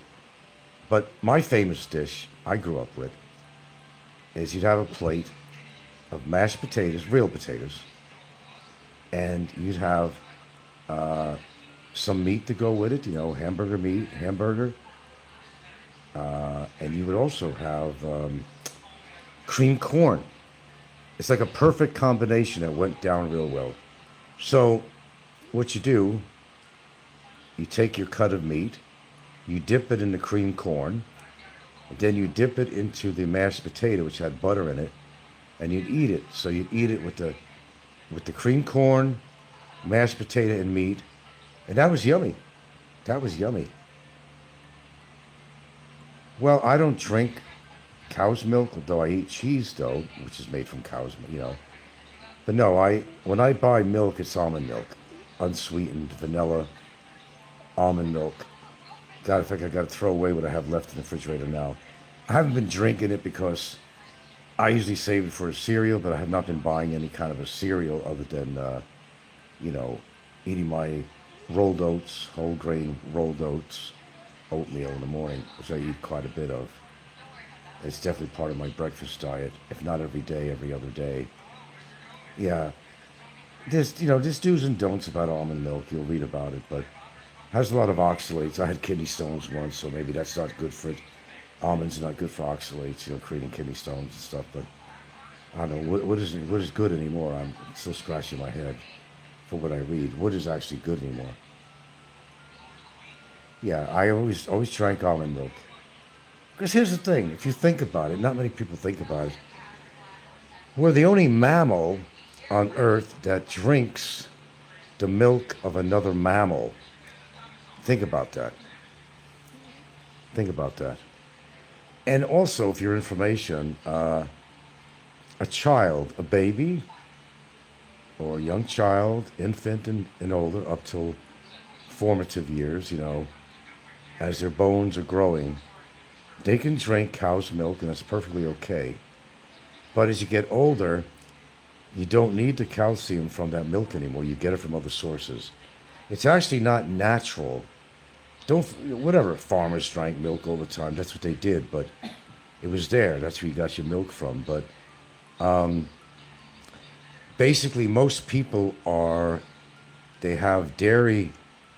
They're not tolerant, dairy intolerance. What they call that, to dairy products, and you'll get an upset stomach and gas and all that stuff. So what I do is I have these tablets. I don't know, Dairy Aid or Lactate or whatever the hell they call it. And what you want to do is take it at the same time that you're going to take your first drink or bite of anything that's made with dairy products such as cheese, milk, stuff like that. You have to take it at the same time for it to work. And you probably take about at least 2 to 3 tablets. They're chalky, very chalky tasting. They're not very kind of a malty flavor. Not very, a good flavor. But you have to take it, that's the secret. You have to take it at the time that you're drinking or eating a dairy product, like a piece of cheese, regato cheese, milk, and stuff like that. Yeah. We do need calcium, but you want to get it from your food. Because if you're going to take a calcium supplement, I do not recommend it, especially if you're older. You should not be taking calcium supplements if you're a senior or you're middle-aged or so. You want to get your calcium from the food. There's a big difference, okay? Because then you will get a lot of calcification in your arteries, okay? But there are ways of dealing with that too by taking vitamin D3 with K2 and with magnesium glycinate, which guides the calcium that you eat to your bones and other parts of your body that actually needs the calcium. Okay, and a lot of people don't do that. See, because a lot of your calcium is not directed to your bones, whether you know it or not. In your formative years, it is. It becomes a real big pain if you are taking calcium supplements as you're older, because you're going to wind up finding it in your arteries. It's not being directed to your bones, which you need it as you get older, because your bones will get brittle. If you fall, you could break your pelvis, you'll break your hips, So do not take calcium supplements. That I could tell you 100% for sure. Unless you have some kind of a really horrible calcium deficiency, and a doctor, which they don't know shit anyway unless they're a nutritionist, will tell you, okay, take calcium supplements, but you're better off getting it through products, not through supplementation on that. I got a whole bottle of that shit. I don't even use it. I wouldn't even give it away to somebody. Probably just going to throw it out. Yeah. Okay, you're learning a lot. Every fucking show I put on, man, you walk away knowing something. Popeye has nothing to say about that. He never could. Because he never has topic matter other than me. Because he's very shallow. You need your calcium. a lot of functions of your body and your nerves goes all the way through need calcium. Your bones need it. You don't want them to become brittle. The last thing you want to do at an older age is to fall and damage your hips, because I'm going to tell you something. You could die from broken hips. And why do I say that? Okay, if you're an older person, your body is going to heal a lot slowly. Now, if you had hip problems, had to have hip operations, you know, you're having problem with your hips, you got busted hips, you are going to have to be very sedentary to heal. And your healing time is going to take a very long time. You could die of a heart attack during that time because you are going to be, for healing purposes, you're going to be very sedentary and you're not flowing your blood. It allows for clots to happen. And how do I know all this stuff? No degree in medicine. I read like anybody else does. That's how I know this shit. Or I practice some of the things I actually talk about. Imagine that. I actually practice what I preach, for the most part anyway. Well, I hope you enjoyed the show. I'm going to find a movie to watch here. The one that Alo recommended. I'm going to see if I can find that. I think it's on Netflix. And I got it on my screenshots. I'm going to find it. It's amazing my memory. I could go all the way back in time and I can remember people and things that have happened. I even think I remember when I was an infant and I was in a crib. And I got this memory of having one of these fake piano toys in the room.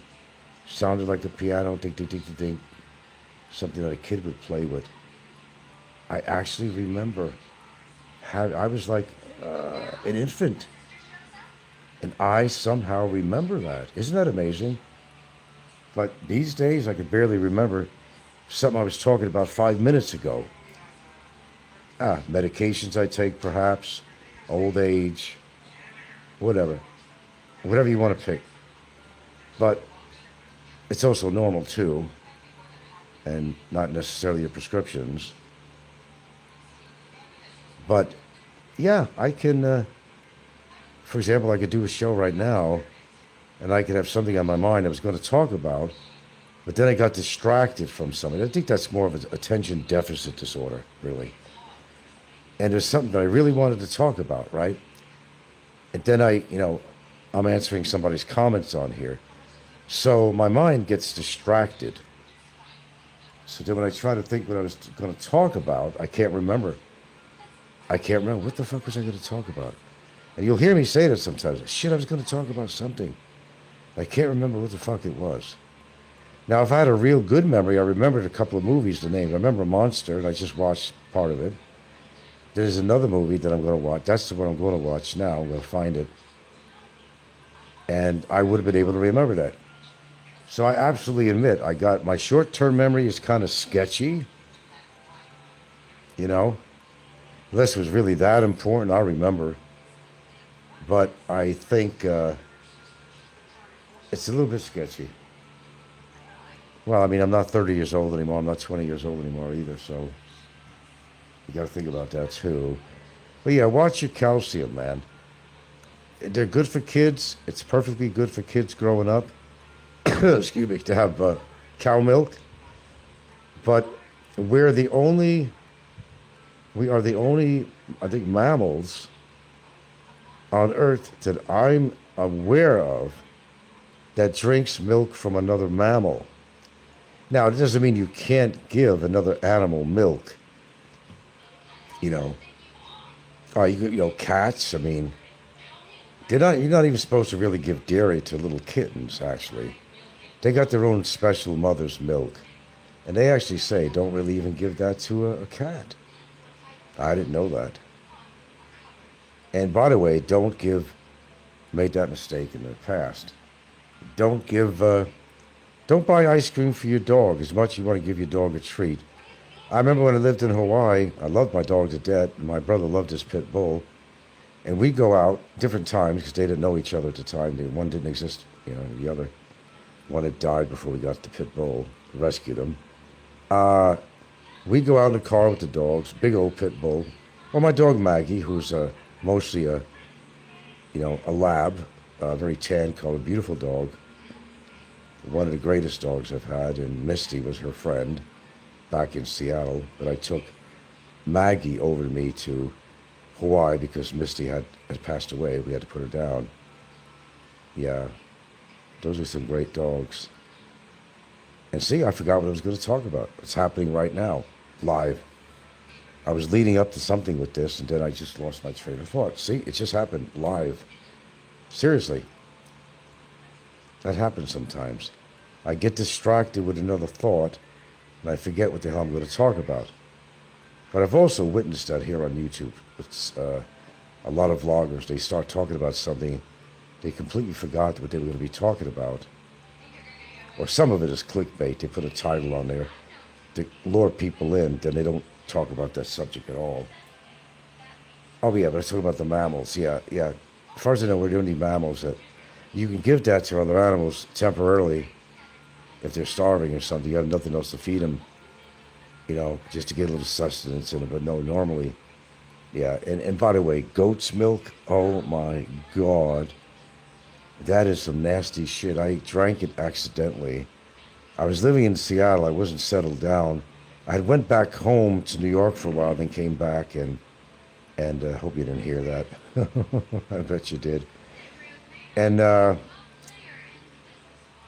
they allowed me to stay at this guy in his house for a few days. I wanted something to drink, something. I went in the refrigerator, and I saw a picture of milk. Oh, good milk. Oh, my God. How sour that was, how horrible. I started drinking and said, oh, what the fuck is this? Find out this fucking goat milk. Damn. No, I can't drink no, I don't know how anybody drinks goat milk. That's some nasty shit, man. But she was this, Mother Nature type of girl, or natural type of chick. Kind of a hippie chick, And she'd drink goat milk, all that shit. I was kind of in between all that stuff. I ate good, but I never have goat milk. Because it is nasty. It really is nasty. Anyway, look, I gotta go. And thanks for the banter. Thanks for the dialogue. I appreciate you coming by. Please subscribe if you haven't.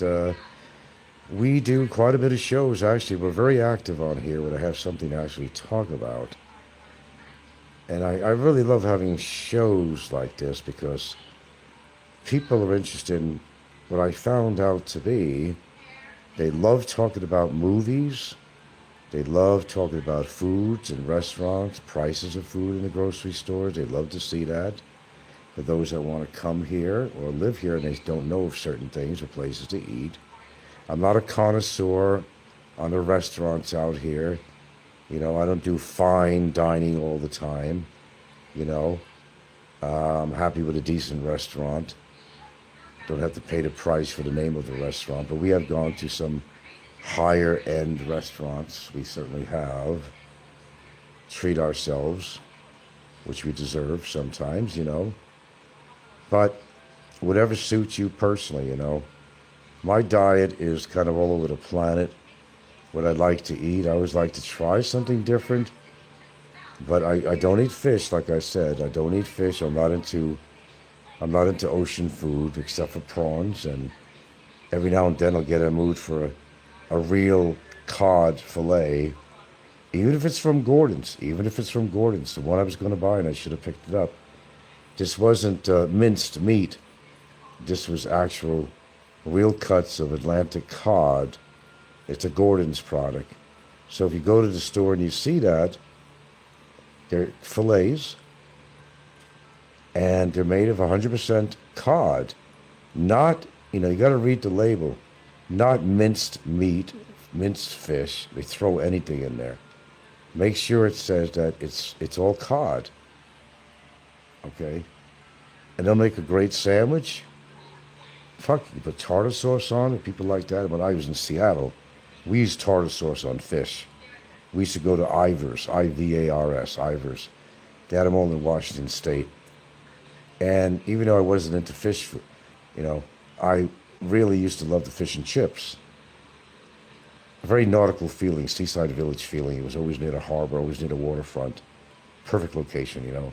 Tourists loved it, locals loved it. It was called Ivers. If you ever been to Washington State, you know about Ivers. If you ever been to Seattle, it's like Seattle's best coffee, which I don't know if it's the best. I'm not a coffee drinker. They have them out here too. Ivers was another. And yes, it's totally worth it. And you'll get that malt sauce, that malt that comes with it. You don't like too fishy of a flavor, which cod is not that bad. It's not really fishy flavored. That's what I like about it. It's all white meat. And they have kind of in a bottle, they always put it with you got this, it's a malt, kind of a malt sauce. I don't know what you call it. It's kind of a malt. Might have vinegar in there too or something, I guess. I don't know what else is in there. But it's really good. And I enjoyed that. Now in Seattle, a true Seattleite, and I became one, 25 years living there, we mostly did not use ketchup on our fries if we ate out. We would use, especially if you're going for fish and chips or something, we would dip our fries in good tartar sauce. Even Gilda likes tartar sauce. We dip it in tartar sauce, no tomato sauce. I enjoy the tartar sauce as a dip rather than tomato sauce. Try it sometime, you'll like it. Boy, I'm a wealth of information, and I don't charge a goddamn thing.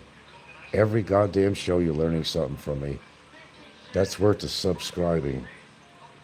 With that being said, I do gotta go watch a movie while I can, and well, I'm not gonna do a big show tonight. I'm about to hit the sheets pretty soon, kind of wind down. Just saw the movie, Alo, Woman in Cabin 10. Yeah, that was pretty good, very suspenseful. Really amazes me there are people like that. Of course, it's just a movie, but in real life, they're all billionaires and have luxurious yachts like that. It just absolutely amazes me that any human could have that much money. It amazes me with many people, really. Elon only being a tit's hair from being a trillionaire. It's mind-boggling. You could buy countries, that kind of money. How do they do it? Well, it's not all legal. Most good business, there's a lot of corners being cut. If you're a successful rich person, you're not gonna get the real story out on anybody that earned their millions and billions and so forth. But anyway, that's neither here nor there. But yeah, I have to do a recommend on Woman in Cabin 10. Monster I saw part of it. Monster, what was the rest of it? It was kind of a retake and playing around with, with Norman Bates and all that. It was interesting, partially. Then it started to get all convoluted, so I didn't wind up watching the rest of it. Oh, there he is, man. Yeah, I just finished about 10 minutes ago, The Woman in Cabin 10. Yeah, I kind of like the whole atmosphere of the yacht and everything else, and how business really works, and all the the dark stuff involved. I don't want to do a giveaway of the movie to anybody who hasn't seen it, but yeah, it's a pretty good movie. Yeah, no, not bad at all. The other one I was just saying, Monster. Well, it was right in the beginning. I didn't watch all of it. But it's just, as I said, it kind of came kind of convoluted. And then they're going from, Leatherface to this to that. It's just very, I don't know. My mind just doesn't go along with that. I'll take your other advice. You've been pretty good so far. But I kind of find it rather interesting. Your taste in movies is kind of like your personality, man. I don't know. Oh, the other one, Monster, was based on a true story. I don't think Woman in Cabin 10 was, though. You got Cake Sister, hello. Yeah, doing a later night show here today. I'm kind of movied out. And, God damn it, I didn't get my lab report in. I was hoping they were going to email it to me, but... we're going to discuss that. Yeah, there's apparently stuff out there I've never seen on Netflix that I just don't know about. And maybe some of these things just came out and wasn't aware of it. I don't really know. Now you might, or the woman there, the one you recommended, Runaway, a British thriller series. Yeah, you were talking about that. Quite popular these days. I watched the first 3 episodes. Not bad. So, okay, I'm going to have to do. Let me do another screenshot. Oops, that ain't a screenshot. Okay, got a screenshot of that. Oh, okay, got it. This way I won't actually forget that. Yeah. I guess there's a few movies out there I haven't seen. I thought I'd seen anything that was really interesting, but my interest has always been going toward, I don't know, sci-fi and disaster movies and stuff like that. It's just almost everything you find as far as movies. It's always violent. I mean, even these movies were violent, of course, but everybody's killing each other, good old humanity, right? Guns involved, everything's with guns involved, people are killing each other. And it's just proof. That's what people want to see, and proof of our human nature. And that's our nature at best. Guns, killing, murder, thievery, corporate takeovers, corporate corruption, police corruption. What a wonderful world we live in. Times were simpler, I think they were, certainly when I was a kid, but they seem so complicated right now. Yeah, I saw the Dahmer one, yeah. That wasn't really well made, though, as I remember, but he was a character, but he got it in jail, though, didn't he? I think the true story is that they stuck a broomstick or something all the way his ass. He impaled him up his asshole. Would that be correct? And Jeffrey Dahmer's story. Yeah, he didn't make it in jail. They got him. It makes you wonder why Barry's still alive. I'm sure he probably got into a couple of escapades while he's been incarcerated. I would not be surprised at all. Yeah, they certainly did. They got him pretty good. And it must have been painful. It's like sticking a skewer through a fucking pig. Well, the pigs are usually dead at that point, but imagine getting it alive up your ass and through your body, penetrating every organ in your body. I imagine it wasn't very pleasant. At least that's my understanding how they killed him. Yeah. Oh, let me grab some. Too big? It's never too big. They say it's never too small. Speaking of that, I seen something on some guy, and why do you want to advertise, let people know, but he had the smallest pecker in the world. It measured point something. Where's my glass? My glass. Oh, there it is. My famous glass.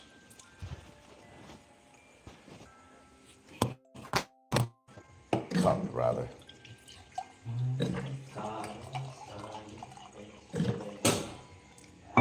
Oompa Loompa. Where's the Oompa Loompa man anyway? Remember, who was the Oompa Loompa man anyway? Who was that? Oh yeah, Dahmer got it pretty good, man, I'll tell you that.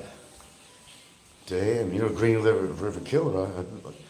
I think I was living in Seattle at the time. And actually, you know what? One of the gals, her name was Nancy, and I can't think of her last name. Her daughter was one of the victims of the Green River Killer.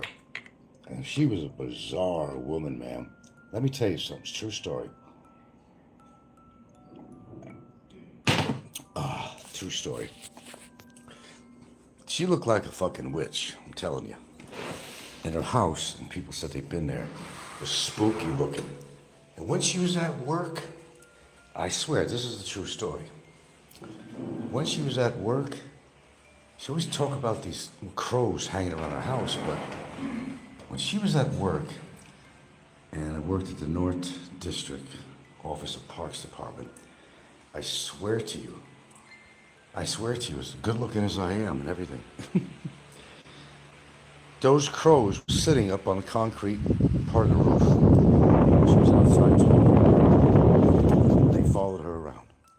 I am not kidding you. I saw it with my own eyes. There was something very strange about Nancy. Not a story, I'm guaranteeing you. Let me say goodnight to my girls here. Hey, Gingerbread. Hey, baby girl. You say goodnight to Daddy? You say goodnight to Daddy? You say goodnight to Daddy? Okay, good girl. How about you, Susso? You say goodnight to your daddy? You say goodnight to your daddy? Yeah. You girls get some sleep, okay? You get some rest? Okay, you're on your own. Shut the lights for you. I tuck in my dogs. You better fucking believe I do. I'm such a terrible guy, according to the trolls. They don't know shit about me. I'm the nicest guys you ever meet in your life. The most compassionate person you'd ever fucking meet in your life. I judge people basically how they treat animals, you know. I think I always have. Oh, look at that, we got 12 in there. Pardon me, but I gotta take probably my 12th leak for the day. I'm not kidding. Hold on.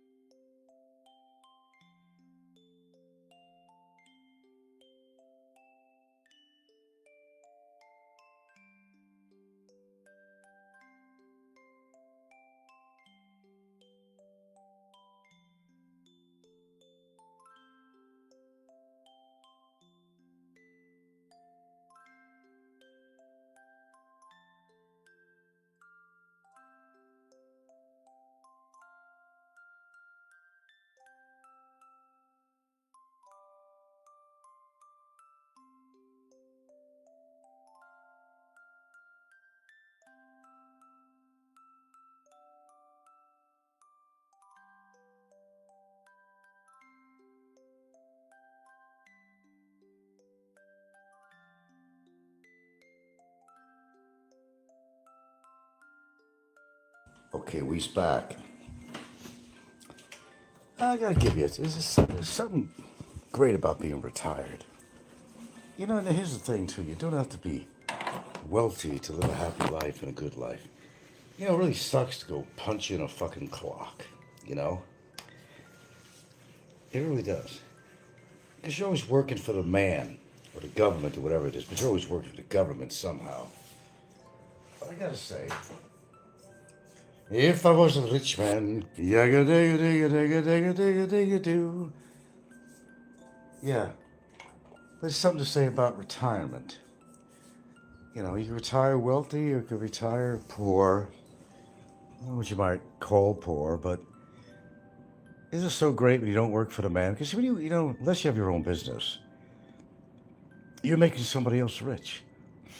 And you know, your whole life is actually dependent the kind of car you drive, whether you could afford a house or what kind of house you could afford, how often you could vacation, is all in the hand. Your boss owns you.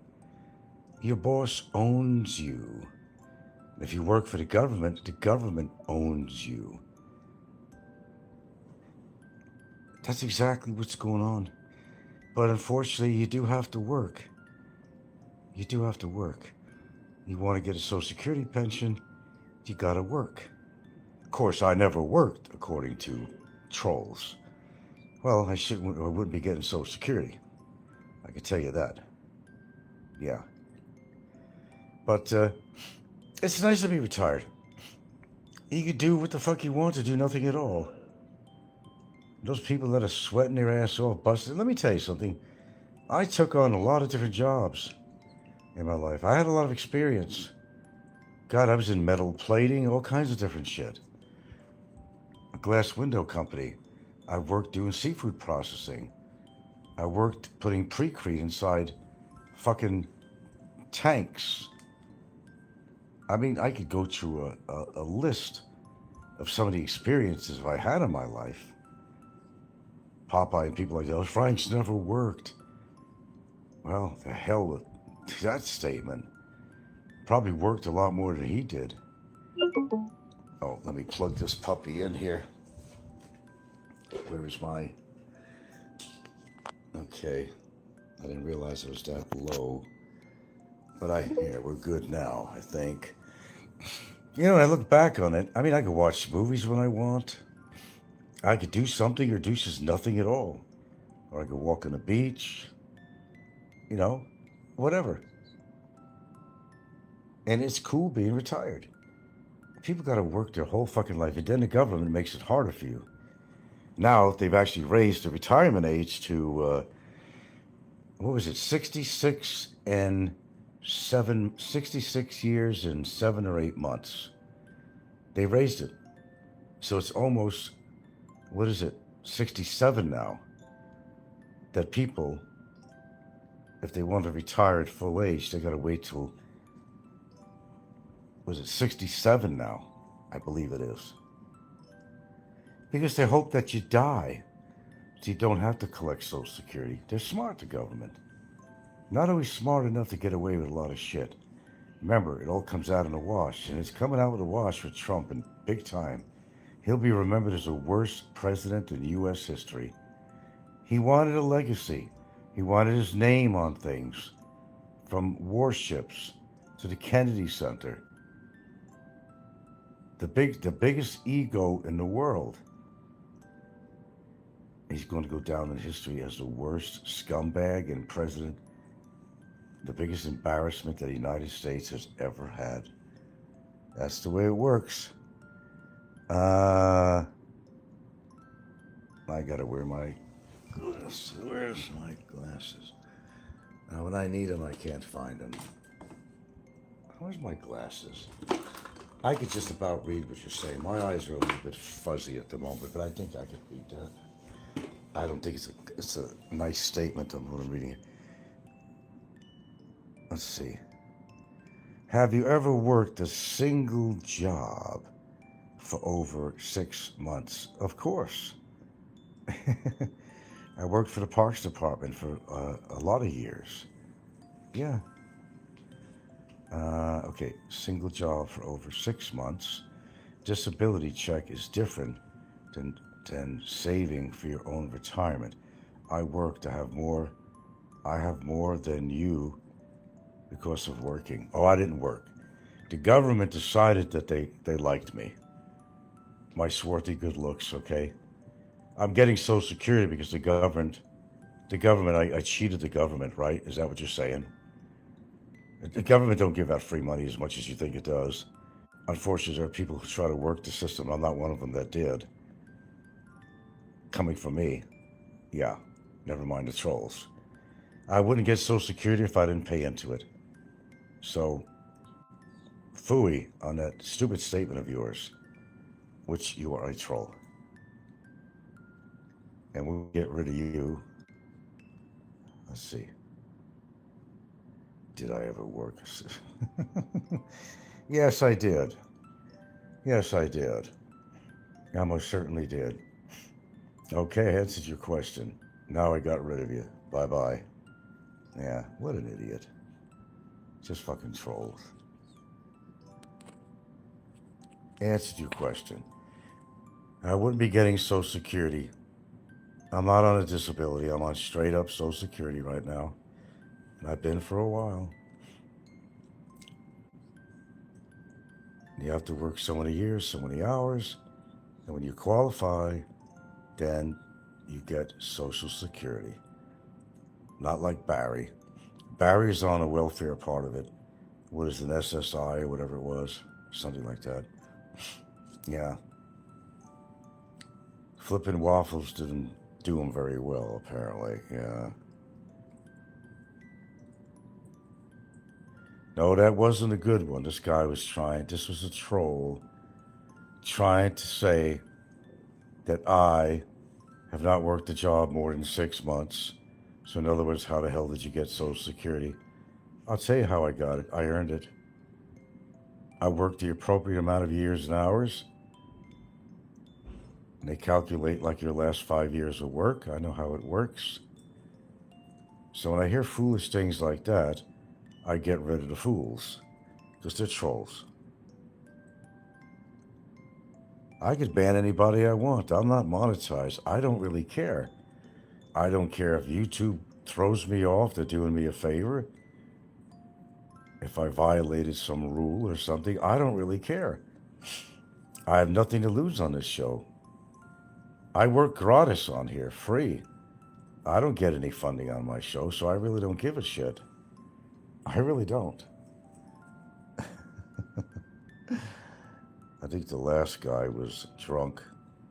Oh, whatever. I don't care what they were. Most of them do drink and are drunk. You know that Who doesn't drink, really? I don't. That's right, I don't drink. Who doesn't drink that comes on YouTube? Just about all of them do. They're diehards. Well, they're going to die hard, yeah, in pain and misery. Let's see. I am surprised you weren't covered for the Seattle Parks pension, or the industrial pension only needed 5 years to vest. I was a tits hair. See, I worked for Parks a long time, but they fucked people over, but they paid us for it. They were hiring people for like 6 months of the year and then laid them off for a couple of months and taking them back. In other words, they were trying to avoid paying people all the bennies and shit. So that changed. There was a big to-do about that, and we got back a lot of money. Yeah, they were fucking us over.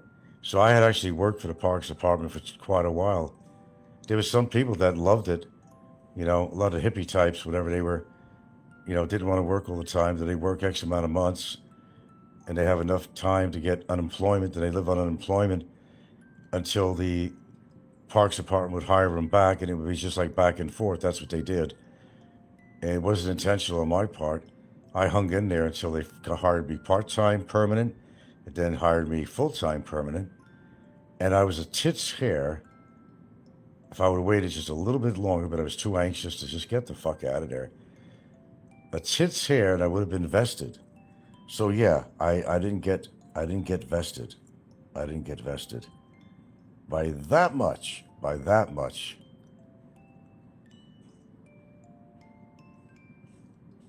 All you mean is when you say no one speaks.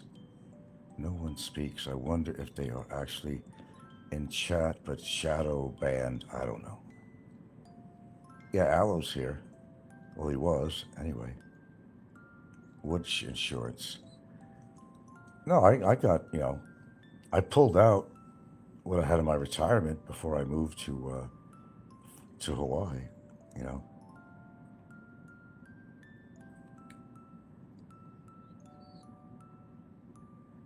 Oh, this has got to be Ken. This has got to be Ken Anderson here. Because how would he know John Master John? Hi, Ken. Kenneth B. Anderson. I knew you've been following me, Ken. Yeah, nobody know that John Master John. Nobody knows John Master John, who used to be with the union, was one of our union represented, had to be Ken Anderson. Nobody else but Ken Anderson would know that on here. Hi, Ken. That's Ken, man. That's Ken Anderson. Yeah, John Master John didn't do shit. Ken. John Master John didn't do shit. He sucked. Fat piece of shit.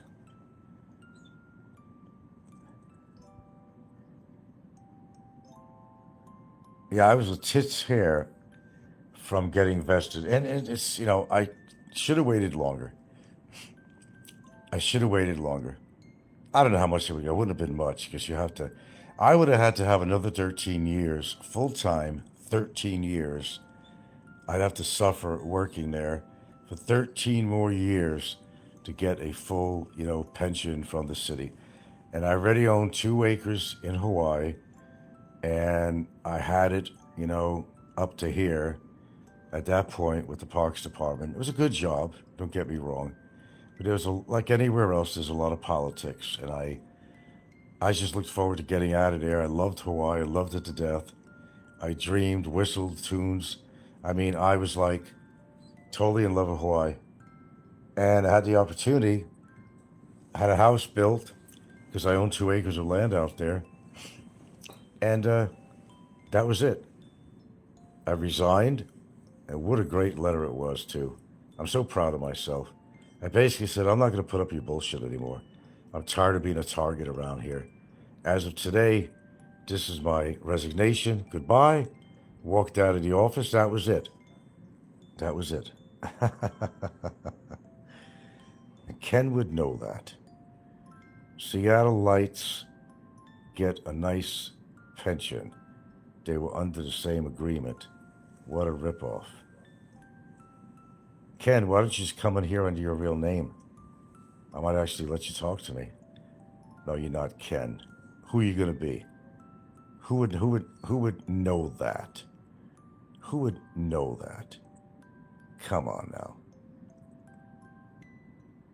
Seattle City Lights. Who would know that?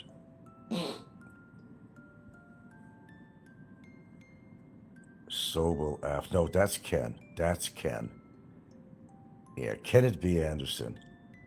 The guy who was caught masturbating in the shower room that he was cleaning over at Green Lake Community Center, where he was a pool operator. A pool operator. That's Kenneth B. Anderson. Norwegian descendancy. Tall guy with bad acne. Yeah, know exactly who you are. John Masterjohn has 2 pensions, international and local pensions. Well, good for John Masterjohn, but I have to get rid of you because I think you are Ken and you've been trolling me for a lot of years. You're an asshole. You don't deserve to be on my show. Did you wind up back in Thailand again? Because I know you couldn't stay in Hawaii. It was too expensive for you to go back to Hawaii. I'm sure you did not stay that long in Hawaii. That when COVID came, you were all fucked up, weren't you, Ken? You were all fucked up. You certainly were. Then he maybe tried going back to Thailand, but Thailand ain't no hot place. I mean, it's fuck Thailand. Fuck Thailand. Ken tried to get me to come to Thailand to visit him a fucking decade ago or so, whatever it was, 12 years ago. Then he reneged on the deal. Then he made some lies that I tried to borrow money from him. What a crock of shit. Now, he's been trolling me for a long time. Ken's been trolling me for a long time. I'm actually surprised that Ken's still alive because his brother died of some genetic disease at a much younger age than Ken is right now. I'm actually surprised that Ken is even alive, to be honest with you. I don't have any communication with him. I might have an old email address with him, but he wouldn't, yeah. Did we work together? No, I did not work with you, Ken. You worked at the pool at Green Lake Community Center. I was in the North and Northeast District. You were a pool maintenance person. You chlorinated the pool and you cleaned the toilets. That's what you did.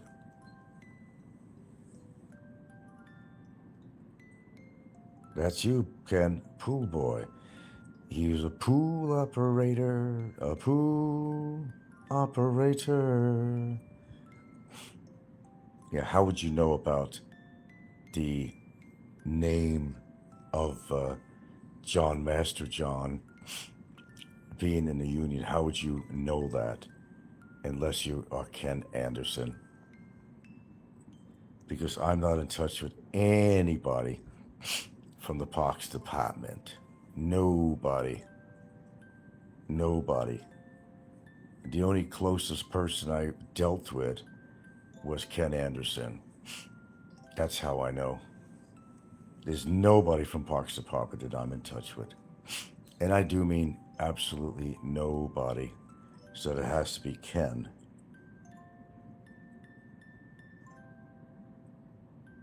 Because he was affiliated with my union. I met John at business managers meeting. And who are you supposed to be? How about giving your real name if you're not Kenneth B. Anderson? Go ahead, try me.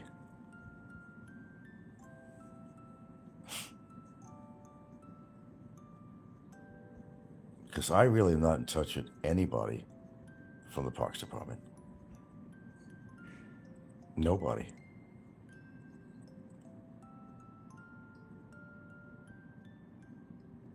His wife ran the office. Whatever. You're giving me information that I am somewhat familiar with, but don't want to say who you are.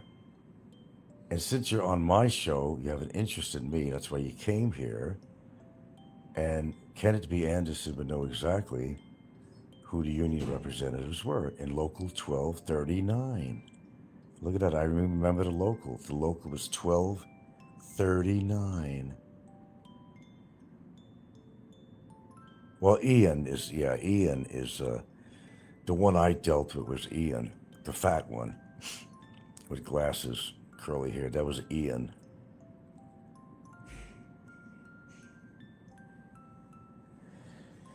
Well, before I eliminate you from here, you want to tell me who you really are? Because you're not going to have a chance to discuss this with me again. Just tell me who you are and how you know me from the Parks Department.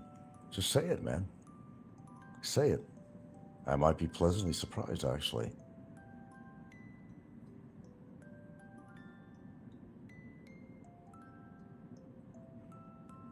I'm waiting.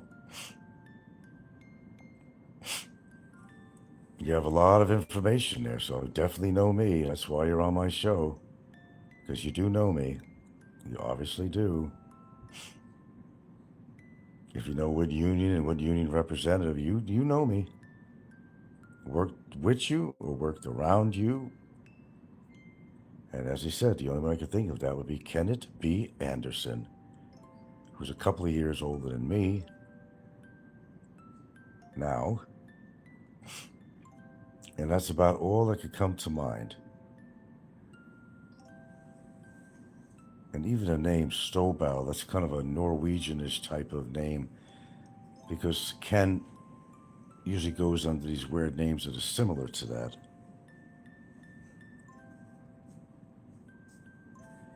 Okay, I'm going to give you 60 seconds. If you don't tell me who you are, I'm just going to remove you from, block you on my channel. I'll give you 60 seconds. It's got to be Ken. Well, Ken, hope you've been living a good life. We haven't talked in a very long time. But then again, we have nothing to talk about. You said a lot of lies about me. You talk shit about me, making comments on people's shows throughout the years. Have I lost any respect I might have had for you at all? I have no respect for you at all. Ken even came to visit me in Hawaii. We went over to the lava flow with a guide.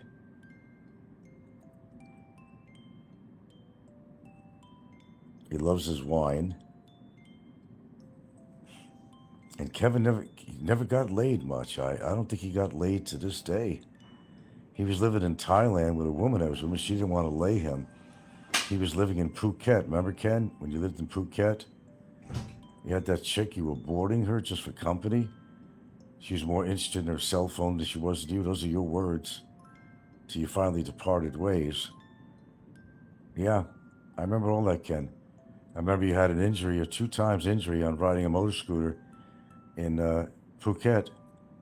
You think I, don't have a good memory?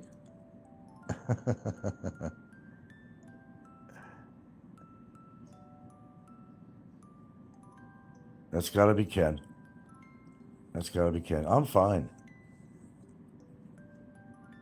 I'm alive.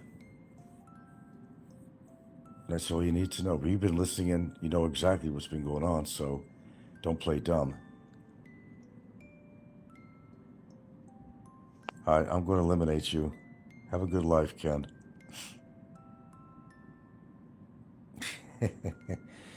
Sometimes, folks, people give themselves away. They're so stupid. He's the only one that would know that the union was all that shit. Yeah. That's Ken Anderson. That's Ken Anderson. Apparently he's still alive. I'm actually surprised because he had some bad genetics in his family, his father and his brother, and I'm actually surprised he's still alive. Curious where he's living these days, though.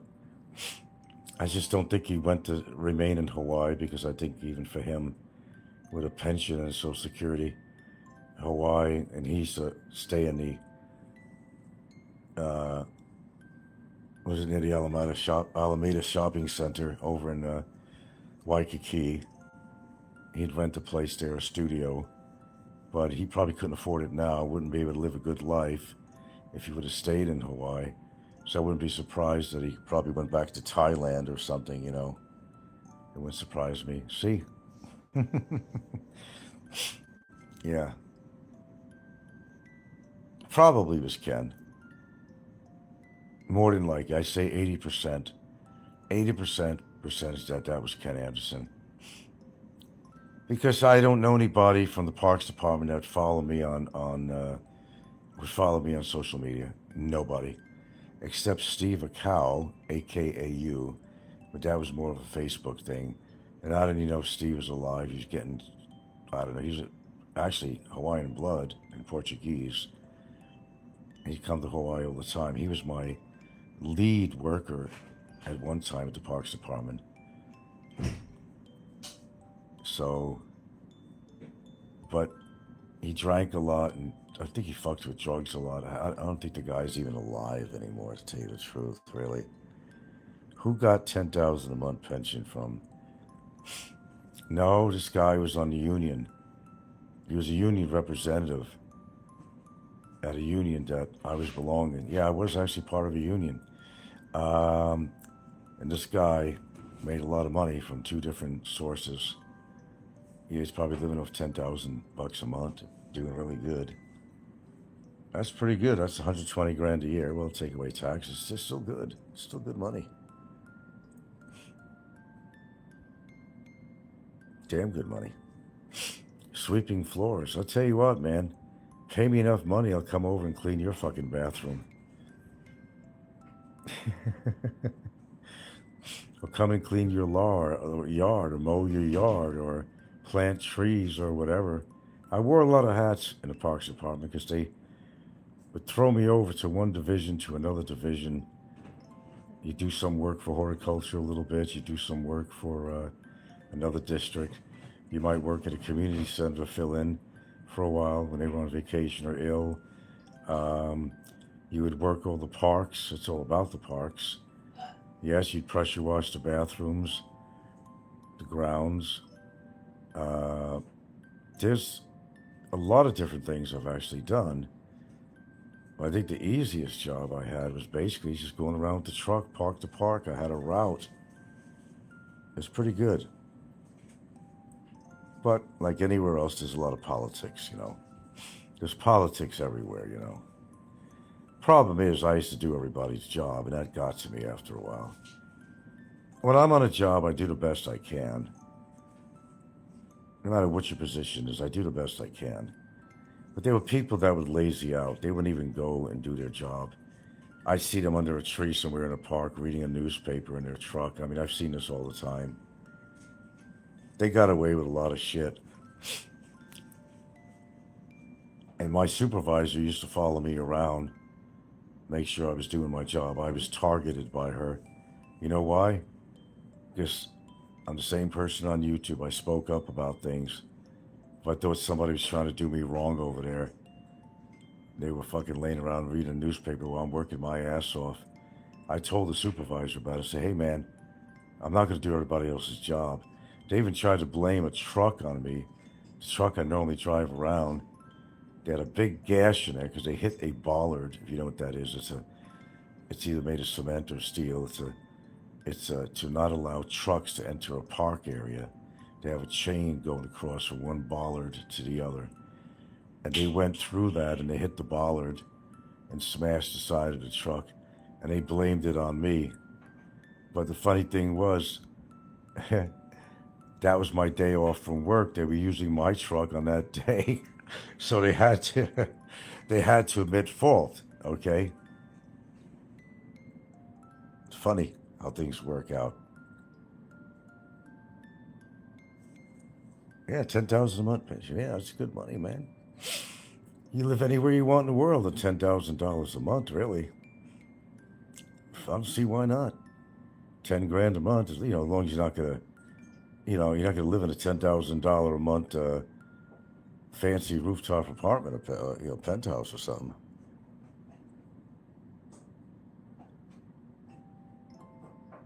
Kegmeister, you're also another troll, so you have to go too. See, I could do that on my show. I don't care. I'm not monetized. Sweeping floors. Is that what you think all I did was sweeping floors? How about picking up condoms, as Popeye would say? But you're forgetting that Popeye also worked for the Pox department. He also did. So maybe Popeye was picking up condoms.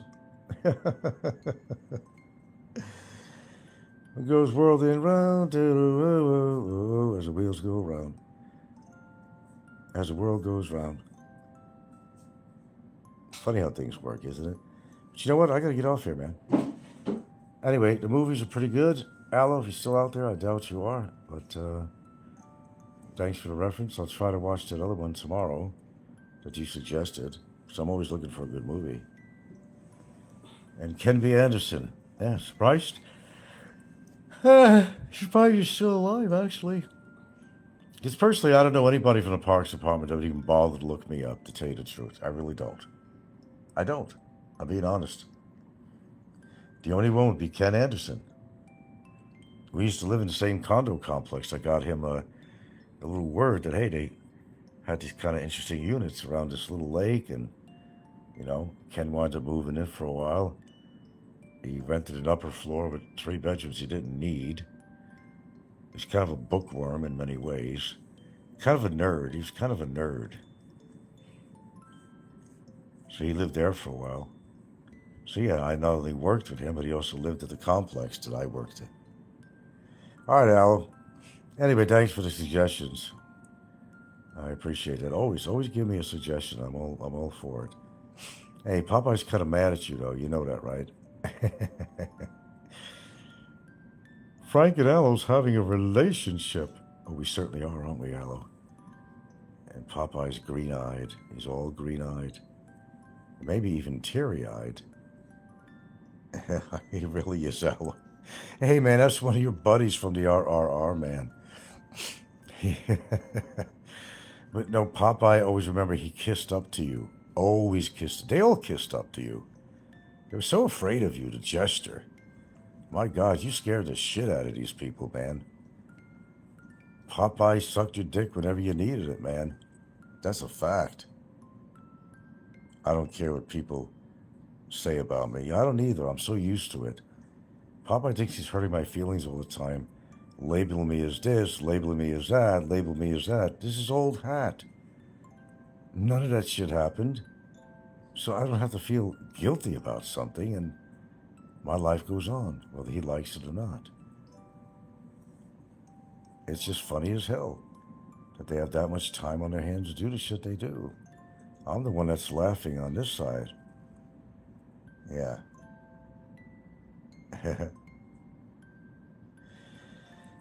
Well, I'm trying to keep positive about it. We'll work with it, around it, and all that shit, whatever we have to do.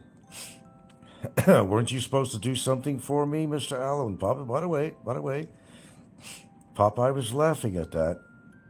Alo ain't gonna do shit for you. Frank thinks that Alo's being so friendly with him.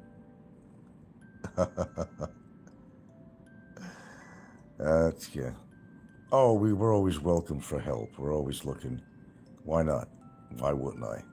If you were actually serious about it. Oh, you did? Okay, well. If you did, then I appreciate it.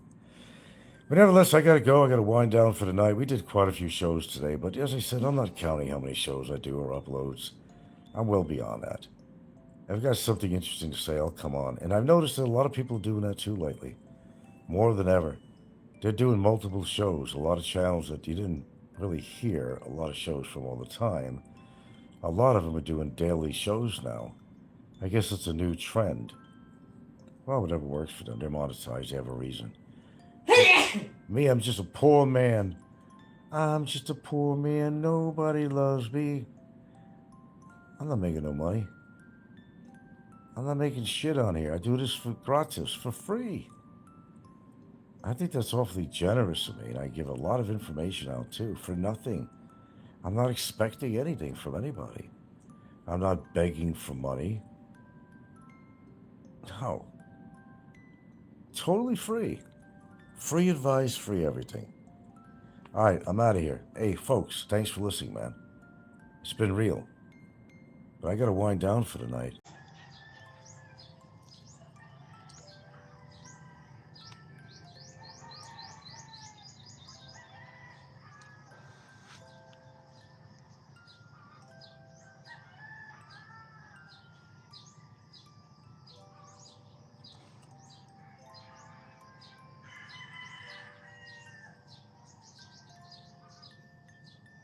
Oh, good morning, gentlemen.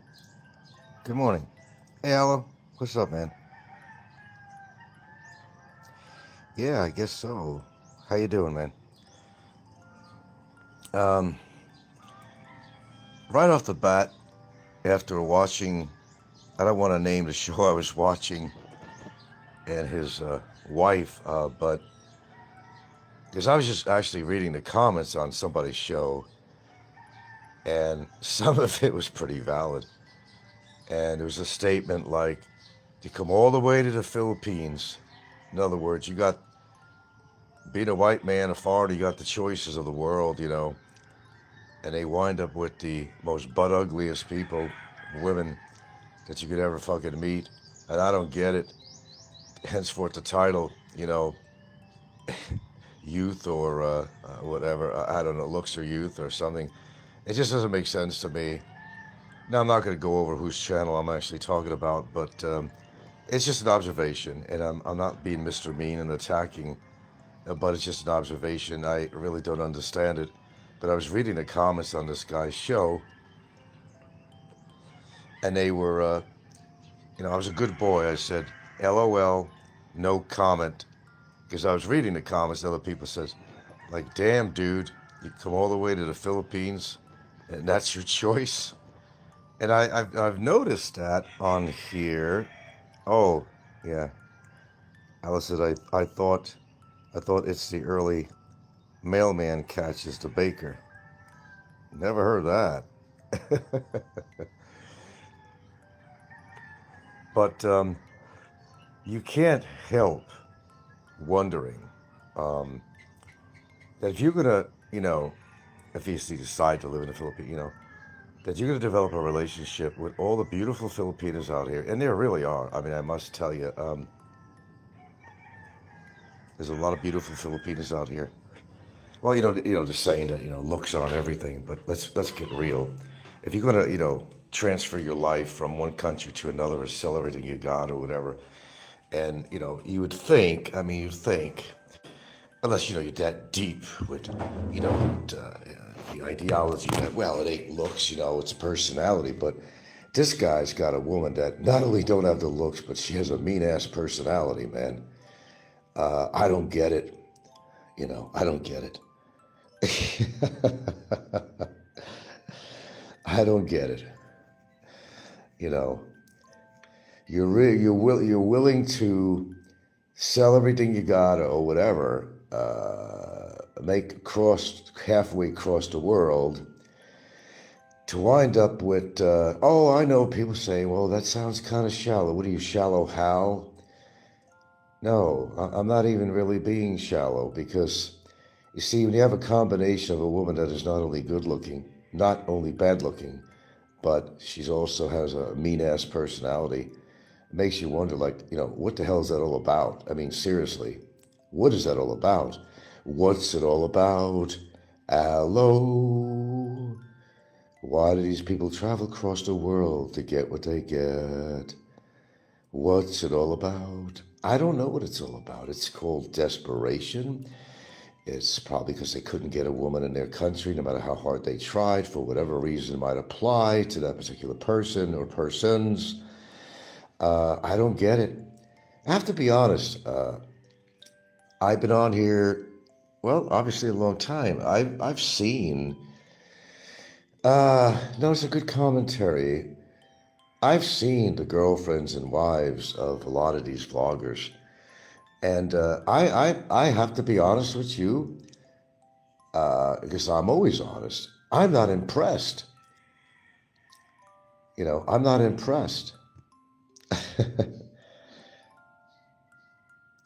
Ed Savino says, "Oh, Alo, any word on Barry? The Discord yesterday said he will be released next month." Well, they say a lot of things on there, don't they? And they've never been right so far, have they? No, they haven't been right so far about anything. But, like hard to handicap, they're fun to watch, and these people are absolutely handicapped. I don't know where I get my humor so early in the fucking morning after I take a good shit. Maybe I'm all, just, rough and ready to face another day of ridicule, doubt, bullshit, lies, whatever. Welcome to YouTube. But on a serious note, and I'm actually being serious. I don't get it. Maybe somebody could explain to me, but I don't get it. I'm not going to fly halfway across the fucking world. There has to be some visual delight. Because here's the thing, and this is human nature, and everybody will agree with me. The first thing you see in a woman, you don't know anything about her personality. You don't know if she's a bitch on wheels, you don't know if she's a Karen, the first thing you're going to see is what the woman looks like, as well as the woman to see what you look like. And this goes both ways. Okay? And that's your first attraction factor. It's externally, because you don't know anything about the disposition of the woman. Am I right? You don't know anything about the disposition. Yeah. Alice says, I don't know. Frank might know. He could. I haven't heard anything, but no, he should have been out already, actually. No, he should have been out already. I think they're giving him the double whammy. There's a possibility he wasn't behaving while he's in there. There's a good possibility, and they could do whatever the fuck they want. Because actually, if you go by the rules of subsidiary punishment for not paying your penalties and all that shit, yeah. Oh, and he owes a lot of money, because I found out that it's up to also the Bureau of Immigration's discretion that, for example, if you're going to overstay, you're going to be subject to paying all the penalties and fines and HDR card, and there's different fees on top of that, administrative fees, and it could add up to quite a bit of money if you've overstayed for like 7 years like he did. Okay, so with that in mind, that comes up to, at least in Barry's situation, at minimum it's 350,000 pesos around there for the length of stay, but it's, I think, a lot more than that. And quite frankly, I just don't think, I don't think Barry has paid anything down on that. Just a thought, but considering we know him, I don't, that could be a real deterrent on him getting his freedom, because, it's not just a penalty in court that, they're holding him for, which falls under subsidiary punishment, but, we tend to forget about the immigration status of 7 years. That could be minimum like 50,000 a month, plus other fees and this and that, this and that, this and that, this and that. So, yeah, quite a consideration here. Let's see. Alo says, shout out. What was it? Short, off-topic question here. Do you know what is your favorite scene in the Ed Gein story? Oh, let's see, because I didn't see the whole thing. Oh, the favorite scene in there.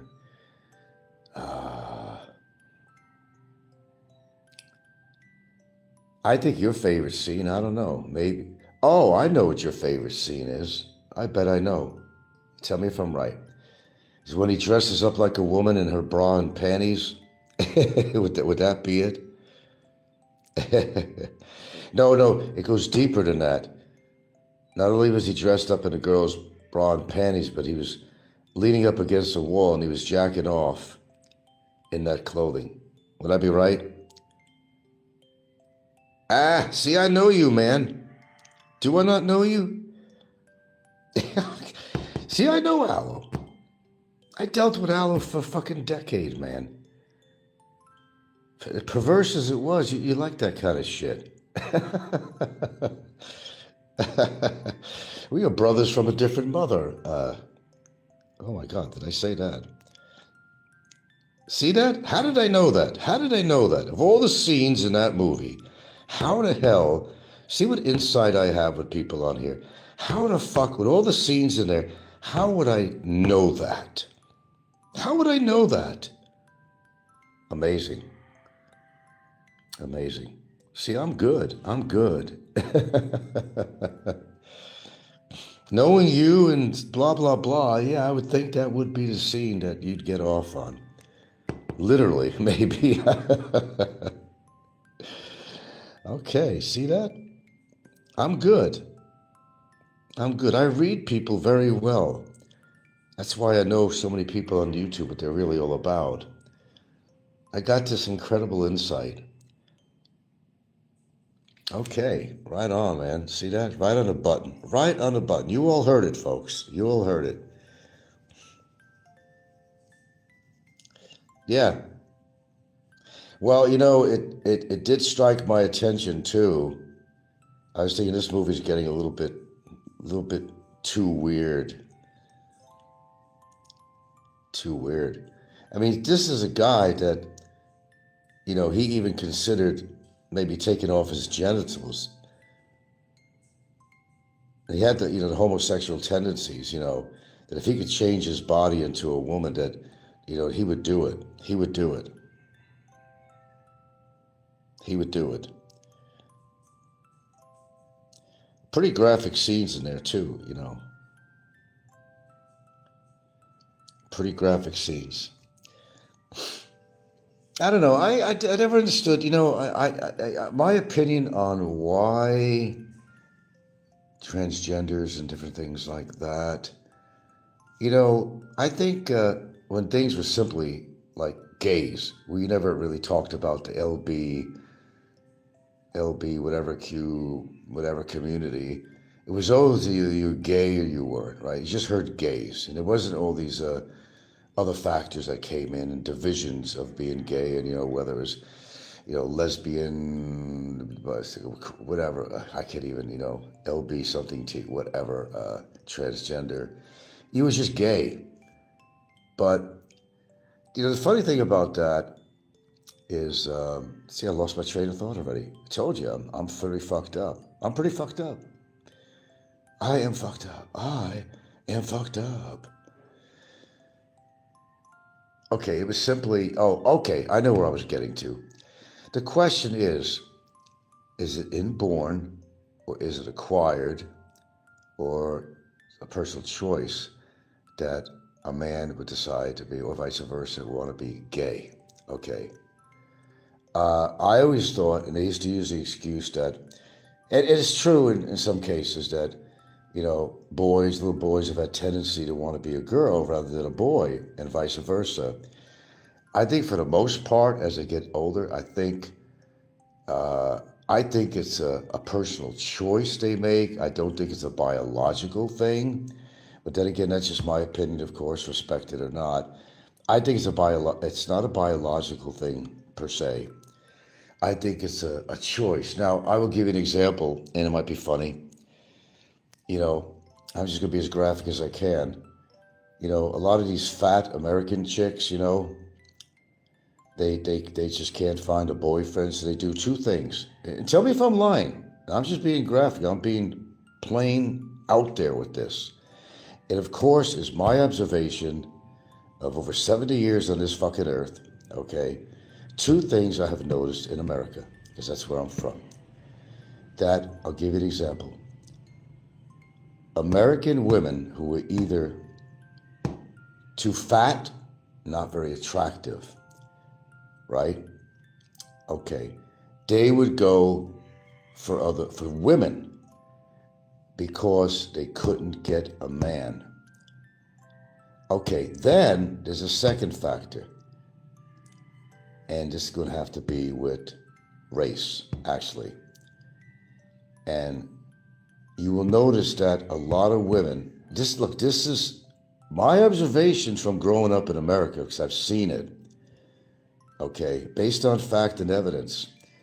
A lot of these women, well, it was once taboo, remember, how many decades back we're going, taboo for a white woman to date a black man. These desperate women would go for black men because black men, a white woman would be a trophy, for one, to get a white woman, even if she was fat. And a lot of black men liked women that had a lot of booty. I know Al's going to agree with me on this. Well, at least in part. You know,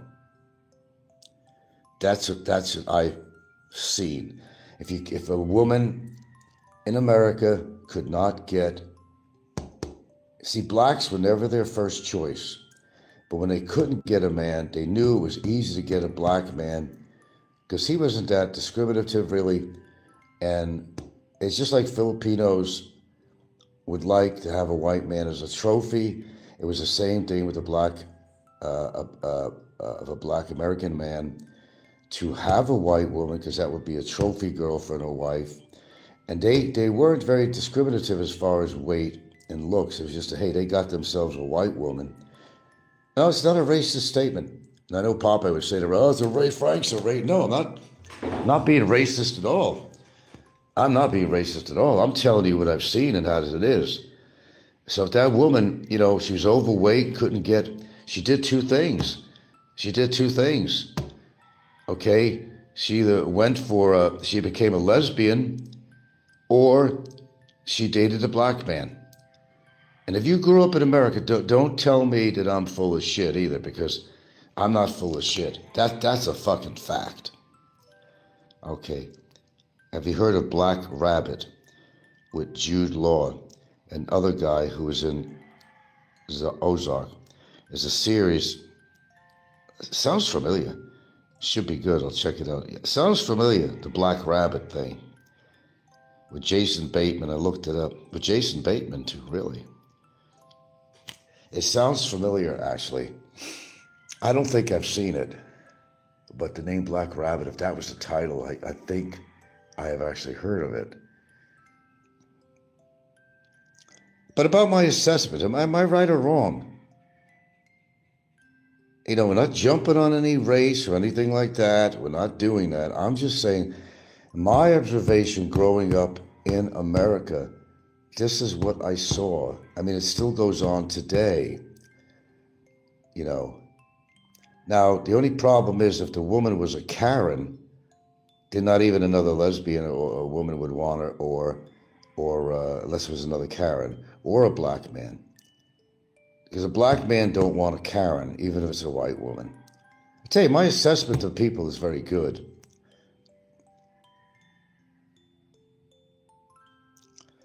Well, in your clean Puritan environment, you wouldn't know any black people living in Switzerland. I guess they exist, but it's like the pure white race, they'd call it out there, right? Yeah. Like Vermont, for example, they almost didn't want to allow blacks in Vermont. Seriously.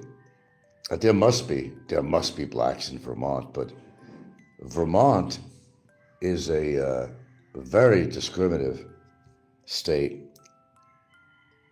They don't take very well to blacks moving into Vermont. There has to be blacks there. I mean, there has to be.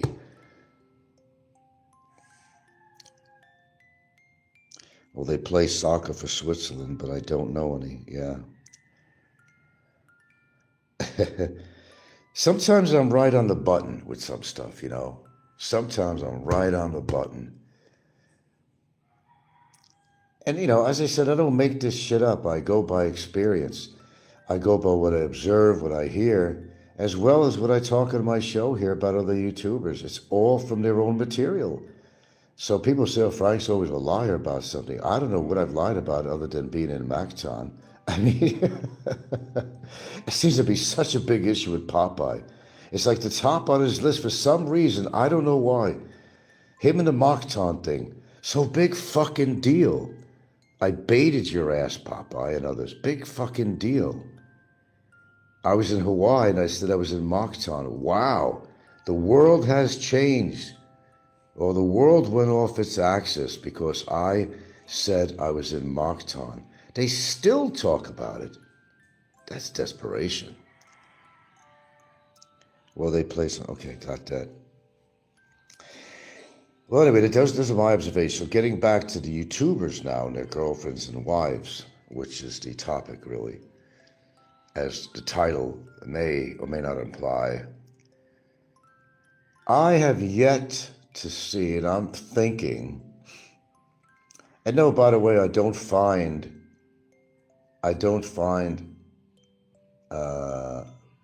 Slim's girlfriend to be as charming and this and that as other people think. She's petite, she's not ugly,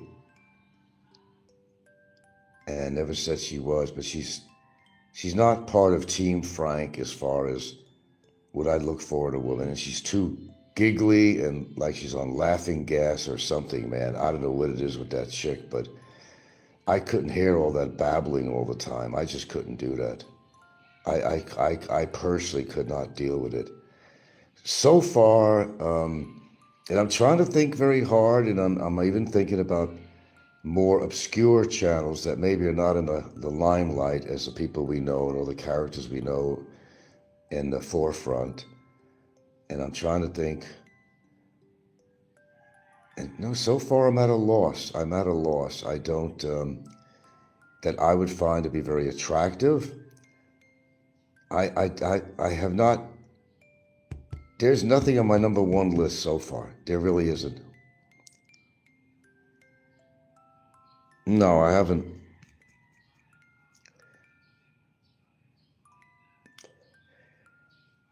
That's why I feel I'm so fucking lucky. I don't have to go first of all for a 20-year-old.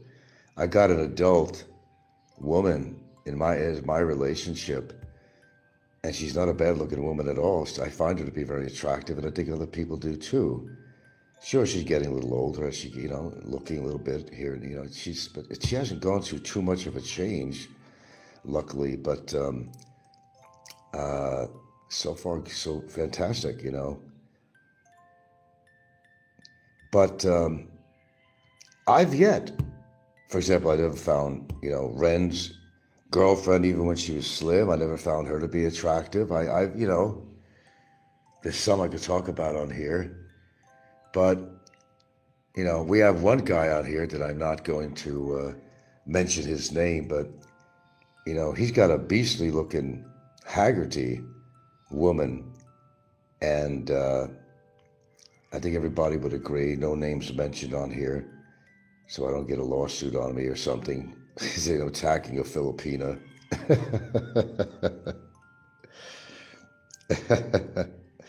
James Slim said she was Puck he picked up off the street.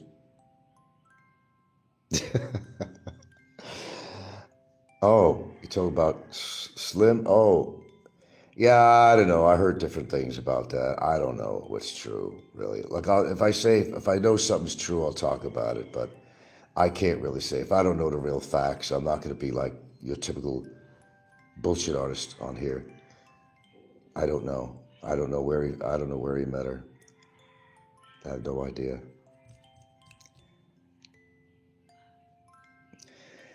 But yeah, they like to attack some, there's no reason to attack Gilda. There's absolutely no reason. There's never been a reason to attack. Why? Because she's with me? That's where, attacking her? That's not fair, but, what's fair on YouTube, right? Let's just say I made a good choice, and I'm happy with my choice. And whatever people think about it, they think about it. But I have to be honest, I've only heard good things about my girlfriend from other people, of course they're going to say, do editing and AI and all this shit, that she's some kind of whore in a bar and all that stuff, because they can't have her. And maybe they're trying to actually, it's a psychological thing. Listen about this, Alo. It's a psychological thing. They know that she's not that type of woman, that she's very respectable type of woman. So in their fantasies, they, like Popeye would do and others, they would, have this little edited thing of her in a bar with a John there or something and some kind of bar girl's outfit. But you see, that's the way they think in their mind, because that's the kind of women that they'd like. It's alluring to think that my girlfriend would be a bar girl and dress like that, picking up Johns in a fucking bar, because that's the way their mind thinks. It's a very sexual nature they have, and they want to depict her. See how I know people? They want to depict her in a certain way that's a turn on for them.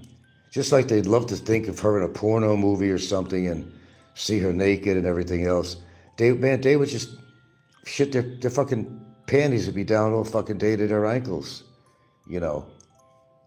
Popeye especially, Let's see. Junebug says she likes how you work. Who? Who likes how what work? But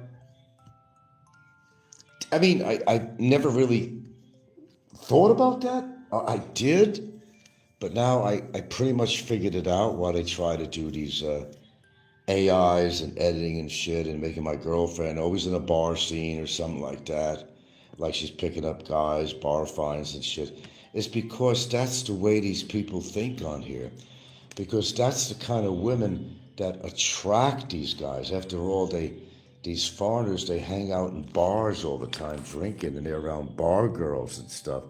That's their taste, because they can't get a quality woman. So they got to downgrade my girlfriend, depicting her as some loose fucking bar girl, because that's a real turn on to them.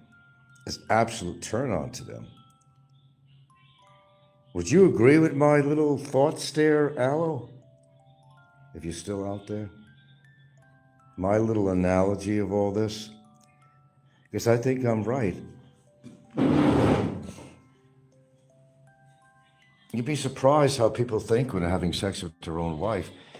Look at, you remember Married with Children? That was funny. He's always fighting with his wife, and he'd be in bed, and on the headboard, he'd have and so his neighbor was just like him too. Remember his neighbor on there?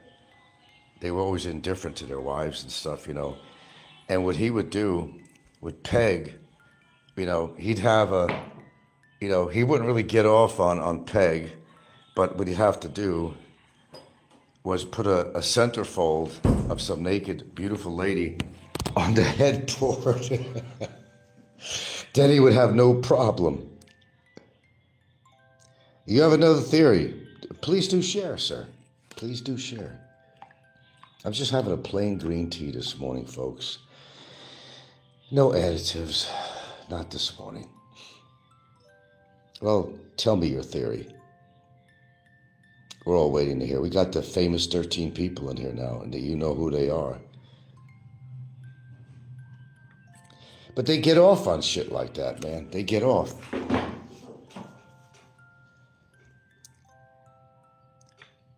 They think, Frank's lucky, man. Oh, man, I wonder what it would be like to have sex with her.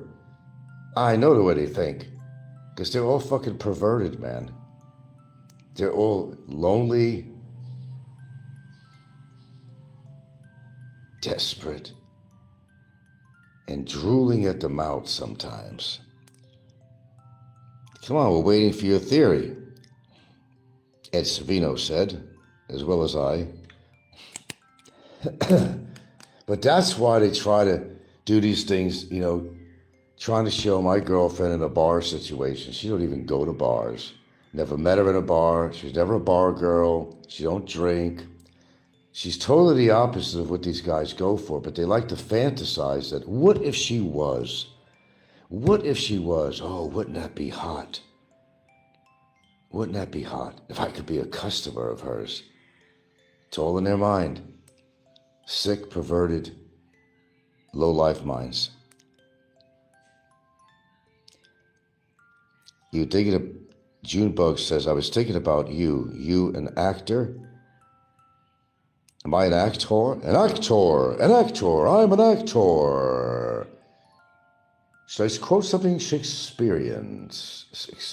Shakespearean. No, I've always wanted to be an actor, though. Quite frankly. I'm serious. I went in the wrong direction in life. Now I'm this famous, infamous YouTuber. My life came all to this. How sad a story is that, huh?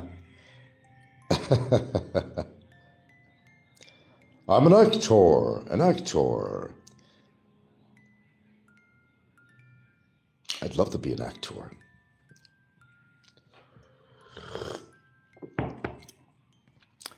A little late for that now. Well, Alo, hello? Did you die or something, man? You have your own theory. Well, discuss it with us. That's what we're here for. That's why we're here. I'm here because you're there and vice versa. So discuss it. Junebug says, Drake has 172 billion streams. Seems unrealistic.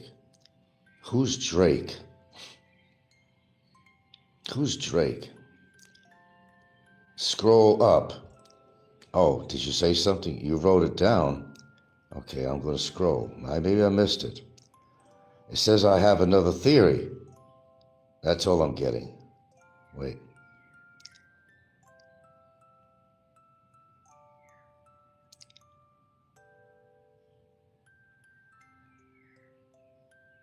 I'm not seeing it.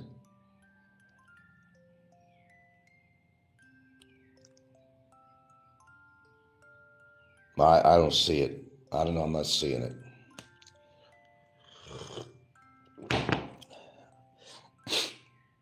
Suppose you repeat it or something, because I'm not seeing it on there. It says scroll up. I did.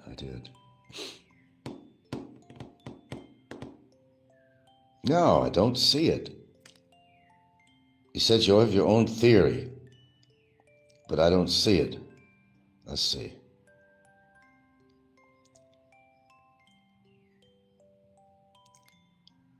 No, I don't see anything to that. I don't know, man. All right, repeat it then. Thank you.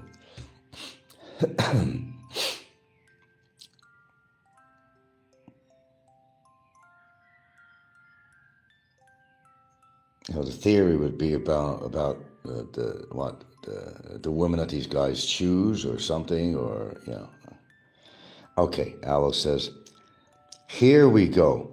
Here is my theory. They think of Filipinas as bar girls. They insult them because that's usually the type of women that they date. There you go. And they want to anger you by insulting her. That's how it goes in this community. Yeah, well, obviously so, yeah. No, I'm beyond that. They try to talk about it because, well, you remember what you said, Alo, in the past? There's a lot of, truth to what goes on here. That if you really want to get even with, and this came out of your mouth, because you are the master cylinder of this stuff, You are the grand poobah of this kind of stuff. Do you remember when you said, if you really want to get to these guys, you go after the people that they love, like their wife or family or children. It came out of your mouth. You go after where they have emotion. Go after who they're emotionally involved with, and that's the best way to get them. I remember that.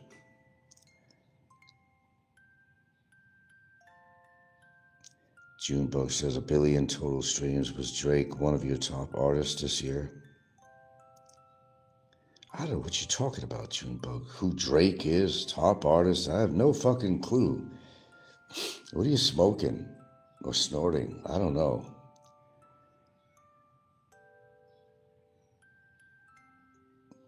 I have no idea what you're talking about. But in regards to that, Alo, where they go after somebody that you're emotionally involved with to get to you, it got to be in the past. Absolutely it did. I admit it. But I've matured since this time. I've heard this shit so many times that it just slides off me. And as Popeye says himself, you notice I use Popeye as an example all the time, and for good reason. You know, what a dream I just had too. I'm going to get to it. I don't want to forget it. There's 2 cars involved. I don't know what. I got to get to this because it's very amazing for you to remember my dreams. Okay, I'm jumping ship on my topic, but do me a favor. In about 5 minutes, remind me, what is it about the dream you had about these cars? Okay. They do that, as Popeye would say, because he just likes to antagonize me. He just likes to piss me off. That's why he does it. But see, the problem with that, with Popeye, it's old hat. I expect him to make comments like that. I expect him to go call me a pedophile and all this other shit because he feels so protected in his little cocoon where he lives. Because that's who Popeye is, a coward. He feels he is, free realm of anything he says. But that's not the way it works all the time. Let's say I was deported back to the United States. Maybe I decide to go to Florida. He doesn't understand how this shit works. That's all I'm going to say.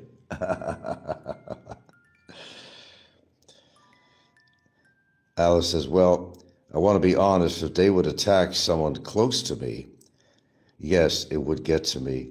But I always had it easy because nobody knows who I am. I think it's a normal reaction. Yeah. Because nobody knows who you are. Yeah. But yeah, I absolutely used to take it personal. I'm being upfront and honest with you. I really did in the beginning. But I realized you got to examine the source where it's coming from, what they're trying to do. They're trying to use somebody close in your life, and they figure, oh my God, if I talk about that person, he's going to fucking lose it. He's going to lose it. I don't even react that way anymore. It doesn't faze me anymore because they use this as a tool, but it's been reused and rehashed so many times that it's something I expect to come out of their mouth. I'm not fazed. I'm not fazed by anything Popeye or a troll says in regards to me or my family out here, or talk about my daughter, this, that. I'm not fazed by it at all.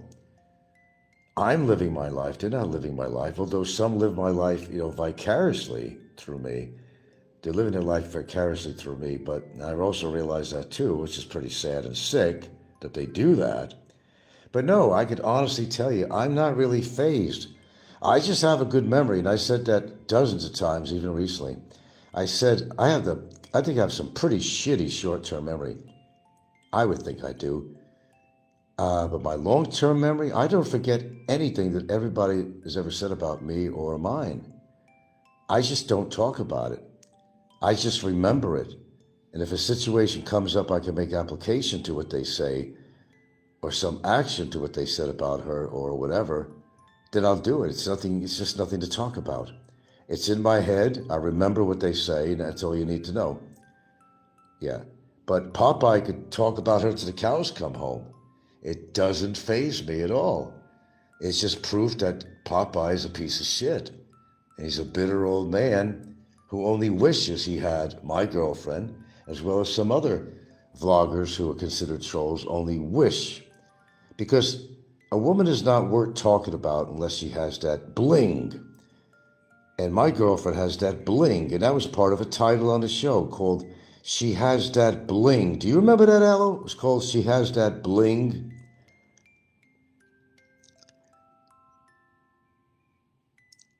Alo laughing, Alo, I think you've been living in YouTube hell for a long time now. I don't think you're scared of darkness anymore. Oh, fuck no. Hello, darkness, my old friend. I come to visit or be with you again. That's all it is, man. The darkness of their brains and hearts. Who knows what perversive things they do, just like on that movie, the Ed Gein story. Who knows that Popeye doesn't run around with a woman's bra and panties on and masturbating them? How do you know he don't do that? I could see him doing that just like in a movie. I could see him doing that. Smelling a woman's underwear. I could see him doing that. I could see him saving women's underwear. But you have to be with women in order to save their underwear. So, unless he goes to a neighbor's house, some young girl, and steals her underwear and goes into a sniffing session or something. You see, because here's an interesting psychology here, and you're gonna love this one. A lot of guys who can't get a woman, they don't even know what a pussy smells like, or maybe there's more so. There's a woman that they really like and they're really turned on by her. Why would a man want to listen? I know you love this. Why? And what insight I have into things too, by the way. Why would a woman want to steal a pair of a woman that he's attracted to, but he can't get her used panties because her vaginal smells are on that panties? It's a way of him actually, in his delusional mind, being with that woman, smelling her scent as if he actually has her there, and they will even masturbate to it. Huh? Does that make sense? I know the human mind. I know how people think. If you can't have the woman steal her fucking used panties, and it's like you're really with her, it's like you had a session with her. Every woman's vaginal area has some kind of smell. Their underwear certainly is going. So what's the best thing if you can't get the woman? Get her underwear, right? That happened just once, but I think that's okay. Bobsy's channel says, oh, look, Damien is here. Al goes, okay, Bobsy's here. You guys are relatives, aren't you? Isn't that your in-law? Isn't Bobsy your brother-in-law, Alo?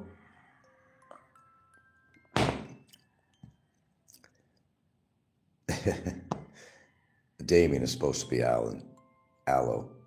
They made some kind of conclusion on YouTube that, we looked him up and we caught him, and that Alo Devinta is really this guy named Damien Bluiski or whatever the hell. Am I right about this? Why do you think panty sniffing is a big thing with guys? I've never had to do that, but I know men do that. Panty sniffing. It's the only close way they're going to be to the woman that they can't get, or any woman for that fact. Because you're smelling her body odors. Okay, there's hormones, there's other things in there. Vaginal smells. Am I right or wrong? Seriously. That's why a lot of these perverted people, they'll try to steal a good-looking female neighbor's panties. And they'll sit there smelling it. They know they're never going to get laid by this woman. But if they have their panties, that's almost the next best thing. As in Bluiski. Blowiski. I gotcha, Alo. Right on target and point. Just straight green tea this morning. Can't give you a big show on what I'm putting in there. I think my bladder needs a break from all these additives that act as a diuretic. And God damn it, I still didn't get my urinalysis back yet. Fucking A, but I have to go there this morning anyway. I think I'm going to get my ultrasound and I can get my results there. This way to have the consulting doctor that partially owns the business is there too. And this way he can prescribe me an antibiotic if I happen to need it. Hopefully I don't. But it's not, remember I said about the flora, quinone, whatever type of antibiotics? Don't get an antibiotic if it falls into that classification. It actually could be very dangerous and cause some really bad reactions in the human body, but they're going to give it out anyway. Remember what I said about that? And I'll be real direct. If I do unfortunately need an antibiotic, then I'm going to tell them straight off, don't get me any Cipro or anything in that classification. Just don't give me that kind of stuff.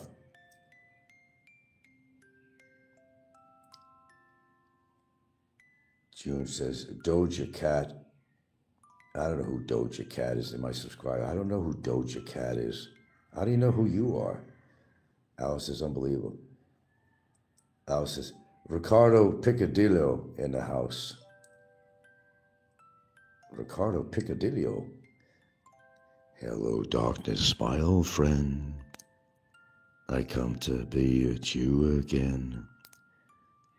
It's all darkness going on around us, folks. It's all darkness. We need to see the light, and we have to present this light to all these really desperate, perverse, vloggers out there. They're always in the dark. Let there be light, they said. Let them be enlightened so they can enjoy their life.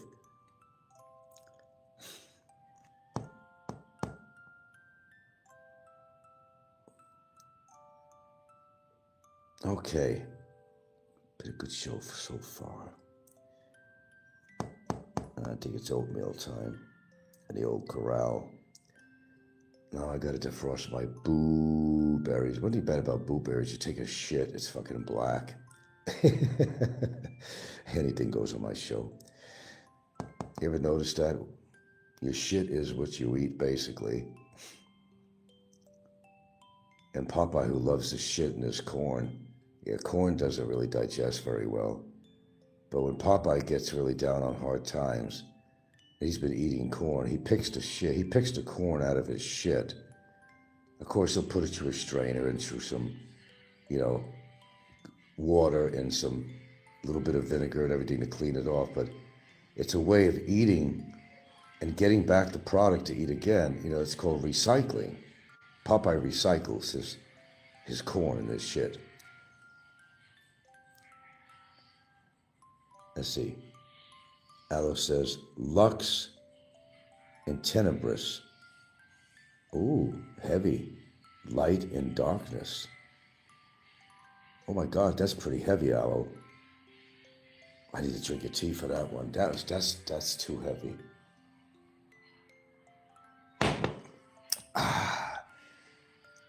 Invasion of the Panty Snatchers. They should do a movie like that.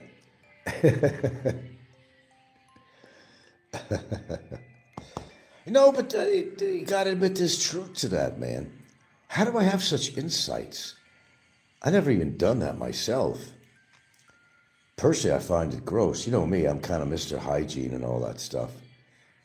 But it's an animal does the same thing by smelling the butt of another female dog or whatever. They communicate that way. They gives them so much information from smelling another animal, So when these perverted guys are smelling used panties of a woman that they can't have, that's like a huge fucking turn on, man.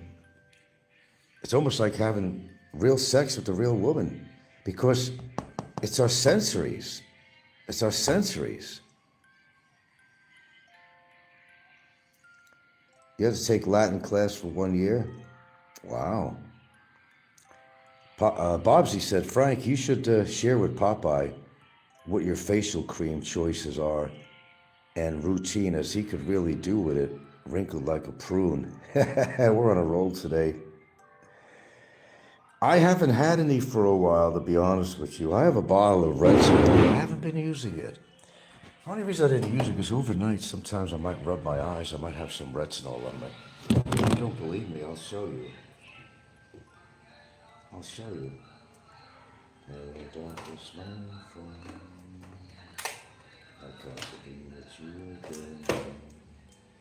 Okay, hold on. I gotta find it.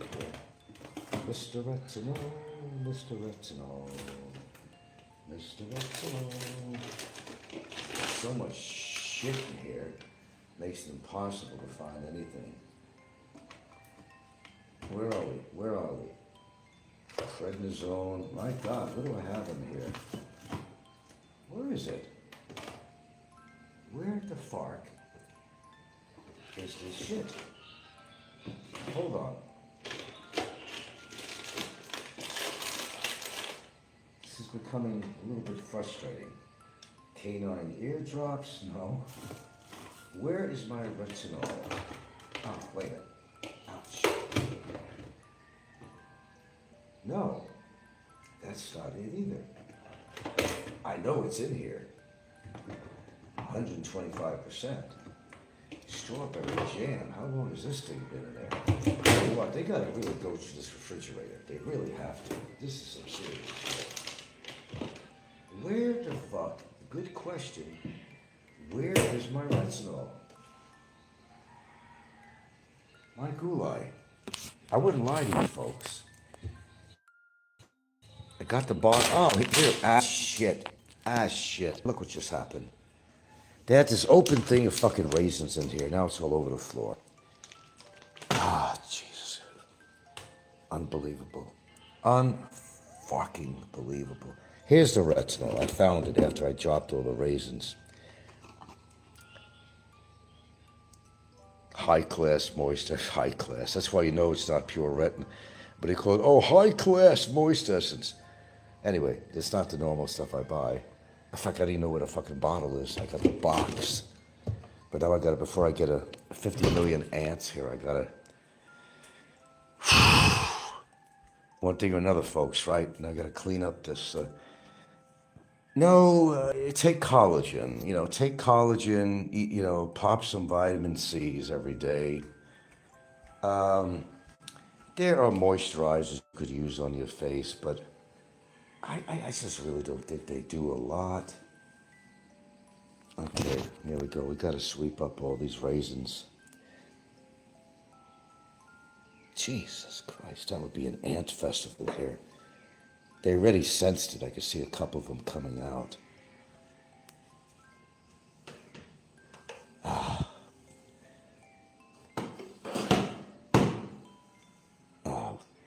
What is that saying? With a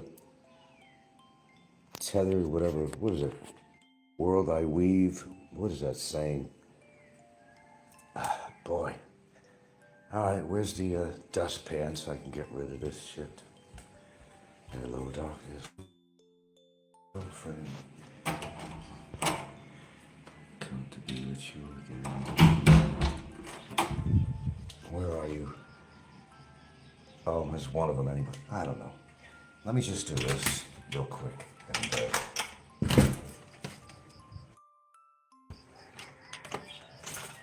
before the ant population, they start ringing their fucking dinner bell.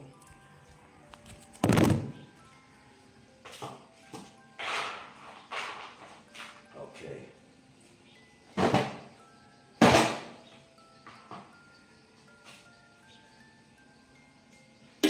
Right with you folks.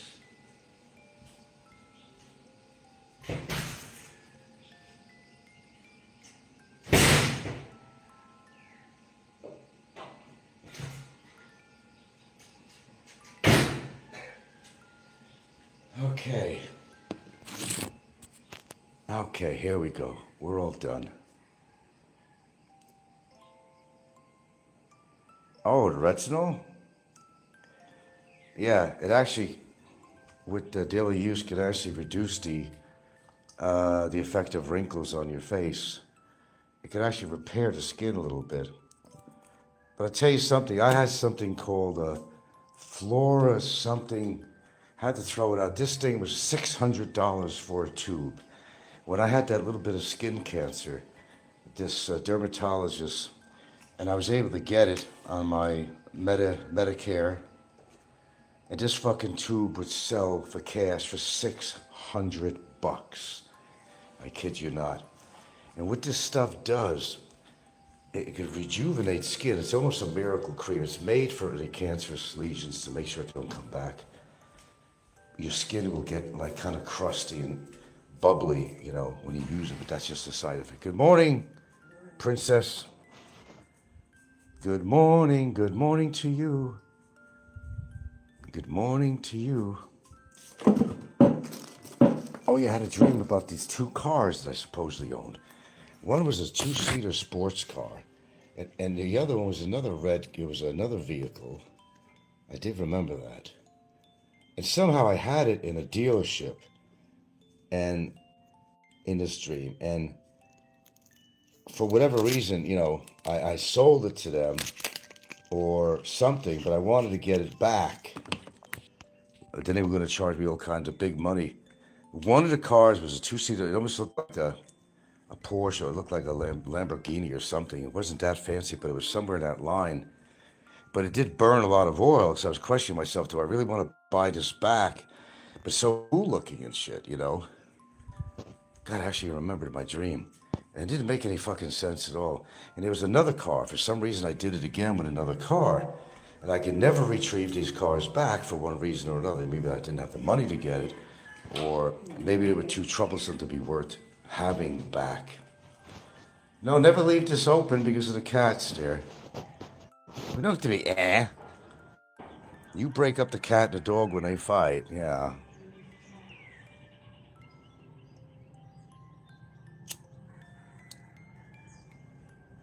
Junebug says, I don't take kindly for folks putting their mouth on me. I'm not sure what that means. The ant, says Savino. No, retinol, man. Yeah. I gotta get some quality retinol. It does actually work. I mean, it actually does. Not overnight.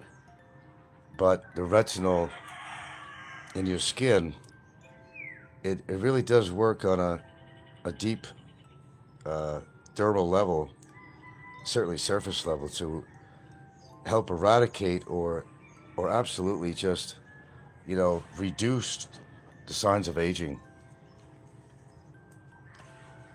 So I haven't used it for quite a while, but for a while in the past, I was using it. But it's really just good nutrition, but hydration is like really, really important. But it's also one of your biggest safeguards is to use at least an SP50, 50 meaning Hawaii, okay, 50 SPF sunblock lotion on it, because a lot of the aging process is not just cellular breakdown with age and all that, but it's actually from the UV rays from the sun, you know.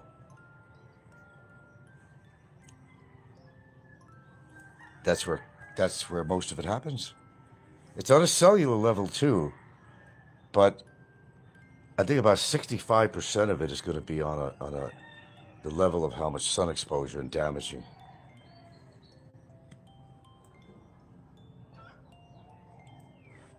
I mean, there's things you could do, and drinking alcohol doesn't help either.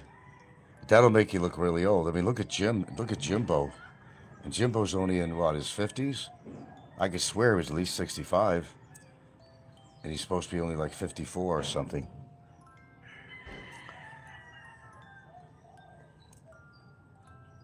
Alo's wife sells men and ladies' skin and face care products. Is that true, Alo?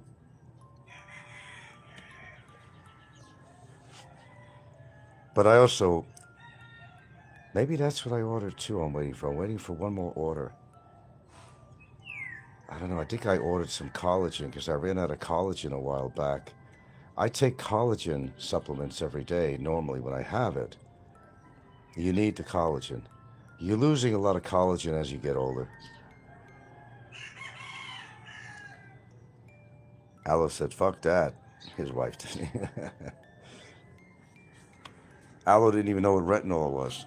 So how would it be that his wife sells all these facial products and stuff?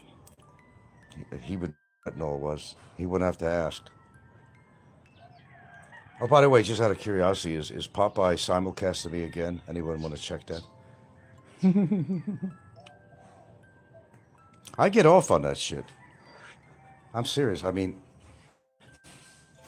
I don't know. It's just, what is the purpose? I mean, if I'm not fazed by what he does, what is the purpose? I mean, Popeye could call me every name in a fucking book and said I did this and did that when I didn't. But if it doesn't faze me, why bother? Because that's the only reason people would listen to his show. He has to talk about me. You know, when you have nothing going on in your life, what are you going to do? You got to resort to something to get people's attention. Remember, even negative attention is still, no matter how you look at it, it's still attention. That's Frank. Popeye loves to beat off. I would not be surprised. Hello, Hector Gubat. Newsflash, pro-life traveler arrested. Scotty Boy better watch out. Oh, come on, he's not arrested. I was reading all the comments on Slimy. Oh yeah, better watch out, you're going to be arrested or deported, and immigration, the cops know about you and all this bullshit. I'm sorry, but I'm still a person who feels that show me the actual evidence of such a thing, and then of course I will believe you. I've been on here far too long to take somebody's word about somebody dying or getting arrested or some shit like that. Been down that road too many times. He ain't arrested because he did a show, so yeah. God, I've been spilling things all morning. You know, they had raisins in there. They had raisins in the package here. I was looking for retinol, and the raisin packets fell out, and I just cleaned all the raisins off the floor. Which reminds me of a movie, Raisins in the Sun. Do you remember that movie?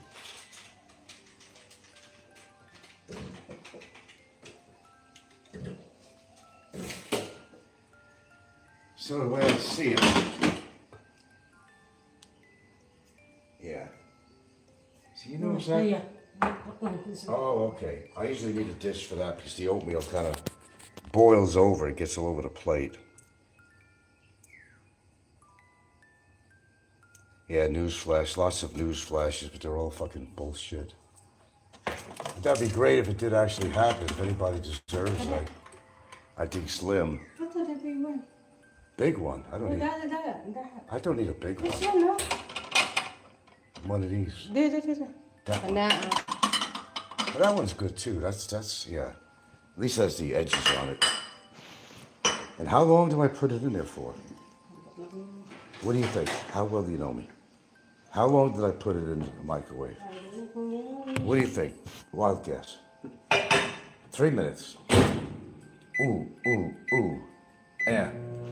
Now, I gotta proceed to take out my blueberries.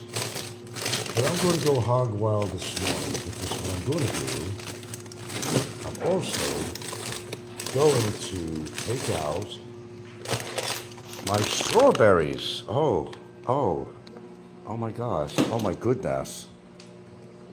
Das crazy. That's crazy. All right, where's my blueberries now? Well, there's the banquet. There's that Monterey that somebody really loves. It was it Estevino? I don't know who it was, but they said they loved the Monterey. Where the hell is my blueberries? Blueberries. Right here, right in front of me. That's crazy. Okay. So, this is what we're going to do.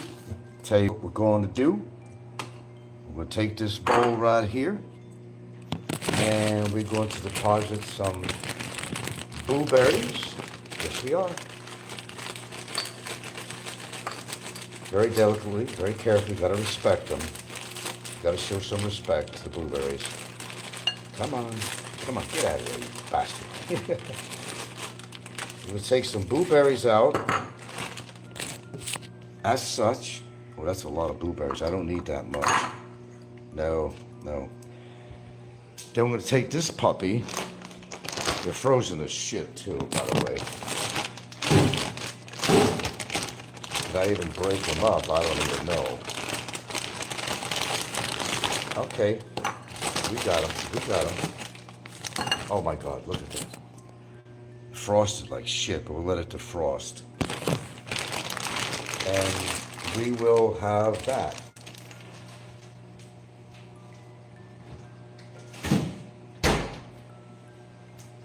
I mean, I'm probably going to eat it separately from my oatmeal instead of mixing it in.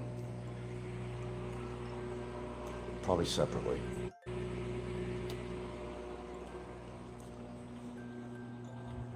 All right, we are at the morning table. Don't worry, I'm not showing you. I told you. By the way, I didn't get the results in from the lab yet, but I'm very impatiently waiting to see your A1C results. And you know what? If she has a high score on there, meaning not good, it'd be just another day to her. She won't change. They eat their bread in the morning with the coffee, or they buy Pandacel or whatever. You know how that works.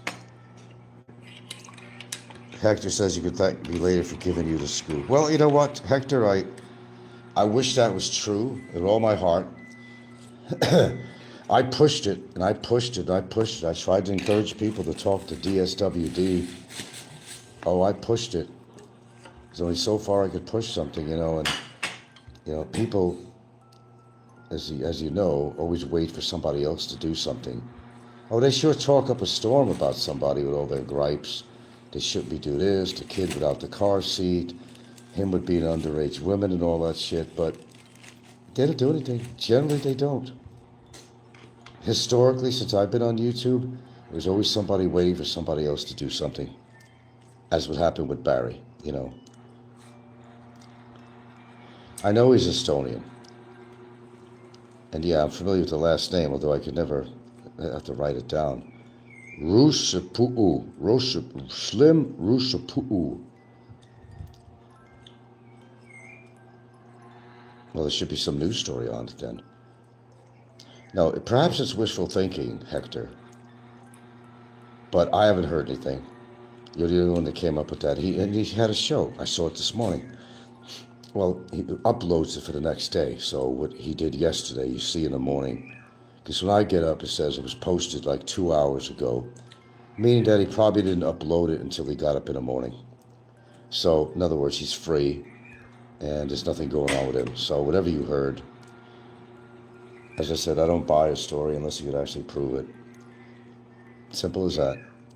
Nothing complicated here. Hector says, Google Dumaguete Daily News reported. Google Dumaguete Daily News. Is there something called Dumaguete Daily News? I'll try to get around to that. I would be ecstatically happy.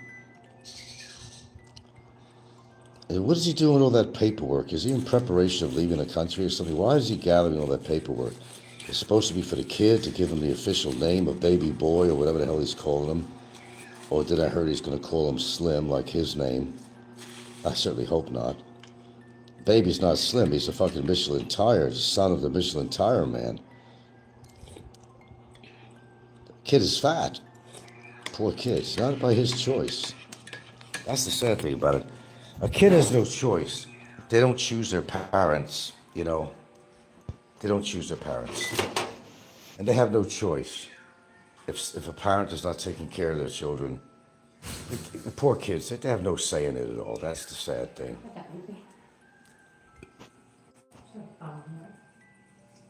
And that kid is going to be overweight. He's eating fast food. It's really a shame.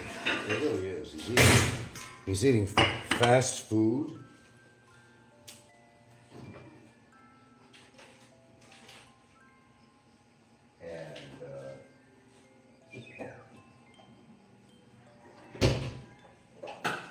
And you see, you people really get off at pointing out the bad points of people all the time.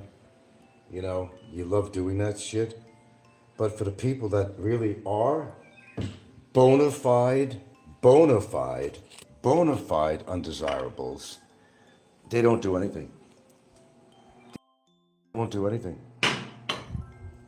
That's why I'm pretty impressed when somebody actually gets off their ass and actually does something instead of just talk about it. I need a spoon. I'm going to use the Nutriflex instead of the real butter because I ran out of real butter. The Nutriflex is not as good in taste, but that's my alternative to margarine, which is, it's like an olive oil derivative. So we're going to take some of this to flavor the oatmeal. It's not ideal. I'll tell you right up front. It's not ideal. But I forgot to buy some butter. It's not the best. And again, I'm going to add that tiny tinge of salt. I told you, I'm not a big salt consumer. We find it in a lot of products you don't need. But unfortunately for oatmeal, if you really want to get the taste out of it, you use real butter and you use just a tiny little tinge of salt in there. That's all you need. You don't need a lot. You don't need a lot. Squish it around and hopefully this is flavorful.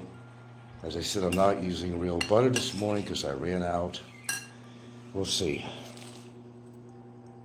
Hector says, important thing is all the complaints and reports are being acted upon. Well, you said it was already acted upon. He was arrested or some shit like that. So which is it? Hector says, that's right. People need to report these bony-head losers to the authorities or else quit whining if you're not willing to do anything about it. Well, did you do anything about it? Let's be fair about this. You're talking about it. Did you do anything about Slim and his wife?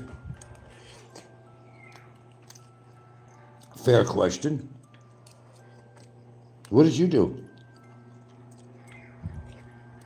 Talk is cheap, man.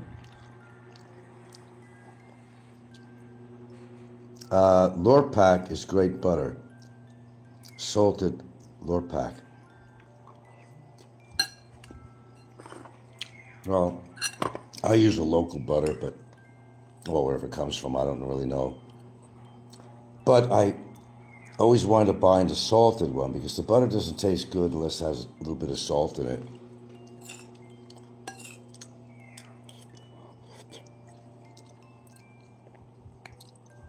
Hector says that he did, of course, multiple times, and to different authorities. BI, NBI, PNP. Did you really? I'm impressed if you did. Okay, but you just came out with a statement. What did you just say? That he was arrested or something? All right, again, providing the proof. You'd make me a very happy camper this morning if that was true. It's like when Barry got arrested. I was ecstatic. Absolutely ecstatic.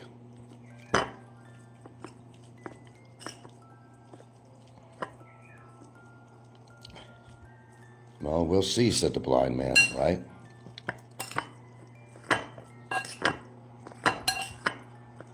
We shall see. Maybe perhaps wishful thinking. Read the Dumaguete Daily News. Is that what it's called? So Google it. So he put in Dumaguete Daily News. Well, I can't do that on my phone while I'm live. Is anybody out there able to do that? Do you got a second phone or something? Anybody willing to do that? Look at the Dumaguete Daily News.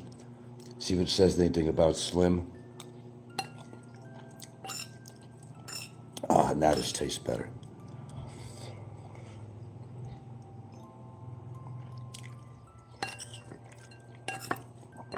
Because I would be awfully impressed if that happened. If somebody actually acted upon that. And if that did happen, then Slim brought it all upon himself, just like Barry did.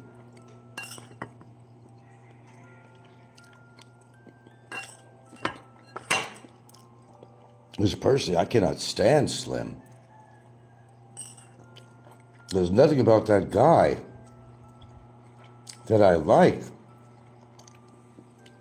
From his accent to the bullshit he does. How his disrespect for this child.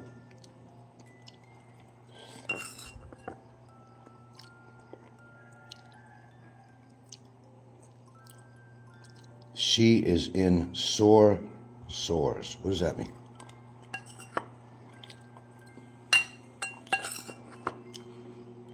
And he tried removing all those videos. A lot of people have copies of it. Of all the young women that he took up to the waterfalls. Then the edit comes, and you don't see what happens from that point. Now, supposedly his girlfriend knew about all this. So you see it. She actually knew he was going out to go meet some young women. What was that all about? No self-respecting Filipina. She's in love with a guy or married him. Because they are just naturally jealous and going to let their husband or boyfriend go out all day long like it's a job. He leaves the door, comes back at the end of the day with gifts to kind of like, you know, appease her. And it's all fine after that, right? Mm-mm.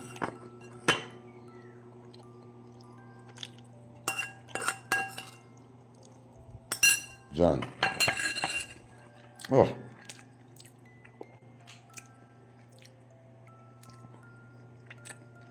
show me proof, I'll be a happy man. But anybody else want to look it up on their second phone or something? Dumagete Daily News and see if anything's mentioned about Slim. Of course, I'm not buying this story. I don't buy any stories on here. You know, I want to have solid proof.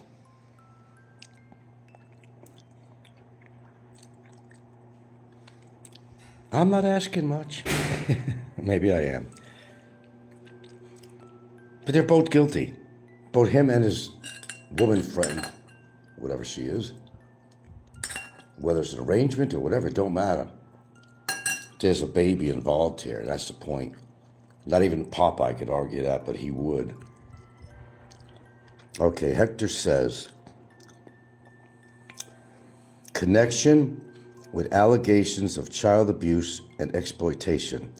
Authorities confirm that the case stems from complaints and online materials that allegedly show inappropriate interactions with minors. Sounds impressive. I don't know. Hopefully there's some truth there. What do you think, Alo? I don't know. I saw a show of his this morning. Didn't look distressed to me.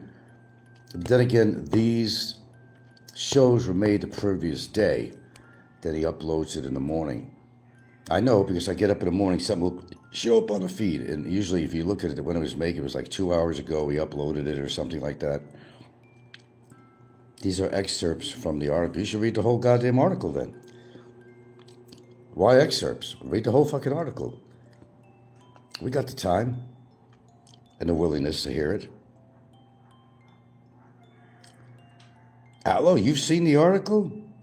Oh, God, man, I hope that's true. That'll make my fucking day all day today.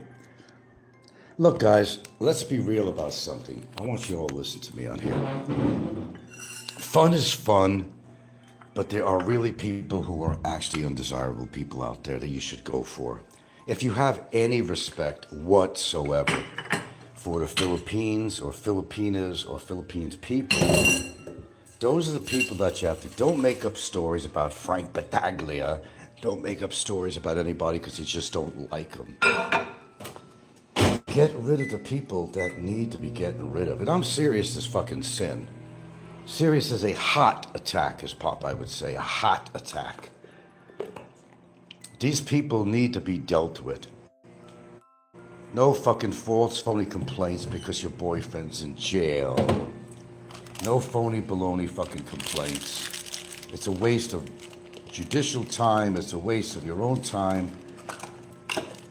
It's just fucking ridiculous because you just don't happen to like somebody. So you're willing to totally screw up their lives to make a point. Go after the real undesirables in this country.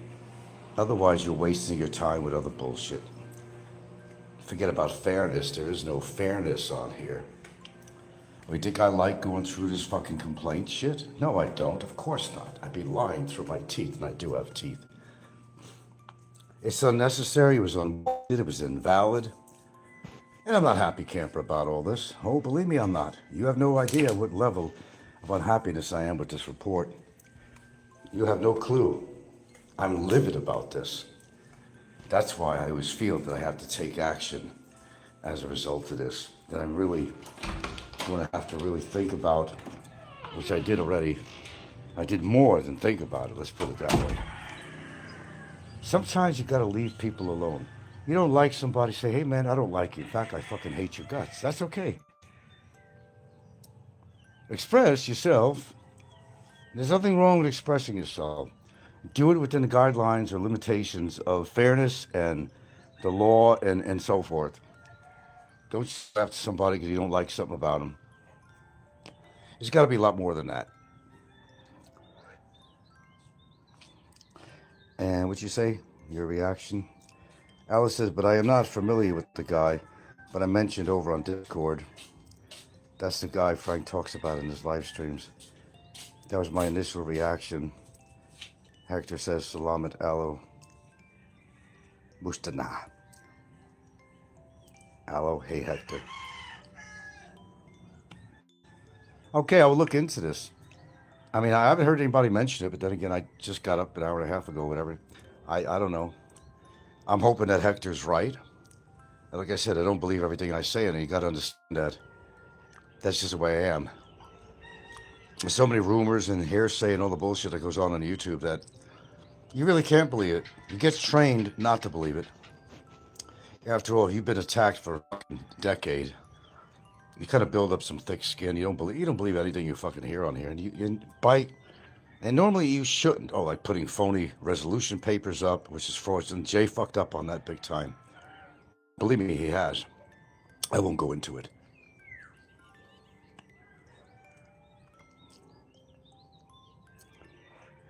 But I'm hoping, man. If I was a praying man, I'd be down on my knees saying, please, let that be true. Let him be under suspicion.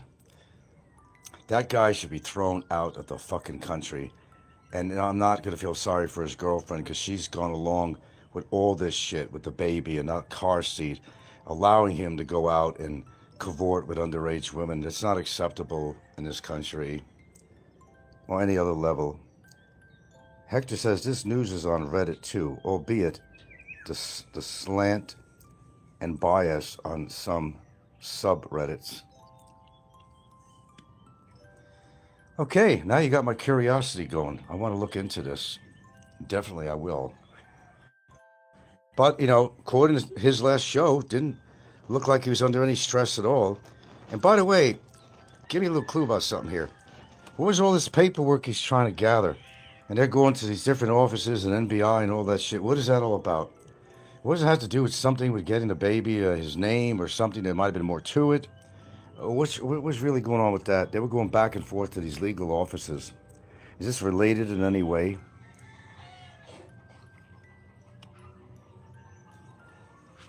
Because something's going on. She don't seem, really, looking at her, really disturbed about everything. I don't, she's always just laughing and shit. She's on fucking, he's got her on laughing gas or something. I don't know what he's got her on, but she's the most giddish chick on here I've ever heard in my life. Who laughs that much? It laughs at everything he says. Well, he's the big provider, bringing gifts and all that stuff. But, it's the baby. That's the concern. It's not even, him himself. It's the baby.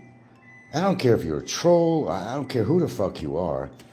When it comes to a little toddler, 1 year old, that's under the supervision of such parents, by demonstration, and I'll always say that, so I don't get any trouble legally, by demonstration.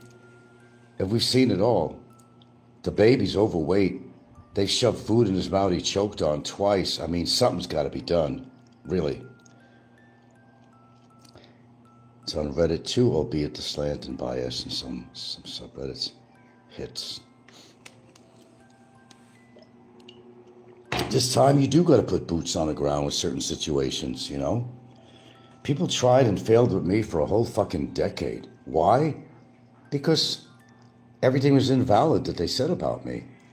So, of course, it came to the point where Barry's girlfriend did what she did. She was influenced by doing this. We all know that. The material was read by me countless times in affidavits. It was all bullshit. There was no proof of anything. But somehow they got the immigration to take on this complaint. So what was involved with that? That could be a whole nother story on the side. I don't know. I'm not going to say. And disclaimer, I'm going to put myself in trouble with immigration on that respect. But I don't know. Is it possible that there's some hanky-panky going on with this? Anything's possible.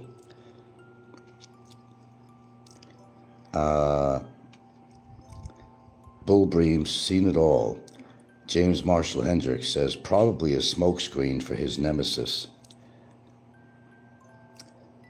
I mean, regards to Slim? Okay.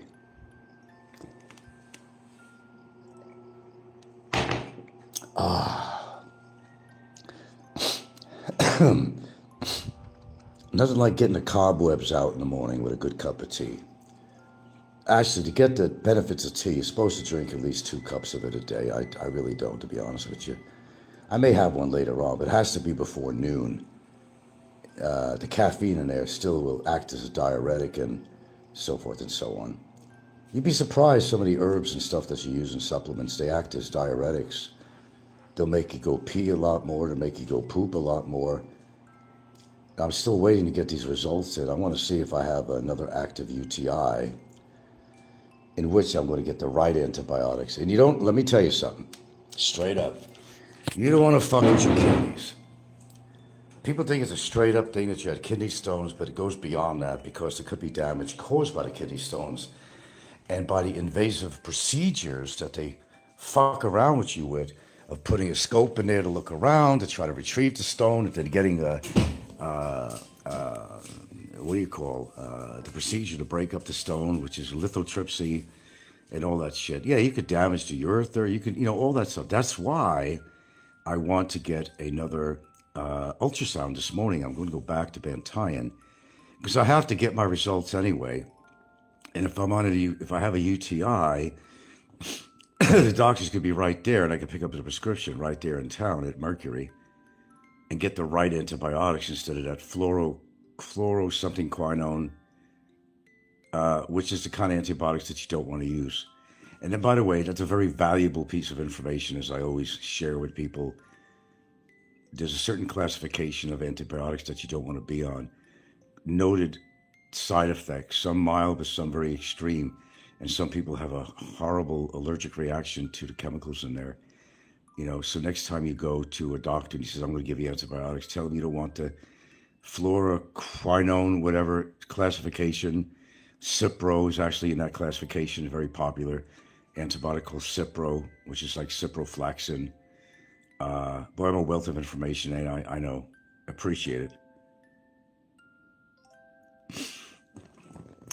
God, and I don't make money at this. It's a shame I don't, really. Because I give out so much good information on my show, and it's totally for free. I have absolutely nothing to gain on here. And the trolls are not going to admit that I'm, like information central on here. And I would not be surprised that they've applied some of my advice, and that's all I can give. I'm not a qualified medical professional. Don't claim to be. Disclaimer, I'm not a doctor. I'm not a psychiatrist. I'm none of the above. It's just called knowledge. It's called reading, studying, and understanding a little bit about the human body. I did take anatomy and biology back in college, as part of some extracurricular stuff, and also took it at a community college, Shoreline Community College, which is over in the Seattle, North Seattle area. I did go there for about a year and a half. Anatomy, biology. Yeah, I actually took that stuff too. Anthropology, in fact, just to name a few. Junebug says, I am going to Atlanta Roots to complete the Freemasons Code. The one Tom Cruise made a movie about, 1960s music with hyper trap bridge. Have to use all the Waves plugins. I don't know, you're talking Chinese to me right now. Might as well be. 17 strong, 7 thumbs up. We should have more than that for this show. We have everything on this show this morning. Okay, well, I'll kind of look into the Slim situation, but he did a show already. I didn't see him in any kind of crazy mood or talk about anything, and, maybe a smoke screen, I guess somebody said, but I think that if he really was in trouble with the law with some of the shit, that I think he would actually stop blogging. That's my theory, and it makes sense to me on a human psychological level.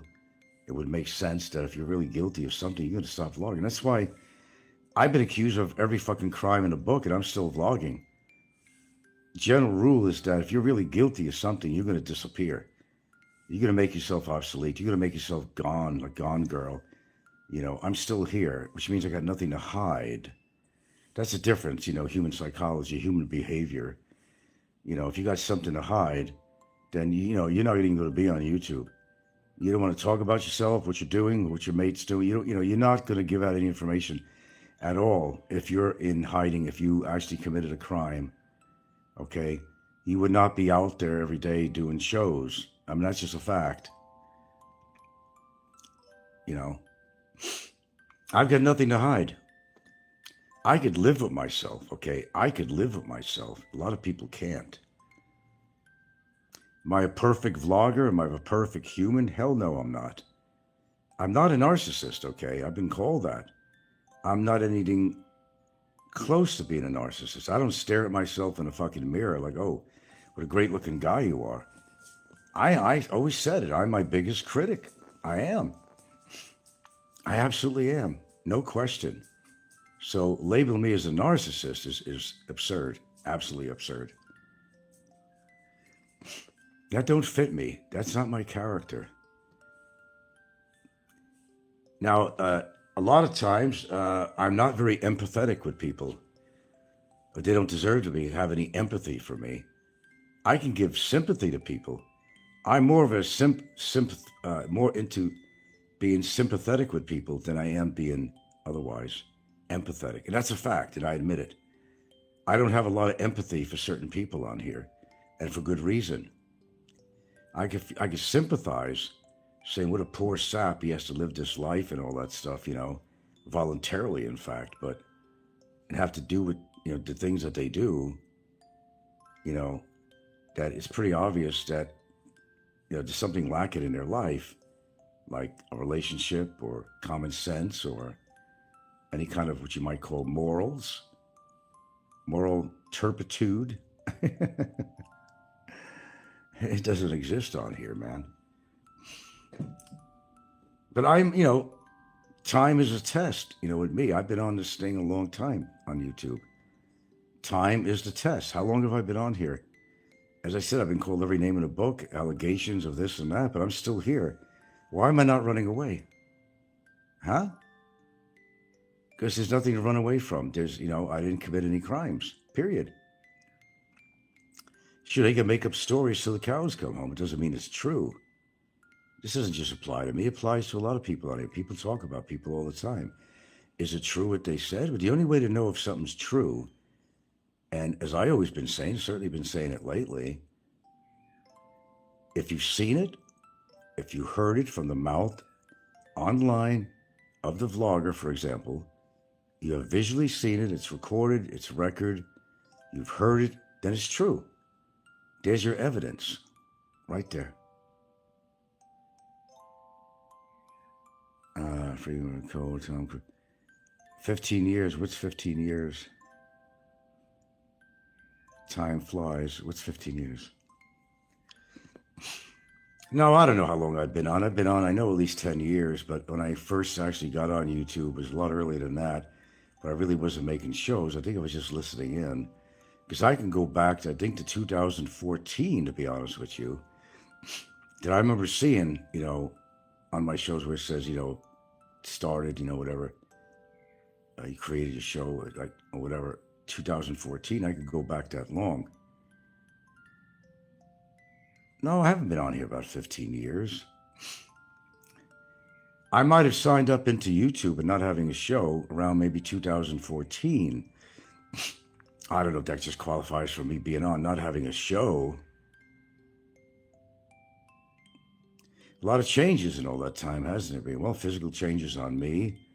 Not a lot. No, there's been changes with me. I could look in a mirror and I could tell you, oh God, who is that guy staring back at me? How grotesque. And I say that things about myself. I could laugh at myself. I could, what can you do? Mother Nature takes over. You don't get younger, you get older, your features change. That's just life. There's certain things you could help in life and certain things you can't. You can't stop Mother Nature for aging you and for any physical problems that might come about. That's the normal aging process. It is what it is. You say about 15 years. That's crazy. Let's see, 14, 24. No, I haven't been on for 15 years. No. You would think I'd have like 1 million fucking subscribers by now. If everything went well, who the hell knows what I would have had if I wasn't attacked so much. But that doesn't make sense either, because if you're attacked so much, that attracts other people to come to your show. But don't forget, I haven't been consistent. I took off my show a few times. I went to hide it once, and my God, I had, Jesus Christ, 13,000 subscribers at the time. I had countless videos, over 1,100 videos or more. It was a dumb mistake that I made. I don't know how many subs I would have now if I didn't fuck around, Tommaso. I don't know what you're saying half the time, Mr. Junebug.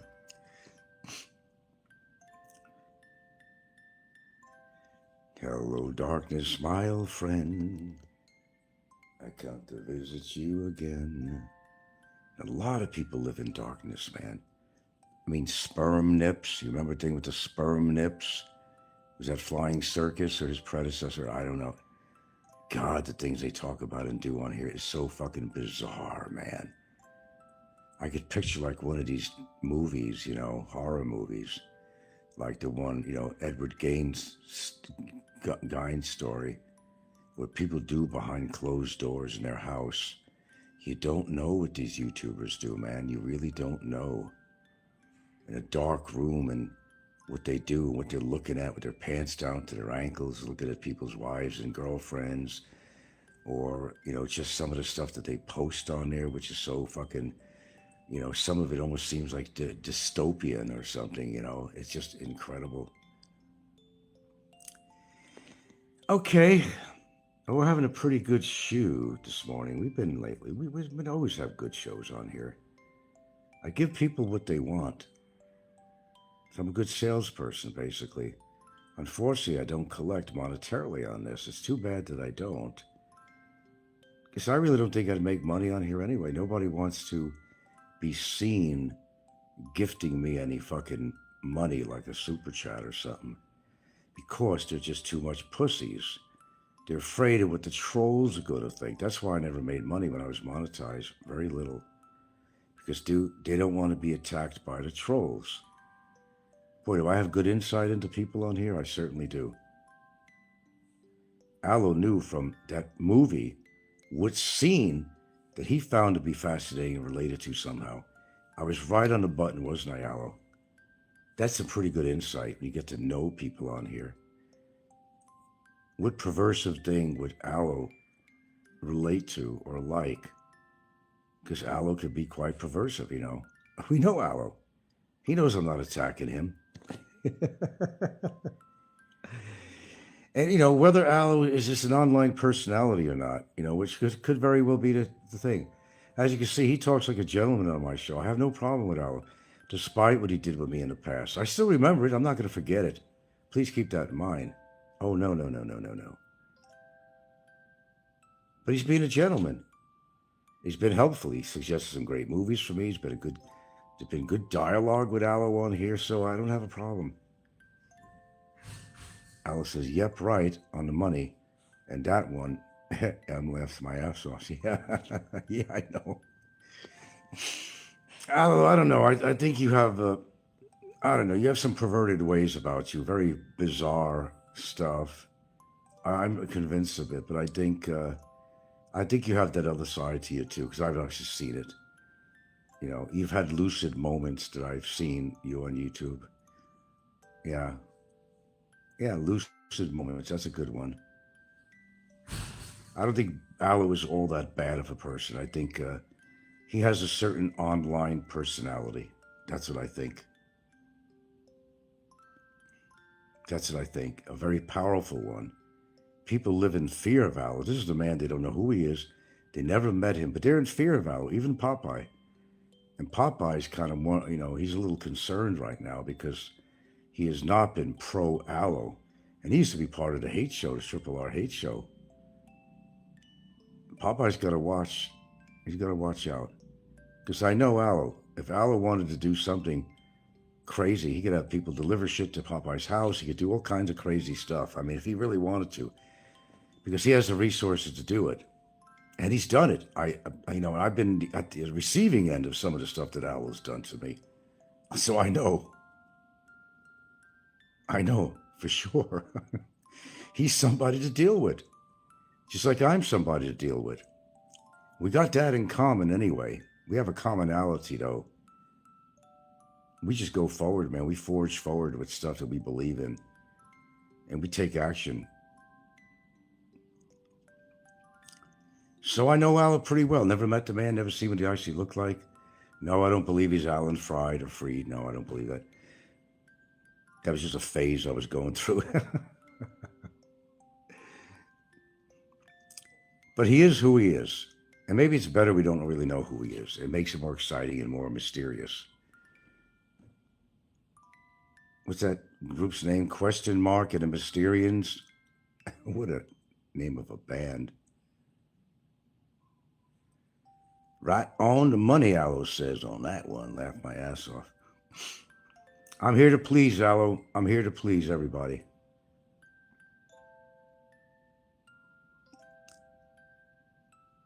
But when I think of these bizarro thoughts of like people like Popeye and the other trolls self-pleasing themselves over my photograph or my girlfriend, it's kind of icky, you know. It just leaves you with a visceral feeling, you know, that they're doing shit like that, you know. Well, today I want to go in for my sonogram. I want to go in for my ultrasound. Now, I haven't gone over to my mail in the past, well, since I've been online here, but I was waiting for my urinalysis results to see if I have any UTIs going or anything. Check the proteins and all that in the urine. So, unfortunately, but, you know, since I'm going there anyway, they could just give me, if they got it in already, the result, they could just give me a hard copy. And if I do have a UTI, then the doctor's right there, who partially owns the lab, him and his sister. And he does consults there, right right there. It's a pretty good operation. He's a younger guy. He seems to know his shit. And we could go over and say, okay, obviously our urine says it's cloudy. And as I said, how a urinalysis report works, there are different elements in there, but you know, there's a section that says bacteria, and you look over to the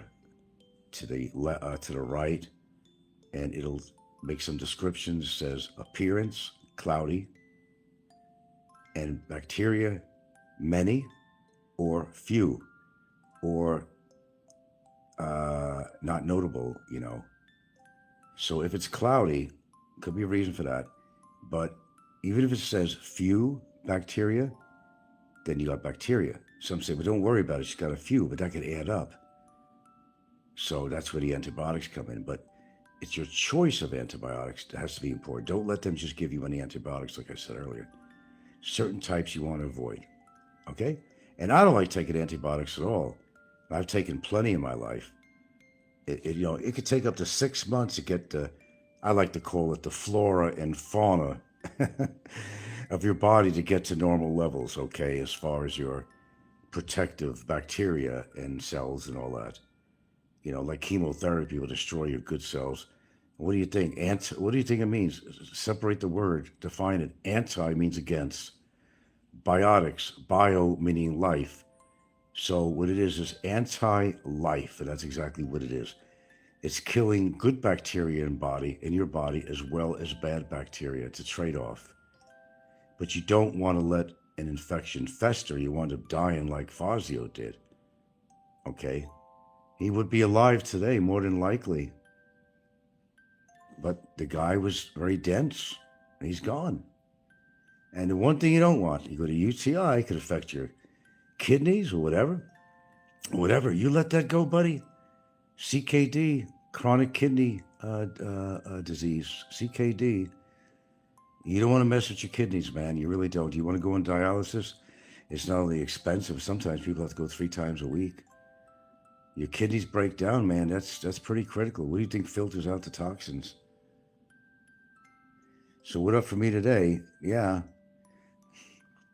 That's right. It is the weekend. It's Saturday. I never have any plans. We might decide to go to the beach or something today if it's not too bad. Say for a walk or whatever. I don't know. I have no plans. Not really. I got to go to Bantayan. Yeah, I got to go there this morning sometime. I got to get ready pretty soon here. We get cleaned up and all that. And I'm not even going to get the real results. Although the girl who does the ultrasound, she pretty much tells me what's going on before it goes to an actual radiologist or something. Okay, I see. Yeah, I say, hey, you notice anything weird? She'll tell me if she does. A lot in America, they won't do that. It's like against the rules of medicine that the lab technicians are not allowed to tell you what they see. And they've been doing these things so much, whether it's x-rays or ultrasound, that they become very learned. But they're not in a position to tell you it's against their rules in America. Not here. If they see something they know, they're going to say, yeah, I don't know, I noticed this, but, leave it up to... No, you couldn't get away with that. I've ever had a situation where I had to get CT scan, whatever the hell it was in America. No, the technicians would not tell you anything. So it has to go through they have to analyze it to go to a radiologist. They're not going to tell you anything. But here, sometimes you can get away with that, where you're knowledgeable enough, learned enough to say, oh, yeah, I noticed this in there. I noticed that. Oh, your prostate actually looks good. That's pretty good. She tells me. She tells me. Yeah. Which is pretty cool. So hopefully I don't have a UTI, but I suspect that I do. I've been peeing a lot more. I mean, it goes right through me, really. It's good to get rid of the toxins and all that, but I've been peeing a lot more. It's not because of a large prostate, because I have a very small prostate. So, it could be like an irritated bladder from the kind of type of spices I use and from green tea and so forth and so on. They act as diuretics, make you pee a lot more. And if you have a lot of caffeine, or you coffee drinkers, caffeine will make you shit like a racehorse if you're going to be drinking caffeine all day. I know one thing, when I get up in the fucking morning, man, the minute my metabolism starts moving and my blood starts flowing through my body, and then I decide, of course, a very unhealthy choice. I go out and I'll have a smoke, right? I don't smoke much as a cigarette anyway, but still. Same thing, you're smoking, period. It does an artificial metabolic increase in everything. Your heart rate goes up by up to 20 points when you smoke, and it makes your body go into an artificial activity. So you have to take a shit more likely afterwards. Really, I know, because it happens to me a lot. Yeah, just like any activity at all. You eat something, your peristalsis, I think it's called peristalsis, the process of your food digesting in your stomach, it increases upon activity. But I'm not going to get into a whole medical spiel on here. I know I chose the wrong profession, whatever my profession actually was. But Popeye still argues that I cheated the Social Security system. I must be pretty good if I did that, because they're Johnny on the spot. And how, Barry got away with it, I don't know.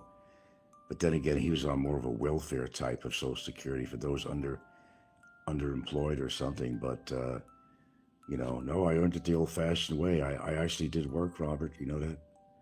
I worked. Even in the Parks Department like you did, Robert. The Parks Department, for God's sakes.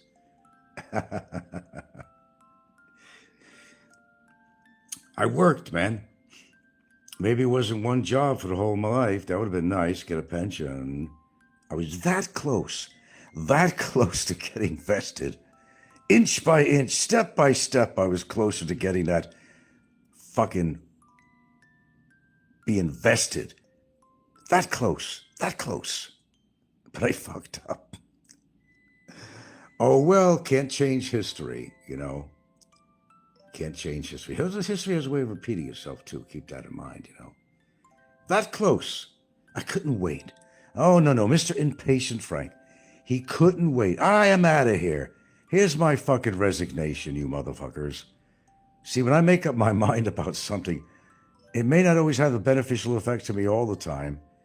But when I make up my mind to something, boy, I go through it. I've proved that on here, haven't I? I certainly have. I told you, I don't play around when it comes to certain things. When I'm out of something, then I'm out of something. Been there, done that, I'm done. Hasta la vista, baby, I'm out of here, I'm not going to take it anymore. I'm going to yell out that window, I'm mad, and I'm not going to take it anymore. Scene from a movie. Anybody figure it out? No particular plans except to go up there and spend money I don't want to spend on having another ultrasound, but it's called preventive maintenance. And unfortunately, for a lot of people, they don't do that. They wait till something goes big and bad on them, and then they, I should have gone. I should have tested this out a long time ago.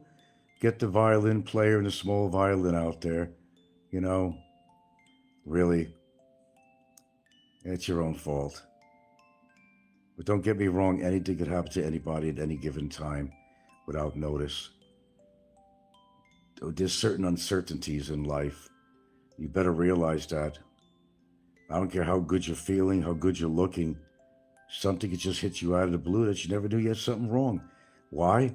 Because maybe in certain situations there was no symptoms. There were no symptoms.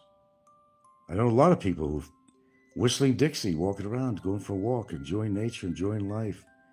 Happy as a bird. They just got laid from their girlfriend, their wife. They're all happy. They got a raise in their pay and their job. What could be better? Life is good. Bought a new car, bought a house. Then you're having a nice day after a run. They're very healthy. Then, one day they go to the gym and have a heart attack. Or they go to the bathroom and take a piss and the wife finds them on the fucking floor. Yeah.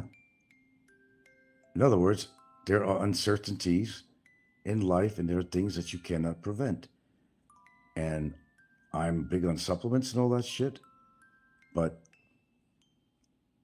it's just a tiny insurance policy with no guarantees. There's no guarantees in life. And the sooner you realize that, the better off you be. I'm not saying it's a bad thing to do good things for yourself. No. You stand a better chance on certain things if you do some of the things I do, but it doesn't work for everyone. Sometimes the damage is too far gone. No matter what you do for yourself, your diet, your, supplementation or visiting doctors and all that stuff, there are things that happen that even doctors don't notice. Because they're not examining. You're not going through a full body scan. I think they have these modern things now. You can go through it's expensive, a whole fucking body scan. They'll detect tumors, irregularities of some sort. Yeah, I imagine that'd be awfully expensive. And I think your regular Medicare would not cover that. All I can say is do the best with what you have. It's like you have a choice, don't have any other choice. I mean, take care of yourself or abuse your body in every way possible. That's entirely up to you. Okay, with that being said, we had a pretty good shoe this morning. We've been having some pretty good shoes. Always that famous 13 number on here, man. That means there are definitely 13 people who are totally devoted to my channel. Always come up with that number. Some say 13 is an unlucky number. I think it's a very lucky number for me on here. Well, Ali, you have a wonderful day. Whatever you're doing, don't get into trouble, man. But I think you better talk to Popeye. He wants to know that he's loved by you, okay? I want to be loved by you, and nobody else. I want to be loved by you. Poop-poop-be-doo. I want to be cared by you. I could go on and on. Later, Alo. It's been real, brother. Brother from another mother. Or should I call you a motherfucker? We're okay, Alo. You're okay in my book. Well, at least for now you are. Until you go on the attack of me again somewhere. But we're good. We're good. Hey, man, we're good. You're good. But you better talk with Popeye. He's really upset. I think you got to straighten him out on a few things. Yeah, he's very upset. He doesn't want you talking to me. He's been talking about this a lot in this show. Frank thinks that Alo is on his side. Alo hates Frank. No, Alo does not hate me. He's admitted that. Alo never said he hated me. Never. He's attacked me, done a lot of crazy shit. But no, Alo does not hate me. There might be people on there he does hate, but no, Alo does not hate me. Okay, but he can speak for himself on that. He said it many times. He doesn't hate me. He doesn't hate Frank. Okay, great show. Who's got something in a microwave? Let's see. Oh, I got to finish my fruit. That's right, my strawberries and my blueberries. Then I'm going to take a few of my supplements. Great shoe, people. If you haven't subscribed to my show, please do so and hit that notification button, thumbs up, and all that good stuff that they talk about on monetized channels. Remember, we love you here. We love you, no matter what you think. Call me names, make me famous. But you're not hurting me. My feelings don't get hurt that easily. Not anymore. I'm a veteran on here now. I'm an absolute veteran on YouTube. I've taken all the slings and arrows and all that shit on here, but I'm still walking and talking. I'm walking, do-do-do-do, I'm talking, do-do-do, do-do, da-da-da-do-do. I'm like a pendulum. It keeps on moving and grooving, baby. How was that, Popeye? Good show for you today, Popeye? All right.